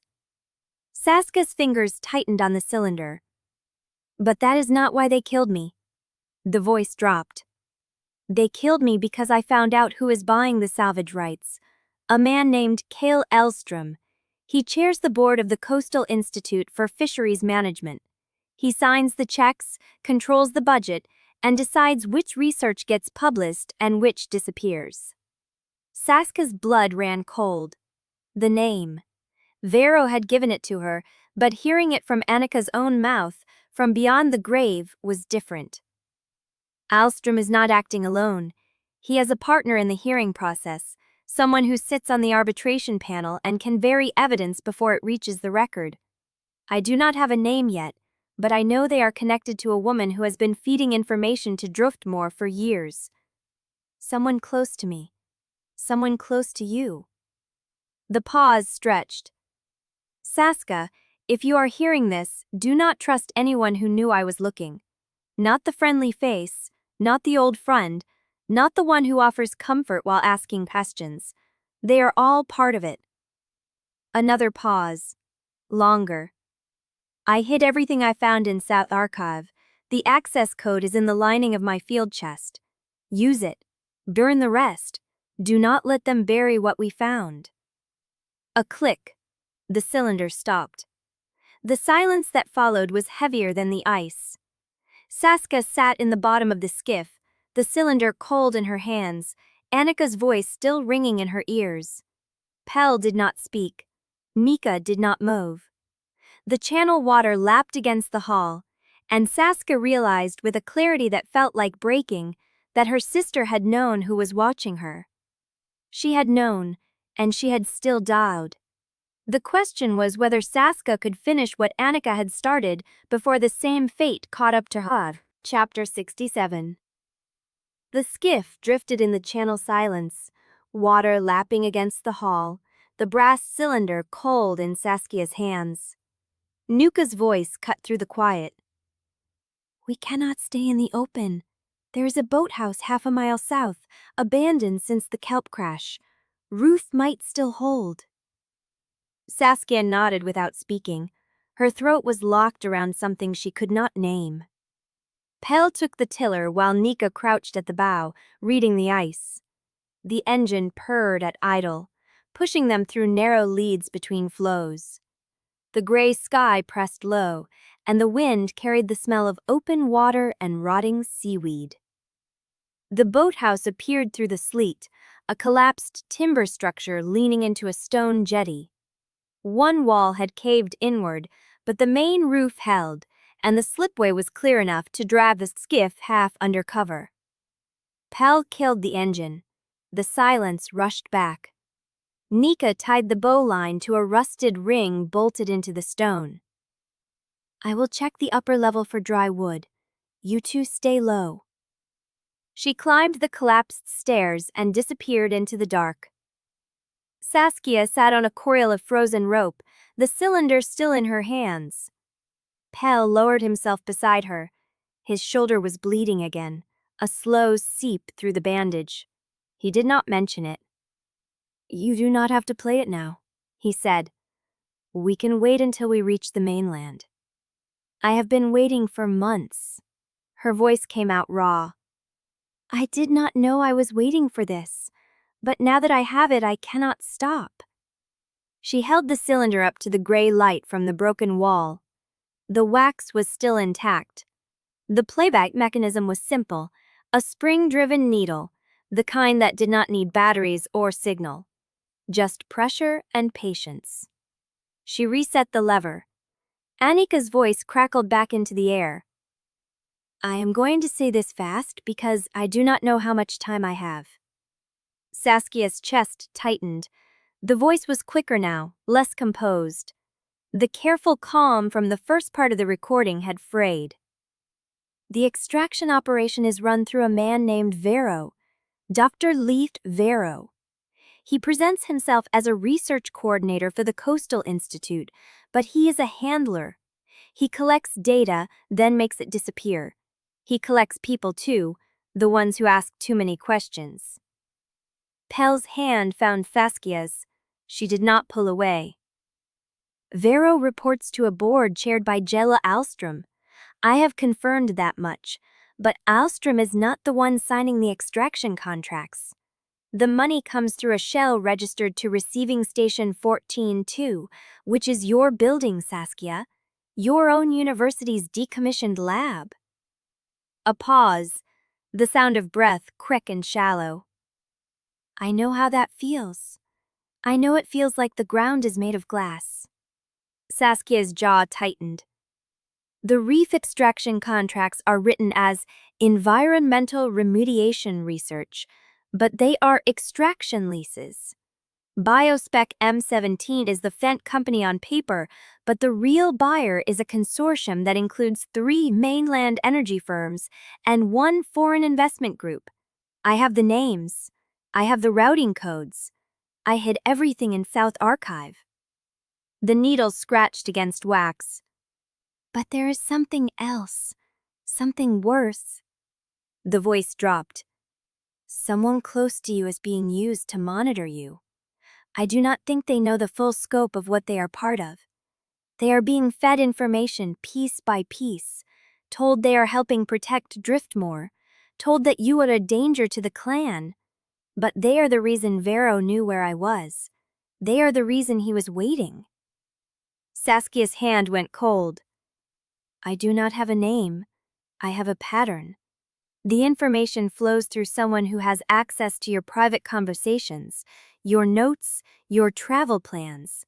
Someone who asks gentle questions and remembers every answer. The pause stretched. If you are hearing this, Saskia, you already know who I mean. You just do not want to believe it. The needle scratched again.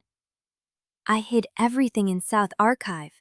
The access code is in the lining of my field chest, sewn into the canvas under the false bottom. Use it. Do not let anyone talk you out of going there first. A longer pause. When Anika spoke again, her voice was quieter. The hearing chair is a woman named Dr. Helena Mercer. She used to work for the Coastal Institute before they buried her career. She has been waiting for someone to bring her the evidence that will burn them all. I trust her. You can too. Saskia's breath caught. Helena Mercer. The name from Maeve's code phrase. The woman who had been waiting 22 years. But there is one more thing. The voice hardened. The hearing panel has a second chair. A man who pretends to be neutral. His name is Dr. Leif Lietensen. He was my thesis advisor. He is the one who told Vero I was getting close. Saskia's blood turned to ice. I am telling you this so you know who to watch, not so you give up, so you go in with your eyes open. A final scratch. Burn the rest, Saskia. Burn it all, but save what is in South Archive. It is the only thing that will save you. The cylinder clicked silent. The boathouse was quiet again. Saskia stared at the dead wax, her hands shaking. Mortensen, the man who had written her letters of recommendation. The man who had called her after Anika's death to offer condolences. The man who had asked gently, casually, whether she had found anything in Anika's notes. She had told him everything.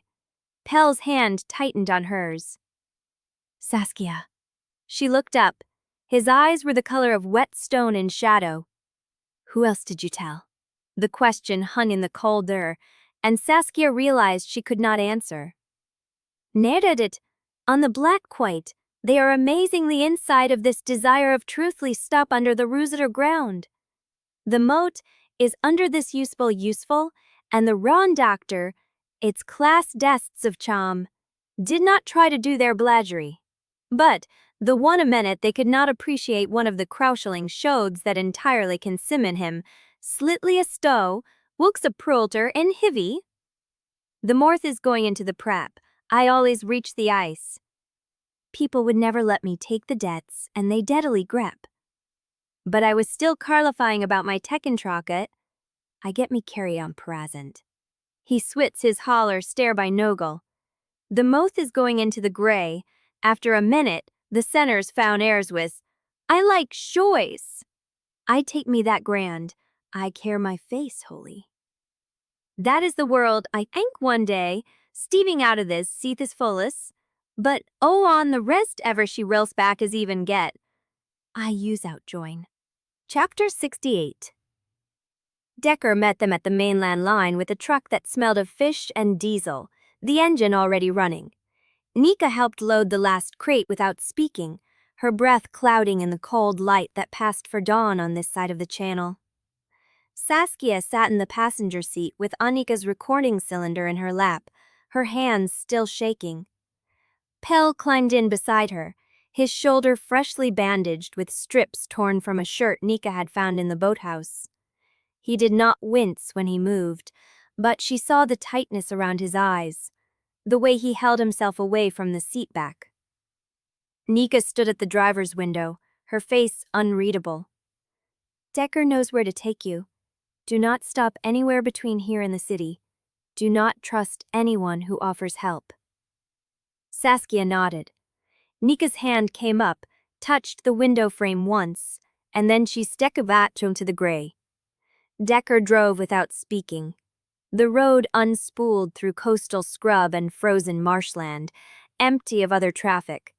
Saskia watched the landscape shift from ice-scoured rock to sparse pine, then to the first scattered buildings that meant they were approaching the city. Pell's hand found hers on the seat. She let him hold it. The row house sat at the end of a narrow street, where the pavement gave way to gravel and the streetlights stopped. 3 stories of weathered brick with a sagging porch and windows that reflected nothing. No light showed behind the glass. Decker killed the engine and turned. Use the side door. Knock twice, pause, then twice more. If she does not answer in 30 seconds, leave. Saskia looked at the house. It looked abandoned.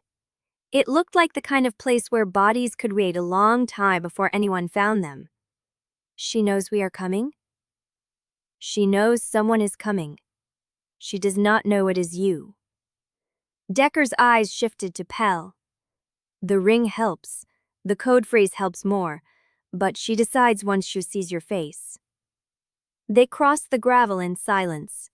The cold here was different from Driftmoor's cold, wetter, older, seeping through the bones instead of cutting at the skin. Saskia knocked. Twice. Paused. Twice more. The seconds stretched. She heard movement inside, slow and careful. A lock turned. The door opened on a chain, and a woman's face appeared in the gap, pale hair pulled back, eyes the color of rust. Saskia spoke before the woman could close the door.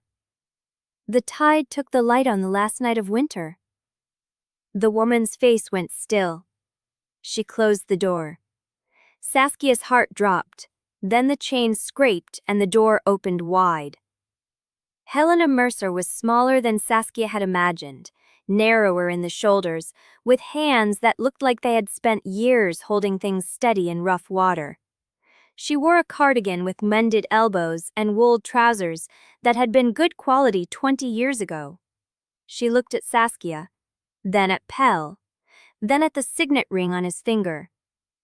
"You have her eyes," she said. "Maves, I did not expect that." Pell said nothing. Helena stepped back and let them inside. The row house was warm against the cold, heated by a coal stove in the kitchen that glowed through an open door.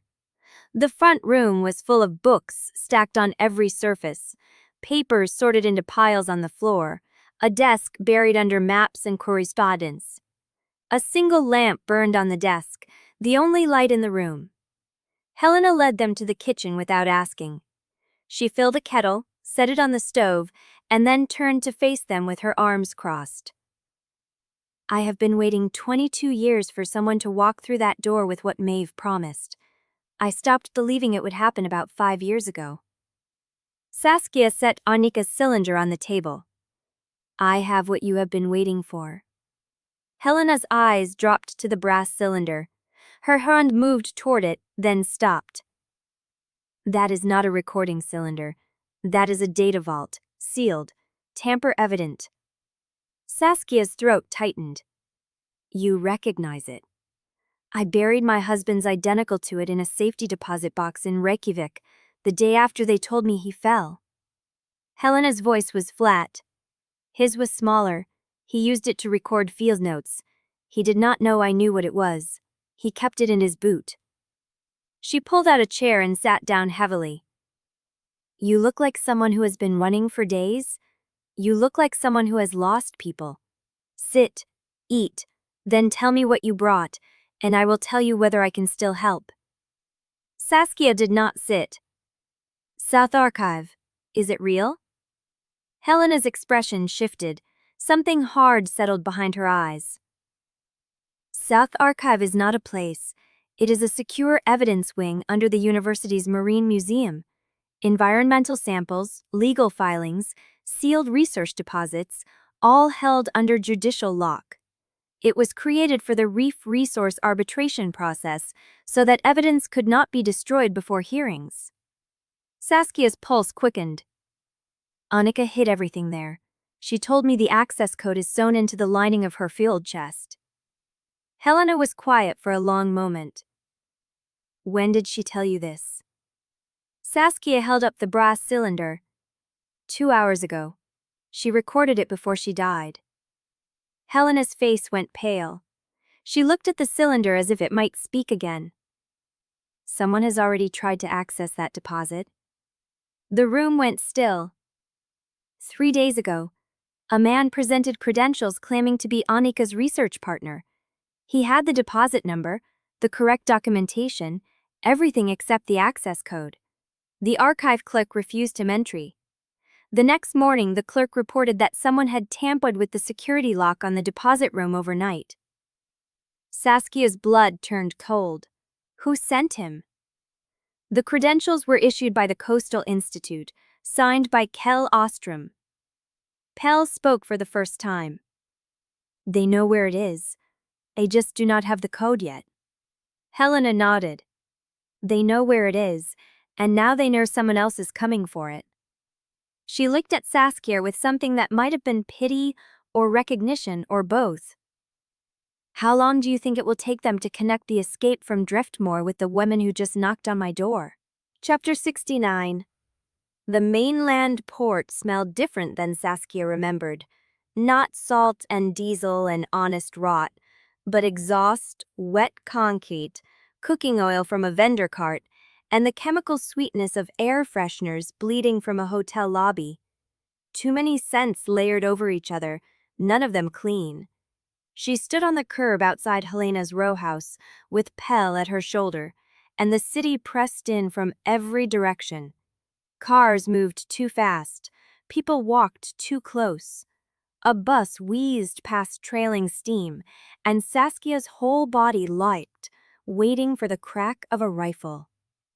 Pell's hand found her elbow. Steady. Warm. You are breathing like you are about to dive into freezing water. She forced her shoulders down.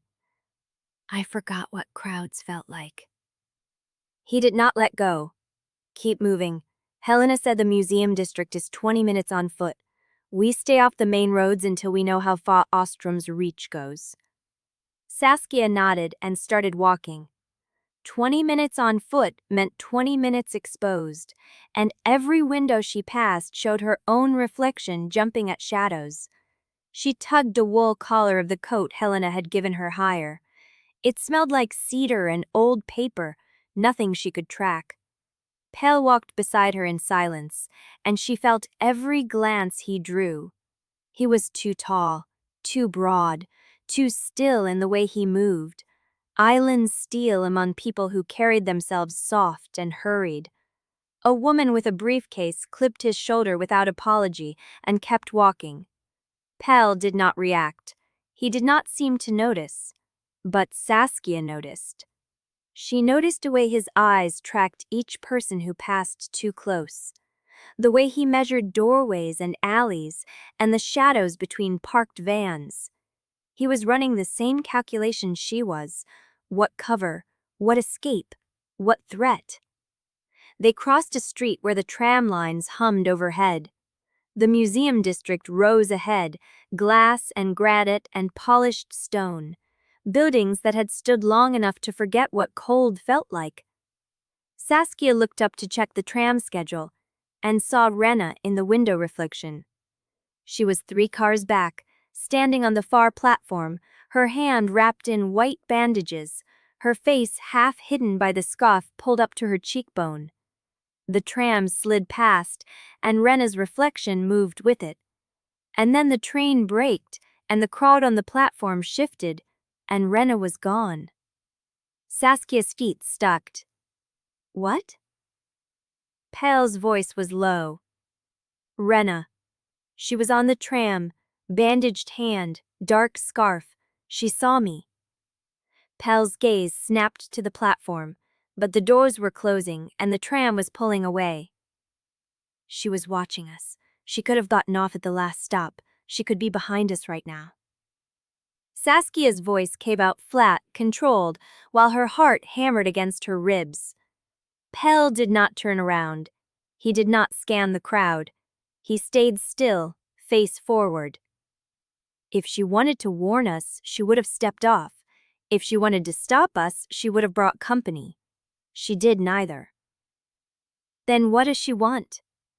Pell's jaw tightened. Maybe she does not know yet. Maybe she is still deciding which side she lands on. That makes her more dangerous than someone who is already chosen. Saskia looked back at the empty platform.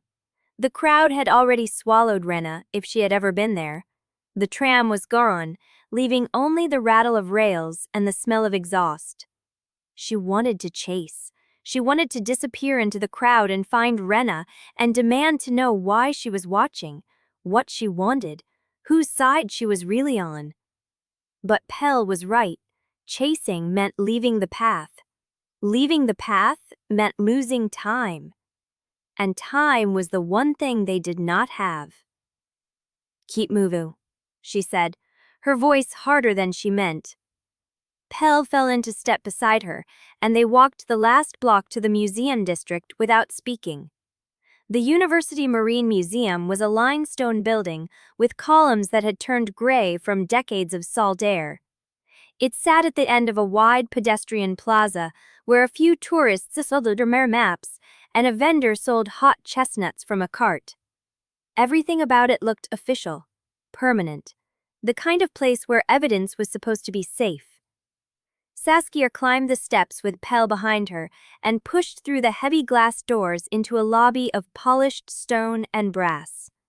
A reception desk sat at the center, staffed by a young woman with sharp glasses and a name badge that read Tour Information.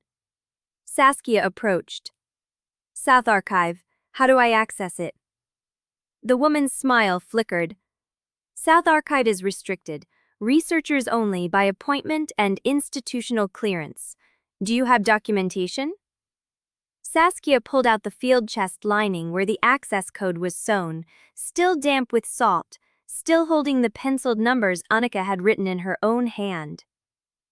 I have the access code, I have the deposit number. I am here to retrieve my sister's evidence vault. The woman's eyes dropped to the lining, then back up to Saskia's face. Something shifted in her expression. Recognition, or wariness, or both. One moment. She picked up a phone and pressed a single button.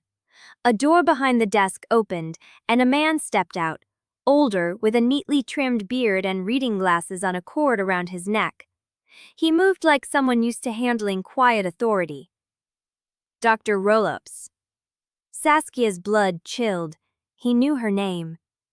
I am Elias Voss, head archivist for South Archive. We have been expecting you. Chapter 70. Helena did not move toward Elias Voss. She stood in the lobby with her hands at her sides, her rust-colored eyes fixed on him with the stillness of someone who had learned to read a room before entering it. Elias, she said. The archivist adjusted his glasses. Helena, I assumed you would be the one to bring her. You assumed correctly, but you did not tell me you were expecting her. No, I did not sloat. The silence stretched. Pell shifted behind Saskia, a subtle movement that placed himself between the two women and the archivists without quite blocking the exit. I have accreditation, Helena said. I have the legal standing to access any deposit tied to my husband's investigation. You know this. I do. Then open the lower level. Elias Voss studied her for a long breath. Then he turned and walked back through the door behind the reception desk without another word. Helena followed. Saskia grabbed Pell's wrist and pulled him with her before the door could swing shut. The corridor beyond was narrow and white-lit, lined with pipes and electrical conduits that hummed with the building's buried machinery. The air changed. Colder. Recycled. The salt smell of the lobby gave way to the flat chemical scent of climate control and aged paper. Elias stopped at a door marked South Archive, Access Level 3. The deposit room was sealed after the tamper attempt 3 days ago, he said. I changed the lock card myself. Did you tell anyone you changed it? Helena asked. No, but I also did not sleep in the building. Helena's jaw tightened. She pulled a keycard from her coat pocket and pressed it to the reader. The lock blinked green. You kept your old accreditation, Elias said. I kept everything. The door swung open into darkness. Elias reached inside and hit a light switch, and fluorescent tubes buzzed to life in staggered succession, revealing a long room of metal shelving and fireproof cabinets. The air was still and cold. Saskia stepped past him and saw the clerk. He was on the floor between two shelving units, sprawled on his side with his arm bent at an angle that meant either he was unconscious or his shoulder was dislocated. A dark patch spread across the concrete beneath his head. Pell moved past her before she could speak. He crouched beside the clerk, pressed 2 fingers to the man's neck, and held there. Alive. Pulse is steady. He is breathing. Saskia's focus snapped to the cabinet at the far end of the room, the one Anika had described. Deposit row 7, slot 12. The lock was gone. Not cracked, not forced, cut clean through with precision shears, the metal curling away from the gap like peeled skin. The drawer hung half open, empty. She crossed the room in 7 strides and pulled the drawer all the way out. Nothing. The black foam interior that should have held Anika's vault was bare. A single folded page lay at the bottom, weighted by a loose screw that must have fallen from the lock mechanism. Saskia picked up the page. The handwriting was Wrenna's. She recognized the narrow, slanted letters from 100 notes past August's cottage tables, from field schedules and tide charts, and the edges of maps marked with shared observations. I took what they wanted first. Now choose whether you still know me. Saskia read it twice. The words did not rearrange themselves into a meaning she wanted to accept. She took it. Her voice came out flat. Wrenna? She was already here. She cut the lock and she took the vault. Pell straightened beside the unconscious clerk. After the conspiracy's agent. The note does not say before or after. It says she took it first. Helena moved to the cabinet and examined the cut lock with the practiced eye of someone who had spent years cataloging evidence. These are clean cuts, professional tools. She knew exactly what she was doing and where to go. Wrenna is not a professional, Saskia said. No, Helena agreed. But someone taught her.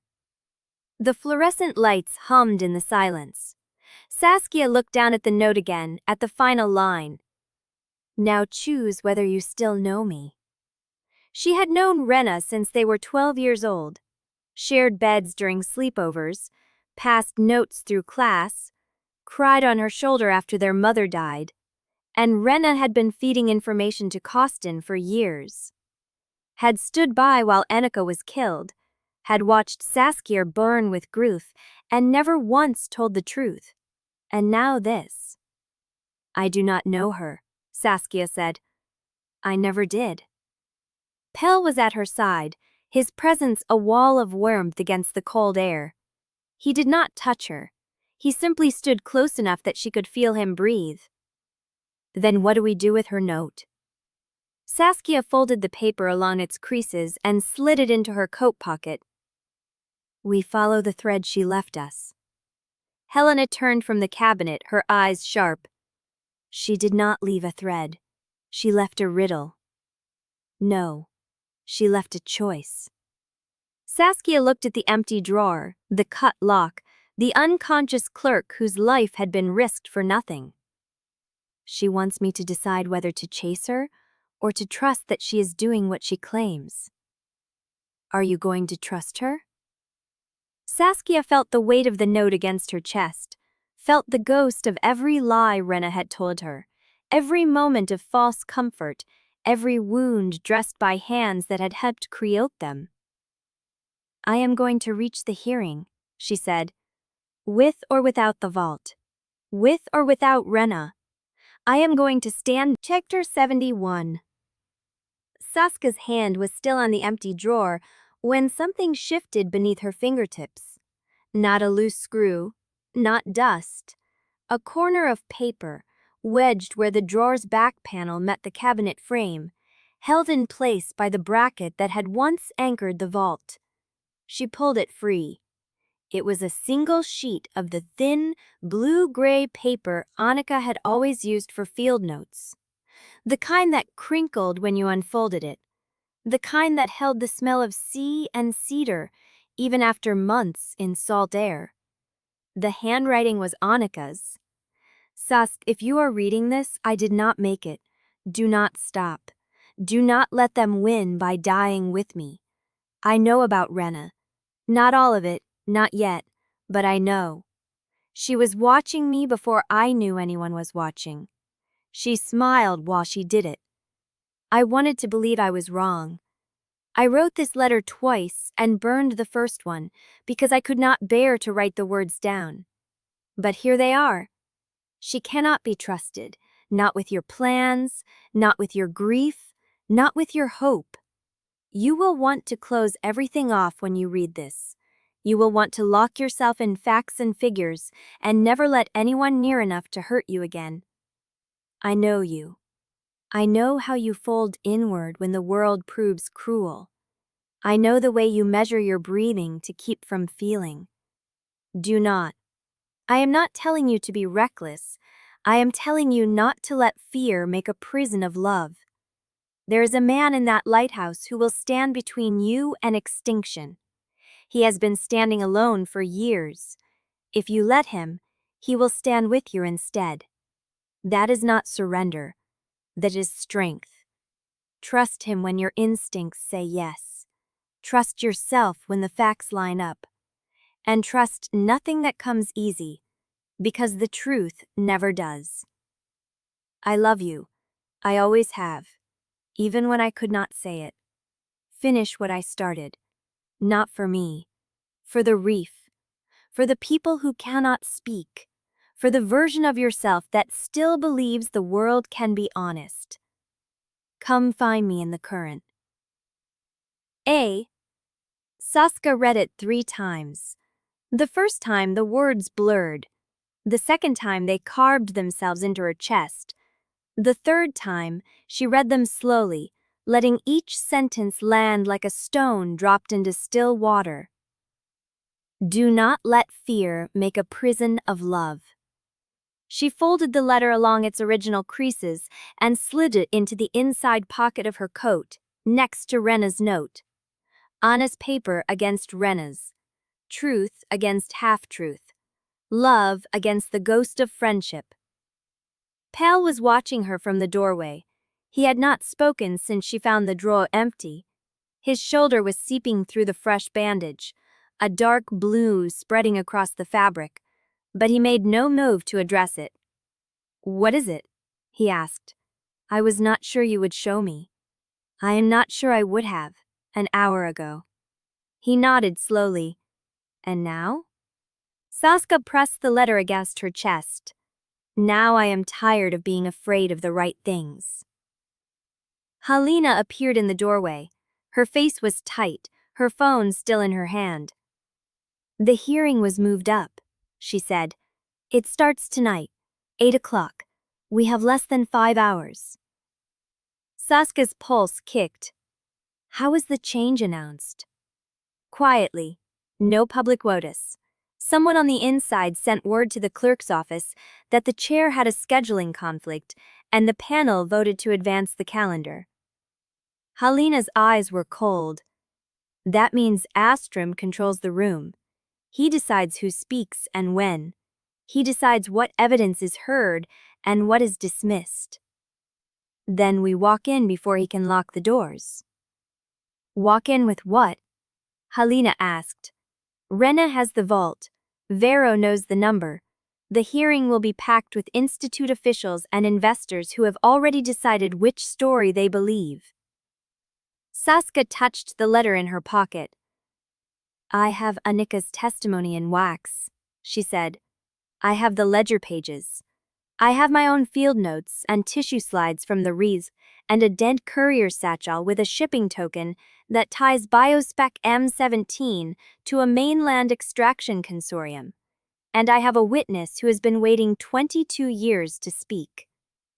Halina's eyes widened slightly. "You want me to testify? I want you to stand beside me and name your husband's death, how the same pattern that killed him killed my sister. I want you to tell the hearing that the Coastal Institute has been falsifying data for decades. I want you to make it impossible for them to dismiss as one grieving woman's delusion." Halina was silent for a long moment. The fluorescent hum filled the room, and the clerk shifted on the floor, groaning again. Then Halina lifted her chin. "I buried my husband's data vault in Reykjavik 22 years ago because I was too afraid to open it." She looked straight at Saskia. "If we go to that hearing, we need more than evidence. We need a story that forces the panel to act." "Then we give them one."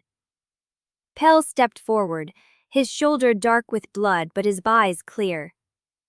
"I will stand in front of the panel and say that Driftmoor's clan heir recognized the truth before his own people did.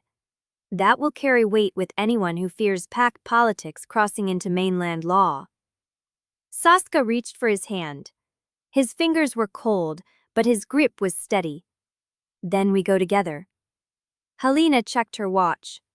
4 hours and 40 minutes. I will call Decker to pick us up. We cannot walk into the maritime hall through the front door, not with Vero hunting the same room. There is a service entrance off the south alley that opens into the interpreter's booth.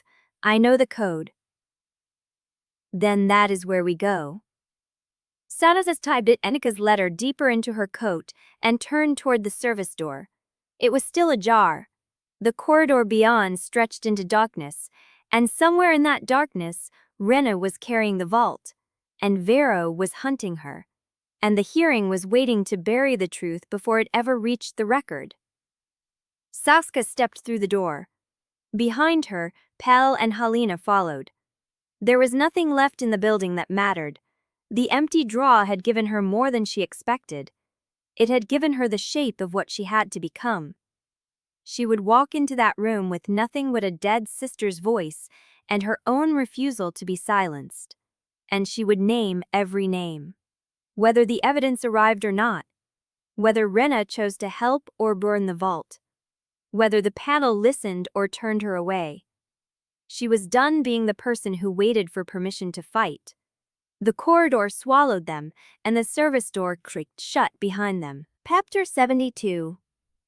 The service corridor smelled of damp concrete and old wiring, the kind of underground air that had not moved in years. Saskia kept one hand on the wall and the other on the edge of Anika's letter in her pocket, counting steps to stay calm. Helena led. She moved like someone who had memorized every turn, her narrow shoulders cutting through the dark without hesitation. 3 more doors, she said, then a stairwell up to the interpreter's booth. Pell followed close behind Saskia, his breathing steady despite the shoulder. She could feel him listening to the building the way he had listened to the ice on Driftmoor, measuring threat in the spaces between sounds. The first door was unlocked. The second was propped open with a wooden wedge, and beyond it the corridor widened into a loading bay. Pale light fell through a high window, catching dust suspended in the air. Saskia stopped. The bay was full of people. Not security, not Vero's men. Men and women in dark coats, clustered around a table covered in documents and coffee cups. One of them looked up, a thick folder in his hand, and went still when he saw her. You are not supposed to be down here. Helena stepped forward before Saskia could speak. This corridor leads to the interpreter's booth. I have accreditation from the original arbitration filing. The building code guarantees access. The man in the dark coat did not move. The hearing was moved. This entrance is closed. By whose authority? Alstrom's. The name landed like a stone in still water. Saskia felt Pell shift behind her, a low tension running through his frame. Then we will use the front door, Helena said. The man's eyes flicked to Pell, measured him. Something cold settled in his expression. He will not get through the front door. Saskia's pulse kicked. Why? Because the security detail has been instructed to deny entry to any unaccompanied wolf not registered to the Institute. The man's voice was flat, and even if he were registered, he would be searched, disarmed, and seated in the observation gallery behind soundproof glass. Pell said nothing. His hand found Saskia's elbow, light, steady. Then the front door is where we go, she said. Helena turned. Saskia, if they separate you from him, they control the room. Then they do not separate us. She stepped past the man in the dark coat and walked toward the loading bay door that led to the street. Pell followed.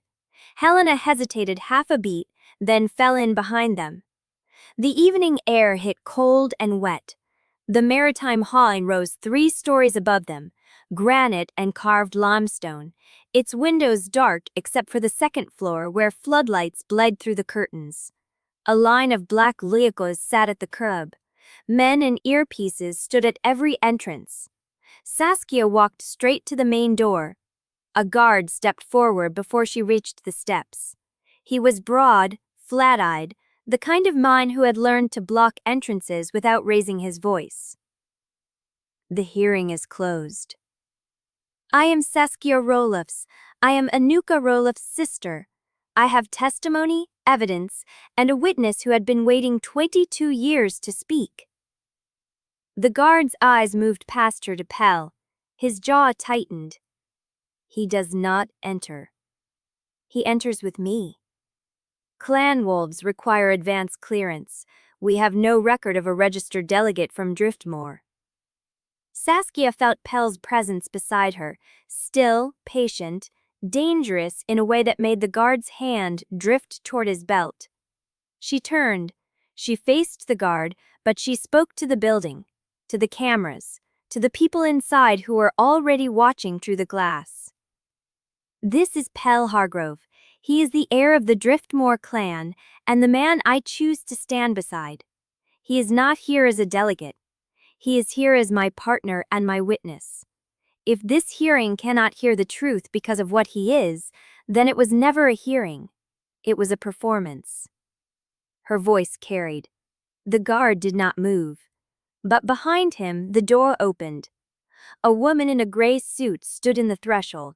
She was older, silver-haired, with the kind of face that had learned to hold a neutral expression through worse than this. Let them in. The guard stepped aside. The woman did not introduce herself. She simply turned and walked down the corridor, expecting them to follow. The hearing room was smaller than Saskia had expected. Wood paneling, a raised dais with 3 chairs, fluorescent lights that hummed. Rows of folding chairs faced the panel, most of them occupied. The audience turned when she entered. She saw the dark coats of institute officials, the polished shoes of investors, the pinched faces of lawyers who had already written their closing arguments. They looked at her and at Pell, and the room made a sound, not quite whispering, not quite silence. Helena slipped into a seat near the back. Saskia walked to the front. Pell walked beside her. The panel had 2 chairs filled. An older man with wire-rimmed glasses sat in the center. Mortensen. She recognized his posture from a dozen faculty meetings, the way he tilted his head when he was about to dismiss someone. The 3rd chair was empty. Alstrom had not arrived yet. Ms. Roelofs. Mortensen's voice was smooth. You are not on the docket. I am here to speak for my sister. Your sister's case was reviewed and closed. Then review it again. The room shifted. Someone coughed. A phone buzzed and was silenced. Mortensen removed his glasses and polished them slowly. You understand that testimony given outside the scheduled docket can be excluded from the official record until it has been reviewed for procedural compliance. Saskia's hand found the wax cylinder in her pocket. Then I will start with a voice my sister recorded before she died. The room held its breath. Alstrom's expression did not change, but behind her, Pell shifted.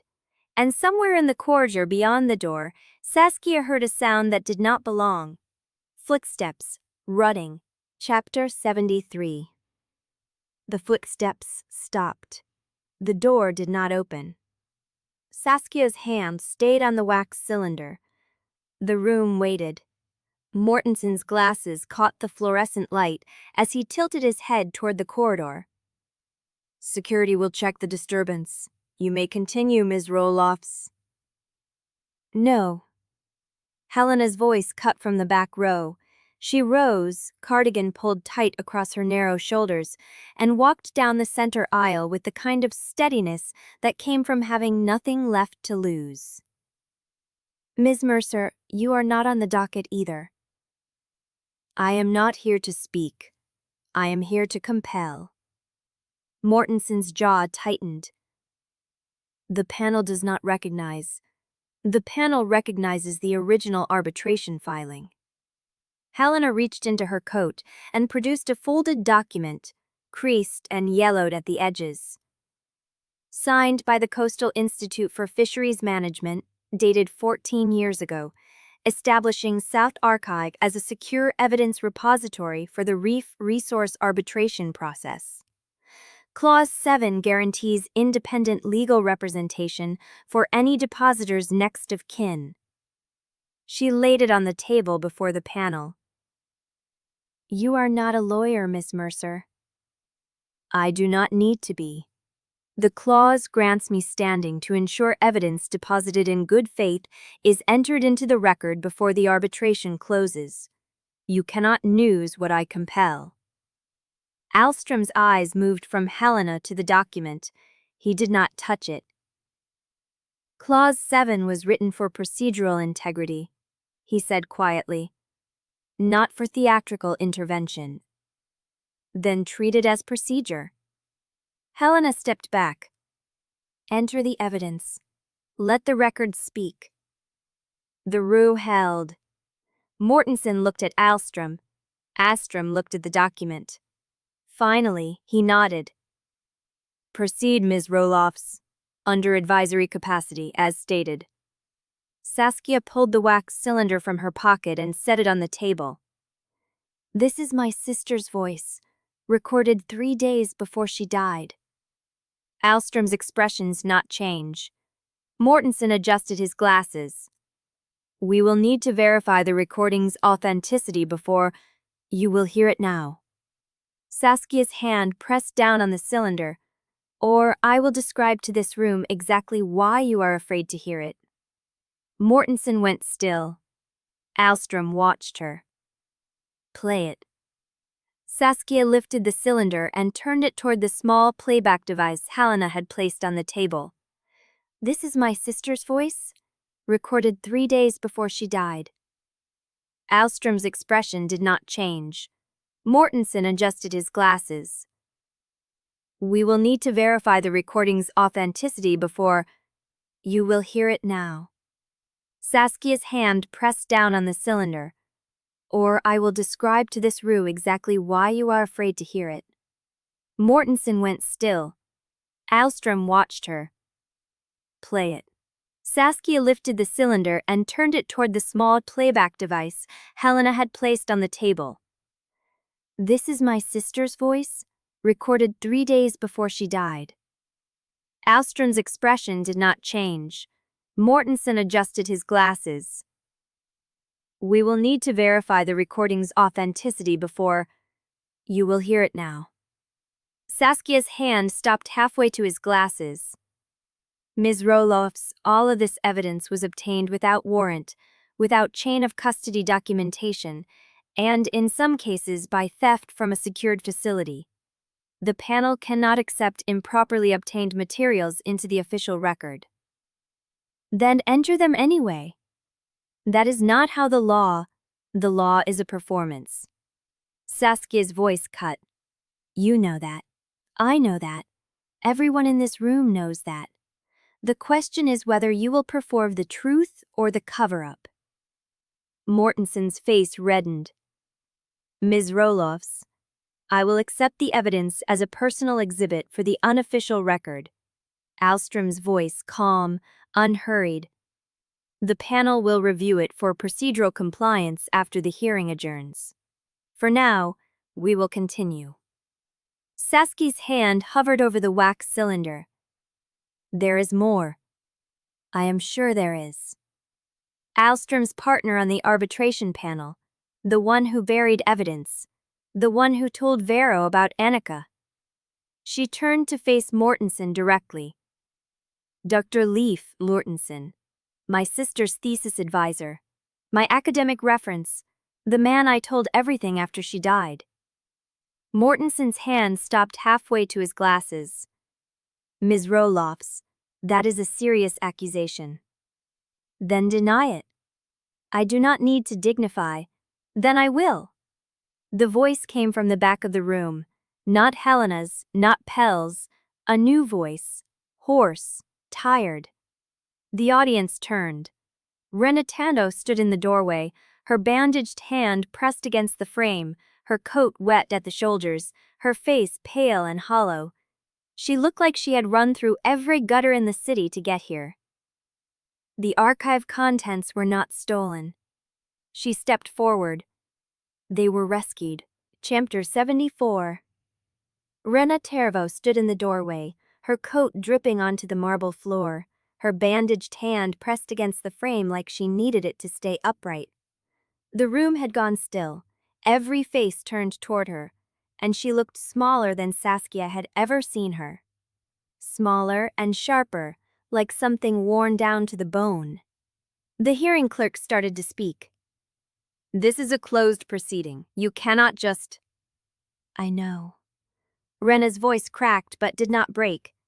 She stepped forward and the wet soles of her boots squeaked on the polished floor. The sound was absurdly loud in the silence.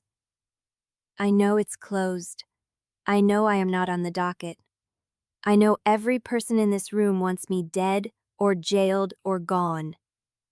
She reached the railing that separated the audience from the panel dais. Her bandaged hand left a smear on the wood. "But I am the one who took the archive, and I am the one who kept it from Vero. So before you throw me out, you should hear what I saved." Alstrom watched her with that same controlled calm. His fingers rested flat on the table, neither relaxed nor tense, waiting. "Miss Tervo." His voice carried no emotion. "You are confessing to theft from a secured evidence facility." "I am confessing to theft from your facility." Wrenna met his gaze. "The one where you stored evidence you intended to destroy. The one you sent Vero to empty before anyone could file a proper motion."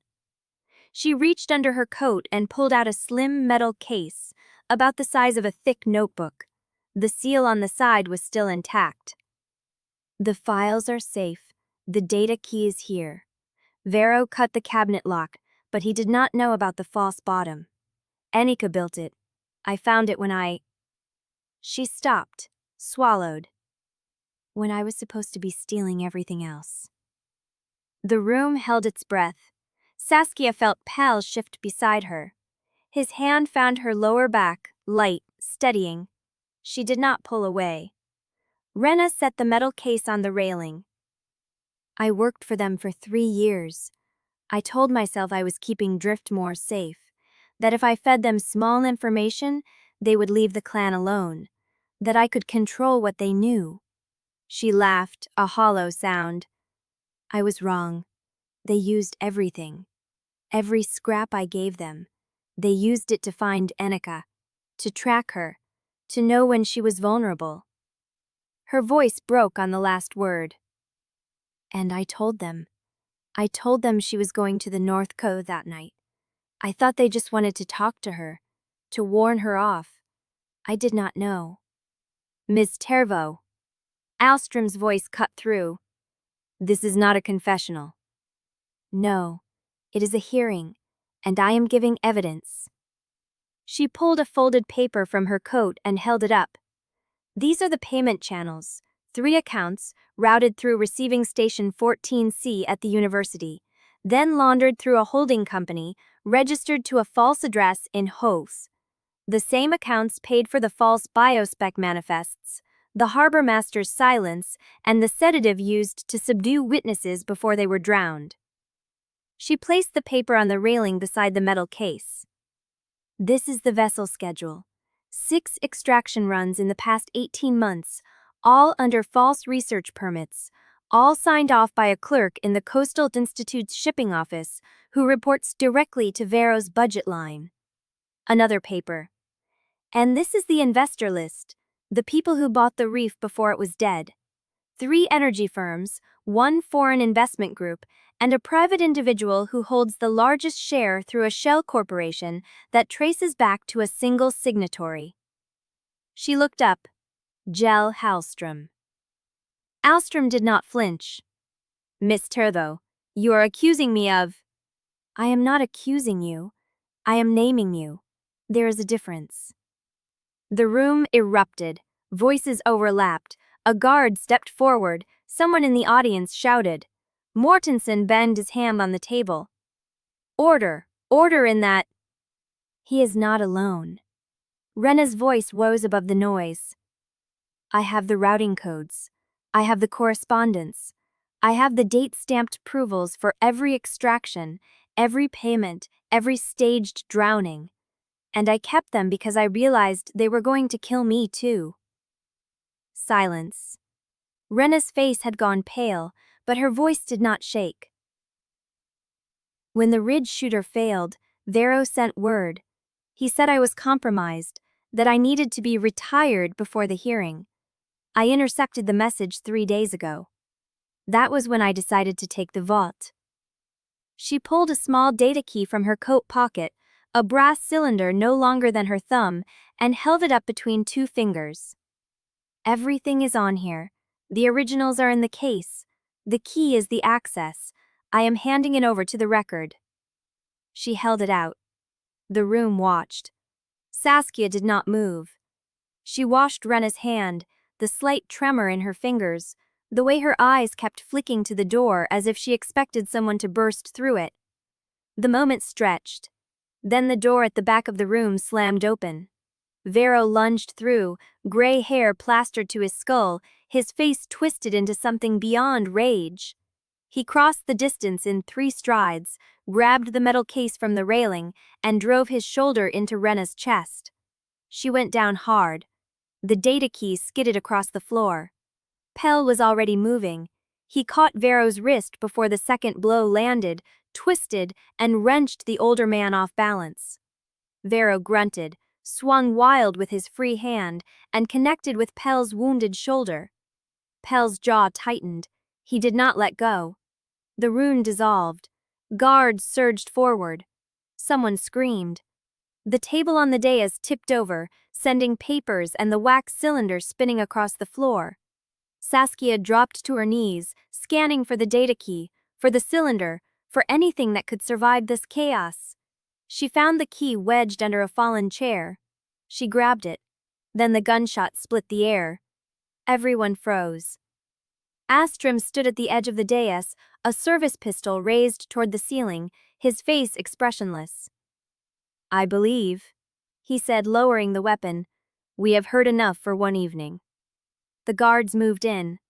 But Saskia was already looking at the door, at the corridor beyond, at the sound of running footsteps that had not stopped, that were growing louder. And then she saw them. Dark coats. 3 of them. Moving fast. Coming straight for the hearing room. Chapter 75.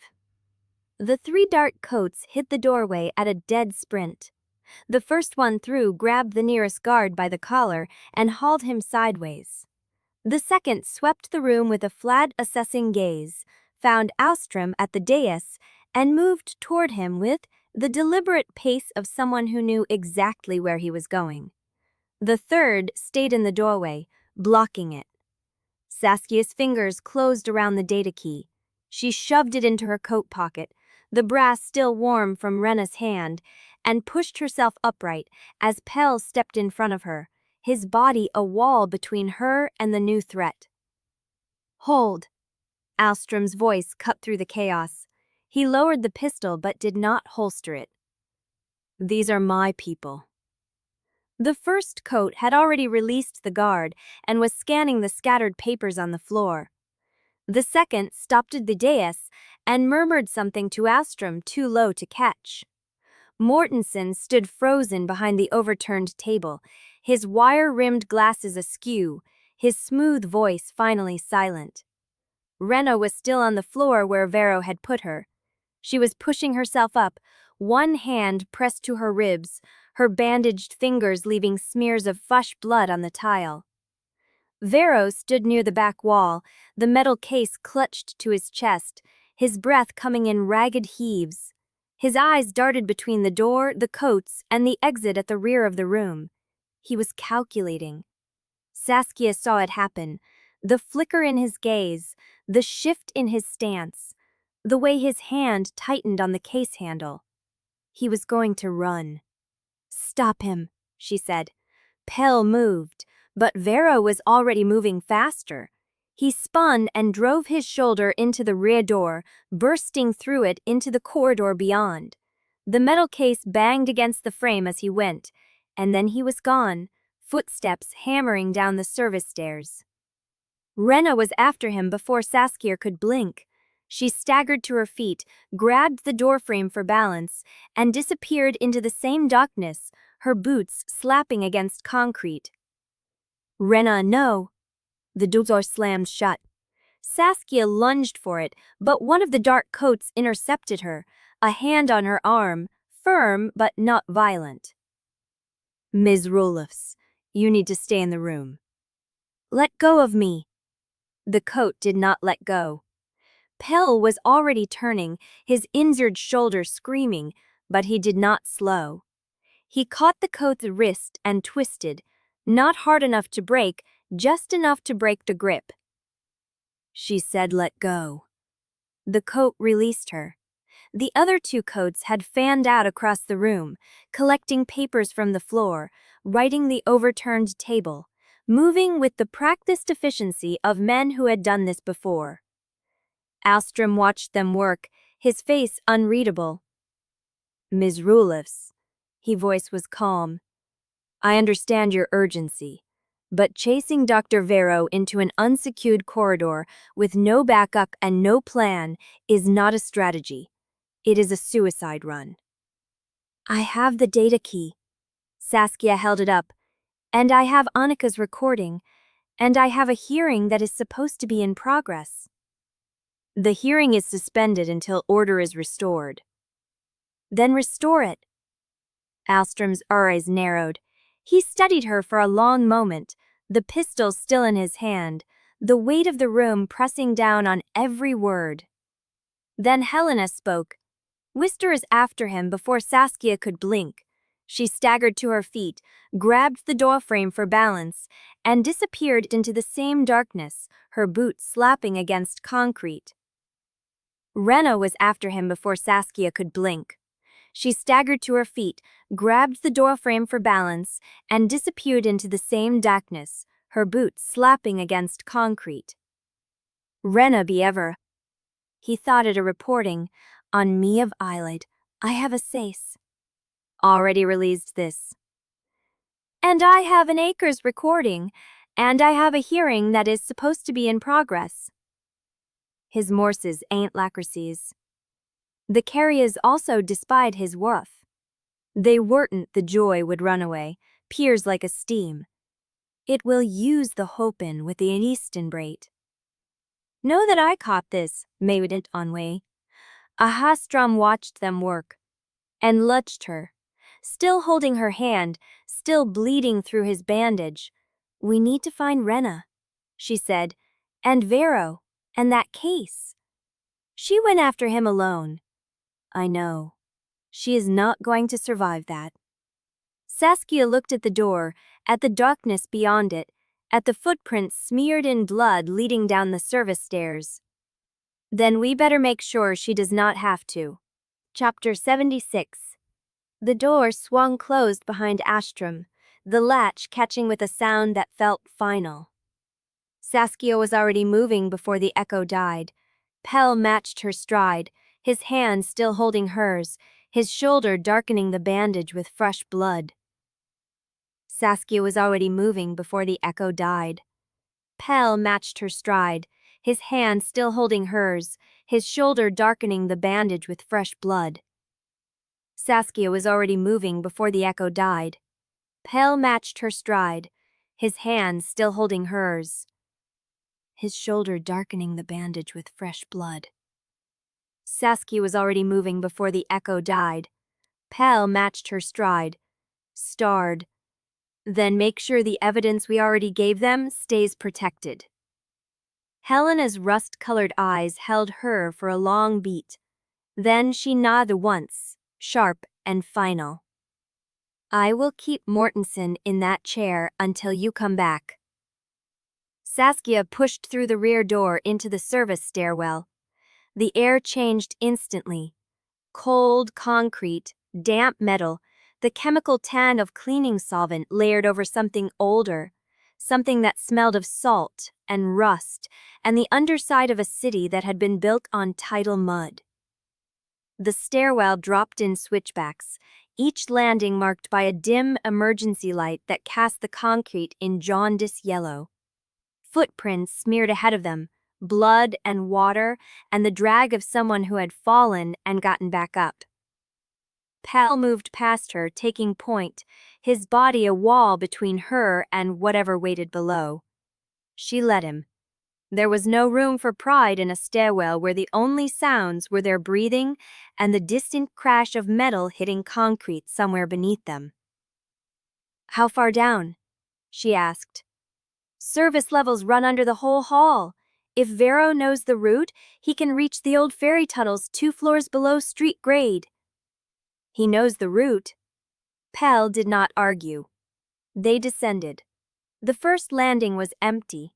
A single boot print in something dark, leading toward a fire door that stood ajar. Pell put his ear to the gap, listened, shook his head. Clear, but someone came through fast. They kept going. The second landing opened onto a corridor lined with pipes, fat iron cylinders wrapped in discolored insulation, their surfaces beaded with condensation. The air grew colder. The crash she had heard from above was closer now. Not metal on metal, but something heavier, a body hitting concrete. Pell heard it too. His pace quickened. They rounded the corner and found her. Wrenna was on her knees at the bottom of the next flight, braced against the wall with one hand, the other pressed to her ribs. Blood ran between her fingers, dark and slick, pooling in the grout lines between the concrete tiles. Her face was the color of ash, her chest hitching in shallow, wet pulls. The metal case lay 2 steps below her, its latches sprung, papers spilling across the landing. Saskia reached her first. "Wrenna." "Don't." Wrenna's voice came out cracked, a rasp that barely qualified as speech. "Don't touch me. Not yet." "I am not going to let you bleed out on a service stair." Wrenna laughed, a wet sound that turned into a cough. Blood speckled her lips. "Too late for that." She lifted her hand from her ribs, and Saskia saw the wound, a ragged puncture just below her collarbone, the kind of wound a blade made when it hit bone and kept going. "He had a knife." "Did you know he carried a knife?" "I did not know he carried a knife." "Where is he?" "Tunnels." Wrenna's eyes drifted, found Saskia's fists, focused with visible effort. "He took the case. I tried to stop him. Got this for my trouble." She gestured at the wound with her chin. "But I got something back first." Her fist uncurled. In her palm lay a second data key, identical to the one Saskia had recovered from the hearing room floor. Same brass casing, same etched serial number, RS09. "He did not know I powered it," Wrenna said. "He grabbed the case, I grabbed the key. He was too busy running to count." Saskia took it. The metal was warm from Wrenna's grip. "Is this the complete set?" "The complete set. Everything from the false bottom. Payment chains, routing codes, the names Astrom told her to keep off the books." Wrenna's voice was fading, each word costing her more than the last. "It is the one they have been trying to bury. The one that proves who really owns the extraction contracts." Pell knelt beside them, pressing his folded jacket against Wrenna's wound. She hissed through her teeth but did not push him away. "The ferry tunnels," she said. "He is heading for the ferry tunnels. His buyers are waiting at the maintenance gate on the north side. If he gets through, the evidence goes with him. You will never prove who signed the contracts." Saskia closed her fist around the key. "Someone needs to stay with her." "I am not done," Wrenna said. "I am not done telling you. There is more. There is always more. The woman. The one who signs the checks. Astrom answers to someone, and she is real. I have seen her. I have seen her face." "Who?" Wrenna's eyes fluttered. Her hand found Saskia's wrist, gripped with surprising strength. Gray suit, silver hair. She opened the door for you tonight. The silver-haired woman, the one who had let them into the hearing. Saskia's blood went cold. She was on the panel. Wrenna said. She was always on the panel. Astrum just let you think he was running it. Her grip went slack. Pale checked her pulse, found it, held steady. She is alive. Not for long if we do not get her upstairs. Saskia looked at the key in her hand, then at the dark mouth of the corridor leading down to the ferry tunnels. The building was locked down. Helena had said no one could enter or leave. But Vera knew a way out, and if he reached the maintenance gate before they caught him, the evidence went with him, but the silver-haired woman walked free. She stood. I am going after him. Pell looked up at her, his hand still pressed to Wrenna's wound, his shoulders still bleeding, his face carved from stone. Then so am I. Someone has to stay with Wrenna. No. Wrenna's voice came back cracked, a raps that barely qualified as speech. Don't touch me. Not yet. I am not going to let you bleed out on a service stair. Wrenna laughed, a wet sound that turned into a cough. Blood speckled her lips. Too late for that. She lifted her hand from her ribs, and Saskia saw the wound, a ragged puncture just below her collarbone, the kind of wound a blade made when it hit bone and kept going. He had a knife. Did you know he carried a knife? I did not know he carried a knife. Where is he? Tunnels. Wrenna's eyes drifted, found Saskia's face, focused with visible effort. He took the case. I tried to stop him. Got this for my trouble. She gestured at the wound with her chin. But I got something back first. Her fist uncurled. In her palm lay a second data key, identical to the one Saskia had recovered from the hearing room floor. Same brass casing, same etched serial number, RS09. He did not know I palmed it, Wrenna said. He grabbed the case, I grabbed the key. He was too busy running to count. Saskia took it. The metal was worn from Wrenna's grip. Is this the complete set? The complete set. Everything from the false bottom. Payment chains, routing codes, the names Astrum told her to keep off the books. Wrenna's voice was fading, each word costing her more than the last. It is the one they have been trying to bury. The one that proves who really owns the extraction contracts. Pale knelt beside them, pressing his folded jacket against Wrenna's wound.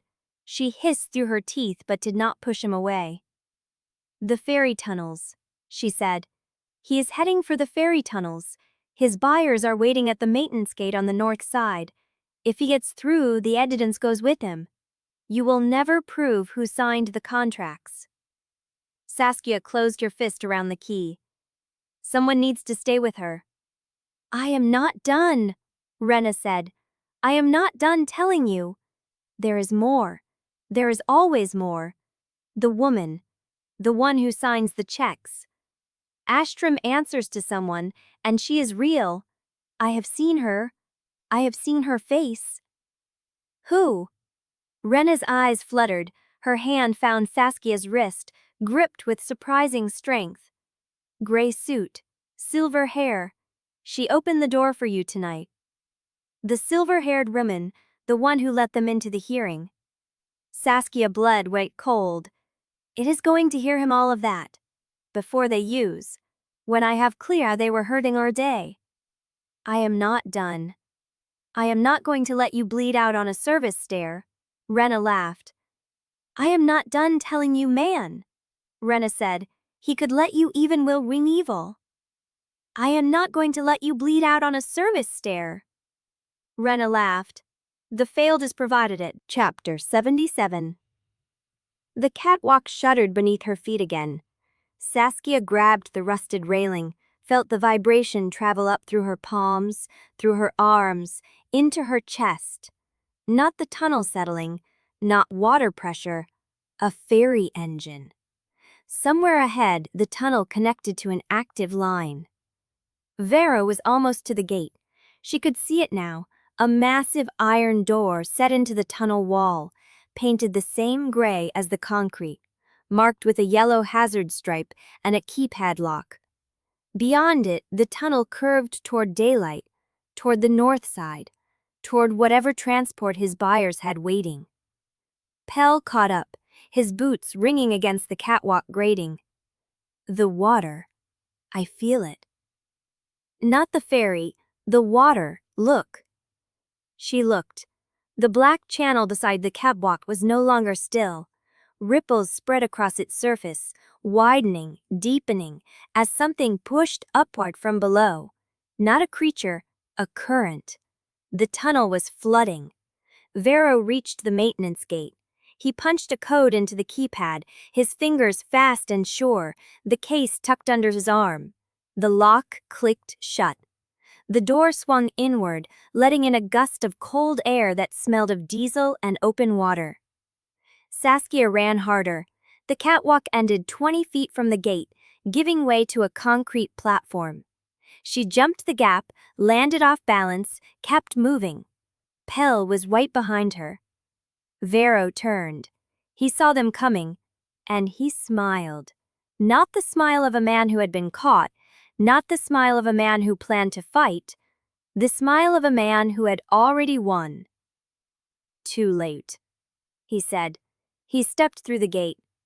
Saskia reached the platform, her lungs burning, her legs shaking. The gate was swinging closed. Through the gap, she could see Vero limping toward a waiting vehicle. A black sedan with its engine running, its headlights cutting through the fog rolling off the water. The gate clicked shut. The lock engaged. Saskia slammed her palm against the iron door. The metal was cold, solid, immovable. She hit it again. Again. The vibration stung up to her shoulder. No. Pell reached her. He did not try the door. He looked at the keypad, at the wires running from it into a junction box bolted to the wall. I can crack it, he said. Give me 2 minutes. We do not have 2 minutes. The water in the tunnel was rising faster now, lapping at the edge of the platform, dark and cold and hungry. The ferry engine rumbled closer, the sound bouncing off the curved walls, making it impossible to tell which direction it came from. Saskia pressed her forehead to the iron door. She could feel the vibration of the sedan's engine through the metal. Could feel Vero getting farther away, the evidence case on the seat beside him, the truth of everything Anika had died for disappearing into the fog. She thought of the silver-haired women, the one Astrum answered to, the one who had opened the door for them tonight and smiled like she owned the room. She thought of Wrenna, bleeding in the corridor upstairs, having handed her the key that could prove everything. She thought of Anika. Make it count. Saskia stepped back from the gate. I need the key. Pell looked at her. What key? The one that opens this gate. His hand went at her sputtles cut, the current that had nearly pulled her under. She thought of Anika, who had never learned to swim. Saskia dropped the key into her pocket, ripped off her coat, and dove. The cold hit her like a wall. The water was deeper than it looked, the current stronger, pulling her sideways, dragging her under the dock, into the dark space between the concrete pillars. She did not fight it. She let it pull her, let it carry her, her lungs already screaming for air. She broke the surface in the shadow of the ferry's hull. The loading ramp was lowering. The sedan's headlights cut through the fog, approaching at speed. Saskia grabbed the edge of the ramp, her fingers slipping on the wet metal, found a handhold, pulled herself up. Water streamed from her clothes, her hair, her skin. She was shaking so hard she could barely stand. She ran up the ramp. The sedan braked. Vero saw her. His face went slack with disbelief. Then the ferry horn blasted again, the ramp began to rise, and the gap between the dock and the deck started to widen. Saskia jumped. She landed on the deck, rolled, came up on her knees. The sedan sat on the dock, engine running, Vero staring at her through the windshield. He had two choices. Floor the gas and try to clear the gap, risking the ferry's edge, the water, the evidence. Or stay. He stayed. The ramp lifted fully, the ferry pulled away from the dock, and Vero's sedan shrank into the fog, a silhouette swallowed by gray. Saskia collapsed onto the deck, her breath coming in ragged gasps, her hand pressed to the pocket where the brass data key lay. She had not caught him, but she had stopped him from reaching his buyers. And the key was still in her pocket. The ferry horn blasted again, 3 short blasts, and the deck shuddered beneath her as the engines engaged fully, carrying her out into the open water, away from the city, away from the hearing, away from Pell, Kell. She scrambled to her feet, ran to the railing, looked back. The dock was gone. The tunnel entrance was gone. The fog had swallowed everything. She was alone on a ferry out to nowhere, soaked and freezing, and holding the only evidence that could bring down a conspiracy that reached higher than she had ever imagined. And somewhere behind her, in the dark of the service tunnels, Pell was standing at the water's edge, watching her disappear into the mist. Chapter 78. The ferry horn blasted again, closer this time, and the deck shuddered as the engines reversed, the vessel slowing.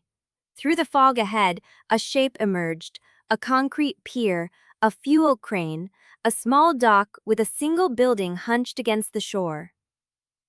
Not the city, somewhere farther down the coast. The ferry was docking. Saskia pulled the door open and stepped inside. The corridor was narrow, painted the same institutional gray as the deck, with a low ceiling and bare bulbs flickering in wire cages. A door at the far end bore a sign, "Crew only." She walked toward it. Her hand was reaching for the latch when a door to her right slid open, and a man stepped out, wiping his hands on a rag, his face lifting in surprise at the sight of her. "You're not supposed to be down here." "Ferry offloaded me at the wrong dock," she said, keeping her voice steady. "I need a phone. Emergency." He stared at her soaked clothes, her shaking hands, the raw red of her skin. "What happened to you?" "I fell in." "You need a hospital." "I need a phone." He hesitated, then nodded, jerking his head toward the door. "Office is up the stairs. I'll take you." She followed him up a narrow stairwell, her legs burning, her fingers numb. At the top, he pushed through a fire door into a small office with a desk, a radio, a telephone, and a window that looked out over the fog-shrouded pier. The man pointed at the phone. "Help yourself. I'll find you a blanket." He disappeared back through the door. Saskia grabbed the receiver, dialed the number Helena had given her, the one that routed through the maritime hall's administrative line. Rang once, twice. A click. "Maritime Hall Security Desk." "This is Saskia Roelofs. I need to speak to Dr. Helena Mercer immediately." "I'm sorry, ma'am, but the building is under legal hold. No incoming or outgoing calls are permitted until the hold is lifted." "Then put me through to hearing room 3. "I can't do that." "Listen to me," she said, her voice cracking. "I have the evidence, the data key, the complete set. I need to—" "I'm sorry, ma'am." The line went dead. Saskia stared at the receiver. She hung up, dialed again. This time she called the number for the Maritime Hall's general switchboard, the one listed on the university directory. Rang once. Twice. A click. "Maritime Hall Security Desk. This is Saskia Roelofs. I need to speak to Dr. Helena Mercer immediately." "I came for the data key you have, and for you." He stepped into the room, the pipe swinging at his side. "The woman I answer to wants to meet you." Silver hair. His smile flickered. "You know more than you should." "I know she's the one who opened the door at the hearing. I know she's the one Astrum reports to. I know she's been running the whole operation from a chair in the room while you and Astrum did the dirty work. Vero's grip tightened on the pipe. She will be interested to hear how much you've pieced together. Tell her I said she needs a better class of employee. He lunged. Saskia dove left, the pipe whistling past her ear, smashing into the desk where she had been standing. She grabbed the phone, hurled it at his face. It caught him in the cheekbone, sent him staggering. She ran for the door. His hand caught her ankle. She hit the floor hard, her chin cracking against the concrete, stars bursting across her vision. She kicked, twisted, clawed at the floor. Vero hauled her back by her leg, his grip iron. Key, he growled. Give me the key. Go to hell. He raised the pipe. The door at the far end of the corridor exploded open. Pell hit Vero at full sprint, shoulder driving into the man's chest, carrying him through the office door, through the desk, into the wall. The pipe clattered across the floor. Vero's head snapped back against the concrete, and he went limp. Saskia scrambled to her feet. Pell stood over Vero, his chest heaving, his scarred hands shaking, his eyes black, wolf-black, receding as she watched, the animal pulling back, retreating into the man. He looked at her. You jumped. He had the case. I watched you disappear. I had the key. He crossed the room in 2 strides, took her face in his hands, pressed his forehead against hers. His breath came ragged, uneven, his fingers trembling against her skin. Do not do that again. I had to. I know. He pulled back, looked at her, looked at Vera crumpled against the wall. We need to get back. The hearing. Legal hold. No calls in or out. Helena triggered it. Then we bring him to her. We bring the key to her. We finish this. Saskia reached into her pocket. Her fingers touched the brass data key. And something else. Wet. Empty. She pulled it out. It was the key, still intact, still solid, the brass warm against her cold skin. She held it up, let Pell see it. What's in it? Everything. Payment chains, routing codes, the names the off-the-book contracts hid. The full set. Pell nodded. Then we go. Oh. Now. He turned toward Vero, bent to haul the unconscious man up, and stopped. Vero's hand was moving, not reaching for the pipe, reaching for the desk drawer. Pell grabbed Saskia's arm, yanked her back, as Vero's fingers closed around something in the dark of the drawer and pulled. A small cylinder. Brass. The same size as the data key in Saskia's pocket. Vero's smile was bloody, cracked, triumphant. You think she put all her eggs in one basket? He held up the cylinder. Wrenna's second key was never the only backup. There's always another copy. One more witness, one more thread, one more name. He pressed the cylinder to his chest. You want to end this?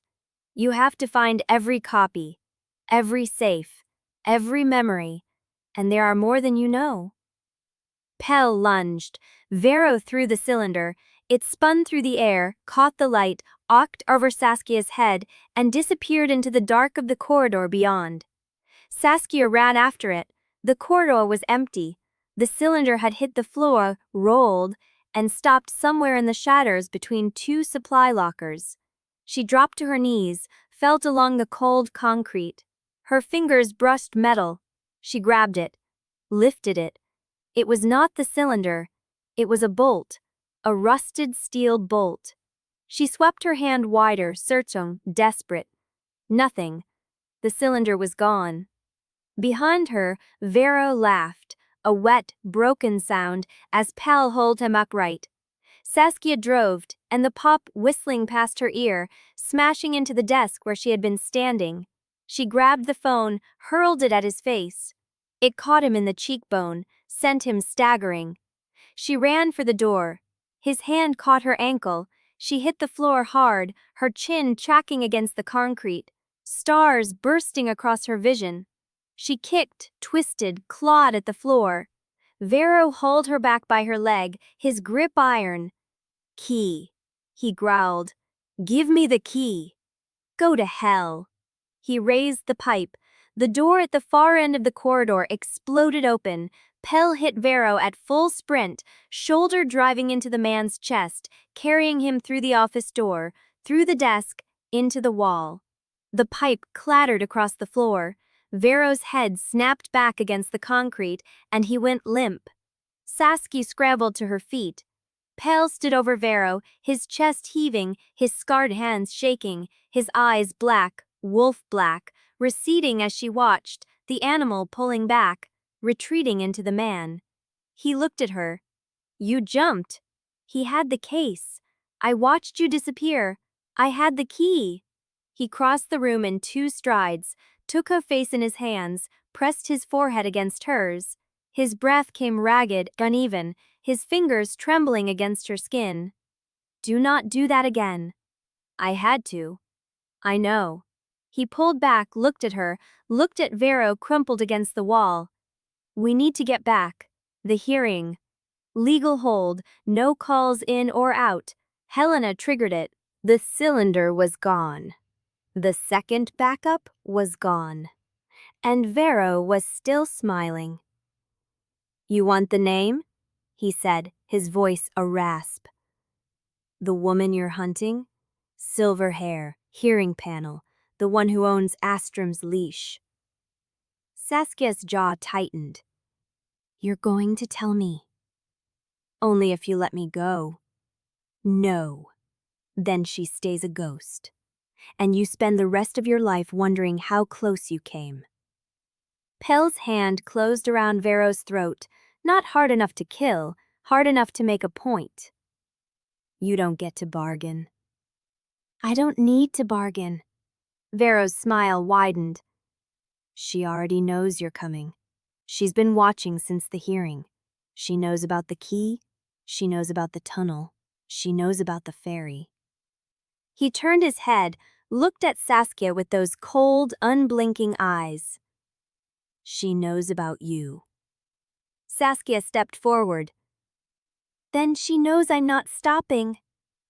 She reached into her pocket, pulled out the brass data key, held it up so Vero could see it clearly. "This is going to the hearing. This is going to the public record. And every name on it, every payment chain, every routing code, it is going to burn your operation to the ground." Vero's smile flickered. "The key alone is not enough." "It is." "It is not." His voice dropped, almost gentle. "You think Anika had only one backup? She built a system, distributed, encrypted. She knew that if she died, the evidence would survive in fragments, one here, one there, scattered across the mainland like seeds. The key gets you the first fragment, but the full picture, the complete chain?" He leaned forward, blood dripping from his brow. "You need the others." Saskia's hand tightened around the key. Behind her, the ferry horn blasted, and the vessel shuddered, engines engaging, pulling away from the dock, carrying them toward a destination she could not see. She looked at Pell. He looked back. And somewhere in the dark of the corridor, between the space where the cylinder had fallen and the floodwater that had swallowed it, she heard a sound. Not the engines, not the water. Footsteps. Coming closer. Chapter 79. Pell's grip on Vero was iron, but Vero's eyes weren't on him anymore. They were on the corridor behind Saskia. The footsteps stopped. A figure stepped into the light dark coat, silver hair catching the fluorescent flicker. Not the woman from the hearing. A man, older lined face, carrying a tablet and a silence that filled the space like pressure. "Driftmoor evidence is under federal seal," he said, voice flat, administrative. "You will surrender the detainee and all materials to my custody." Pell did not loosen his hold. "Who the hell are you?" "Special Examiner Dahl, R. Dahl." He held up a badge, the same last name from the hit list, the one marked unstruck. I've been watching this case since Anika's first report crossed my desk 3 years ago. Before she died, before the Institute buried her data, before anyone on that hearing panel knew I existed. Saskia's hand went to her pocket, the data key warm against her thigh. You're on the kill list. I know. Doll's voice did not waver. That's how I knew I was close. Vero laughed, a wet, broken sound. Close. You were never close. You had fragments, pieces, nothing that connected to the real names. Says the man bleeding on a ferry floor. I'm alive. Your list isn't complete. It never was. Doll stepped closer, tablet lowered. Then completed. The air changed. Vero's smile flattened. His eyes went cold, calculating, the smile of a man who had just realized he held the last card. If I talk, he said slowly, I want witness protection, full relocation, new identity, the kind that buries a man so deep the Institute's accountants never find him. Pell's hand tightened. You don't get to. Yes, I do. Vero's voice was steady. Because the names I have are not on any routing code. They are not on any invoice. They're the names that sign the checks, approve the grants, and bury the investigations before they start. A shipping magnate in the Baltic, a research committee chair who controls every marine biology publication in the North Atlantic, a political advisor who sits on the Energy Consortium's board. He paused. And the silver-haired woman's real name. Saskia stepped forward. Say it. Not until I see the paperwork. Doll pulled a folded document from his inner coat pocket.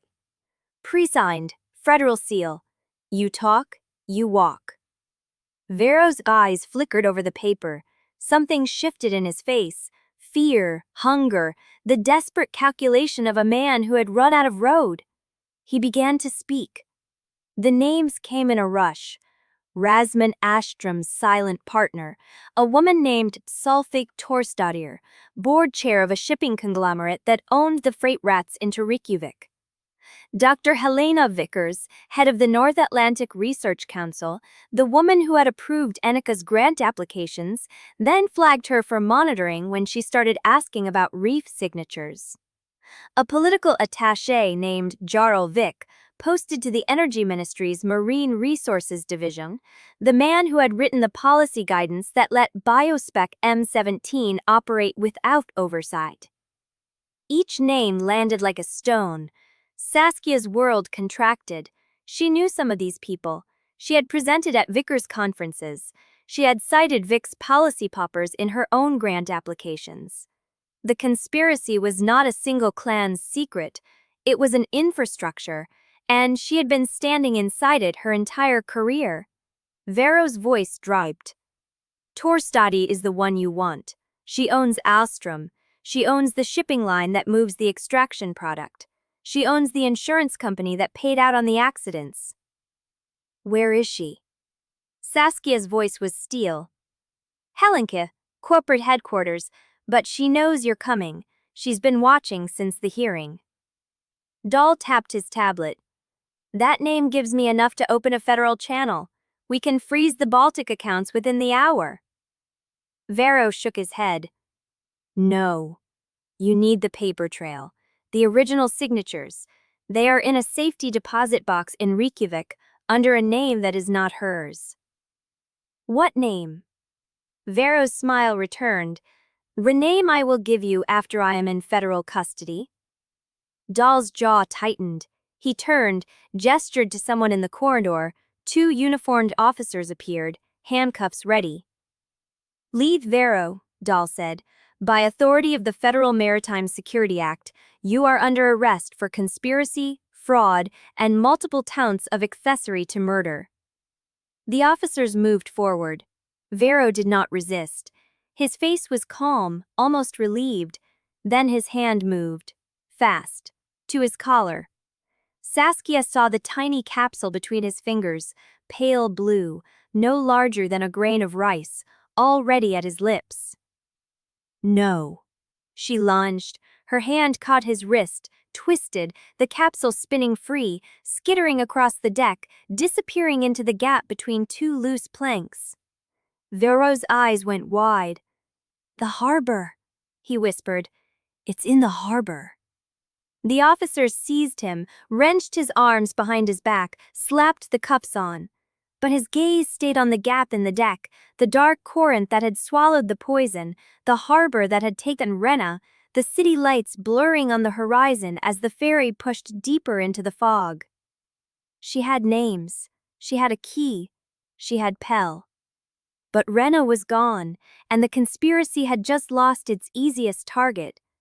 And somewhere in the dark, the silver-haired woman was still watching, still waiting. Still a Nusters had a wind in the Redensea. A ferial moated with Want Mortensen. Saskia's breath stopped. Who? A Poath. The override signature belongs to Solveig Torstadi. The name, fresh from Vero's lips, landed like a blade. Saskia looked at Pell. He was already moving, pulling her toward the crew cabin, toward the phone, toward anything that could get them back to shore before the trail went cold. Behind them, the fog swallowed the last of the city lights, and the ferry carried them deeper into the dark. The next move belonged to the woman with silver hair. Chapter 80. Days passed in a gray blur of debriefings, legal forms, and sealed statements. Saskia signed her name so many times, the letters started to look foreign.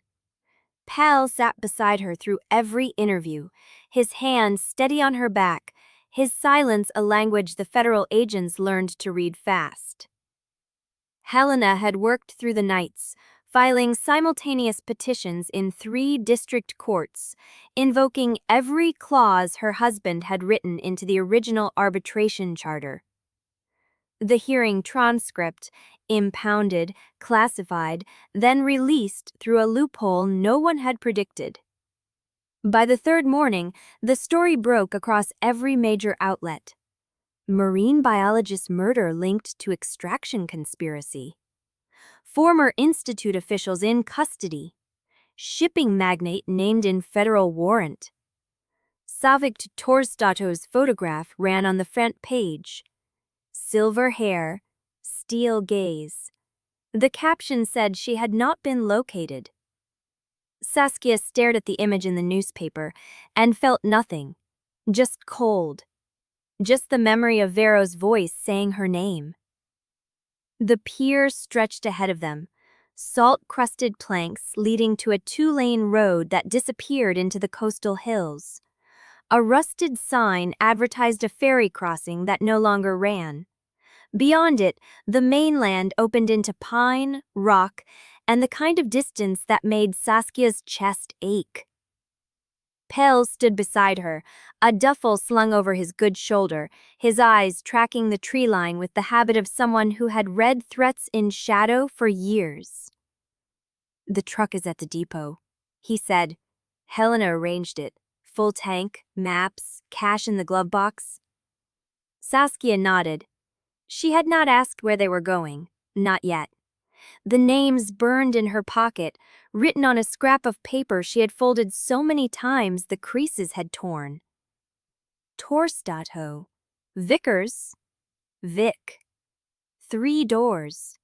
And behind them, a network that stretched from the Energy Ministry to the Research Council to a shipping conglomerate that moved product through ports no one inspected. "I have been thinking," she said. Pell turned to her. The wind lifted his dark hair, pulled the collar of his jacket against his throat. "About what?" "About what happens when we find them, when we prove it all, when the last signature is in evidence and there is no one left to name." She faced him fully, the gray light touching her face, the salt crusted on her lips. "Before you, I thought the only thing that mattered was the truth. That I could collect it, present it, and walk away clean. That justice would do the rest." She paused. The wind snapped between them. But that was before I learned what it costs to trust someone, and what it costs not to. Pell's jaw tightened. He did not speak. Saskia reached out. Her fingers brushed his wrist, then slid down until her hand found his, cold against warm, a deliberate shape. I am not staying because of the bond, she said. I am staying because I chose you, because you stayed when it would have been easier to let me burn alone, because you did not try to own me. His hand turned under hers, their fingers laced. Saskia, I am still afraid, she said, of losing myself, of wanting something so much that it blinds me. But I am more afraid of being the woman who walked away from the only person who ever made her feel safe. Pell lifted her hand, pressed her knuckles to his mouth, a slow, deliberate gesture that said everything his voice could not. I am not going to let you burn alone, he said against her skin. Not tonight, not ever. She pulled him down and kissed him, hard and hungry, tasting salt and winter and the faint copper of old blood from his still healing sheeter. His arm came around her, pulling her against his chest, and for a long moment the wind stopped mattering, the road stopped mattering, the names in her pocket stopped mattering. There was only this, the choice, the claim, the truth that they had made, together, without fate forcing either hand. When they broke apart, her breath fogged the air between them. Where do we start? Pell asked. Saskia pulled the scrap from her pocket, unfolded it. The names had blurred at the edges from the damp. Reykjavik, she said. Helena's contact at the bank. The safety deposit box under a false name. Pell nodded. Then the Energy Ministry, Vic's office, you can get us in. How? Because you are still a researcher with a federal case file, and because Dahl will give us cover if I ask. She studied his face. You already asked. I made a call this morning. The warmth in her chest spread, slow and steady. She squeezed his hand. Let us go then. They turned toward the road. A sound stopped them. A phone ringing. Not Pell's. Hers.